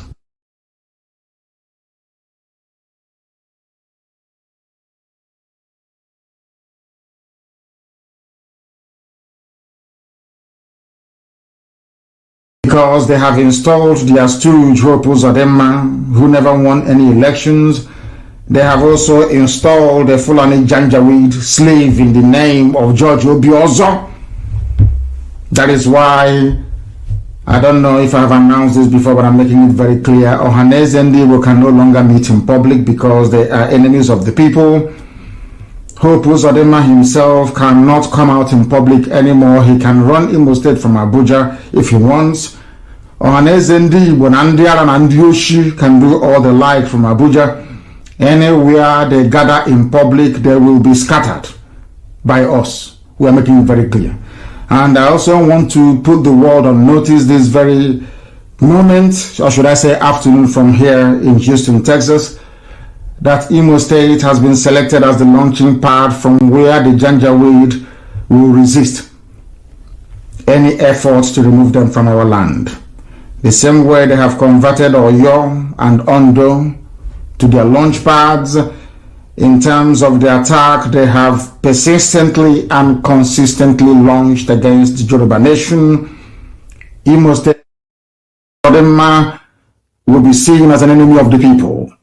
They become legitimate target for reprisal attacks because they are the ones now encouraging the Fulani Janjaweed to come into our land to lay it to waste. They are enemies of the people. Imo State is the new battleground, and we are going to fight to the very last man to ensure that our land remains as spiritually pure and sanctified as it has been from old. This very day, we are not going to allow what Arewa Consultative Forum or Arewa United, whatever their name is, what they said about our friends and our brothers and our neighbors, the Oduduwa Republic, to become our portion. I will read this very headline for you. If you doubt me, you go and Google it. You will see that what I'm telling you is absolutely correct. North, Southwest shouldn't fight. As we have always known, the alliance that keeps the zoo Nigeria going is a criminal alliance between the forces of repression from the Janjaweed North and those I call reprobates. People I see as, what should I call them? They call them intelligent fools from the West. They are the ones keeping the zoo together. And today they have come to revive that alliance. That alliance was forged before they attacked Biafra. They have gone now to try to replicate it, but thankfully the likes of Paya Adebanjo is there, Afenifere is there, OPC is there, Gani Adams is there, and a few others that will resist them. Because this very game plan they are now putting into place, or they are playing out, they have done in the past. And that is why our lives, or should I say our life, is as miserable as it is today as it's ever been. The North, Fulani North, and the Yoruba West shouldn't fight. They are like husband and wife, slave and master. Can you believe that? The Fulani are calling the Yorubas their slaves, and nobody is saying anything about this. It just broke, the news just broke today. I got this information today. Yoruba is the wife of a Fulani husband, which is Yoruba land, not to engage in any dispute. They will not mention the East because they see the East as the natural enemy. And this is the mistake that the Yorubas have always made. They are about to make the one that will swallow them that will make what happened to Afonja in the Lauren look like a child's play. If at all they fall for this. But I'm sure Paya Debanjo will not allow it to happen. Not Pafashoranti won't allow it to happen. Not any of the big hitters from Afenifere will allow this nonsense to prevail. But you must listen to me very carefully to what I have to say today, because this is the problem with Nigeria. People do not reason, they do not think, they do not discern, they don't ponder, they do not reflect. They never ever do until it is too late. How can Fulani be referring to Yoruba people as their wives and as their slaves in the open? In the open, not hidden, in the open. The same thing they want to do to us with Hope Uzodinma. And the church will be also for Hanez and Diatoro Nandioshi. They can no longer gather in public. Anytime they gather in public, they, of course, they know what we're capable of. Arewa United Consultative Forum, I'm reading the news for you so you understand it very clearly. Not from us, not from any Biafra platform. This is from Sahara Reporters, owned by Yoruba man. So you can know it is real. Arewa United Consultative Forum has called on northerners across the country, northerners including Igbo people in Benue State. That is how lopsided, how skewed, how idiotic the whole Nigerian nonsense is to me. They are calling Igbo people in Benue State the northern part of Nigeria. People don't know the type of mess they are in. This gospel will preach every blessed day in the hope that people will at least be able to reason properly. Now listen. They have called on northerners across the country not to retaliate against southerners, not to retaliate against Yoruba. They said not to retaliate against southerners, which includes people from the east, living in Kano, in Kaduna, in Zaria, in all the Janjaweed core north. Understand this very clearly. Their fight, they claim, is with Yoruba. But they are saying don't attack southerners because they know that the majority of people living in the north are from the east. Non-indigenous, I hasten to add. Not to retaliate against southerners following the recent clash between Yoruba and Hausa communities, not Yoruba and Hausa, but Yoruba and Fulani inspired terrorists in Shasha Market in Ibadan, or your state capital. What they want to do in Imo State. What they want to do in Imo State with Hope Uzodinma, some idiots looking for money, hungry people. That is what they want to replicate in Imo State. What is happening in Oyo? Fulani is trying to take over Oyo. They know that the Fulani market is no longer selling. They now put Hausa in front. Fight between Hausa people. Do you see these people? They think they are clever. We all know that the terrorists in Nigeria are Fulani people, not Hausa, Fulani. We know that very well. Now there is a war or altercation, so to speak, going on in your state in Ibadan at a place called Shasha Market a few days ago. Now they're bringing in Hausa because they know that if they say it's Fulani and Yoruba, nobody will. In fact, they will say to Yoruba, kill all the Fulanis there because all of them are murderers and killers. They know that very well. So what have they done? They now cleverly said there was a fight between Hausa and Yoruba. You people should stop making this mistake you make all the time. There is no fight. There was never any fight between Hausa and Yoruba. Never, ever, ever. There was a fight between Fulani terrorists and the Yoruba people in Ibadan, in Oyo State. That is the fact. But because Fulani is bad market, the name Fulani now means darkness. It means terrorism. It means rape. It means murder. It means mayhem. It means insecurity.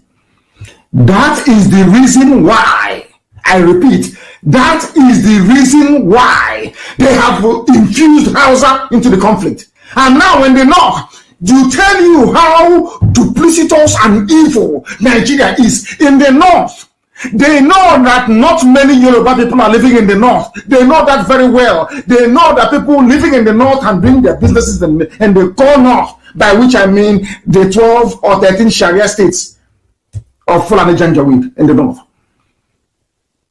They know the Yorubas are not there. They know that people who are residing there, stubborn Igbo people, some of them will be killed very soon. They will be killed in the north. And I do not care. I do not care. They've been killing us since 1945. So what is the, if they kill us in 2021? What's the big deal? They said, do not attack Southerners. They don't, because they don't want to use the word Yoruba, because if they say, don't attack Yorubas in the north, people will be asking them, where are the Yorubas in the north? So when it comes to political uprising of this nature, they group the Yoruba and the Igbo as one. They group Oduduwa and Biafra as one people, and they call you Southerners. Do you understand the trick? I don't know how to explain this so that people can understand what I'm saying.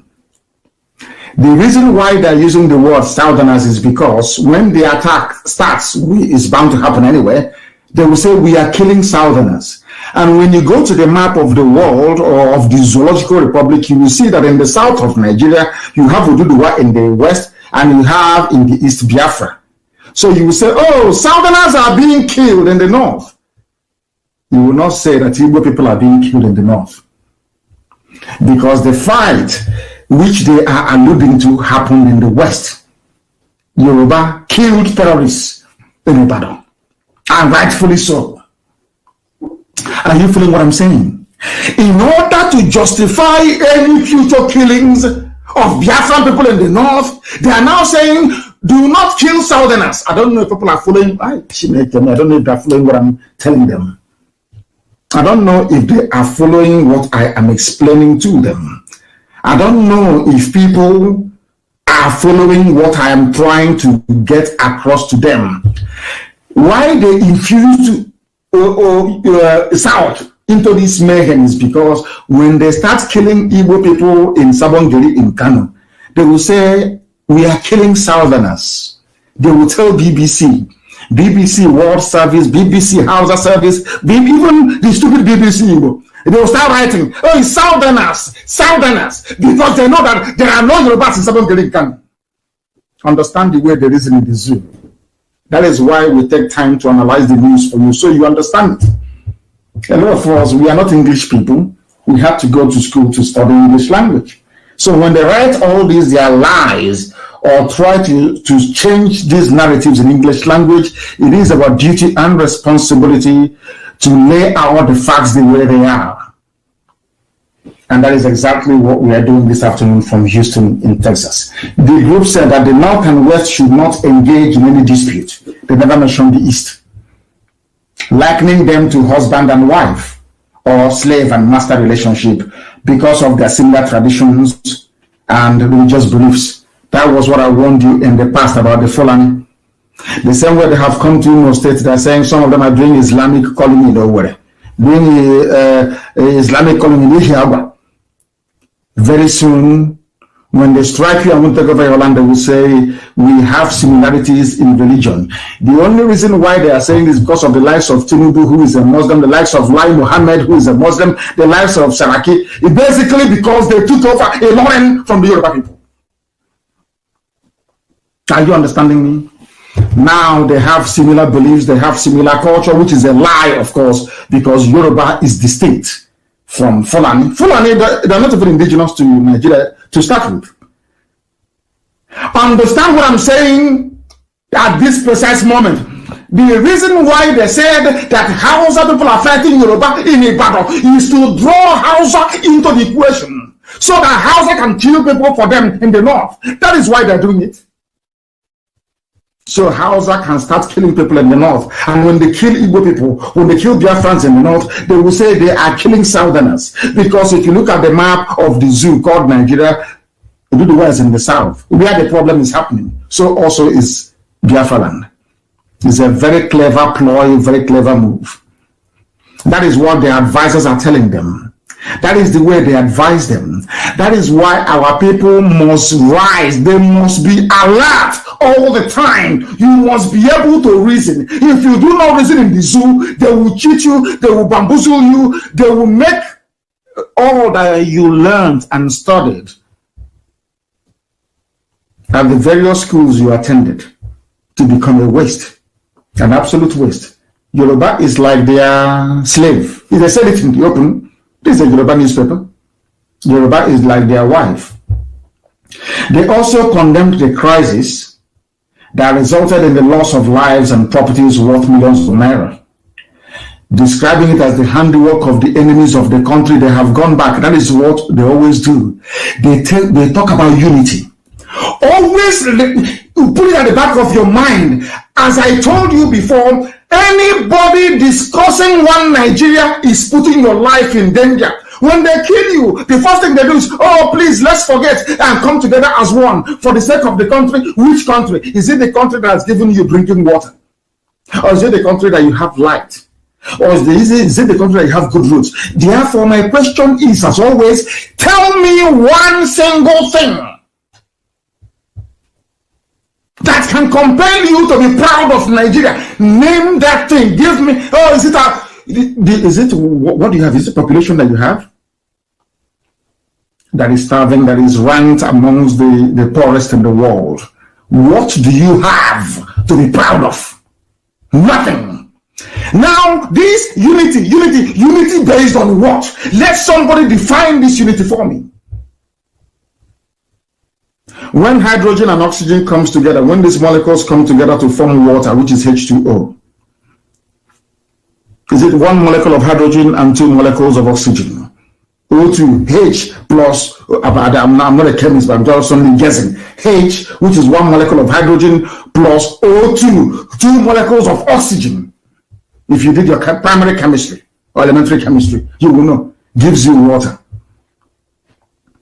Before two of them can come together, they must have receptors to explain to you that what is in the spirit is also in the living.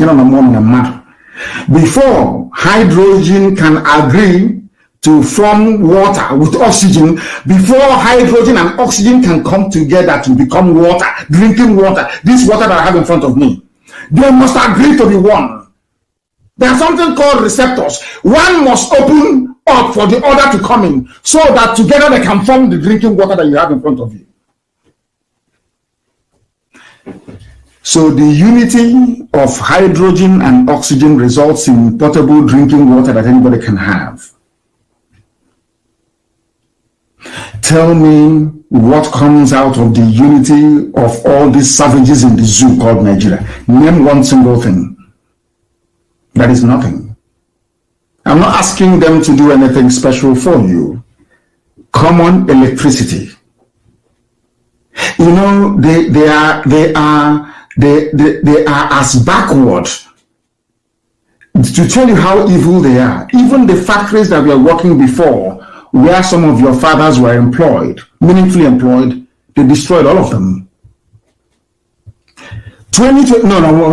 40 years ago, there was running water all over the place. 45, 50 years ago, there was running water. Anybody who went to Library Avenue Primary School in Umuahia, I think it was the best at that time. You know that during the break time, we cross over to the library, to Umuahia Library, to go and drink water. You know that our tap was running. The tap in the primary school, Library Avenue, our tap was running. We can go there, we queue, and we drink water. Straight from the tap. PWD, Public Works Department in Umuahia, was working. You can go there and see them pumping water and treating water in the afternoon. This was 40, 45 years ago. Something that was working 40, 45 years ago in the year 2021 is no longer working. Now, what is there to be proud of Nigeria about? Just explain this to me. In the past, there used to be electricity. In the past, as children, we used to watch O'Connor's Club. We used to watch Zebrodaya Masquerade. What do you watch today? We used to appear on children's variety show on NTA Channel 6 in Aba. Are those things happening now? Do you have electricity to even watch television? Every Saturday night, all over the place, 7 to 7:30 in the evening, everybody is glued to the television, watching O'Connor's Club. Go and ask. Not foreign, and not, it wasn't made in Hollywood, not made anywhere in Europe. These are local content made locally. Are those things happening now? Why are they not happening? Because the zoo called Nigeria is always moving backwards. Now, you have no running water, you have no electricity, you have nothing going for you. Even the second-hand okreka that we used to buy in Aba, second-hand clothing in Aba, Obasanjo shut it down. Even the okoroko we used to eat, stockfish we used to eat from Aba, they closed everything down. There used to be a fertilizer company. I think you know name. Is it working? The answer is no. We used to have refineries. Igwacha refinery. Only refinery. Is it working? It used to employ millions of people. If you include all the spin-off, all the economies that depended on these functioning refineries, then let me tell you, Igwacha seaport was working. People were employed. All of those things shut down, and somebody's talking about one Nigeria as if Nigeria has anything to offer any meaningful human being except all those corrupt, idiotic, kleptomaniacal politicians. All their life is they steal. To the extent that now went to Lagos and brought a 419 in the person of Hope Uzodinma and made him the governor of Imo State. I'm still on only one topic. Today, Fulani is coming because they know nothing will happen to them. Fulani is coming out to say that Yoruba is their wife. Oh, dear me, Zoological Republic. Because they know that they cannot fight a war on 3 fronts. They know that very well. You see, they think they are clever. Whoever is advising them must know that you have IPOB. We are more intelligent than them.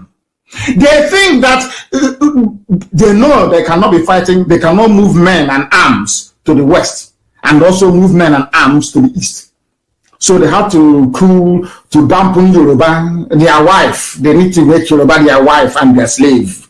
Hey, can you imagine? Fulani said Yoruba is their wife. No wonder Facebook doesn't want me to broadcast today on their platform. Are you feeling what I'm telling you? Are you now appreciating the depth of mess Yoruba people are in? Do you not appreciate it? I think somebody said to some of the Fulefus, call them sophisticated morons. You're sophisticated, but you're a moron. Fulani says you are their wife. You are their slave. Don't take my word for it. Go and Google it. Go to Sahara Reporters. I'm sure it's there. North, Southwest shouldn't fight. They are like husband and wife, slave and master.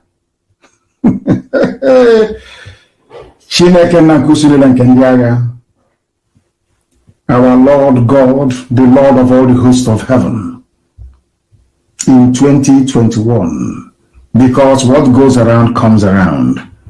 I warned them, they did not listen. Today they have come out in the open to say that the Yoruba people, a very proud race, is their slave. They cite similar traditions and beliefs because one of the traditional rulers of a Yoruba territory reports to the Sultan of Sokoto. The Emir of Ilorin reports to the Sultan of Sokoto. Yoruba is their wife because they conquered Ilorin and took it from the Yoruba people. That is why Yoruba is their wife and slave. The same thing they want to try in Imo State. Dear me. You will hear the story very soon, in a matter of days. And we're not wasting time on that one. They condemned the crisis in a statement signed by their president, Alhaji Ado Shuaibu Dansudu. The forum recalled how the country had produced great leaders across ethnic lines, working to promote, once again, unity of the country. Everything is unity, unity, unity. And they went on to read out names. They don't even know their history. The idiot said that it was the Sadwa to the west and appointed SL Akintola as the governor of the West, because they are not aware of history. They do not know history. They go to the mosque, they go and do the Babiala, they go to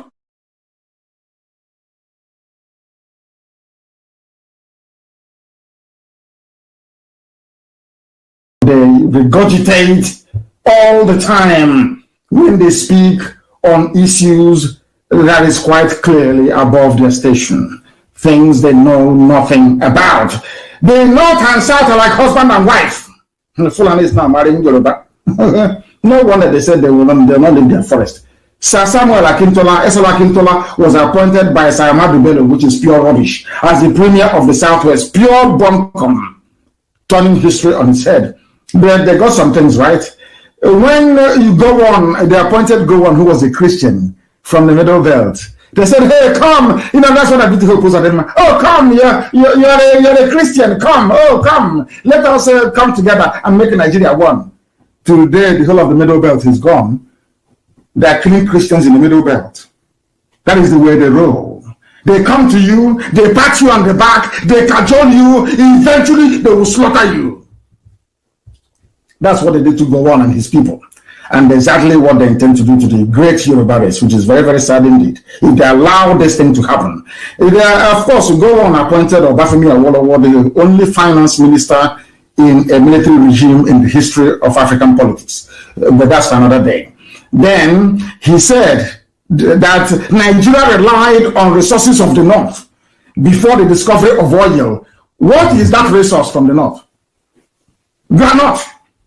Ordinary granite. The peanut you eat, granite you eat. Which country ever survived on granite? The pyramids you built were fake.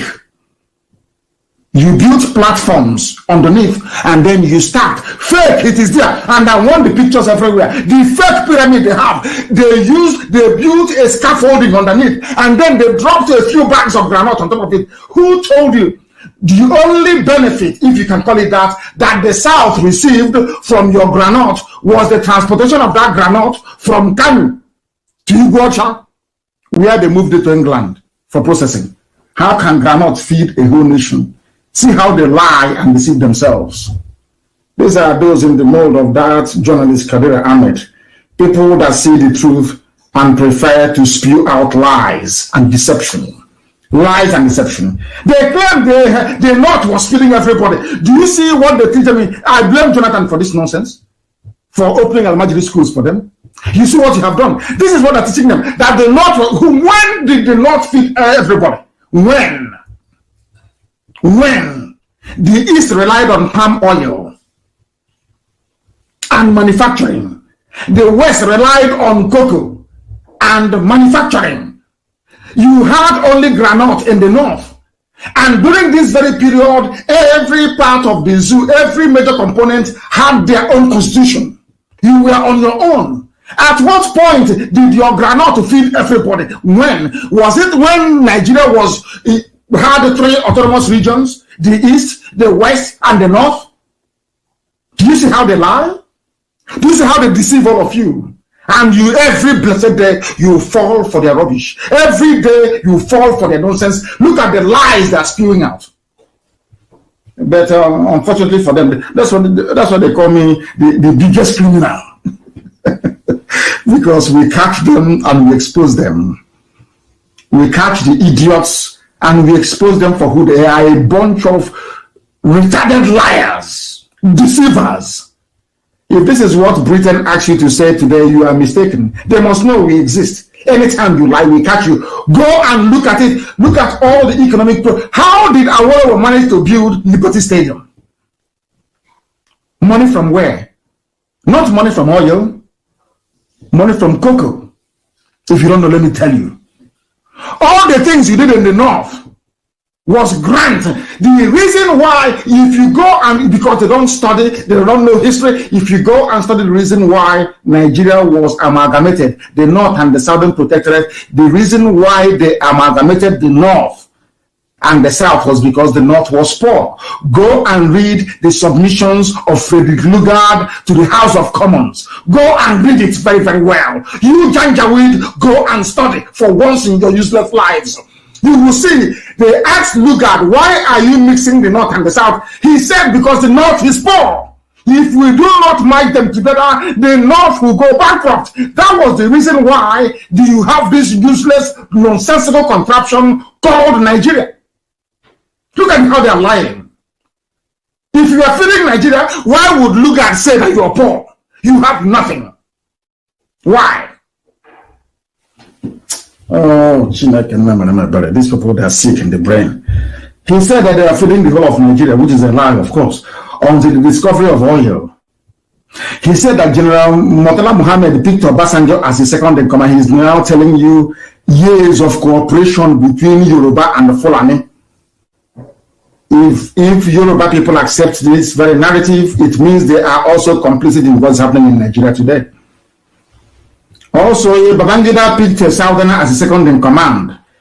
Just as General Buhari picked, they didn't want to say an Igbo man or a Biafran. They said a Southerner, which is Ebitu Kiwe. Ebitu Kiwe saw the nonsense they were doing and decided to resign. Ebitu Kiwe said, I'm not going to be a part of this rubbish. Under Babangida, go and read your history. These things were happening before our eyes. We were not told. Before our eyes. Thankfully, I was able to read newspapers, because after my father must have finished reading newspapers, I'll go and pick them up and be reading them. I knew everything that transpired. Ebitu Kiwe said no. I think it was in the year 1985, if I'm not mistaken. 85, they took over power from this animal in 85. In 86, Independence Day, 1st of October, Ukiwe declined to join Babangida to take the salute.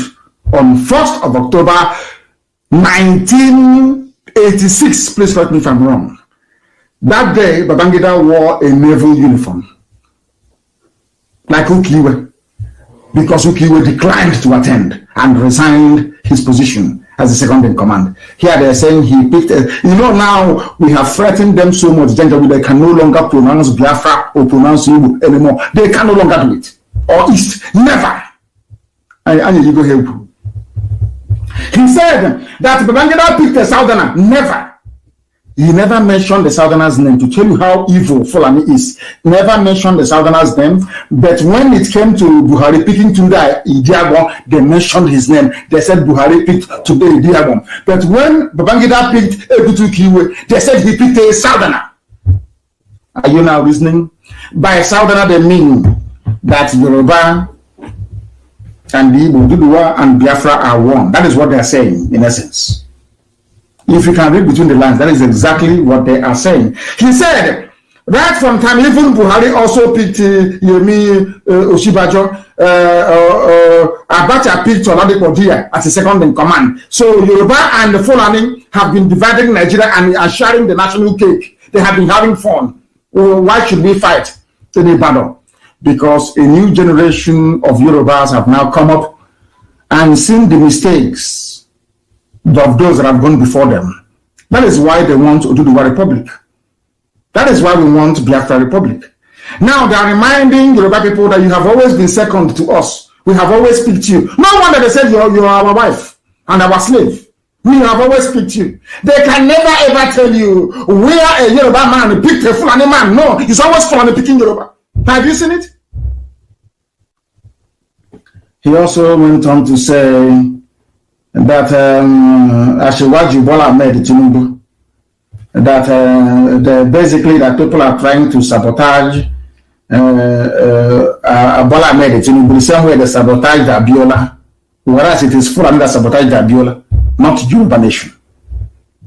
If it were the Yoruba Nation that actually sabotaged Abiola, why do you think they went into Nadeko and fought very, very vigorously? You don't think that we know what they plan? What they plan to do before is that they basically Nigeria is an Islamic country. So after an Islamic so-called Buhari administration, an Islamic Tinubu administration will take over. That's what they want to do. After Tinubu's Islamic administration, then El Rufai will take over from the north. Islamic. That's what they want to do. They think we don't know. Of course we know. We know all their stupid childish games. That is why they say that the Yorubas are their wives and their slaves. turning history upside down. Yoruba that fought very hard for June 12. You are now saying that the Yoruba people sabotaged Abiola when it was you people in the north that said no to Abiola. Did Abiola not bankroll and finance all of you from the Janjaweed north? Wasn't Abiola very close to Babangida? Did he not finance Babangida? Was Abiola not a Muslim the same way that Tinubu is? You killed him. And now you're turning around. Do you see how they behave? You're now turning around to blame Yoruba for the death of their son. How sad you people are. They say that these are the same people who are now instigating misunderstanding and problems between Southerners and Northerners. Not Yoruba and Hausa as he claimed before. See the way they keep playing with words. If you are very foolish, you fall for it. If you're very foolish, you fall for it. But now you can understand the reason why they have given money to Facebook, given money to the media in the zoo to cover all these things. That is what they do. That is what they specialize in. Lies and deception. Lies and deception. And that is why here on this platform, we keep exposing them. Here on this platform, we keep exposing them. And we shall continue to do so until the zoo disintegrates beyond recognition. Go and read it up. They say that Yoruba is their slave.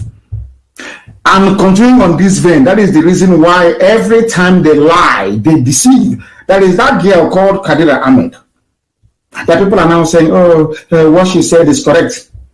But they think that we don't know history. We know everything happening in this zoo because we are part and parcel of the extremism, the banditry, the lawlessness, the insecurity brought about by the Fulani Janjaweed. We know all of that. These people talking rubbish today, they can never rise up. The same Kadira Ahmed cannot rise up and say it is not a good thing that every service chief is Fulani, that every head of the security agency is Fulani. She will never condemn it. She will never condemn the fact that the head of customs is Fulani, head of immigration is Fulani, everything is Fulani. She will never say it. Because they think all of you are stupid. They think you are foolish. But how mistaken they are. How mistaken they are. Somebody wrote that this Kadira Ahmed is good at doing what their forefathers did, which is takia, to deceive you. Because in Islam is allowed to use lies and deception to defeat unbelievers, infidels, as they call them. This girl, Kadira Ahmed, who was crying, she was in Zamfara, crying that bandits have run them over in Zamfara. She was the one who was crying. Now, people from the south are saying, no, we don't want to cry the same way you cried in Zamfara. She's complaining. Do you see how they behave? This same girl has never ever condemned El Rufai. All of you listening to my program, even those listening from under the bed, those hiding behind their wife's wrapper, listening to us, you know what I'm saying to be correct.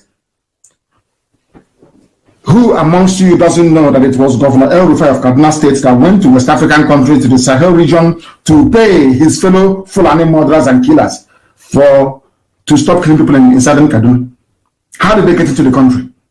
How those that El Rufai went to pay money to stop coming to southern Kaduna to kill people, how did they get into the country? None of you can ask yourselves this question. Your brain, I don't know what you do with your brain cells. What is the function of your brain? Is it just to eat, to procreate, to steal, to cheat, to lie, to gossip? Is that all your brain is there for? El Rufai, by his own admission, the governor of Kaduna State, traveled out of Nigeria to go and give money to some people. Who are those people he gave money to? They asked him. He said, these are killers and murderers from the Sahel. They are Fulani. They came to avenge the death of the Fulani head in Kaduna State. You traveled outside to go and pay killers, not to come in to kill. How did these killers come in anyway? So are you saying these killers, they crossed the borders of the north with AK-47 and no immigration officer stopped them? Oh, no, sorry. They came in and somebody gave them weapons in Nigeria. Who gave them weapons with which they killed in southern Kaduna in Nigeria? The Nigerian army. All of you know all these things. You keep hiding. You keep dodging the truth all the time. Why, I ask? And I ask this question to that young woman, Kadira Ahmed. Kadir Ahmed, I'm asking her, did you condemn El Rufai when he went to pay your fellow Fulani people in the Sahel to stop killing us in southern Kaduna? What did you say then? You said nothing, because you're Fulani. You people are part and part. Including Atiku Abubakar. They are all in this game. Did you see how they defend themselves?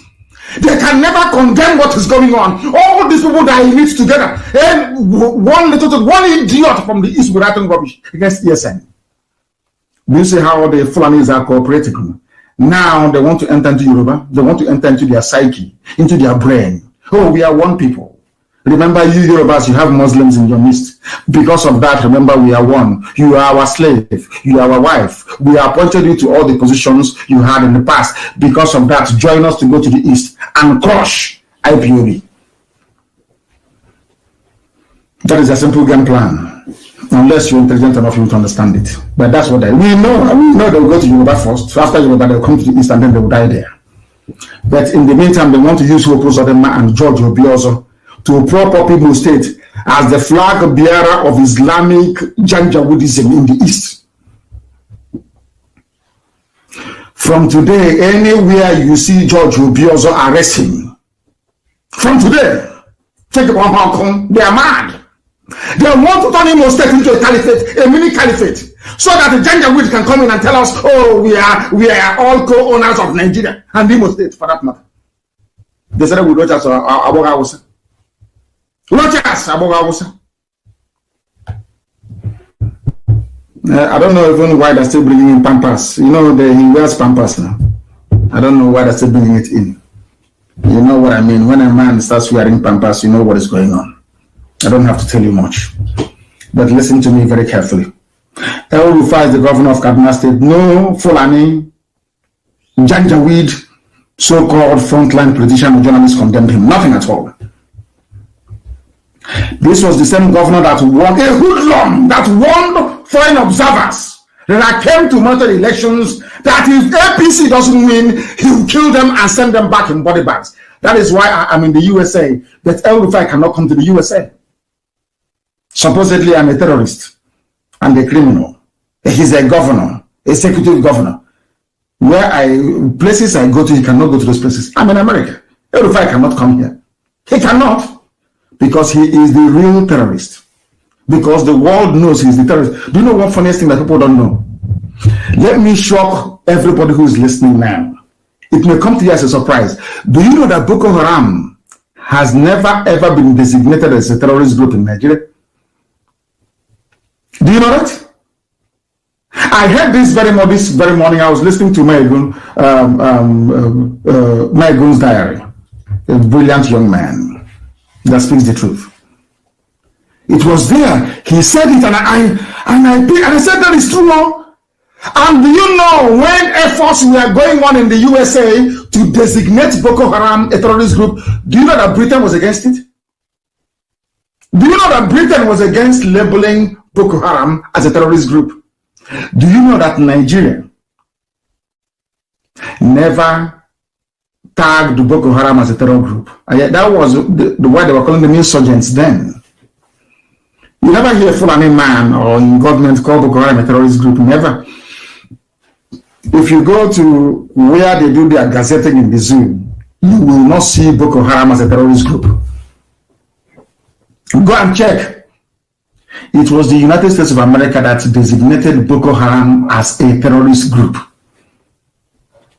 But IPOB is a terrorist group to Fulani. They think they're clever, you know. They think they're so smart. You think you can use the tag of terrorism to shackle us, to bind us together, to chain us to your stupidity. So we will not talk, we won't speak. And then your people from the Sahel will be slaughtering and murdering their way all the way to the Atlantic. Is that what you think? And then we will allow you to do it? All of you are insane. That is to tell you how hypocritical Nigeria is, and especially the so-called Fulani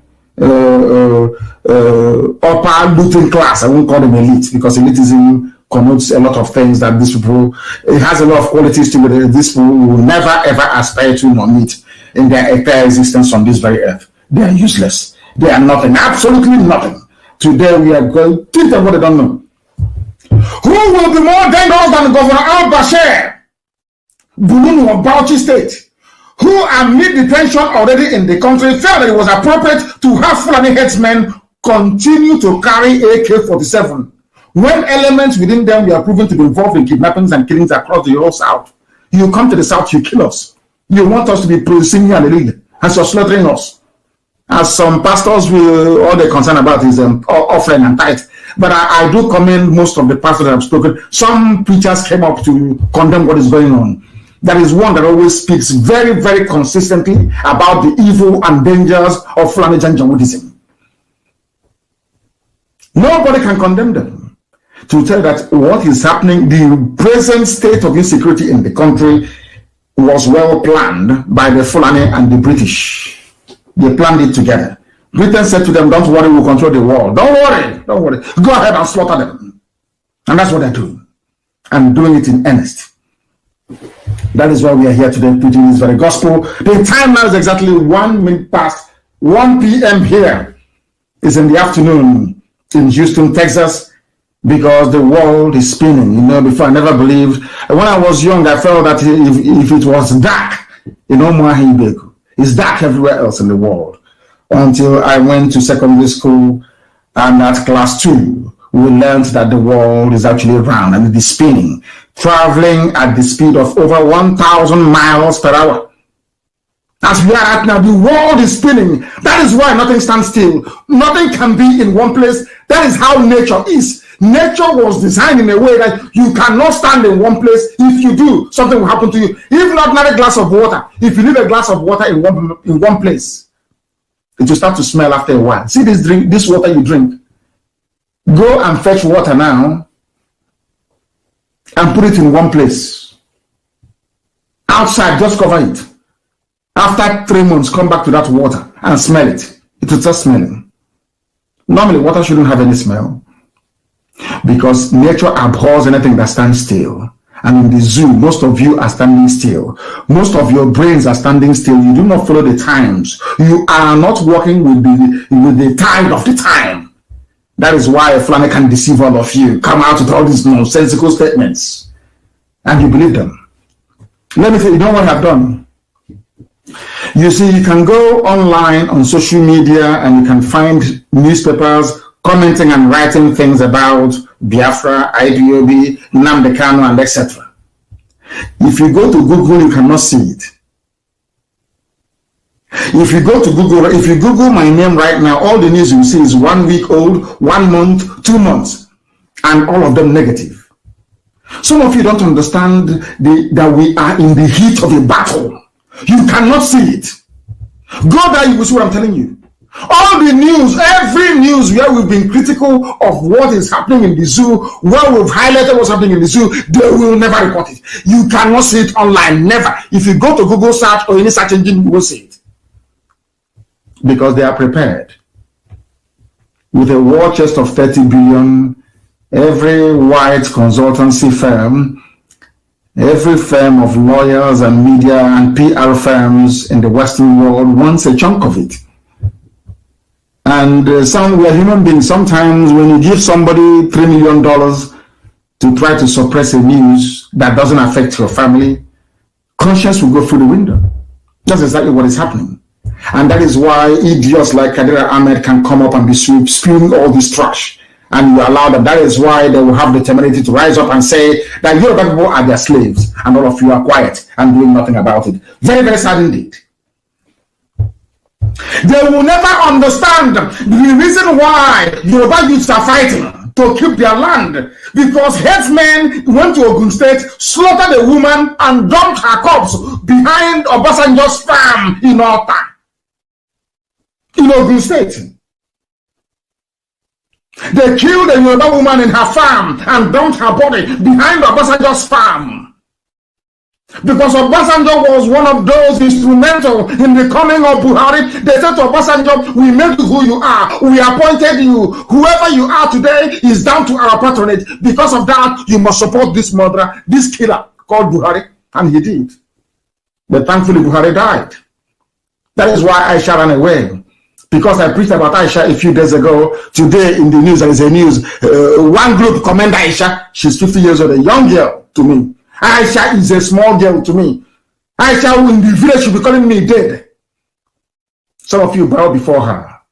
You say we are small boy. Of course, thank goodness, please continue to call me a small boy. I love it. Oh. That is why I'll keep looking young. I am older than Aisha Buhari. Aisha is a baby. Aisha in the village. If I come, she'll prepare food for me to eat. I'm older than her by over 3 years. Aisha is a baby to me. In our culture, once somebody is older than you by 2 years, you call them dead or that. That's how it's done. Not now that this incoming generation that have no respect. She's 50. She's in Dubai, partying with her boyfriend from Niger Republic. His name is Yusuf Abubakar Muhammad. He is the one wearing Buhari's mask. And we shall expose them. I don't know if you'll be shocked the day we will expose them even more. Because you are running away from the truth. Then we bring the truth to you. Since you are running from the truth, we shall endeavor to be. They killed the Kadira Ahmed will not tell you this. Those talking about Yoruba being their slave and their wife, they won't tell you about this. Ishola was abducted around 11 a.m. on Monday. A few days ago, 2 days ago. She was found dead the following day. Fulani headsmen killed her. Fulani Janjaweed. They are everywhere. We are the only ones stopping them. Only IPOB. That is why I am so proud of this family you don't know. Sometimes people say he's arrogant. Why wouldn't I be? I have the finest family in the world, in the history of the world. Behind every move we make, every utterance we make. Why shouldn't I be proud of them? That Nigeria is still existing and not a caliphate today is down to IPOB. Nobody else. No human being. If Nigeria restores us down to the resistance of IPOB, because we resist the Janjaweed, that is why even the little concession they have made, that's why they want to try Yorubas for the last time. If Yoruba were to stand strong now, people will be wondering, but why is he preaching about Yoruba? Because that is where the Achilles heel lies. If Yoruba remains very strong, the future will be bright. But if they capitulate under this, we are used to it. IPOB, you can throw your propaganda from now to yesterday. It doesn't concern us. I'm telling you the truth. It doesn't. You can talk you can bring your BBC to run their documentary. You can bring all of them to write their rubbish. It doesn't affect us. We will continue what we're doing. Yoruba must be strong now, today. Yoruba must be strong today in order to defeat these evil people there, because they are evil. They are evil. If you want to stay in Biafra land, you go to the township and live there. If you stay in the villages, you're looking for trouble. And if you're looking for trouble, you are going to get it. Once you get it, you are finished. Once you get it, you are finished. That is something that people must understand. That trouble you are looking for, once you get it, you are gone. You are finished. You are finished. Because we are not going to relent. We are not going to retreat. We're not going to surrender. Be rest assured. And the whole process of them things is very clever. You know, these idiots that go like these fools that go to the north. They think they're very smart. They think they have brain. They think other people don't, because they've done 419. They've done 419. They have done Yahoo before. Both Opus and the man and the devil Mahi, because they have been doing obtaining by things, writing email, convincing people and duping them. They think they can dupe us. That's what they think. They can use their trickery, their email, or their Yahoo skills to trick us into buying our own chain with which the Fulani will enslave all of us. But heaven will forbid. They cannot succeed. Not now, not tomorrow, not ever. I don't know why some people take time to be convinced. Why should you take time to be convinced? Why? I'm asking you. Why? Can you not see what is going on? Can't you see what is happening? I ask you, are all of you deaf and dumb and blind? You cannot see what is going on. You cannot see what is happening. Can you not see it? Lekki gone. Is Lekki not finished? Do you know why the protest in Lekki ended? Because there was no IPOB in it. Because we didn't give the order for them to come out in Lagos. And the protest after 2.5 hours, everything collapsed. It collapsed. Next time they will know how important we are.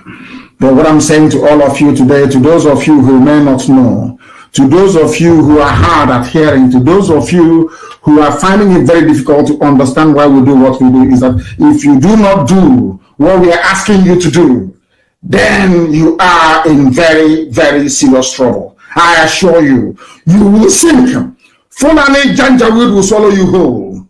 And then in your next life, you'll be looking and begging for IPOB family to join.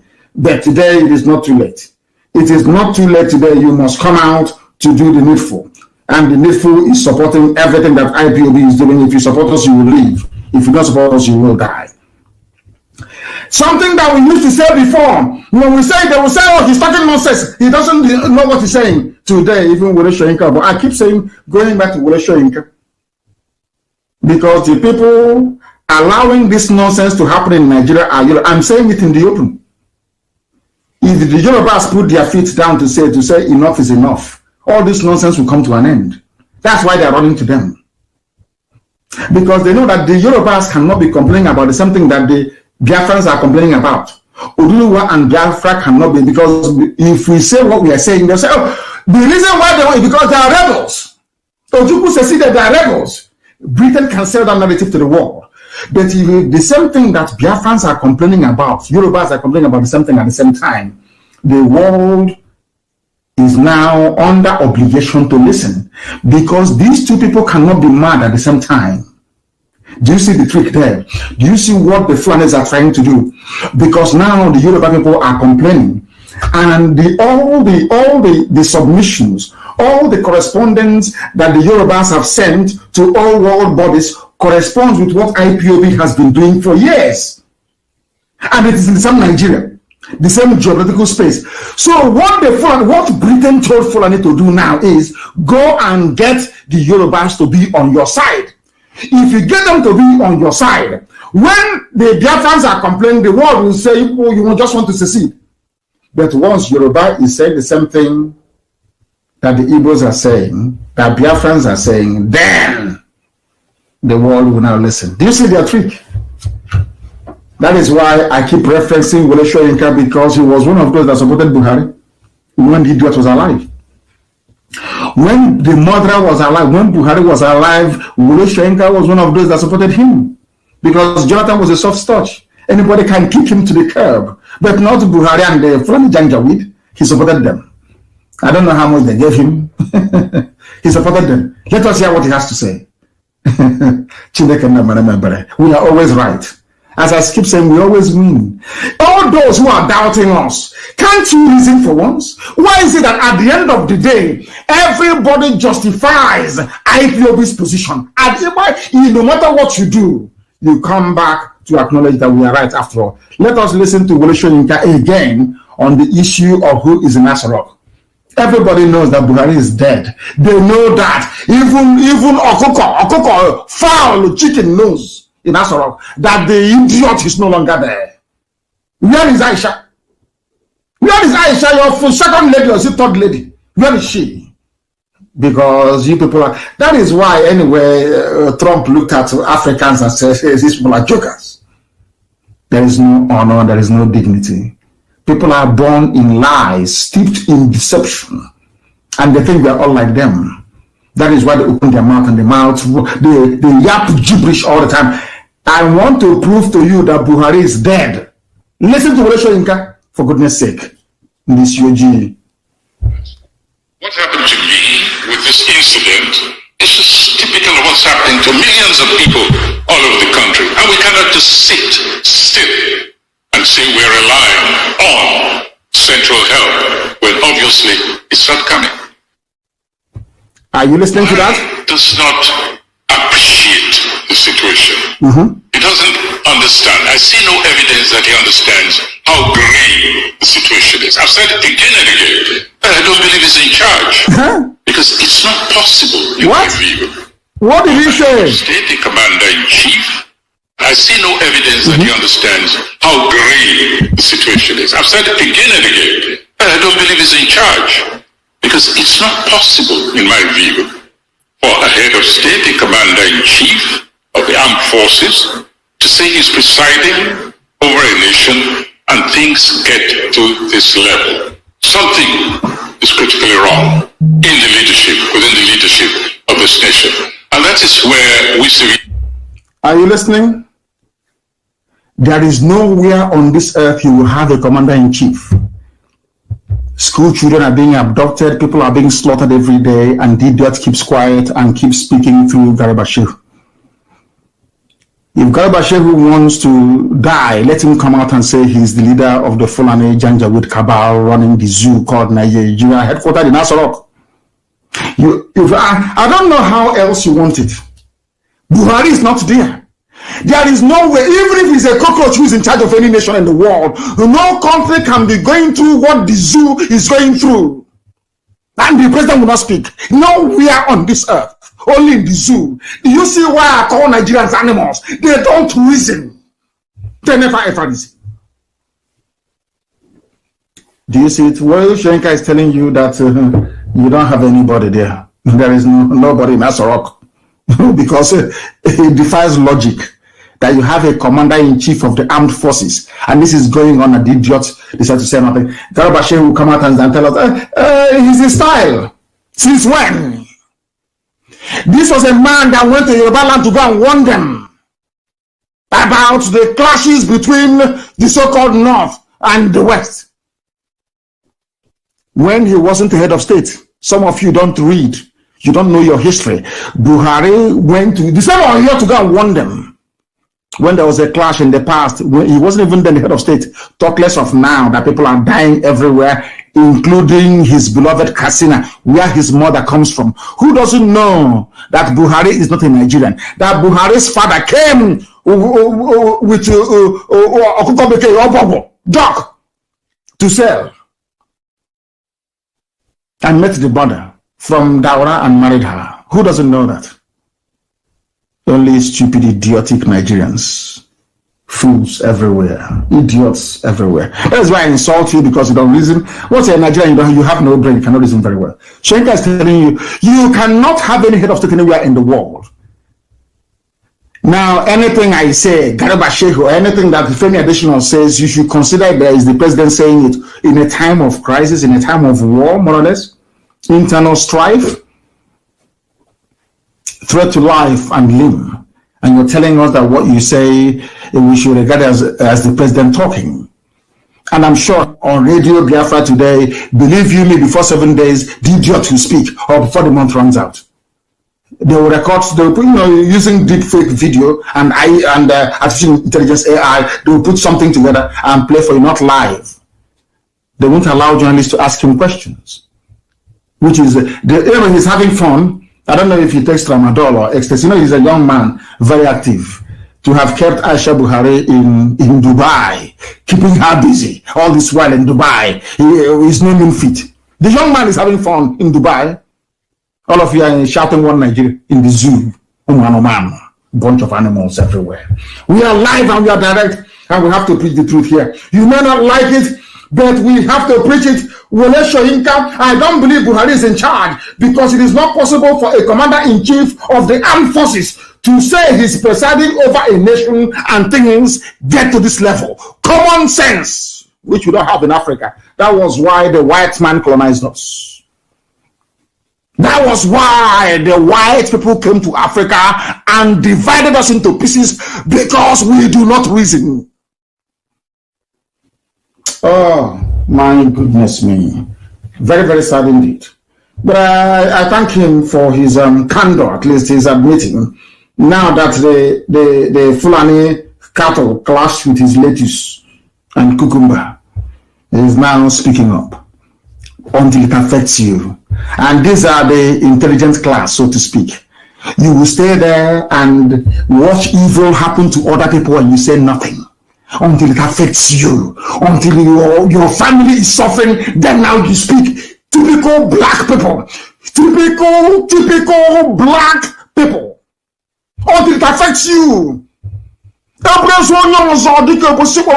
When somebody's corpse, so another family is bereaved, it doesn't affect you until you suffer the same thing. What is wrong with you black people? What on earth is wrong with you people? What is wrong with your brain? Yoruba, you are there. The daughter of Pafashiranti was killed. Your forest taken over, and they are coming to preach to you that you are one before, whereas they are in your forest. Tell Fulani, if you want to prove to us that we are one, vacate our forest. Nobody is living in the forest in the north. No southerner is living in the forest in the Janjaweed call north. Nowhere. Each time they bypass the debate, each time they bypass farmer-header clash. How can a farmer be in the south? You bring your cattle from the north, you say it's a clash. You come into my farm and you destroy my crops, you're calling it a clash. Oh, these huge black people, black, God forbid. God forbid. You saw these so-called bandits, Fulani, kidnapping school children over and over again. They kidnap school children. Over and over again, they keep kidnapping school children. Why is it you don't ask yourself this question? Who are the people committing these crimes? The same people, the same Fulani every blessed day. Somebody said, we learned how to kidnap. Somebody said, we learned how to kidnap from the Niger Delta people. That's what they said, from Niger Delta militants. That was how they learned how to kidnap. That was what somebody, a Janjaweed, opened his mouth and said, a Janjaweed from the north. Now, let me ask you something. In the history of everything you may have written or heard about Niger Delta militancy, did you hear any day that they kidnapped school children? Did you hear ever before that anything, even during the worst times of insecurity in the south, that anywhere that school children were kidnapped? Is only in Janjaweed North, and they're bringing it down. Until you lose any of your children, until they kidnap your child, you will not be able to rise up and condemn what is evil. That is what makes you a black person. You are not black for no reason. You are black because of your wickedness. And I'm saying this without apologies to anybody. Because if we black people are not wicked, why must we wait until something affects us before we take action? Why? I'm very, very upset, honestly speaking. Very, very upset. I am not happy about what is going on in the damnable zoological republic. In the damnable zoological republic, they kidnapped school children at a place called Kagara. Bandits with RPG. Kadira Ahmed will not see it and comment on it. Never. Arewa United or whatever they call it, just call themselves, they can never see such and condemn it. You saw school children by so-called bandits. Have you heard of any condemnation from any Fulani governor? What concerns them are those they sent into your bushes to slaughter you and to take over your land. Is it making sense now to all of you? I believe it is. I believe it is. Abdul Salami Abubakar, Nigeria is moving towards this thing. Why won't the zoo listen to him? He is you know, they have no shame. Maybe I should stop talking about them. They have no shame, these people. These are the people that drafted or copied the constitution in such a way or skewed it in such a way that Fulani gets everything. You and I know that Fulani cannot run a country. Let us be honest. Stop deceiving yourselves. Fulani cannot run a country. You know that very well. Only by moving cattle from place to place. You are aware of all this nonsense, yet this Janjaweed, they put together a constitution. Today he's complaining. Nigeria moving towards this. Why would it will disintegrate? It must. I don't know for my Yoruba brothers. If they like, let them go and join their Fulani once again. That is their business. I don't care. But it will disintegrate. The zoo must disintegrate. Because this time around, we owe no apologies to anybody. We're not begging UN. Before it's, UN, can you come and do a referendum? No, we are not begging you. Britain will convince you to side the Fulani under the guise of one Nigeria to attack us, and then you see what God will do to mankind. You think that coronavirus is a joke? You will see how God will destroy all of you, one after the other. Go, come and join them once again. Because that is what Britain does. That's the only job that Britain does, to support evil. Have you, these people kidnapped, children, school children kidnapped by Fulani? Have you heard Britain condemn it? Will you see it on BBC News? BBC, are you telling me that a busload of children were kidnapped in Egypt? It will be everywhere. Everywhere. Ask yourself why. Is because once BBC reports it, the world will ask them, who are those doing this kidnapping anyway? They will say it's Fulani headsmen or Fulani terrorists. Britain doesn't want Fulani to get a bad name. That is why the kidnapping of children doesn't affect them. It doesn't affect them at all, which is very, very sad. Very, very sad indeed. Extremely sad indeed. These are the things that we must know and fight against. These are the things we must learn to fight against. If Yoruba allow themselves to be deceived by Fulani, that is their business. But as for us, we are not moving 1 inch from where we are. We want total disintegration of the zoo. Total disintegration of the damnable zoological republic. And what is happening? What is happening in Nemo is also happening in Abia. Ibazu went, they gave him governor. They don't worry, we'll read you back in. And Abia local government taken over by killer headsmen, bandits, and criminals. And you want us to allow them there? These are lawbreakers. The House of Reps on Tuesday told the Inspector General of Police, Mohammed Adamu, that criminals, killer headsmen, and bandits have taken over all roads leading to Isipuato and Umunuchi, local government areas of Abia State. And some idiots are asking, there are people from Isipuato and Umunuchi in America. They are here eating hamburger and getting fat on the sweat of other people. They are in America, they are doctors, they are well successful people in America. But the road that leads to their father's compound has been blocked by Fulani terrorists. But they are in America having fun. They're in America. When we talk about ESN, they have nothing to contribute. There is no help. And I'm asking them, without ESN, who is going to defend this water? Who is going to stop them at human knowledge? Who will do it? I'm asking them. In America, they're in America here. If there is Isupuato meeting in America, do you know that? Isupuato meeting is here in America. Ben, the meeting is here in America. Their homes are being taken over by foreign terrorists. They're in America. They're enjoying in America. Now you want Trump to fight for you? You want American politicians to fight for you? They will ask you, where are you from? You say, Isipuato, what have you done? You're from Bende. What have you done to stop or to help those who are stopping them in your land? Nothing. And you're in America. You're doing Black Lives Matter in America. Whereas the lives of those at Umunuchi doesn't matter. The lives of Isipuato doesn't matter. When they call for a protest, Black Lives Matters in America, you come out. But when Fulani take over your land and ESN is fighting to save you, to save your ancestral home, you do nothing. In other house, you are looking at them to die, to sweat, to defend your land, and you're in America enjoying. God will punish all of you.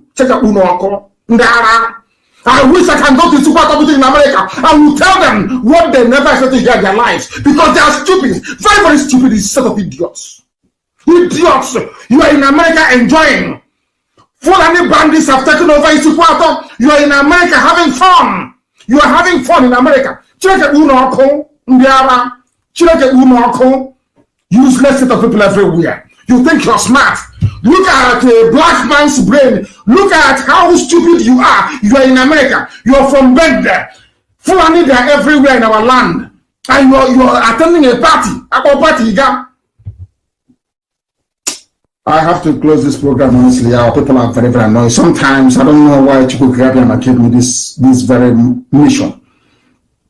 I'm telling you the truth. You do make me sick. You make me very, very sick. There is a way an Igbo man does his sense and you begin to wonder. You know, there's a way you do sense, it becomes counterproductive. Like Ohaneze sense. You know Ohaneze sense. Look at where we are today. Have you, since Nyawo they came out and spoke like a man, and they reminded him of when he came and knelt down to beg them to make him the president. Has he not gone to sleep? You see, the life of Sabo and compromise is not good. Tankoya Kasai responded to him. Only once. Or is it Junaid Mohammed? That talkative Alamajri. Junaid Mohammed responded to Mode only once. Told Mode, I remember you coming to kneel before me to beg me to make you the president of Nigeria. And since that day, Mode hasn't spoken to you today. These are the idiots you call your leaders. You know, these are the wretched refracts you call intellectuals. Men without shame and honor. How about you hear something away? Can you say something about Nnamdi Kanu? Cannot. Can you say something about IPOB leadership? You cannot. When Fulani hear our names, they go into convulsion. That's how formidable we are. Look at him, young order. He was backing like a pussycat. They reminded him of when he came to bed, he ran away. Has he spoken since then? The answer is no. Let me close this program, please. I'm not taking any calls or answering any questions. The people from Isukwuatom meeting in America, you should all be ashamed of yourselves. You shouldn't exist. All of you should not exist. Then the meeting in America should be shut down. You have no right to exist. I'll be back in America in the summer. And I would like to meet some of you face to face to tell you in your face how stupid you are. You are in America enjoying people without shame and honor. Let me close the program, please, because I'm too upset to continue. This is rubbish, pure rubbish. They'll take over your land. Let me see where you go. You run to go and tell the congressman. You cannot tell him or her. You cannot. You're eating hamburger and having party. And every month you send $100 back home to help the family, and you think you've arrived. Useless people everywhere and deeper. Let me close this program because we're on the money here. Please, good night, good afternoon, or good evening, wherever you are. We'll catch you from. That is why we proclaim it without fear nor favor, and that is why this very day on every agent of the Janjaweed in Biafra land to understand this very simple fact. What ESN is doing is exactly what your Ministry of Defense directed everybody to do. Go and Google it, it's everywhere. If the Ministry of Defense is saying that we must go against terrorists because the state has failed, if they are saying that we must go against kidnappers because the army and the police are no longer functioning, who is Hope Uzodinma to try to stop it? His masters have spoken. His masters in Abuja, he goes to and he forgets his boxer shorts there. They have spoken. That what ESN is doing is valid. The Minister of Defense of the British created contraption, the very abominable zoological republic, a place where people do not have shame, where people that claim they are human beings do not have shame. Your Minister of Defense said, and I quote, "Security is not the responsibility of the military alone. It is the responsibility of everybody to be alert and ensure safety when necessary," which is exactly what ESN is doing. And I continue to quote him. "We shouldn't be cowards. This Janjaweed, the Magaji, is telling all of us, even Biafrans, do not be cowards. Sometimes the bandits come with about 3 rounds of ammunition, and when they fire their shots, everybody will run. In our younger days, we stand to fight any form of aggression." In other words, I am directing ESN, I'm directing every Biafran this very night, that since the Nigerian army in Imo State has brought aggression to us, wherever you see them, you will attack them.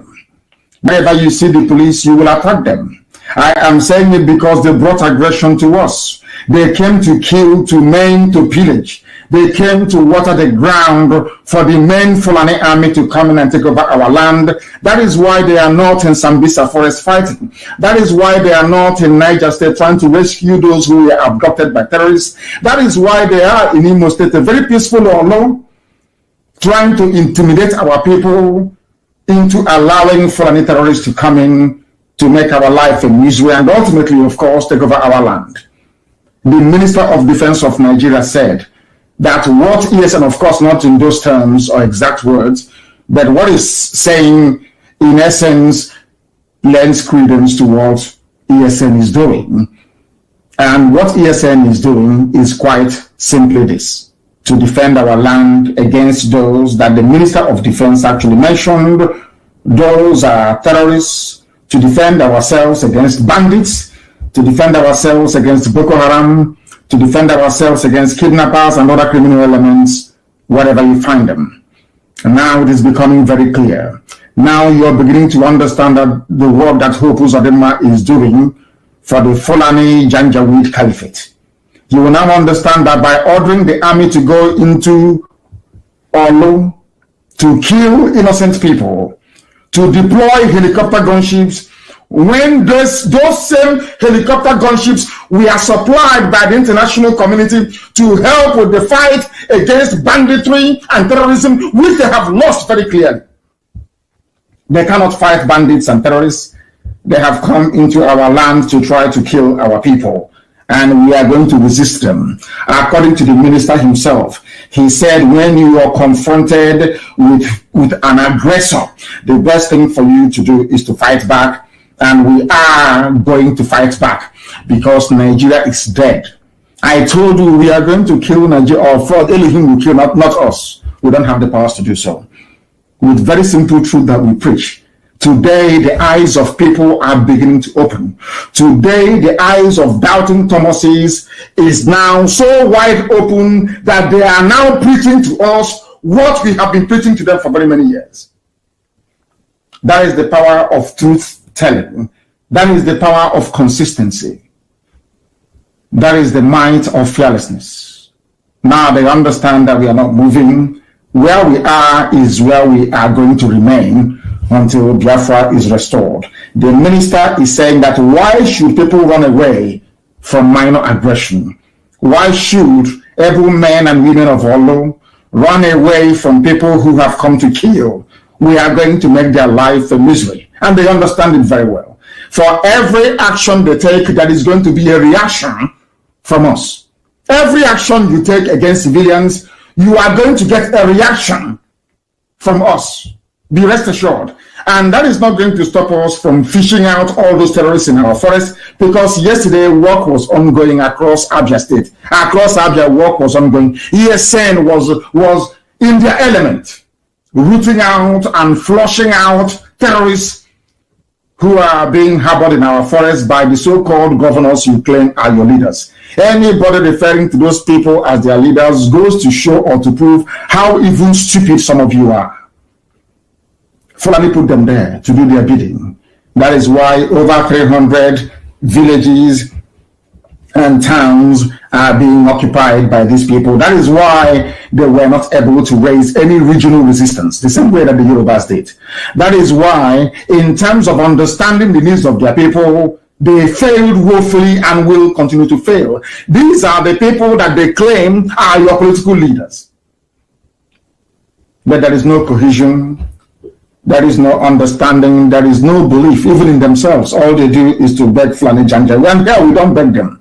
That is why they see IPOB, Biafra, Nnamdi Kanu as a nightmare. That is why Lai Mohammed cannot sleep very well at night. That is why Femi Adesina is sick. And that is why Garba Shehu is always rambling like somebody who is demented, the way that he is. And above all, that is why we are not going to stop. We are going to continue what we are doing until Biafra is restored, until they leave our land, until they leave our forest. We don't care what it's going to take. They understand. They claim sometimes that they are stubborn. Fulani thinks that they are a very stubborn race. But in Biafrans, we will tell you, go and ask the British. We fought them for 40 years. We fought Britain for 40 years until Arochukwu fell. We fought them for 40 years. How about wretched Janjaweed unthinking cows in human form? Do you think you're going to succeed? You think all those years you were playing with words and trying to manipulate our people into submitting to your caliphate mentality is going to work?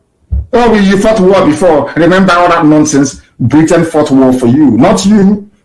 Britain is the architect of the lawlessness in Nigeria. Britain is the United Kingdom is the architect of the lawlessness in Nigeria. and the world is moving forward and not backwards. And we accept the advice of the Minister of Defense in Nigeria that said that we must all go out and confront, or we must all go out to confront every form of aggression, including those coming from the army and the police in Olu. If you have a member of your family who is in the army or the police in Olu or in Imo State, you must prepare to bury them. You have seen what they are doing. Even the useless, hapless BBC were the worst. I don't even know why our people still allow them to move about freely. Those evil people who met another Uzodema appointed monarch, Igwe, whatever the idiot answers, that was driving about in his government car telling people that nothing was happening in Olo. That tells you how horrible these people are. That tells you the work or the depth of the work that the Fulani Caliphate has done within the leadership cadre in our land. With the exception of one or two people in the mode of Abaribe, the rest of the politicians are basically errand boys. After uselessing them in hotel rooms in the north, they bring them back to preside over your miserable lives. That is what Hope Uzodinma is seeking to accomplish. And I can assure him and all those who are supporting him that by the time we come after them, there will be no Janjaweed military or police to defend them. I can assure them, be you a PG, be you a traditional ruler, be you vigilante group, when we come for you, there will be no Fulani Janjaweed. I'm saying this because your families will bury all of you. All of you are going to die, all of you, one after the other. For what you're doing, you're going to die, you will perish. Any village that is found to be aiding and abetting Fulani terrorists in the forest, yours is gone. You are finished.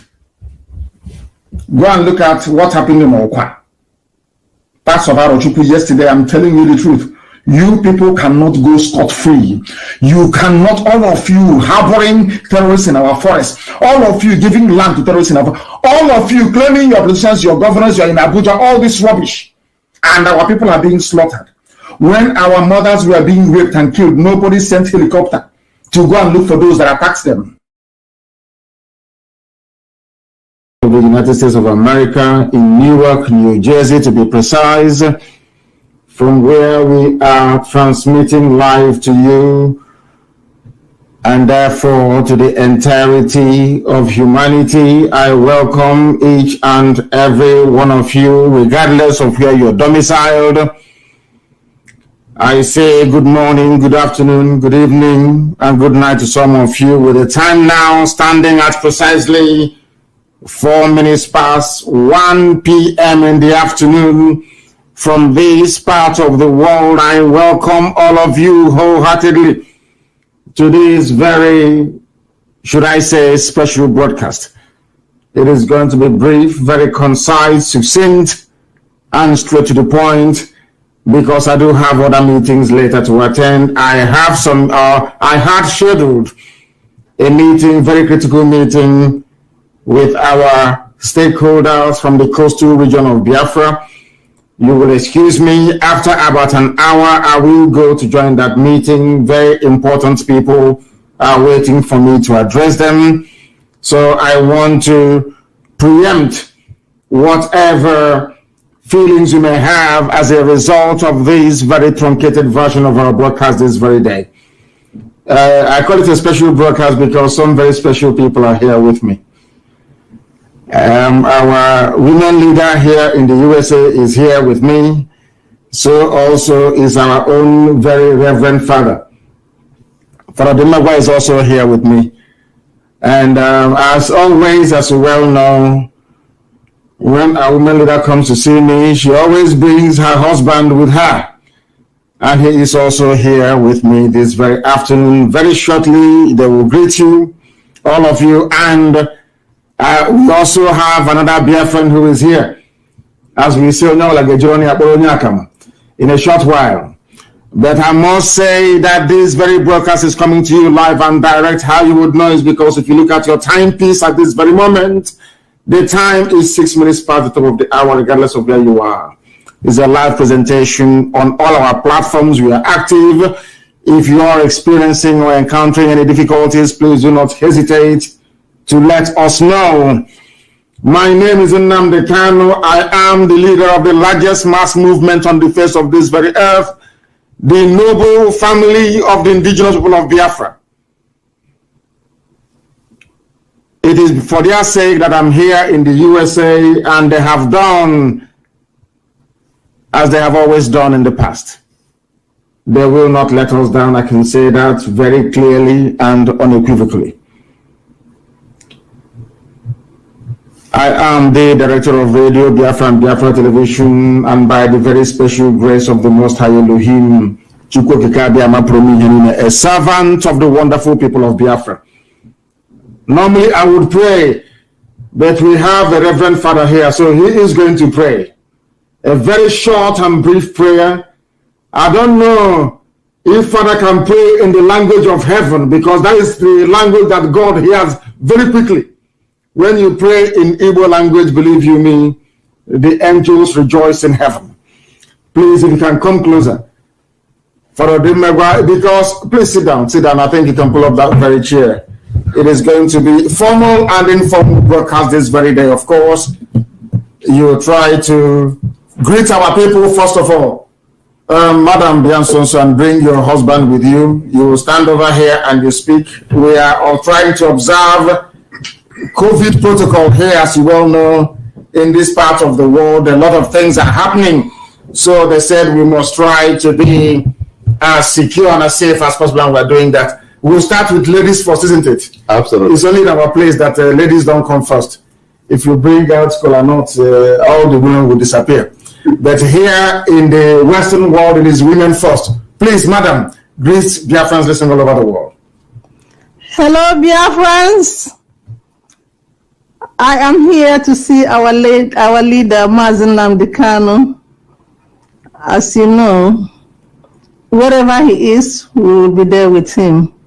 I thank you all, and thank you for listening. Thank you very much. And the husband is here. Behind every successful woman, there is a man.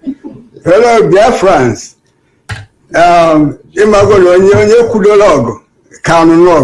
So, onye ọbụla ihe dị mkpa kịta ahụ ikpe yi ka eweta ego ka anyị were eso ndị ilo anyị n'uchichi ụnyaahụ Maazị Kanu nọ anyị ndị part of America ọ bịara anyị. I will interpret. He's saying that what is important now is fundraising to support ESN. A few nights ago we were fundraising. That is fundraising. Yes. And we collected about $70,000. $70,000? Yeah. Amazing. Absolutely amazing. We are very, very good. Thank you, sir. Thank you very much. Now over to our very dear and revered Reverend. Is it Reverend Father or is it only Father? Reverend Father. Reverend Father. The two I got together. It goes together. They go together. Please go ahead. Thank you very much. Fellow Biafrans, lovers of freedom, good morning, good afternoon, and good evening, depending on your time zone. Once again, my name is Reverend Father Augustine Odimagwa. We're here in New Jersey to welcome our indomitable leader, Mazi Nnamdi Kanu, who has done a marvelous work in leading us to the promised land of Biafra, especially with the restoration of Eastern Security Network. We are here to say kudos to him, to pat him on the back, and to encourage him to do more. He has done great, but to continue to do more, and to assure him that millions and millions of voices are saying prayers for him and for the restoration of Biafra. And so, my dear brothers, we shall pray in order to start off this program. Chukwu okike abịa ma ịza na-ekpesiela ọgwụ ama amasị amasị ugwu a na-arị atụ egwu mepụta onye ọ na-akpagbu chi nke ndị ụmụ ogbenye ndị enwe nna ndị ụwa na-atụ n'ọnụ ndị a na-emegbu ọ bụ nke nwa bụ ọka ome one of the world. Ife ikwuru na-eme unwere onye ọbụla dị ndụ eku ume nwere ike ịgbagha ite gị Chineke nna kpebiri. Okwukwe anyị wee na-agwa anyị n'oge dị ugbu a n'ikpebigo na Biafra ga-abịa. Oga Bialele. As na God's time is the best. Igosiga anya kala nke anyị ji wee mara eziokwu na nya Biafra ga-abịa ya na godo ofu ka na godo ebuwa ka anyị na-ekene gị onnadị nsọ ka anyị na-ayọ gị ezigbo ọrụ afọ ibidogo na isi nwanne anyị nwoke bụ Maazị Nnamdi Kanu nye n'aka ka anyị ike rụruo ya n'isi. Chukwu ebere onye afọ ọma ikwuru na ndị niile bụ ndị jiri ezi obi akpọkụ gị ihe ma gbarapụfe aka na maka ajọ mmụọ na ajọ mmadụ akpa na nkata na onwe nụrọ mgbe ike ekwensu karịa ike nke Chineke nna n'ụwa anụnwa ọ gaghị emere oge nke anyị ewe na-ajọ gị onnadị nsọ ka i were afọ mma gị wee nọnyere nwaodibo gị bụ Maazị Nnamdi Kanu nọnyere onye abụna bụ onye na-agba mbọ n'ụzọ abụ n'ụzọ maka inwere onwe anyị nke Biafra anụnwa ma ndị na-etinye echiche fa ma ndị na-etinye eji okwu ma ndị na-etinye ego kwuo onye ọbụla ụgwọ dịka ọrụ ya si wee dị. Onnadị nsọ anyị na-ekenekwa gị etu isi wee dute nwaodibo gị o wee rute n'obodo anyị n'nwa bụ Amerịka mgbe ọ ga-anachi ya buru ụzọ beri ya azụ ekwena ka ife mberede ọbụla zu ya ma bawanye ndị nke grasia gị n'ime ya n'ikpeazụ ka mmeri wee bụrụ nke anyị ka otuto wee bụrụ nke gị Chineke nna. anyị yọrọ ife ndị a in your almighty name. Amen. Ise.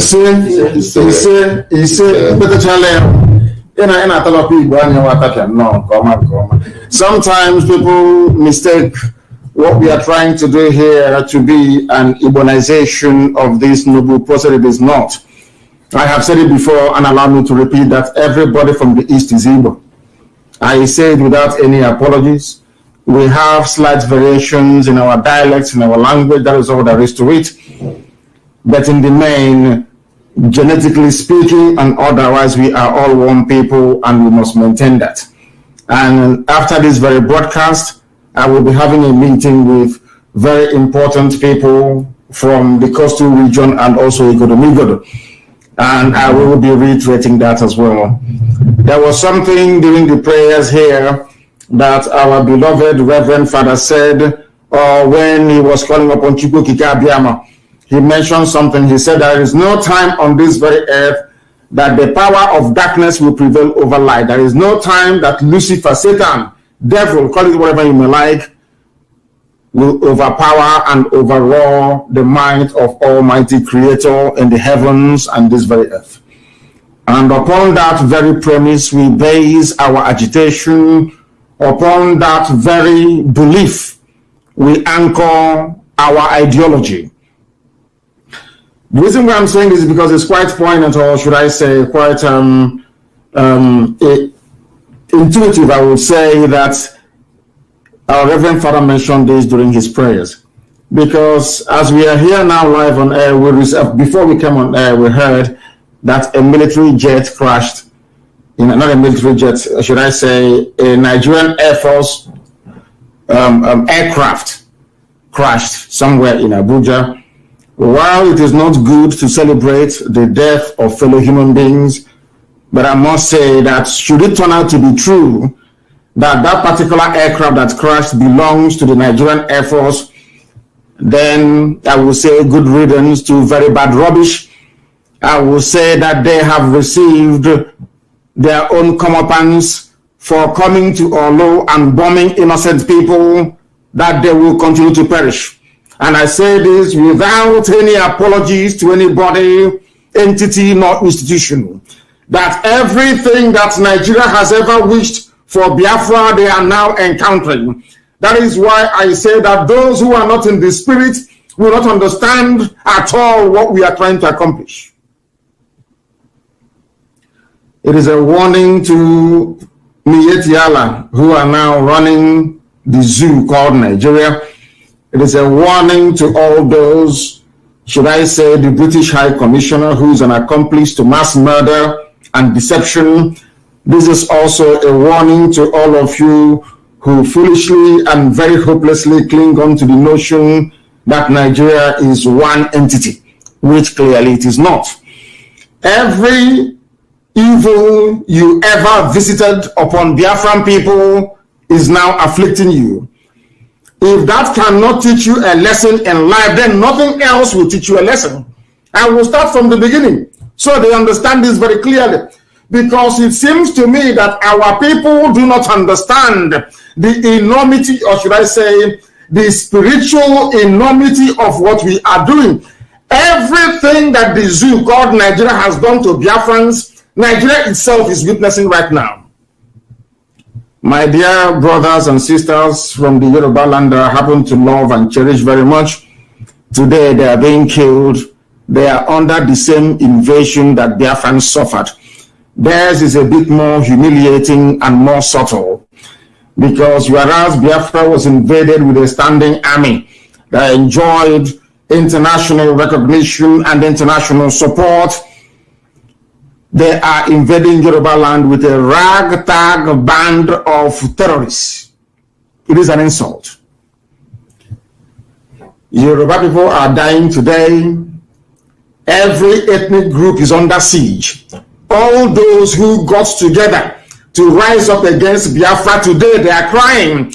The same cries of our mothers and our fathers between 1966 to 1970 is the same cries we are hearing today all over Nigeria. But they will not learn.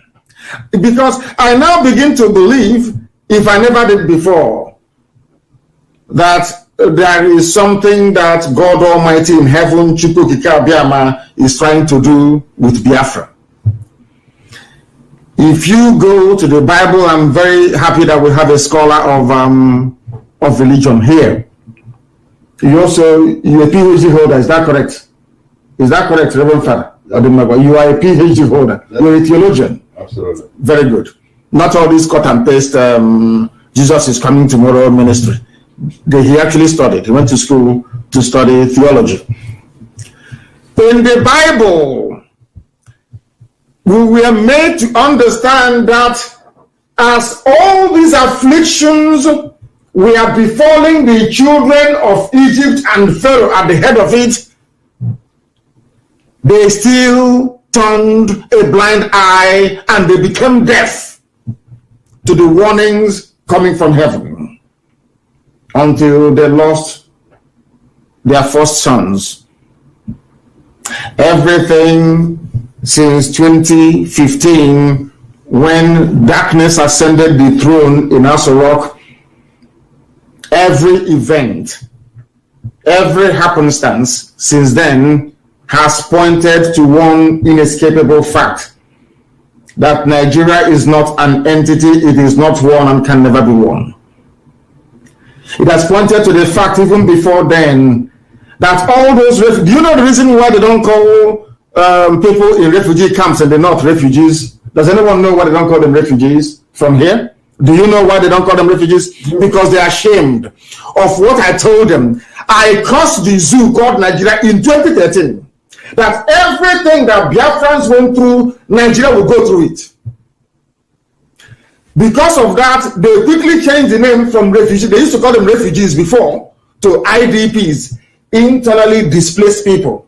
And I'm asking them, when during the Biafran war, they were calling Biafrans refugees, were we displaced outside? We were inside our own land, inside the so-called British-created contraption called Nigeria. We were refugees in our land. People, I was very young by then. The time we left Umuahia and went to Mbise as refugees. I was on a bicycle and being pushed all the way from Umuahia by leg to Mbise, where my aunt was married. Mbise to be precise, Ezinihite. Do you know that in their own time, there are many people in the northern part of the zoo who are in refugee camps, but out of shame, because that will remind them of what they did during the war against Biafra. They are calling them internally displaced persons. So you would not know. That's what they have done. That is number one. They came to Biafra land, they were killing people, dropping their bombs from the air, people were running helter-skelter, children were being murdered, mothers were lamenting, everybody was crying. What do you think that the bandits are doing to them today in the north and in the... Have you seen what happened in Katsina a few hours ago? Of course, the same thing. People are running for their lives. Villages are being taken over. Children are being killed and are being abducted right across the entire zoological republic. punishment from Elohim. The same army that they had that came to our land to kill, to pillage, to abduct, and to steal, they are there and they're impotent. They cannot do anything. You know, the funniest thing about the Fulani Janjaweed is that they think that they are very clever. They think they are cheating every other person. But from within, they are dying. And that is why I say to our people that they shouldn't despair. I heard some people analyzing and trying to say or convince themselves that defending our land from within is a bad thing, that we are fighting a defensive war, not an offensive war. And I said to them, because insofar as they are not very good students of contemporary history, they are not very good students of military politics either. And why do I say that? God has marked out Nigeria for destruction and put it down today. There is nothing anybody can do to change that. And a lot of people are going to die in the process. What I'm praying to God is that not to allow up to 5 million of them to die. That I'm giving you the figure that was even a very conservative figure by Irish ministers that said we lost nearly 5 million people. I believe that God is setting up Nigeria to eliminate over 5 million of them. And he is going to use the same people that connived and came into our land to kill us to do this very job. And that is why every day in Nigeria, as long as Biafrans, as long as they hold on to Biafra in Nigeria, Nigeria will no longer know peace. People will die every blessed day in Nigeria. If they bring their aircraft to our land as they did in Olo, their own military aircraft will crash and all of them will perish.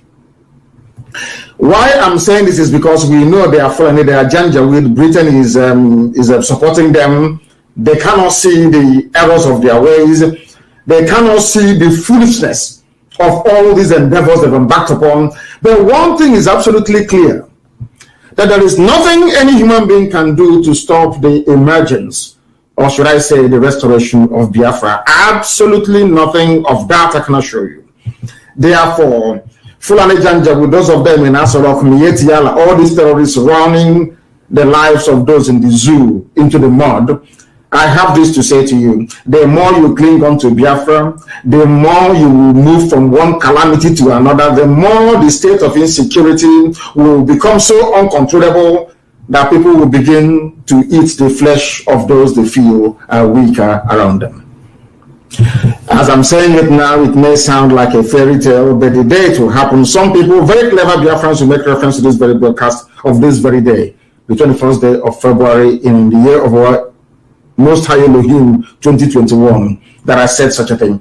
You see, I want to warn everybody that calls him or herself a Nigerian, that the more you don't allow Biafra to go, the more you conspire, the more you keep dreaming this foolish dream of one Nigeria, being one, moving forward, the more you are burying yourselves even deeper into a conflagration, into a conflict that you cannot be able to manage. These are the things that we want the world to understand.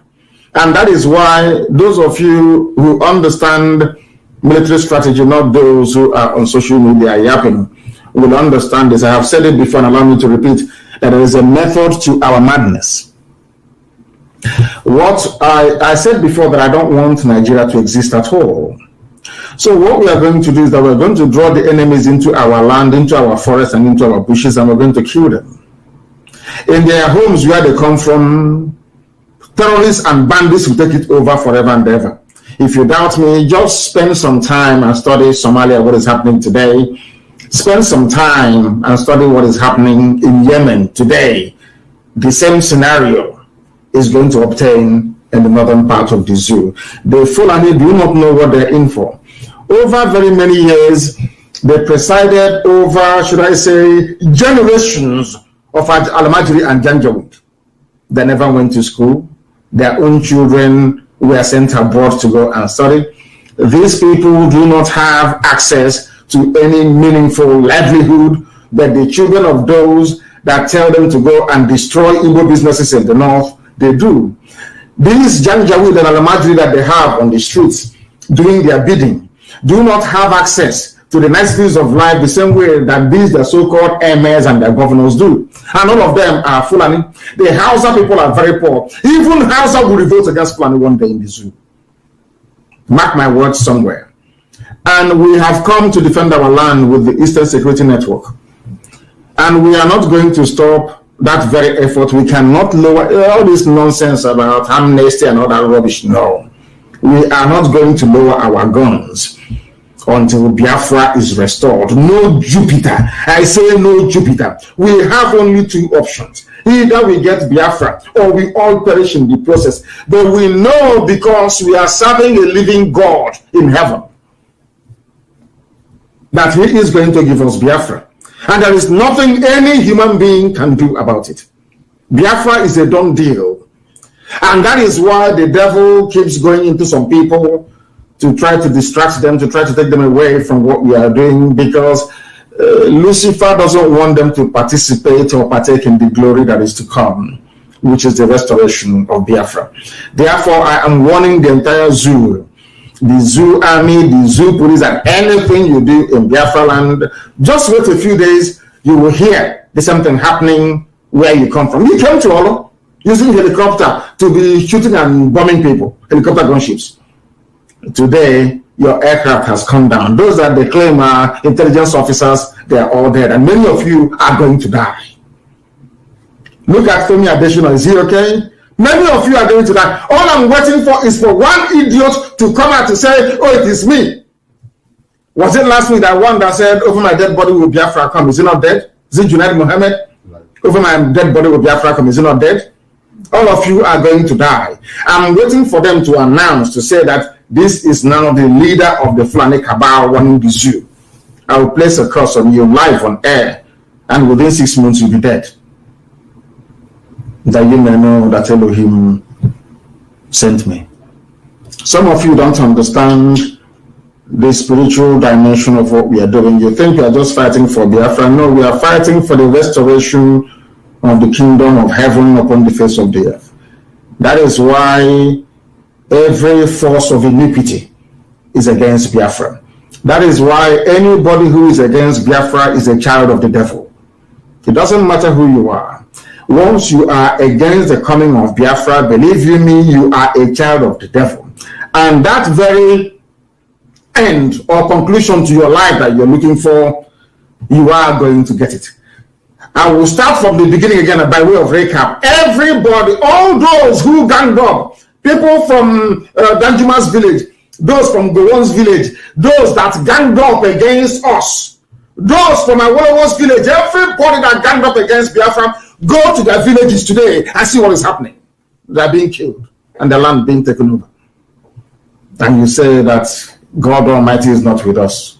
Of course, he is with us and will be with us to the end, because we know that victory is assured. It doesn't matter. You see how powerful Britain is. They are one of the 5 permanent members of the United Nations Security Council. You see how much the Fulanis have, over $30 billion. We raised $70,000 the other day, tentatively speaking, give or take. With $70,000, that's the only one fundraising. Other people raise funds in Asia and every other place. I'm sure that by the time I'm leaving the US, if we tally everything that people have pledged and what they are going to bring, it is very close to $500,000. This is, I want you to compare what we are doing with what our enemies have. I came to the US. If everything is put together, we might be able to raise about $500,000. Of course, we will not even, because America is trying, to be honest with you. You people are now beginning to wake up. Compare $500,000 to $30 billion. They have everything going for them. They have the might of the British lobbying for them. They occupy every sensitive diplomatic position around the world. They have well-oiled consultancy firms. These are blue chip firms working for them all over the world. They bought over Google, gave them money. They bought over Facebook, gave them loads of money. The only people they have not bought so far is YouTube. And I'm sure very soon they will buy them over as well. And I don't know how far they have gone with Twitter, if they have succeeded in buying Twitter over as well. You see all that money they have, all these powers that they wield. They have the Nigerian army, the Air Force, the Navy, and all of that. All of you will be surprised to see all these entities crumble before your eyes, before the coming of Biafra. You see Britain.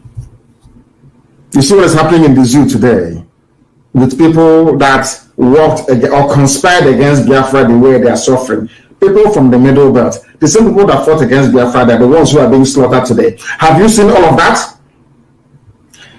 You see Britain, United Kingdom. God will divide it.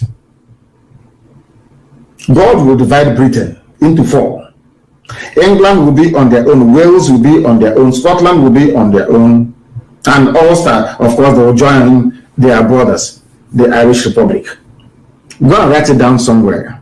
But when these things are happening, people will see it as a natural consequence of day-to-day politics. You will not know it is a divine order from heaven. Since Britain came to Biafra land to divide the children of light, God will divide them. What I see, what I'm telling you.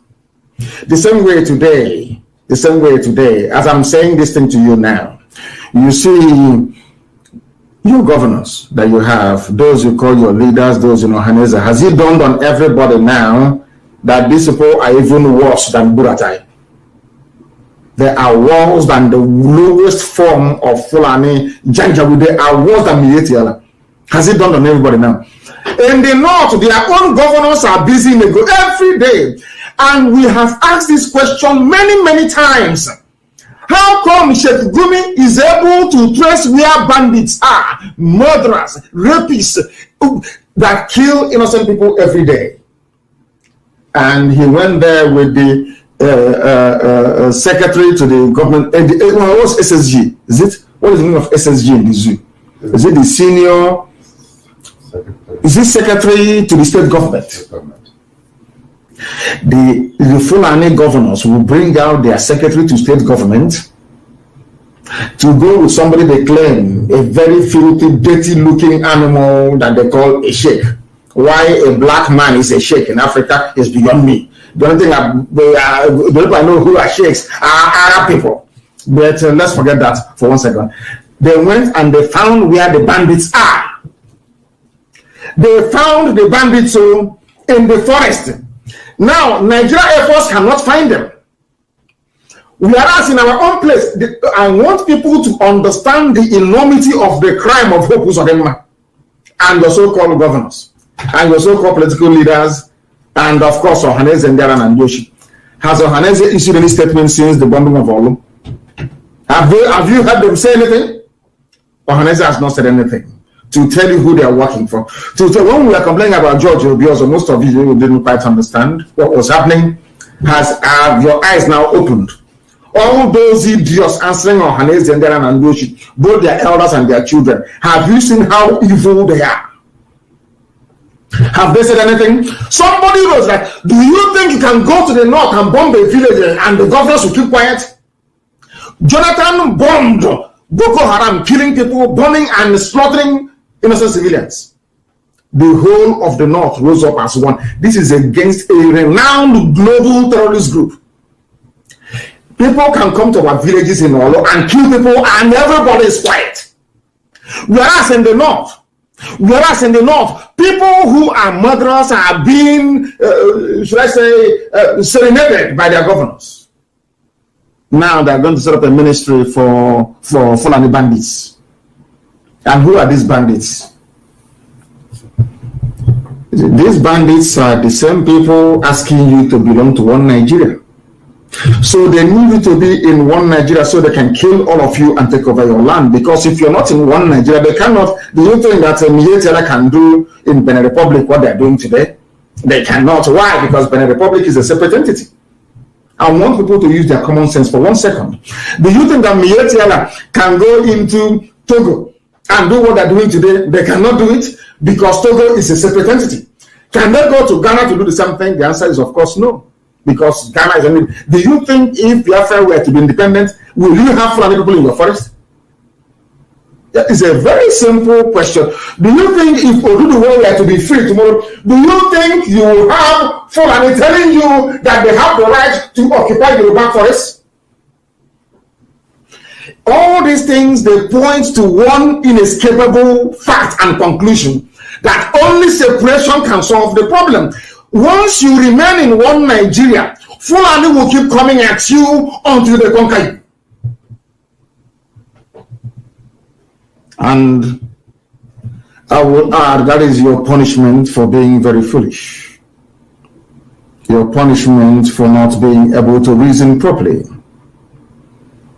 That is your punishment for allowing the Supreme Court of Nigeria, should I say the Fulani Abakari to be precise, to impose a governor on you in Imo State. We have all seen the crimes of Hope Uzodinma.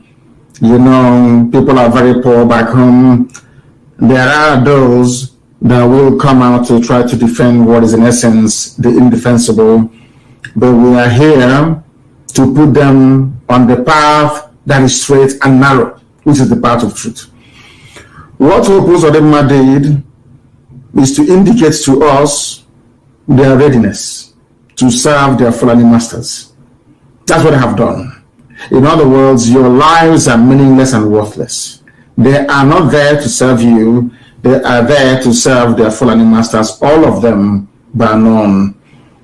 That is why anywhere you see George Obiozo or any idiot answer, they don't even come out anywhere. What they do is they hide behind somewhere and issue meaningless press statements.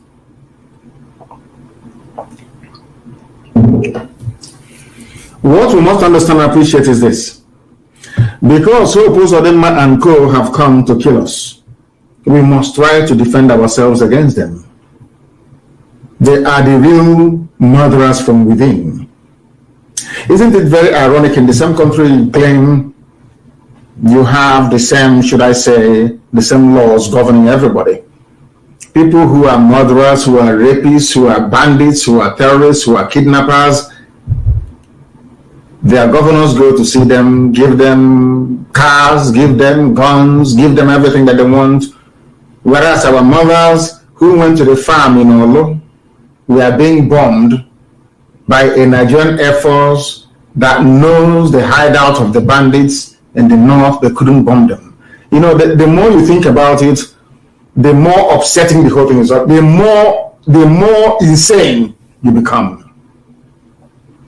That is why anywhere anybody sees Hope Uzodinma, a citizen's arrest must be effected immediately. Wherever they are, he can no longer travel abroad. He has a travel ban. He's a criminal. He's a thief. We know that very well. All of a sudden, he has been taken into the bosom of Fulani Janjaweed, and because of that, all his sins, all his past sins are forgiven. Others may forgive him, but we are not going to forgive him.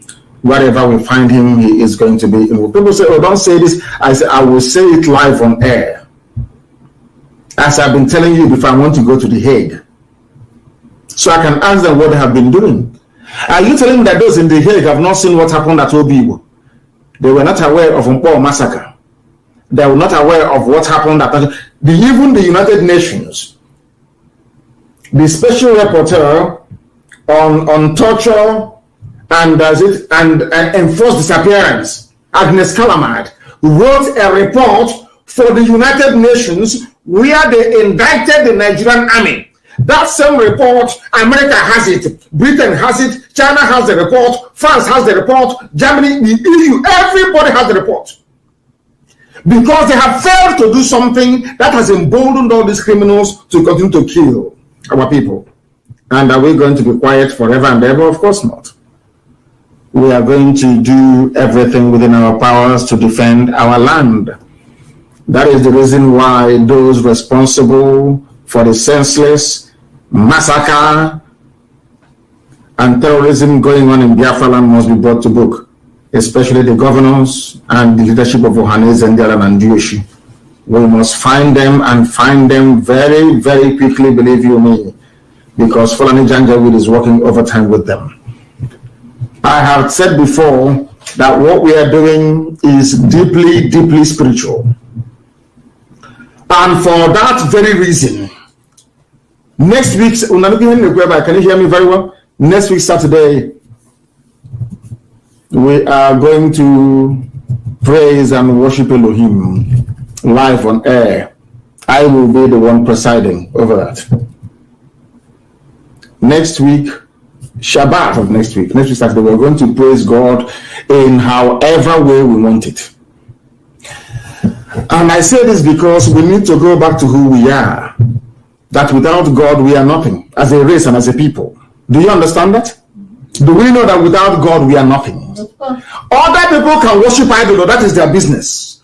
Other people can worship whatever they want to worship. For us, we are the children of God. I have asked this question before. Is there any other place in the world where a village, a hamlet, or a clan answers God's children? We have a biblical scholar here. Allow me to ask, please. Reverend Father, I think it's Doctor, is there anywhere it is in the Bible, apart from Israel, which means the Prince of God? Is there any other place that you know, or any other nation or country or place you know on this earth where people answer the children of God? Never, except in Biafra land. Except in Biafra land. Now, I don't understand how to put this. And Biafra from Israel. Exactly. We'll get to that later. We don't want to confuse those that were fathered by Fulani before, during, or after the war. We don't want to confuse them. If we answer Umuchuku, if we have people from a place called Arochuku, if we have people from a place called Ihechi Owa, which means a place where the light of God shines, so that is the name of the village, not the name of a person. In other words, if you ask somebody now from Arochuku, who gave the name Ihechi Owa to us, nobody knows. Direct from God Almighty Himself in heaven. If we can have people who are called by the name of God, then I think it is appropriate once every year that we designate a time and place to give Him praise and adoration. And we are going to do that this coming Shabbat, this coming Saturday. We're going to praise God in a very special way. In a very, very special way. And then after that, I will announce the commencement of 40 days of prayer and fasting. I said 40 days of prayer and fasting. And after that, we go and meet our enemies. One thing we must understand is this, that man is not fighting this very battle. This very battle belongs to God Almighty in heaven. And He's going to fight it for us. Because we boast in His name. Everything we do in His name. Because when I pray sometimes, I say to God that you are God Almighty. I am a human being, I'm just a flesh. We Biafrans are mere mortals. One day we are going to die, they will bury us. Maybe the next one or 200 years they'll forget us, if we are lost. But you are God and you are eternal. So if Biafra doesn't come, the shame cannot befall a mortal who is an ordinary flesh that will die one day. If God allows those who are called by His name, His own children, to be humiliated by forces of darkness and forces of iniquity, then it's only His name that can be brought into disrepute, not me. Because I'm not going to live forever. One day I'm going to die, isn't it? Isn't it? Everything will come to pass. But our God remains forever and ever. And because we are called by His name, there is no other place in this world, I say it, no other place, no other clan, no entity, no region that is called Umuchineke, only us. And why is that the case? These are the things that the white people know that we don't know about ourselves. If you ask them why you don't, they say, oh, no, we don't want things to. They know us more than they know we are the chosen children of God. They know. If not, tell me or show me anywhere in the world where people are called, a village is called Umuchuku, the children of God, or the Ansawachuku, a child of God. No other place on this earth. So that is why sometimes people say, oh, you get upset. I say, why won't I be upset? You don't know who you are. You in your house, you have gold, you have diamond, you have everything, and you're outside playing with quartz, playing with sand. Are you not foolish? We are handing, or we have always done so, of course, handing over this very effort, this very struggle into the care of Elohim to lead his army. I am flesh. I will do what I have to do, but Elohim will lead his own army. He will provide for us. Those who doesn't want to support what we are doing, did we get to where we are today with their support? How we got to where we are today is a miracle. It is when the history of IPOB is written, the world will know it is a miracle, because they ask all these fulefus, and truthfully, they are not part of what we are doing. They have not given us any money. There is no support, nothing. But look at where we are today. By the grace of the Almighty in heaven, on Saturday there is going to be songs of praise. We are going to worship God, because something happens in heaven when praise. They say, oh, don't bring religion into what you're doing. And I say to you, is your name Machubu? Are you a child of God? You're answering Smith. You're answering Harrison. You answer all this. My own, I am watching it. God said I am his child. You don't want me to praise my father. Am I going to praise you? We are not bringing religion into what we are doing. We are bringing reality into it. And that reality is that we belong to God Almighty in heaven. That is why we answer Umuchuku. That is why we answer Nwachuku. That is why we answer Chinya. We answer Chinedu. We answer Olisa. Even the name of God himself we answer. And that is why Biafra will come in our time. Because we are not only unstoppable, because our Father in heaven is watching over us. All the lives of the zoo. I don't know who listened, not listen. I don't know who read Tinubu's thoughts and opinions about what is happening in the zoo, of which he is a part of. The thing about black people is that they are not ideologically consistent. This Tinubu, I remember very many years ago, was a proponent of what they call Sovereign National Conference. Go and ask him. SNC, Sovereign National Conference, for all the people to get together to decide a better future for themselves in the zoo called Nigeria. Over time, he got into political office and started to eat money, to grow large on money. Typical black people, very insatiable in the accumulation of wealth. He now turned 360 degrees.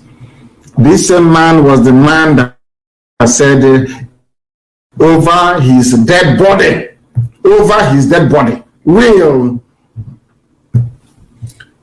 the 1999 Constitution of Abdul Salami Abubakar stand. That was what he said. But today, he has become a proponent of a unitary, unrestructured Nigeria. He said, and this is the argument they make all over the world, and I want our people to pay very close attention to what I have to say now. Anywhere you go to, and you defeat them in a debate about the necessity or the need to have Biafra, the next thing they will tell you is that the West African sub-region will collapse. And they say this is what Britain, even now as I'm here in the US, that's what Britain is telling them in Capitol Hill. That's what they're telling them at the UN. That if you allow Biafra to go, it will set off a chain reaction that will end up destabilizing the whole of West Africa.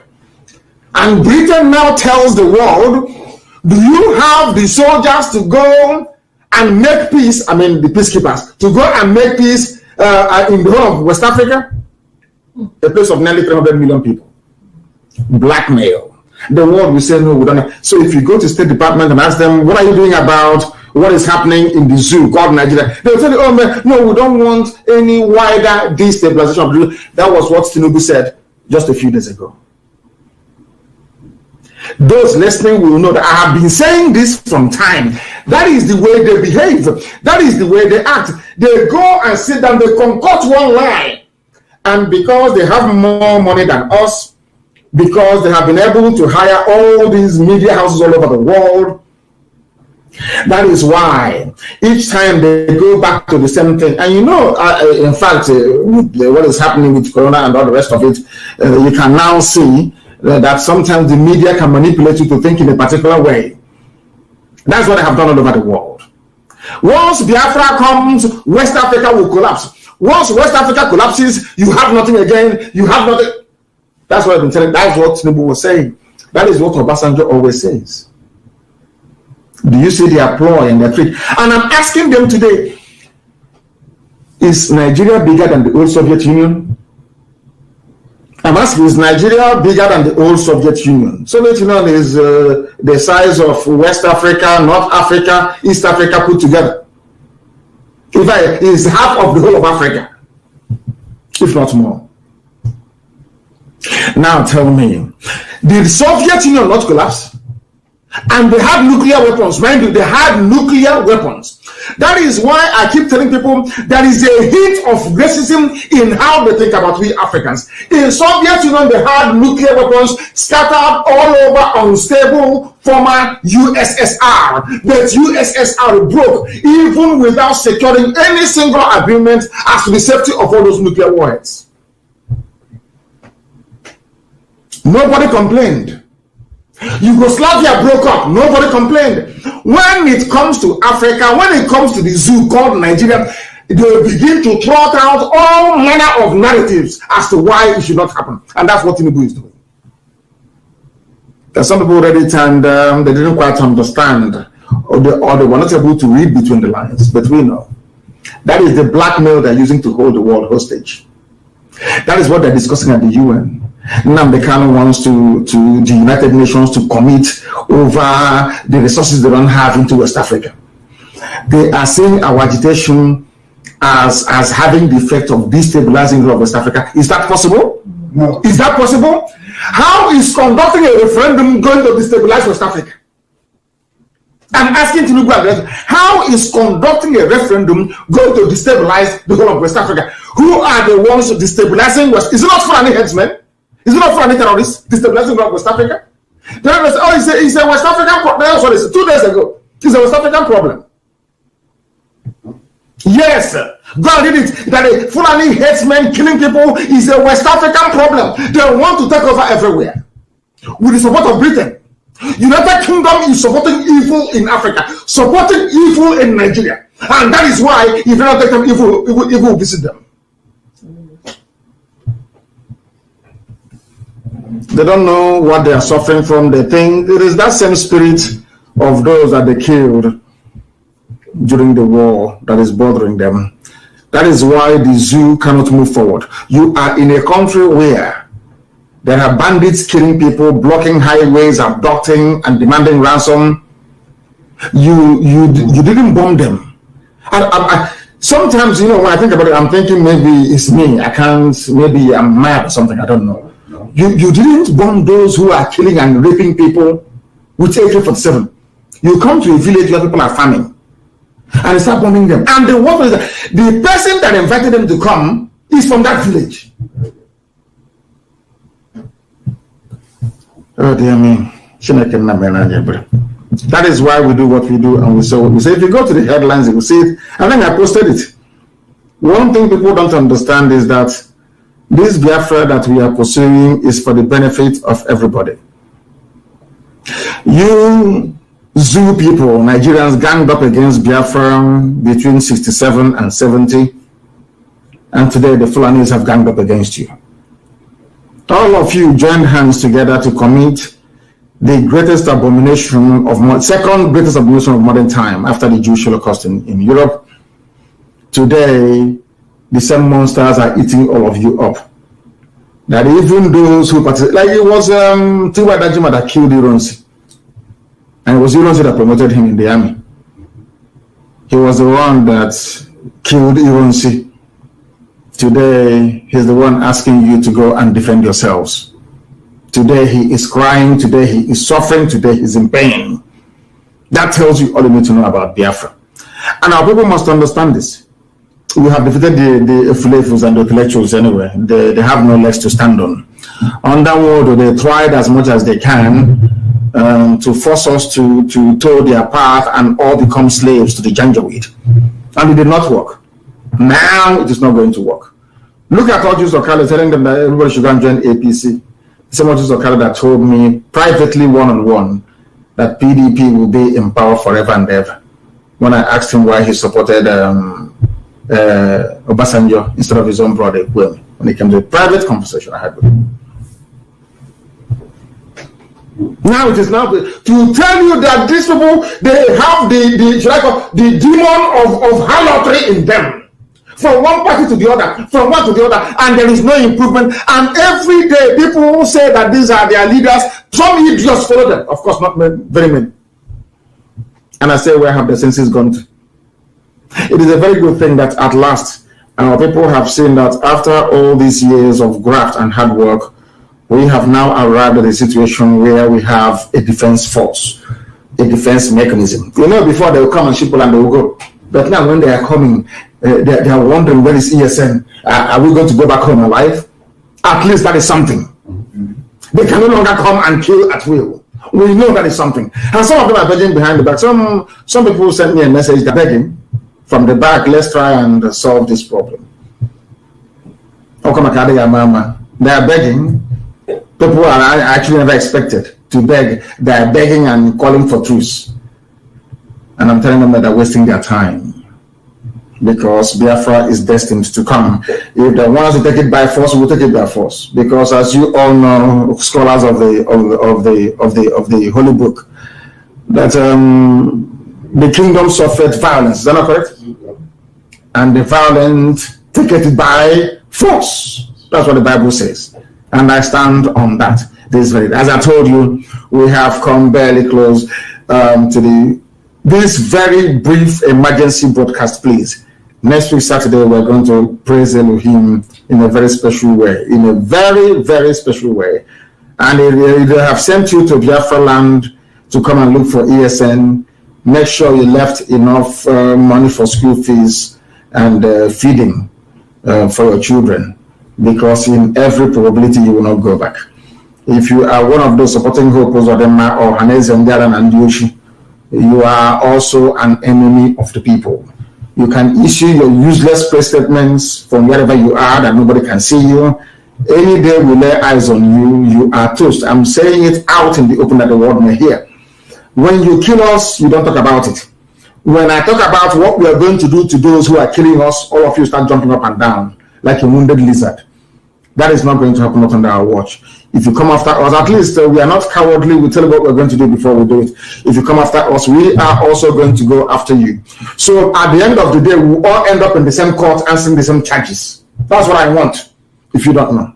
And on that note, we have drawn this very program this day to a very fitting conclusion, because I have a meeting to attend right now. And as always, and on behalf, I would have loved Father Dimagwa and also our women leader to try and say something, but because of the time, we don't have time. We'll have to leave that when I come back to the US in the summer, because I'll also pass through this very place, and then I will not expect to come to the US and raise a very paltry $500,000. It doesn't make any sense to me. We need to be raising somewhere in the region of $50 to $100 million to be able to match our enemies. Europe and America, you are the ones who are going to fund this very fight. That was why you came here in the first place. That was why you went for visa and they gave it to you, not to come here to look after your family and to live in large houses and big mansions. It is for you to save your nation. And that is what we are going to do. All of you are Joseph in a way, mini Joseph, coming to prepare for the coming of that kingdom of heaven upon the face of the earth. I thank you all very much for listening. And as always and without hesitation, Biafra is our religion. It is our way of life. It is our tradition. Everything